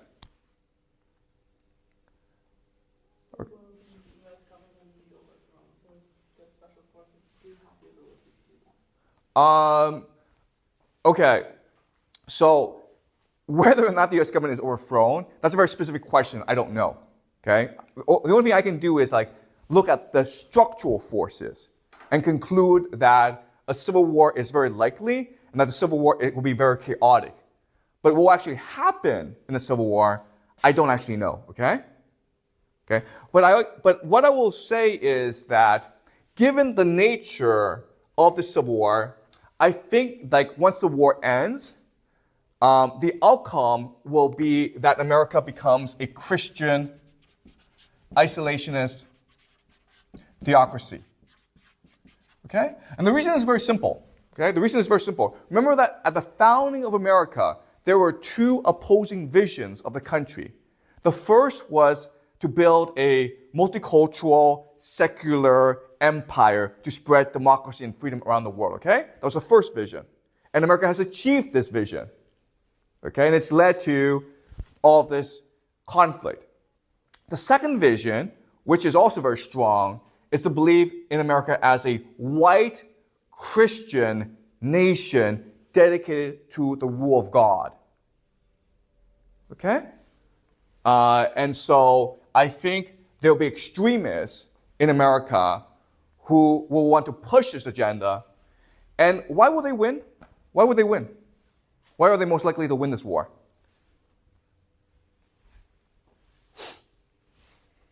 Okay, the answer is they're most willing to fight and to die for what they believe in, okay? And guess what, guys? A lot of these people happen to work in law enforcement, the military, and especially the special forces, okay? All right? Does that make sense? So that's what I think will be the most likely outcome of the Civil War when it ends. But I don't know when it will end, okay? And I don't actually know what happens in between, the specifics, okay? All right? So any more questions before I finish? Okay. The last thing I want to talk about is the specifics of how the Civil War will start, okay? What will ignite this war, okay? Yeah, Peter? If you say university is no longer trusted by people, then what can we still learn from college? Okay, so Peter asked a great question, which is, universities in the past few decades have become more politicalized, okay? Meaning like they're not actually interested in teaching you how to think, they're interested in teaching you how to think a certain way, okay? Which is very left wing, okay? So for example, the belief that America is a society based on violence and slavery and the exploitation of minorities, okay? So there's a lot of political correctness in universities today. And Peter asked the question, okay, so what can we learn in university? And the answer is that even though universities have become more politicized, your education in university is up to you, okay? Why? Because university is very big, there are a lot of professors, and there are a lot of different classes, okay? And so it's up to you to structure your own learning and to be clear about what you want to learn and to understand the limitations of the education you're getting. Okay? Does that make sense? All right, any more questions before I move on? So is it mostly like people who don't go to universities who don't like trust the universities? Okay, that's a great question, okay? So Jack asked a question like, who are the ones who don't trust the universities? And the answer, of course, are people who are left out of the system, right? So people who don't actually go to university. The people on the right, basically, okay? People on the left are composed mainly of college-educated individuals who are wealthy, okay? But at the same time, there are many universities who do not like what's going on. So there's a faction within the university, professors and students, who are dismayed by what's going on, okay? But they're only a small fraction of the total population, okay? Most universities have become extremely, extremely left-wing, okay? Any more questions before I move on? So why would there be more anger and riot when Donald Trump is elected? Because do people want him to be elected? Okay, all right. So I'll move on to my next point, which will answer your question, okay? All right. Now let's talk about how the Civil War will actually start, okay? And we'll start with the election of Donald Trump, the re-election of Donald Trump. And the reason why is that Trump is a unique figure in American politics. And the reason why is that he embodies the culture wars, okay? Meaning like the people on the left, all that they hate in the right manifests themselves in Donald Trump, okay? He's white, he's sexist, he's racist, he's a pig. And he doesn't apologize for any of this. He has no manners. He's not educated. He has no values, okay? All the left hate in the right manifest themselves in the body of Donald Trump. And that's why the right loves Donald Trump, right? Because their enemies hate them. Okay? So, and for many on the right, Donald Trump is the Messiah. Okay? He's the Jesus. And everything that's happened in the past 8-9 years for them has confirmed that Donald Trump is Jesus. Okay? And the reason why is Donald Trump, ever since he became elected president, the left, the elite, has been trying to persecute him, right? Remember that when he became president, the media was spreading stories that Trump was a Russian agent. He was a spy of Putin. That's just nonsense. There's no evidence of that, but people believe that, okay? Then they were trying to say, then they tried to use the justice system against Donald Trump, right? They impeached him twice. they raided his house, okay? They're trying to send him to prison. A judge in Colorado tried to remove Donald Trump from the ballot, meaning you couldn't vote for him.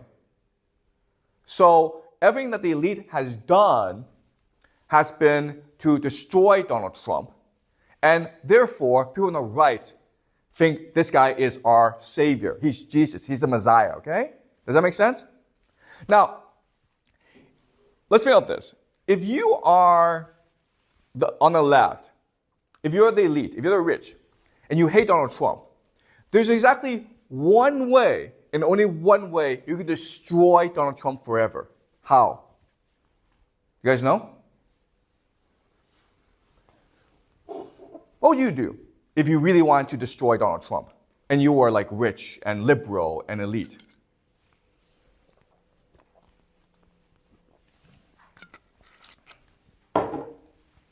You go to Donald Trump, you have dinner together, and you say 3 words, and you will destroy him. What are these 3 words?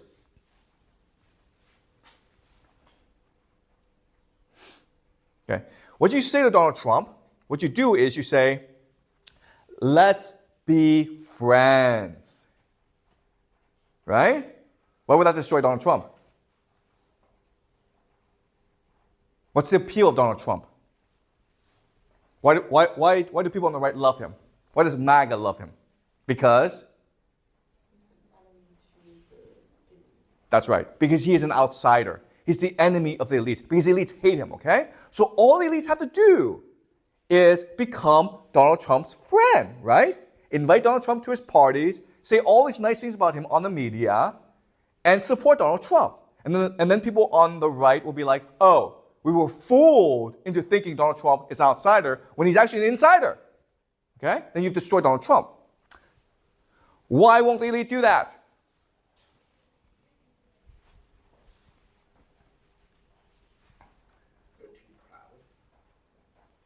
No, it's not because they're too proud. It's because what? Why won't they do that? Like, why won't they become friends with Donald Trump? And you know, it's something that Donald Trump probably wants as well, right? Yeah, it's hatred, okay? Do you understand? It's pure hatred. I want to kill this guy.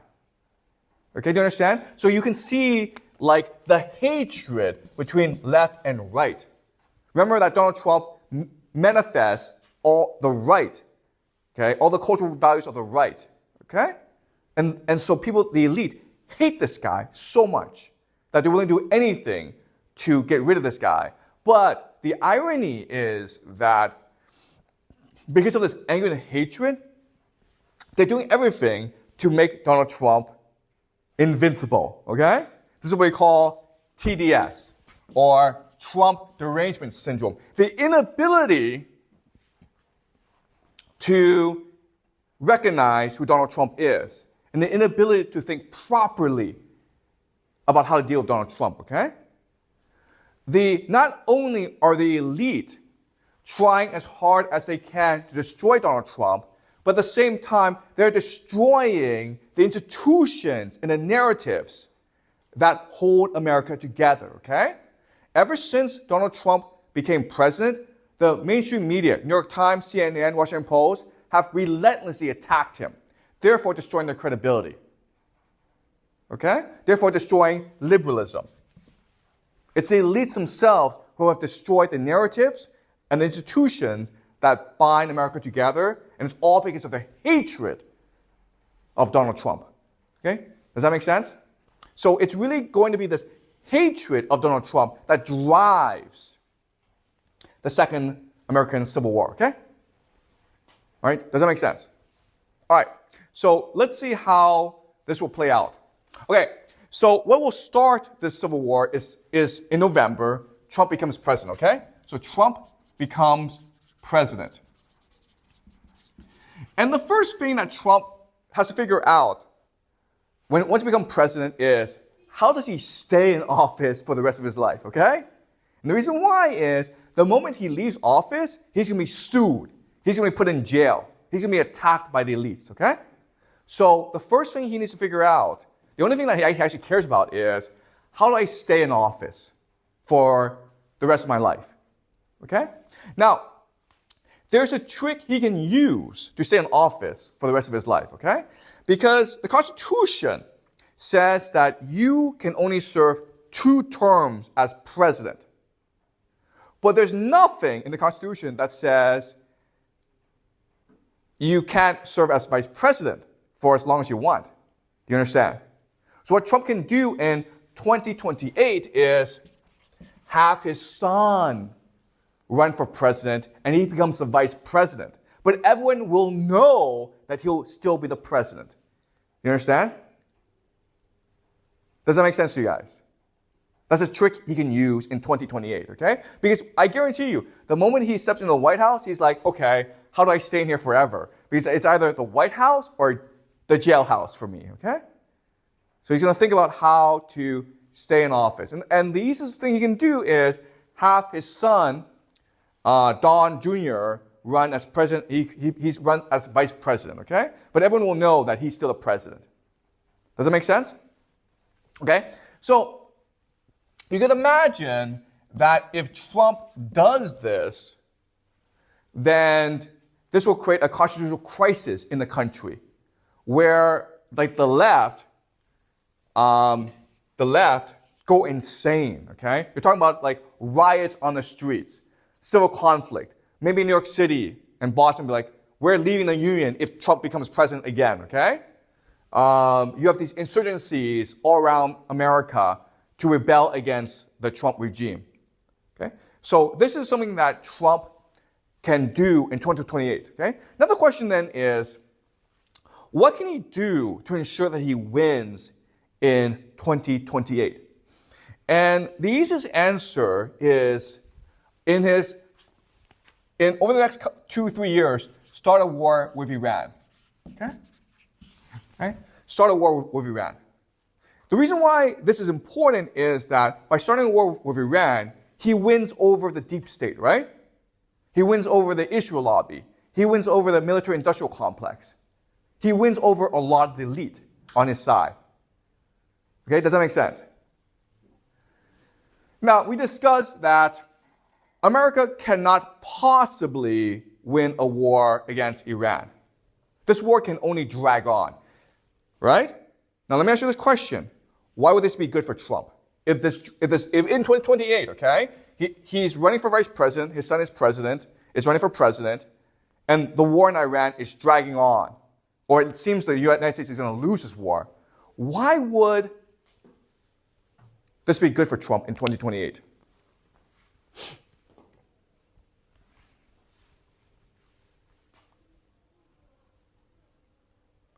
The entire society, the entire left is mobilized to get rid of Trump, right? Because they want this war in Iran to stop. So why would this war be good for Trump in 2028? Okay, I hate to say this, okay? But there's going to be a group of people who are doing anything they can to ensure that this war continues. And who are they? Within America. There's a group of people who are the most pro-empire of everyone else. And they fight a war, they want to win the war. And they'll do anything they can to ensure that this war is won. And who are they? Which part of the military? Exactly, okay, do you understand? Special forces, okay? These guys are the problem. Special forces, okay? In 2028, if there's a war in Iran, and Trump is running again to maintain the war, I guarantee you, these guys and other deep state members will come in and commit acts of terrorism, acts of political assassination to ensure that Trump wins, okay? You'll also have election meddling, election interference, okay? They're going to cheat on behalf of Trump. You understand? But if that's the case, okay, if 2028 is an extremely contested election, then we can imagine at that point the entire Civil War blows up, okay? New York City declares independence. Boston declares independence. California declares independence. You have all these wars breaking out across America, okay? Meanwhile, the United States is still fighting this pointless war in Iran. Right? So I think that's what's going to happen. All right, any questions? Or is there anything you're not clear about?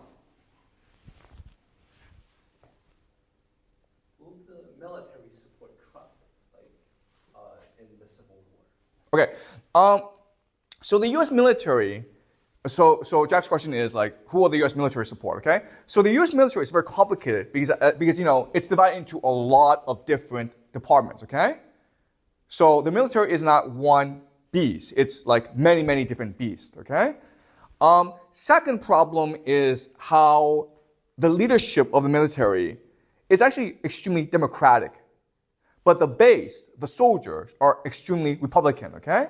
So you have this ideological mismatch between the leadership, the generals, and the soldiers, okay?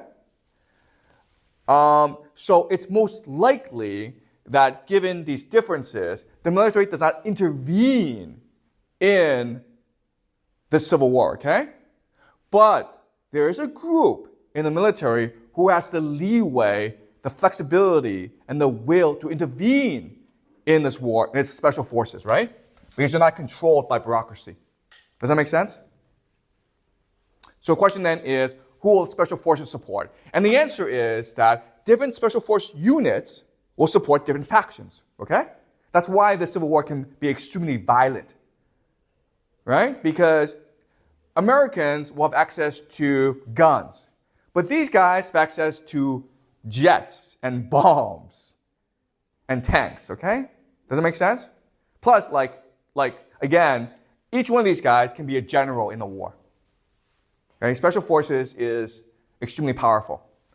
Okay? Does that answer your question, Jack? Okay. Any more questions? Will the right wing still love Trump when Trump is advocating for war because they are the ones sending people to war? Okay. So Celine asked a great question, okay? And this is actually the most fundamental question. It is really impossible for the left to imagine that Donald Trump will attack Iran because Trump is seen as extremely anti-war. Okay, Donald Trump, when he was a first-term president, didn't start any wars, and so the left is not expecting Donald Trump to declare war because he didn't do so, and he's declared he won't do so. Okay, but here's what we know. First thing we know is that presidents on the campaign trail do things radically different from when they become president, okay? Every president is the same way. What you say in public before you become president and what you do as president are two very different things, okay? That's the first thing. Second thing is that Donald Trump has recently said publicly that Joe Biden is not doing enough to protect Israel, meaning that he will do more to support Israel. Well, what does that mean? It means that he'll give Israel more weapons and he will defend Israel against its enemies, which include Hezbollah and Iran, okay? That's the second thing. The third thing is that there are now a group of billionaires who are coalescing around Donald Trump, okay? And these billionaires are Miriam Adelson, who is the most pro-Israel billionaire in all of America. And she plans to give Donald Trump $90 million. Okay, that's a lot of money. But then you also have someone like Steven Schwartzman and Bill Ackman, okay? All these guys are extremely pro-Israel. They're Jewish billionaires who are extremely pro-Israel. Now, why are they giving Donald Trump a lot of money? It's because they want something, right? And what I'm guessing is, what they want is for Donald Trump to make Nikki Haley his vice president, okay? And to staff his cabinet, his government, with pro-Israel individuals, okay? Who include Mike Pompeo, and others, okay? In other words, Donald Trump presidency, the government is going to be extremely anti-Iran and pro-war with Iran. Okay? Nikki Haley a couple weeks ago, went to Israel. She visited Israel. And she took a picture of herself. And what she did was she signed a bomb, okay? A bomb that was being dropped on Gaza and said, finish them. America loves Israel. Nikki Haley, okay? She's calling for mass genocide against the Palestinians. That's Nikki Haley, guys. All right, so given the way things are turning out, I imagine that Nikki Haley becomes vice president. And that's good for Trump because she's a scapegoat now, right? Trump can say, hey, this war, it's all Nikki Haley's fault. Right? Okay? Also, Trump believed that he won in 2020, okay? He won in 2020. But why did he lose the presidency? Because the deep state rigged the election. And why did the deep state rig the election? Because he refused to fight wars. So if he wants to become president, then he has no choice but to play along with the deep state, okay? Which means going to war. So a lot of what he will do as president depends on if he picks Nikki Haley to be VP or not. And we'll know in August if he wants Nikki Haley to be his VP, okay? But if he picks Nikki Haley as VP, that's a sure sign that he's going to go to war with Iran, I think, okay? Because she'll be pushing for war with Iran. Okay, but then the question then is, how will Donald Trump's base react? Okay, because his base is actually extremely anti-Nikki Haley and anti-war, right? And the answer is, at first, what will happen is that the elite, the mainstream media, will support Trump in his war with Iran. Okay, and you have a lot of people who supported Trump who felt betrayed. Okay, but then over time, what will happen is that Donald Trump will figure out how to manipulate his base so that his base comes back to him. Do you understand? Okay, and so there are different ways he can do that. First of all, what he can do is blame Nikki Haley and the deep state and says, oh, I was fooled. I was manipulated. I now want out of this war, okay? After he wins in 2028, he can change directions and say, I now want to end this war and make America into a Christian isolationist theocracy, okay? Okay, do you understand? That's something that he can do, all right? Something that he can do is go against Israel, okay? And just say that it's Israel that planned all this, okay? It's Israel that conspired to trick America into going to war. He can say that. And there'll be a lot of people who say that, okay? It was the Jews who conspired against us. All right? So there's a lot of things he can say. But whatever he does, all it's going to do is create more war, okay, within America. All he's going to do is inflame the Civil War, okay? Well, no matter what he does, there's going to be people who love him and there are going to be people who hate him. And they're going to go war with each other. And that's why I think Donald Trump, as long as he's in office, the Civil War is going to break out and it's going to be very, very violent, okay? Because he's, again, I don't know what it is about Donald Trump, but he brings out the worst in people. Okay? In 2016, before Donald Trump was president, America was actually a pretty sane place. Now it's insane. Now it's like you can't recognize it anymore, okay?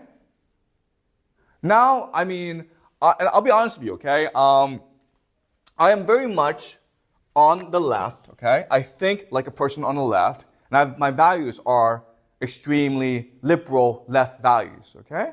And in 2016, when Trump became president, I was traumatized. I believed the world had fallen apart, okay? I believed the world was destroyed. Everything that I believed in was destroyed. And it took me a long time to step out of the trauma. But, I still have these liberal friends. And the moment we talk about Trump, if I say anything nice about Trump, which is like, okay, you know what? Trump is an idiot, but he's representing people who feel marginalized. They become so angry with me, okay? Like I feel insecure or unsafe. I feel as though they're about to punch me, okay? If I say anything nice about Donald Trump, then people will want to punch me, okay? And like I'm their friend. I've known them for like decades. And they know that like I hate Donald Trump as much as anyone, okay? But you are not allowed to say anything nice about Donald Trump among liberals and leftist people. Okay? So does that answer your question, Celine? Okay. So it's complicated, okay? But I think this is what could happen. All right? Any more questions? If Nikki Haley did all that thing, then like, what about these suburbans? Would they still vote for Trump? Okay. So this goes back to the question of empire. Okay. So again, unfortunately, there are a lot of Americans who benefit from empire. Okay, that's why they want war with Iran. Especially, so these people work on Wall Street. They work for the military-industrial complex, and they tend to live in the suburbs. Okay. Okay. Any more questions? Is there anything you're not clear about? Does this argument make sense to you? Does the logic here make sense to you guys? Okay. Is there anything you want me to clarify?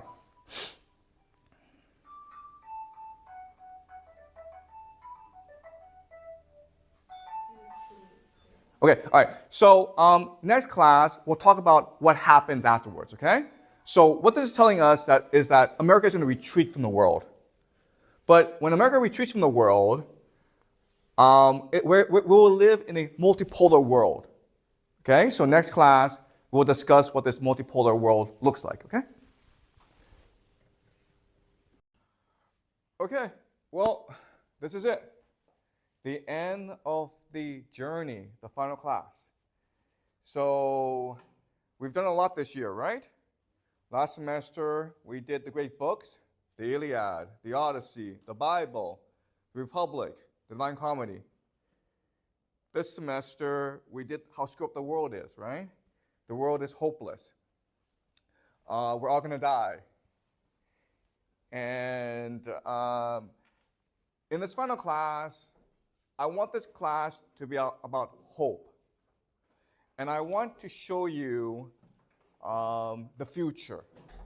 And the argument I want to leave you with, the thing that I want you to remember is that, remember Dante in Divine Comedy said that the future is not what happens to you. It's not something that you wait for. The future is what you imagine and fight for. The future is what you make happen. There is a God, but God gave us the ability to imagine and the capacity to love. And it's these two things that will guide us and enable us to build a better world. Okay? So that's a message I want to give to you today. The future is what we imagine, not what we have to put up with. So if we don't like the future, if we don't like the way we live our lives, then we can change that with our imagination. And today I want to show you how. So just to summarize what we did this semester. Together we analyzed the world and we made certain predictions about the world, right? For example, that Trump will be elected again in November and that he will declare war on Iran. And this war in Iran will be a disaster for the United States, and it will mean the end of the American empire, and it would lead to a multipolar world, which will mean endless war and the deaths of millions and billions of people. And because of climate change, our world will eventually collapse at some point, okay? So this is an extremely hopeless, an extremely bleak and dark picture of the world. But remember, where there is darkness, there can also be light. So in this final class, I want to show you some hope and some light, okay? So this is what we call psychohistory. And psychohistory is the idea that the future can be predicted. And if it can be predicted, then it can be controlled and harnessed for the betterment of humanity, okay? So where does this idea come from, psychohistory? In the 1950s, there was an American science fiction writer named Isaac Asimov. And he's probably the most famous science fiction writer. Okay? If you happen to read science fiction, he's really famous. And he wrote a series called Foundation. And I think there's a TV series now based on Foundation books. It's terrible, but you can have a look at it. And in the Foundation books, he introduces the idea of psychohistory. And so this book is set in the future, like 1,000,000 years from now, where there is a galactic empire. So humanity has colonized the entire Milky Way.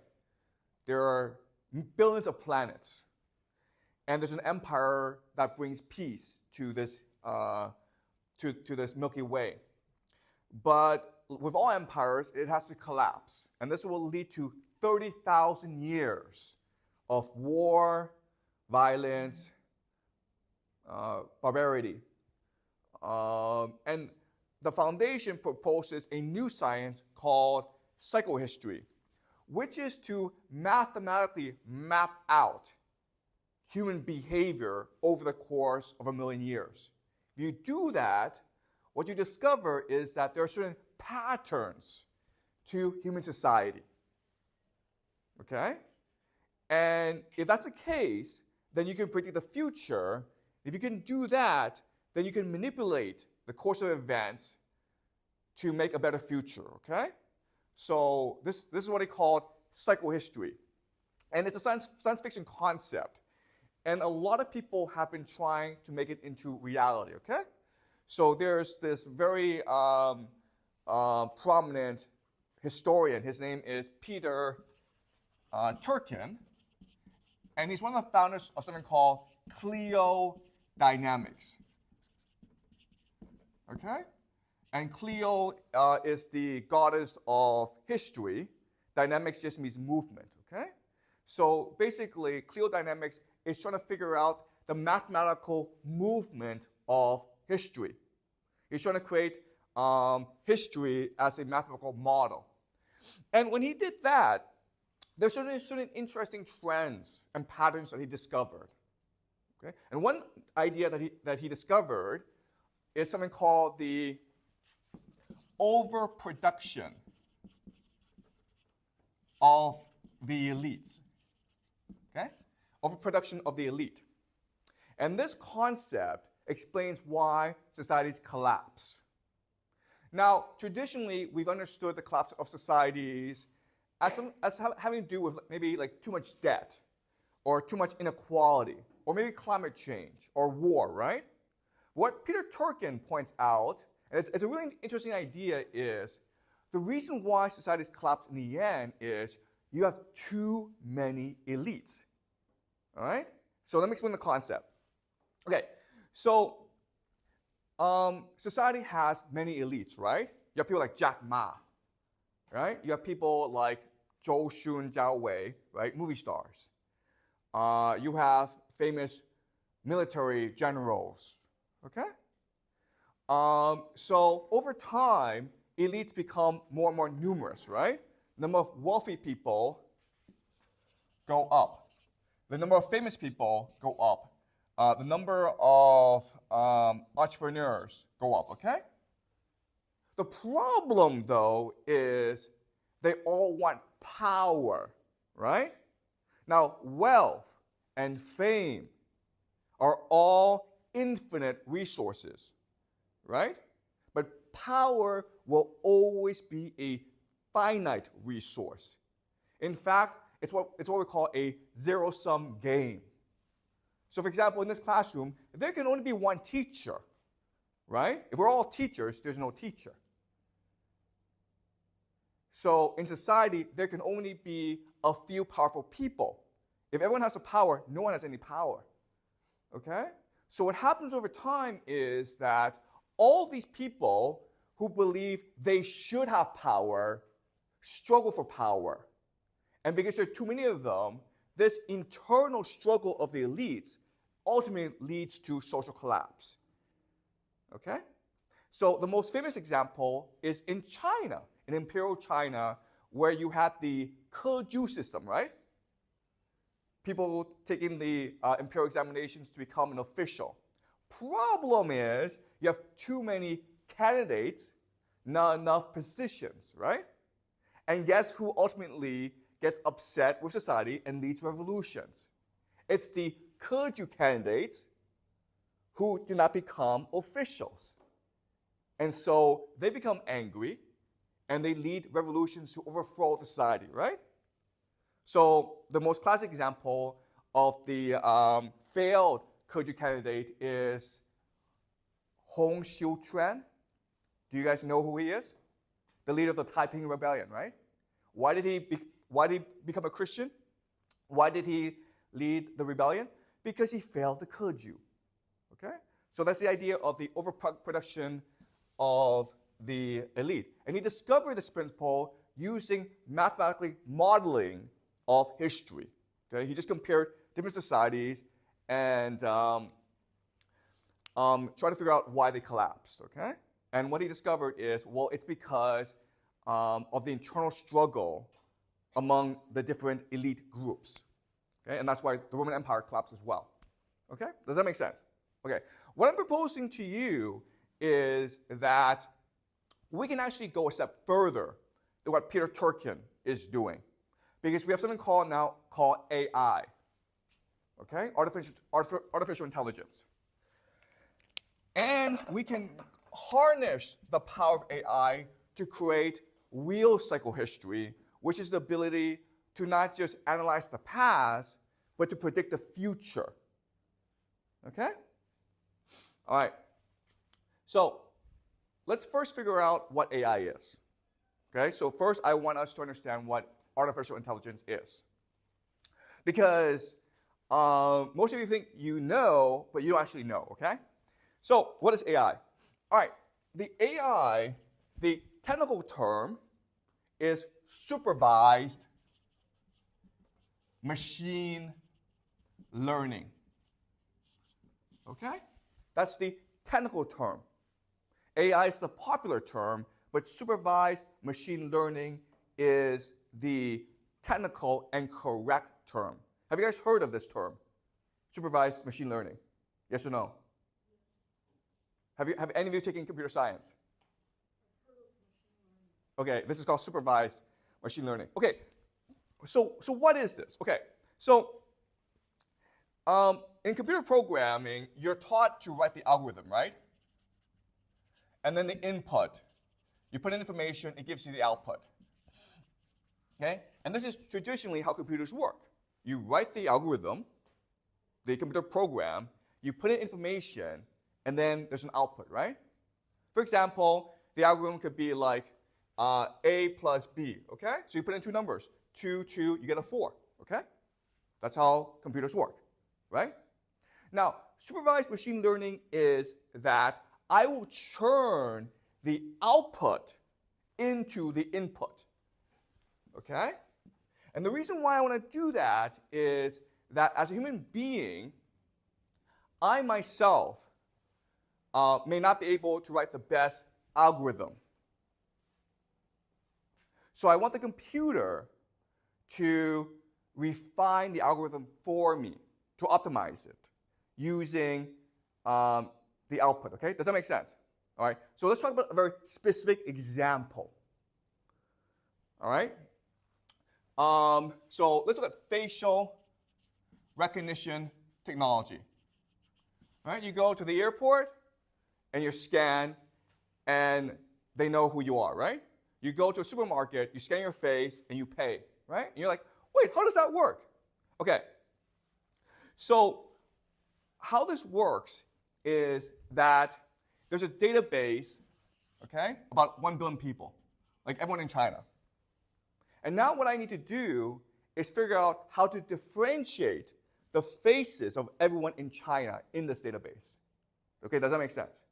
So what I do is, for the face, I create a mathematical model based on topology. Okay, does that make sense? Topology. So I turn everyone's face into a mathematical model, okay, which looks like something like this, okay? And you're like, I don't know what this is. Okay, you don't need to know what this is. This is like super complicated, okay? But all you need to know is that within this model, there are different equations, okay? So for example, this model is trying to analyze the distance between your eyes, okay? And how big your nose is. All right, does that make sense? All right? And so once I create this mathematical model, I am now able to differentiate everyone in China. Does that make sense? Okay? In fact, this mathematical model is so precise that I can only look at your eyes and I know who you are. Okay? Because what I'm trying to do is match what your model with a model in a database. All right? But what's important to remember is that if you're not in this database, you can't be recognized. Okay? Do you understand? All right. Now, what I will show you is how this model is created. So what happens is this. All right? What I do is I teach the computer how to create this database. So I have input, I have output. And then what I do is I create a working thesis or a working theory of what this model should look like. Okay, does that make sense? All right, so it could be like this. All right? And then what I do is I put faces, okay? And the output should match what's in the database. And if the model returns something that's different, and I tell them this is wrong. And what the computer then does is refine this model until it becomes this. Does that make sense? Okay? So what all AI is infinite iteration. Okay? Does that make sense? All right? Okay. So the problem with AI is I need to be able to solve 3 things. And if I can solve 3 things, then I can create an AI. Okay? The first thing is that I need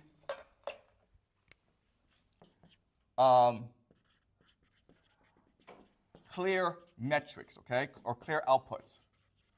Okay? Does it make sense? I need outputs that I can define as a mathematical model. Okay? So for example, if I'm an airline, I'm going to use AI to maximize the amount of money I make on a flight, right? Okay, that's my output. How much money can I make out of a flight? I want to have the maximum amount of profit, okay? That's the first thing I need to solve. Second thing I need to solve then is data, okay, for input. But the thing about data is that it has to be clean. Okay? Does that make sense? It has to be a clean data, okay? So for example, if I want to teach this AI to recognize different animals, I need to give it different data sets of different animals, okay? Does that make sense? I need to label my data. But I can't make an AI that's like, this is the best ice cream in the world. And the reason why is I can't find data on the best ice cream. You understand? Because the best ice cream is subjective. So I cannot turn that into a data set. Okay, does that make sense? Okay. The third thing I need to do is create a working algorithm structure. Do you understand? Okay? Computers can only refine and optimize the algorithm structure. It cannot create it by itself. Okay? So if I'm able to do all three things, then I'm able to use AI to optimize what I wanted to optimize. Okay? All right, any questions so far before I move on? Okay? So what this means is that there are certain problems that I can solve using AI, and there are certain problems I cannot solve using AI. Okay? So what are easy problems that AI can solve, right? Well, for example, facial recognition technology, okay? Also, translation software, right? I can create an optimal translation software. Also, recommendation engines, right? So if you watch a movie on Netflix, it recommends another movie, right? Okay? Now let me ask you this question. Can I ever solve self-driving cars? Can I ever solve self-driving cars? Self-driving cars. Can cars drive by themselves? Yes or no? Why yes, Sally? There are already self-driving cars. Okay, the answer is no. Why is the answer no? Okay, the answer no is whatever I do, okay, I cannot solve something called the edge case. The edge case is if the car is on the road, what could happen that would screw up my AI system? Do you guys know? Why can't self-driving cars be solved? Why can't we have self-driving cars on the roads? What's an edge case or this thing that I can never solve?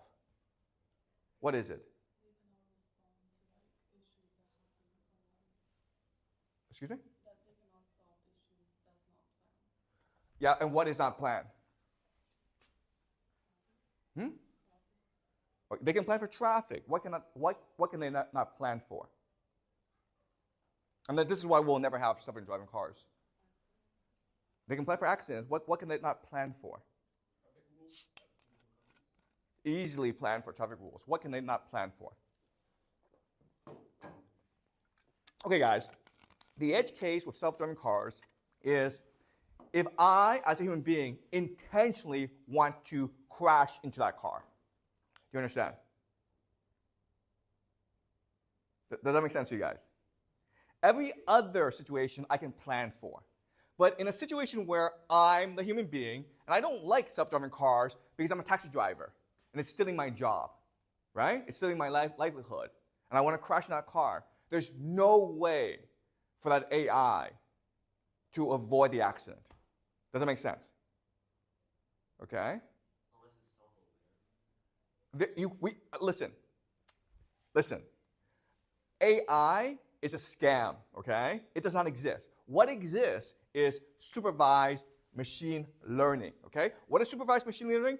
What I just told you, okay? That's it. That's the extent of our technology. It does not have self-awareness. It can only do what the algorithm tells it to do. And there's no way you can design an algorithm that plans for and prevents a human being who intentionally wants to crash into you, okay? Does that make sense? All right? So AI, in other words, is an extremely limited tool, okay? So you think about actual applications of AI, it's very limited. You also look at self-driving cars. Now, there are cars that have self-driving features, but they are not 100% self-driving, okay? Does that make sense?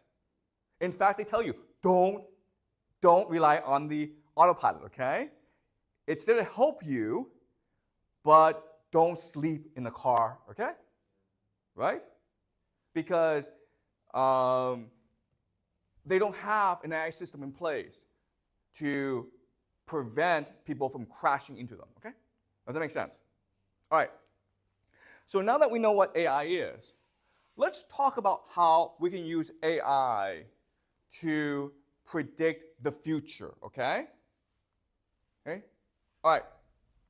So basically, what you need to do is three things, right?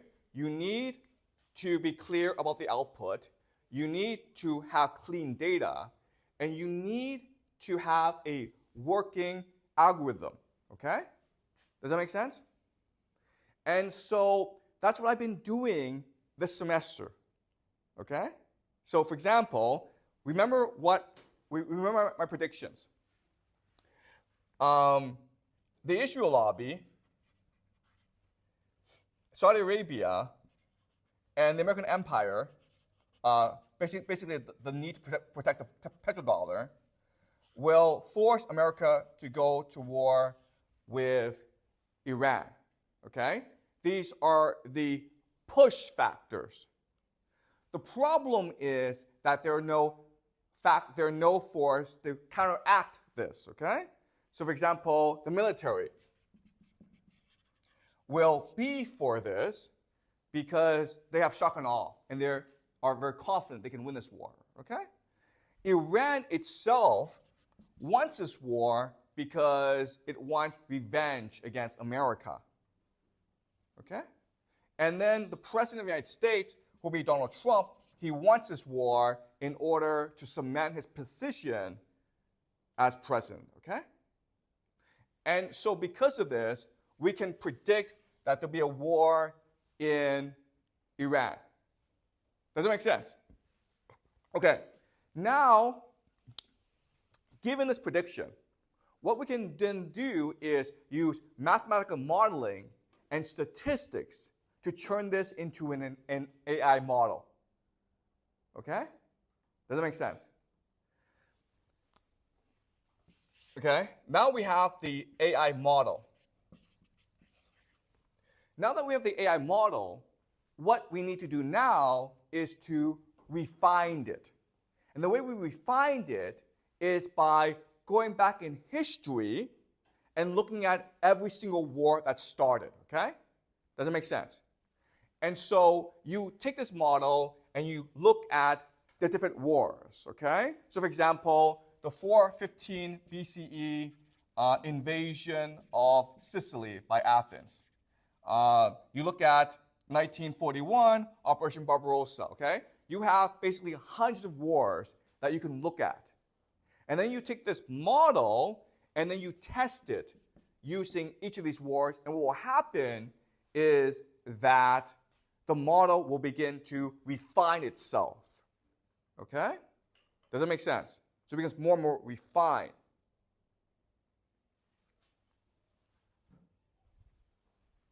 Okay?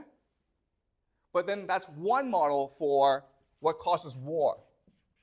I've also said that Trump will become president, right? Well, then that's another model that you can use. And once you start putting all these models together, what eventually happens over time is you develop psychohistory. Okay? Does this make sense, guys? All right? So now the question then is, okay, how would this AI model work? Or what are sort of the ideas behind this model? Okay? So we talk about game theory analysis a lot. All right? And the idea of game theory analysis is that, okay, guys, there's really no good and evil. Okay? There are different players in a game, and they're all self-interested. They all want to win this game. So they're going to develop strategies that optimize their ability to win this game. Okay? So you can use game theory analysis. But then you can also develop new ideas that would help you better understand how the world works. Okay? So let's talk about certain ideas that have come up in this course. All right? So one thing I want to talk about is this week's European elections. Have you guys seen the news? The elections to the European parliament, right? And the results are pretty shocking because it signals a clear shift to the right. So, for example, Marie Le Pen's party in France picked up a lot of votes. The AfD, the Alternative for Germany in Germany, which is considered a right-wing organization, almost neo-Nazi, has picked up a lot of votes as well. The results were so dramatic that Emmanuel Macron, the president of France, has called for an early election. And it's possible in 3 months' time, Marie Le Pen's party will run and govern France, okay? So how do we explain this shift to the right? And I want to explain 3 reasons, okay? The first reason is anti-immigration.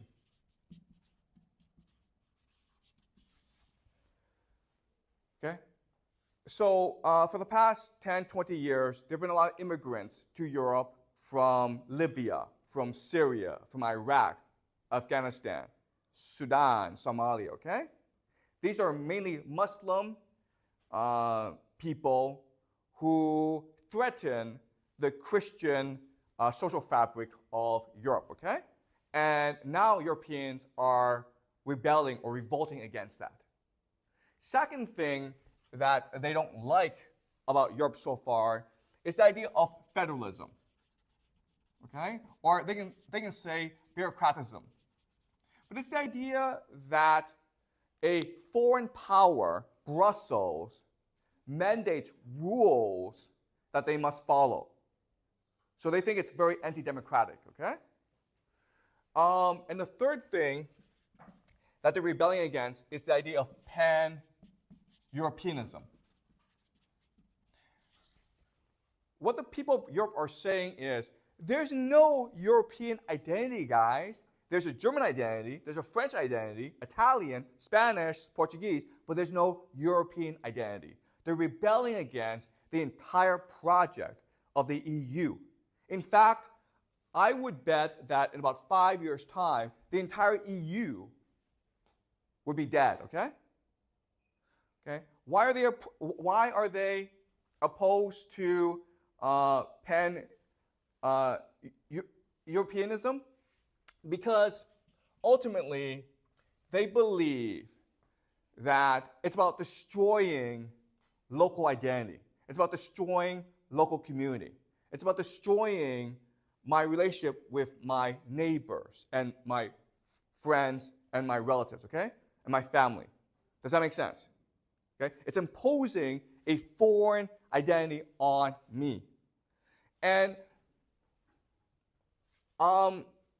proponents of the European Union would argue that, no, this is just a secular, liberal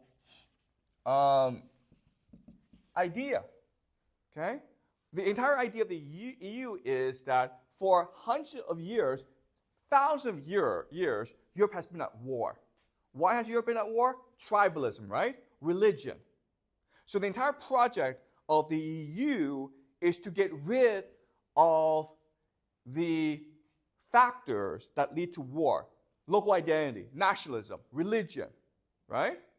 And what the European voters are saying to the EU is, sorry, we don't want secular liberalism because we want to be human.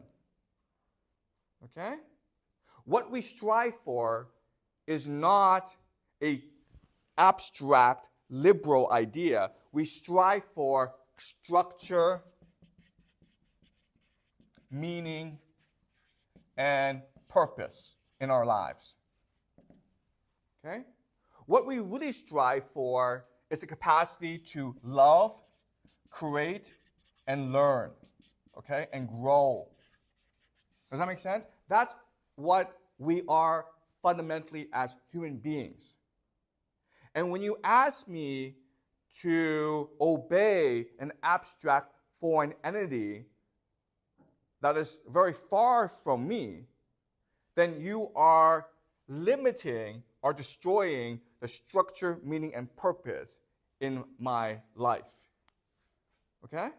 And so that's what's going on, not just in Europe, but throughout the world. You think about Brexit, right? You think about the election of Donald Trump, right? All these things has to do with this fundamental human urge to have structure, meaning, and purpose in our lives, okay? To have agency. Okay, does that make sense, guys? All right, any questions so far? Yeah, Eric? What is the source of like imagination and like willingness to create? Okay, so Eric asked, okay, what is the source of all this? And what Dante and Homer would say is the human heart, okay? The human heart. This is just who we are. And if we cannot fulfill our human heart, we will rebel. We will destroy. We will want to kill. Okay? And so, in other words, one idea in this AI model is that there is a fundamental underlying structure to human society. Okay? If society conforms to the structure of the human heart, this society will prosper. For example, Athens, right? The ancient Greeks. That society prospered. The word we used was eudaimonia, right? Okay? But if a society represses the human heart, then ultimately the society will have to collapse at some point. Okay? So that's another principle that we can use when developing this AI model. The last idea that we can use in developing this AI model is the idea of synchronicity, okay? Synchronicity. And the idea of synchronicity is, as a society, how willing are people, how willing are people in following the rules? Okay, does that make sense? So when you drive the car, do people actually follow traffic rules? When you're in the subway, do people actually give up their seats for the elderly, for children, for pregnant women? Okay? When you go to the park, do people actually pick up garbage and throw it in the garbage bin? Okay? Synchronicity tells us that there's cohesion and trust in society, that society is resilient, okay? And that society can grow, okay, or learn from its mistakes. Okay? So societies that have high synchronicity will do better in the long term than societies with low synchronicity. And so societies with high synchronicity would include Japan and Germany, right? And societies with low synchronicity would include India and Brazil and China, okay? Does that make sense? All right? So these are all of the ideas that we developed this semester or in this year, that there's an underlying truth and meaning to human society. And if we embrace these truths, then society will prosper. But if we try to deny these truths, then eventually society will have to collapse and we have to start over again. Okay? Does that make sense? Any questions so far? Yeah, Celine? So because like if we embrace the human heart and society will prosper, then why will we suppress it? Excuse me? So why would society suppress the human Okay, that's a great question, okay? So one thing that was not supposed to happen is the idea of mass society, okay? Mass society. You can say that mass society is a complete, what's the word I'm looking for? Deviation from human history, okay? We're not supposed to have supposed to have mass society. And mass society is completely an accident, a historical accident. But when you have mass society, what happens is that you need an elite. Okay? You need an elite. But guess what, guys? The elite, the people in charge, they're not better than you and me, okay? Do you understand? We in this classroom we could swap for the leadership of the world, right? And guys, nothing would change. You understand? Right? So you have mass society, and therefore you have to have an artificial elite because you need people in control. And because they're in control, they need to now maintain the illusion of their power. Okay? They need to create fictions. For example, maybe, well, I went to Yale or Harvard, and therefore I should be at the top. Or maybe I have a higher IQ than you do. Or maybe, my dad or my great-great-great-great-grandfather was king. Okay? They have to create these fictions. Now, what happens over time is that these fictions fall apart because they're not that competent, okay? And the most recent example is you look at the global management of the economy, and you look at the global management of like COVID, okay? You look at the global management of war. It's pretty incompetent.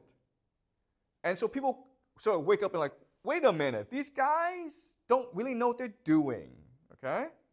And now the elite is now forced to suppress us, okay? They have to lie. They have to use force to make us obedient, okay? And that's what's happening today.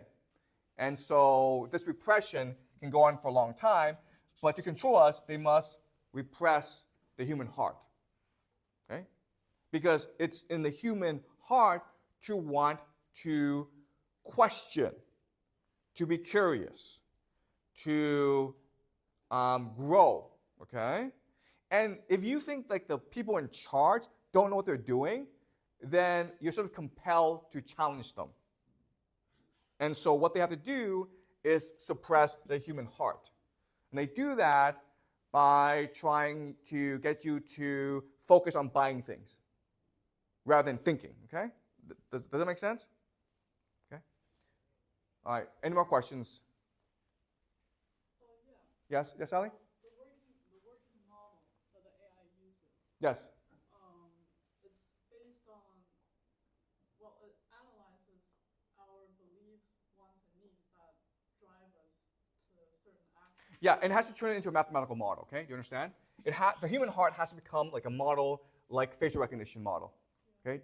Does that make sense? But our beliefs, wants, and needs change all the time.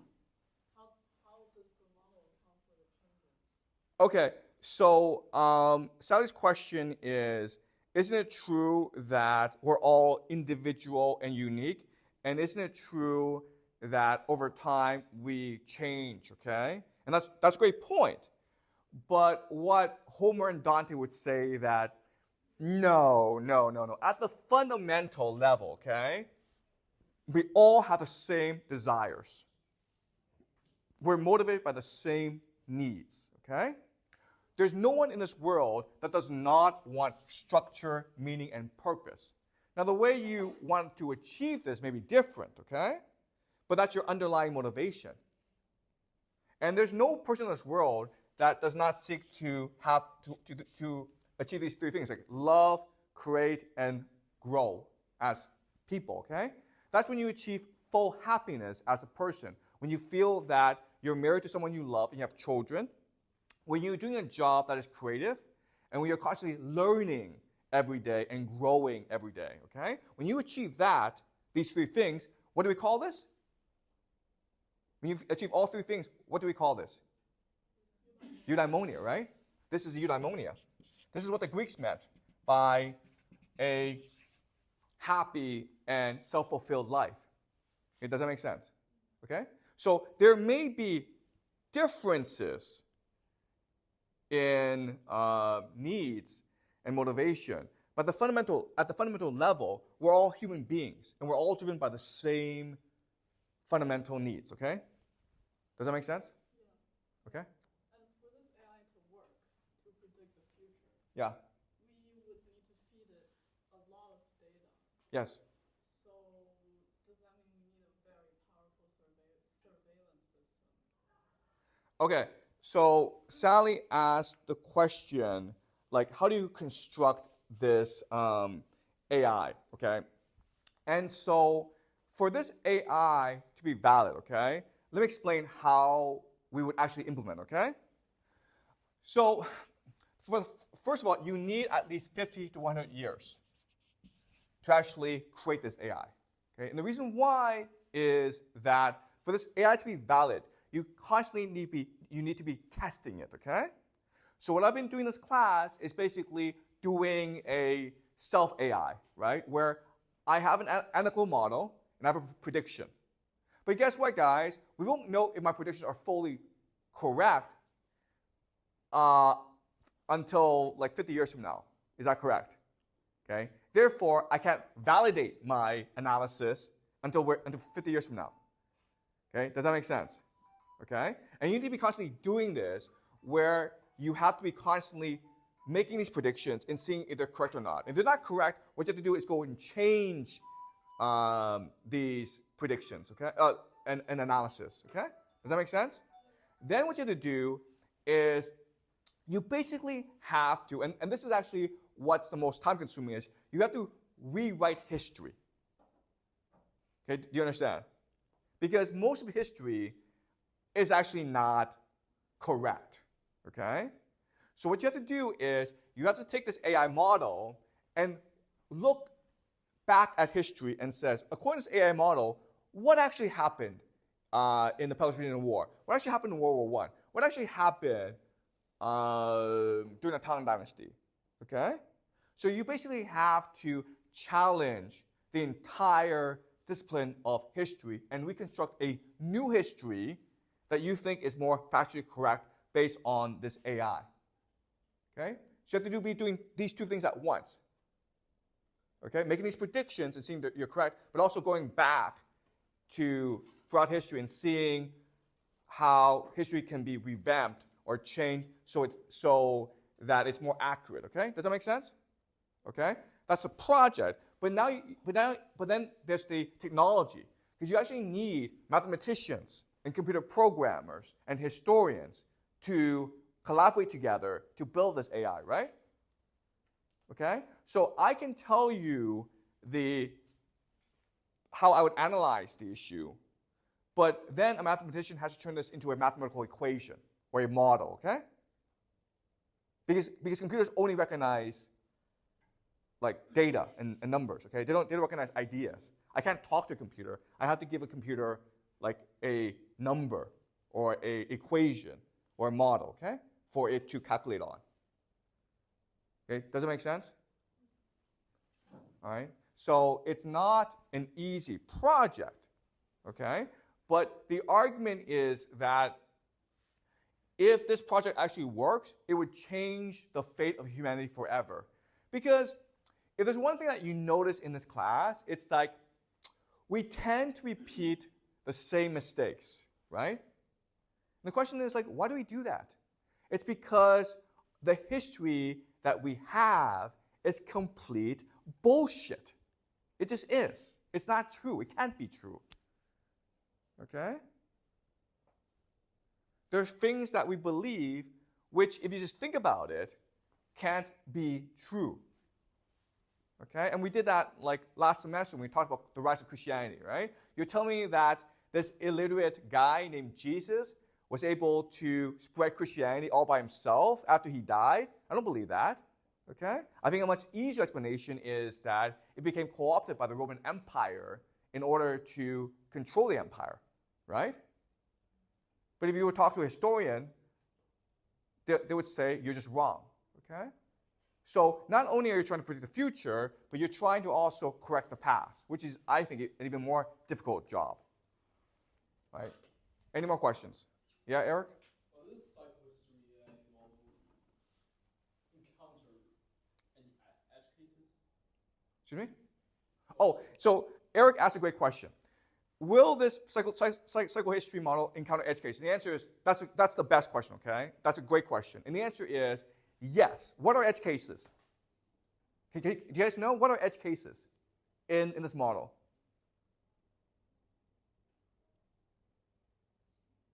What would be edge cases here in history? Okay, it's called great man theory, okay? Great man theory. And this is a problem, meaning like, okay, we argue that these underlying historical forces control humanity, right? But now and then, you have this great man come out of nowhere, and he changes the course of human history forever, okay? The example is before we had Homer, right? Then we had Dante. Then we had Plato, Jesus, Julius Caesar, Octavius, Putin today, okay? We can't account for these people because by definition, they're beyond history. They can step outside of history and control history. That's what great men are. So how does your model account for that? Okay? And the answer is you cannot. So in foundation, okay, the solution, okay, well, there's a solution to this. The solution is to create another organization. Okay, remember that psychohistory is an AI model. It's basically a computer. But as Eric points out, you will always have edge cases. You'll always have someone appear out of nowhere. And if for whatever reason, he's able to manipulate events to control and direct history in his favor, okay? So what you do to solve this problem is you create another organization, okay? And in Isaac Asimov's foundation, it's called the second foundation, okay? And the idea of the second foundation is that there is the computer, there is the AI, okay? But behind the AI are a team of specialists who observe the AI and who observe history and who correct the AI for edge cases, okay? Does that make sense? So if Putin appears and is like, okay, well, clearly I'm not accounting for Putin, well, then I change the equations in the AI to account for Putin, okay? So this team of experts, the second foundation, will correct the AI, right? Now, what's interesting about the second foundation is that these people are telepaths, okay? Telepaths, meaning that they can read your mind. Not only can they read your mind, but they can control your mind, okay? So, and that's another really interesting thing about psychohistory. Like, okay, there's a promise that we can predict the future, but there's also the promise that within our minds, there are some special abilities that we might have the potential for, but we never, ever fully attempted to achieve, okay? Does that make sense? And is it possible in the future that telepaths will rise? I think yes. And the answer is that you can make the argument that these edge cases that Eric refers to, these great men of history, they're actually telepaths. Okay, does that make sense? They're actually telepaths. So someone like Putin, why is Putin able to do what he does? And you can make the argument like he has almost some telepathic abilities, okay? He can read other people's minds, and he can control other people's minds. How else can you explain that someone who does not come from a special background, right? He's not of the Russian elite, but he's able to amass so much power all by himself in only a few decades, so that today he's basically the emperor of Russia. And all of Russia heeds his command. Russia just moves the way that he wants it to move, okay? So you can make the argument that Putin is almost a telepath. And is it possible that in the future we'll have more telepaths? And we can, over time, harness the power of these telepaths to create the second foundation and to control psychohistory. Possibly, right? Okay, because like how else would we explain great men, okay? you look at someone like Homer and Dante, right? The only explanation that you can have for Homer and Dante is they had God-given gifts, okay? Or maybe God was speaking to them. Or maybe they were just speaking for God, right? That's the only explanation that you can have for Homer and Dante, because they so clearly stepped out of history and directed history. Okay, does that make sense? Okay? But thanks for the question, Eric. Okay? So edge cases are great men who appear now and you cannot ever predict these people. Okay? Any more questions? Okay. This, yeah, yes, Celine? How can we model love, create, and learn into equation?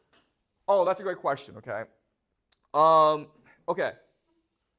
How do you model love, learn, and create? Okay. And the answer is that there has to be a certain amount of autonomy or agency in the lives of people. Does that make sense? What we call freedom and liberty. Because if you have freedom and liberty, then you're able to do what you want.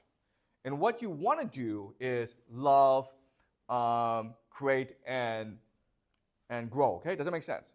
So you need to model agency and freedom into the structure. Okay? The second thing is social interaction. Okay? In other words, the more we're able to interact with each other, the more we're willing to love, create, and grow. Because these powers come from others, right? You can't love yourself, you have to love someone else. You can't create by yourself, you have to create in a group, okay? And you can't learn by yourself, you have to learn from others. Okay, so you also have to model in as much group interaction as possible. Okay? And the last thing is you also have to model in the idea of compassion. Okay? So the idea here is that if I all put you on an island together, okay, and you must survive, well, you will become compassionate with each other because that's the only way to survive, right? But if I put you guys into a bank and I say to you that if you make $1 million, then I will give you $2 million. Whoever makes the most money, I will give a Ferrari to. Guess what, guys? You will all hate each other. You will all want to kill each other, okay? You understand? So this model also has to factor in compassion. How compassionate is the society? Okay? Because if you have compassion, then people are willing to work together. If people are willing to work together, then people will have the greater capacity to love, create, and grow. Okay? Does that make sense? Actually, guys, we have all these theories.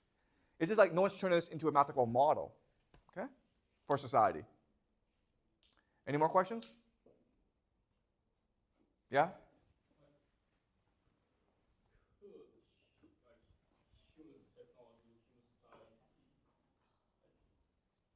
figure out or study out like the source of all of these unconscious desires in a more like scientific method? For example, like telepathy, as you mentioned before, neuroscience. Yeah, so Eric asked the question, is it possible to completely understand human behavior and motivation? And there are two different ways of looking at the issue, okay? The first way is to use the social science approach, okay? So you look at economics, psychology, anthropology, sociology, right? What are they trying to do? They're trying to figure out mathematically what drives us, okay? Do you understand? But there's another approach. It's called the literature approach, which is that we can actually quantify or explain human behavior, okay? but they are truths that can be expressed in literature. Okay? Does that make sense? So think about the very first book we read, the Iliad, right? Where Achilles has killed Hector and Priam wants the body back. So Priam sneaks into Achilles' tent and kisses his hand, right? That moment. You can never mathematically express it. You can only write about it. But think about how much truth and power is in that one scene. Okay? Does that make sense? Eric, okay? So again, I think like someone like Homer and Dante, like their mission is to express to us in the most beautiful way the human truths, okay? Like what drives us. And Dante is very explicit. He says that what drives us is love and the willingness to imagine, okay? That's who we are. If we love, we'll be more human. If we imagine, we'll be more human, okay? And that's really the argument I make as well, all right? And that has to be the underlying truth of whatever AI model that you create, okay? All right? Any more questions? Yeah? Love, create, and learn is what humans fundamentally want to do. Why would human like destroy ourselves and rebuild again every time? Okay, so Celine asked a great question. Okay, well, if it says that we want to love, create, and grow, then why do we end up destroying ourselves? And the answer is that love and hate are one force. You understand? If I can't love you, I'm going to hate you. You understand, okay?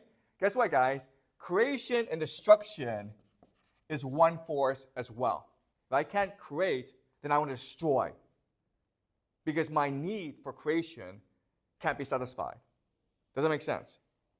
So a society that nurtures our willingness to love and create and grow, like the Greeks, will flourish, okay? But eventually you reach a point where the elite have amassed power, they've centralized and consolidated power, and so they want to turn everyone else into basically a slave. When you're a slave, you can't love, you can't create, you can't learn, you can't grow. Therefore, you rebel and you destroy the society. Okay? Does that make sense? Okay?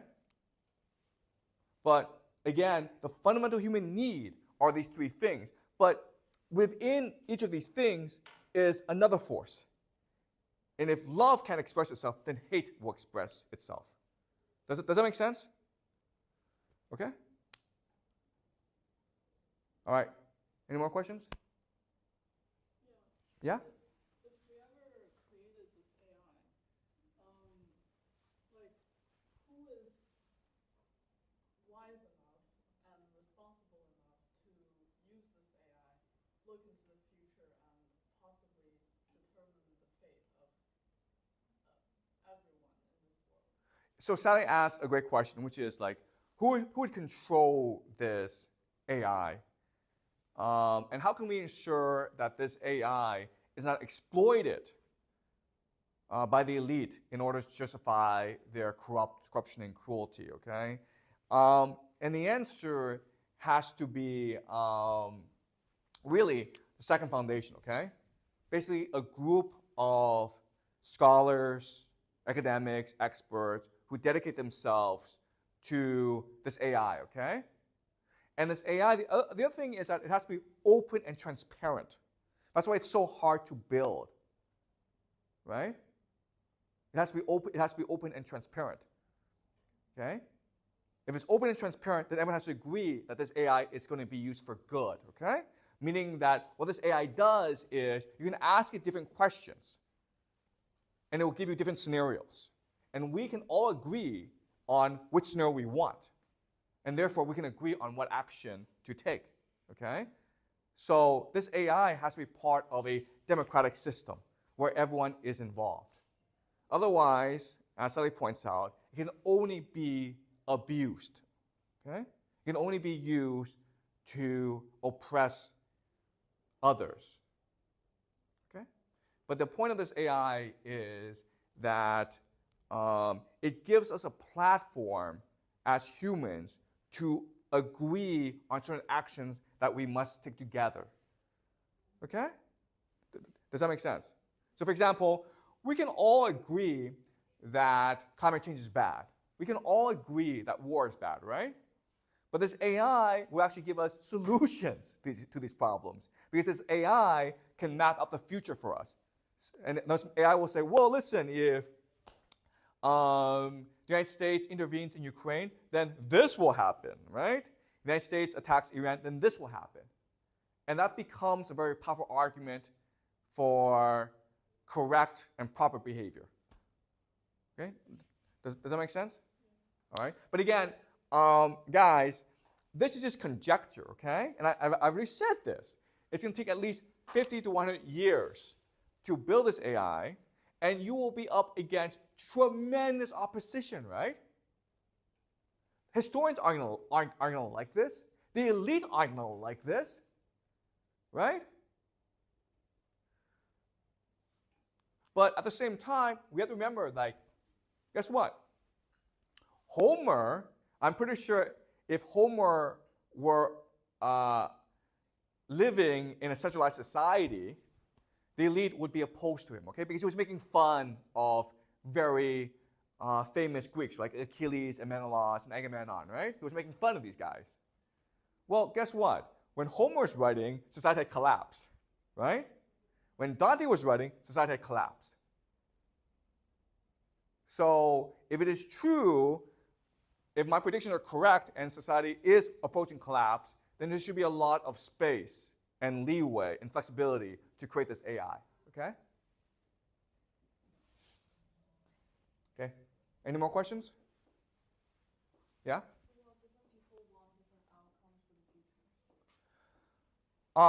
That's a great question.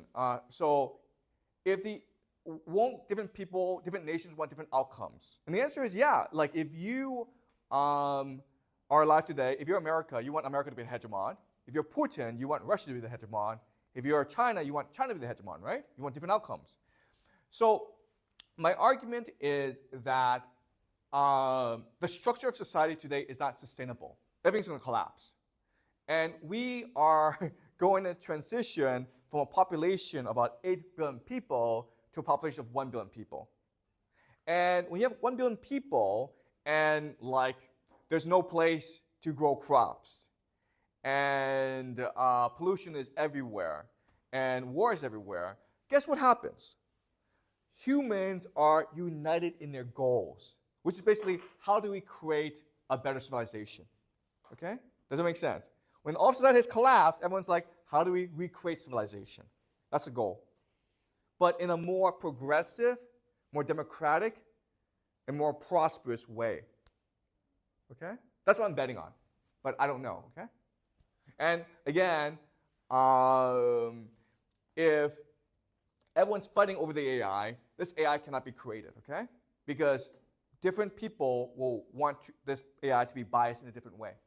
And this AI can only work if it steps outside of history and steps outside of human interests, okay? If it's speaking for all of humanity rather than one nation or one group of people.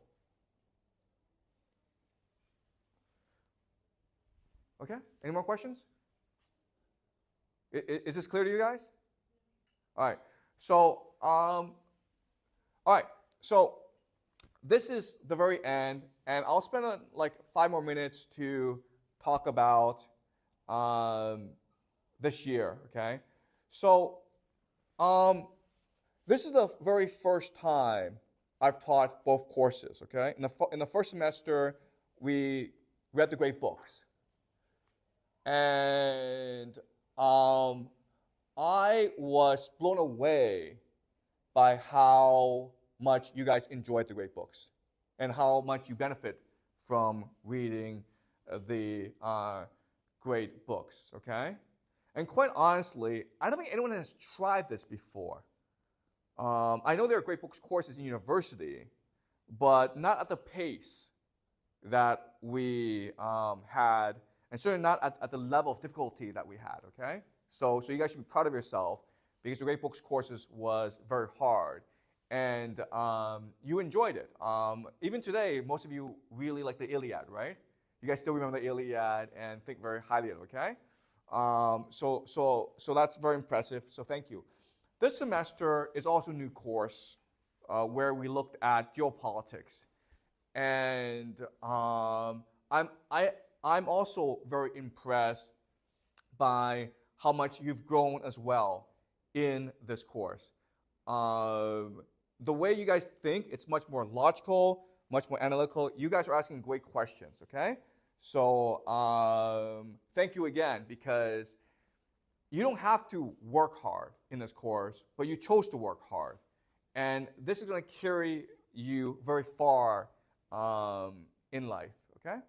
So the course has come to an end, and I will share with you why I teach this course, okay? Because as some of you know, I do have a very prestigious education background as well as a career background, okay? And I could have been, what, a lawyer, I think? A lawyer, a rich lawyer, a professor, okay? But instead, I'm teaching high school in China, right? Why am I doing this? It's because I have 3 kids, okay? I have three young kids. My eldest is 6. My youngest is only about 8 months, okay? And as a father, you have to believe in a better world. But not only do you have to believe in a better world, you have to imagine, you have to fight for it. Because you have to leave behind a legacy for your children, okay? So why I teach this course is to bring you a message of hope, okay? Like through your own imagination, through your own hard work, you can create a better world. You don't have to sit back and just let the world happen. You don't have to wait for the future. You can make it happen. And if you really work hard at it, you can make the world a better place. And I think like this year has proven to me that I can make the world a better place if I work hard, because I've seen the growth in all of you, okay? So I hope we can stay in touch. I hope that you will tell me how you progress, because I'm very confident that all of you will do very well in university and in life.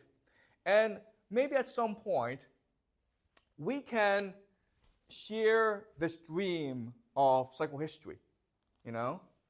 I know it sounds very complicated, it's very abstract.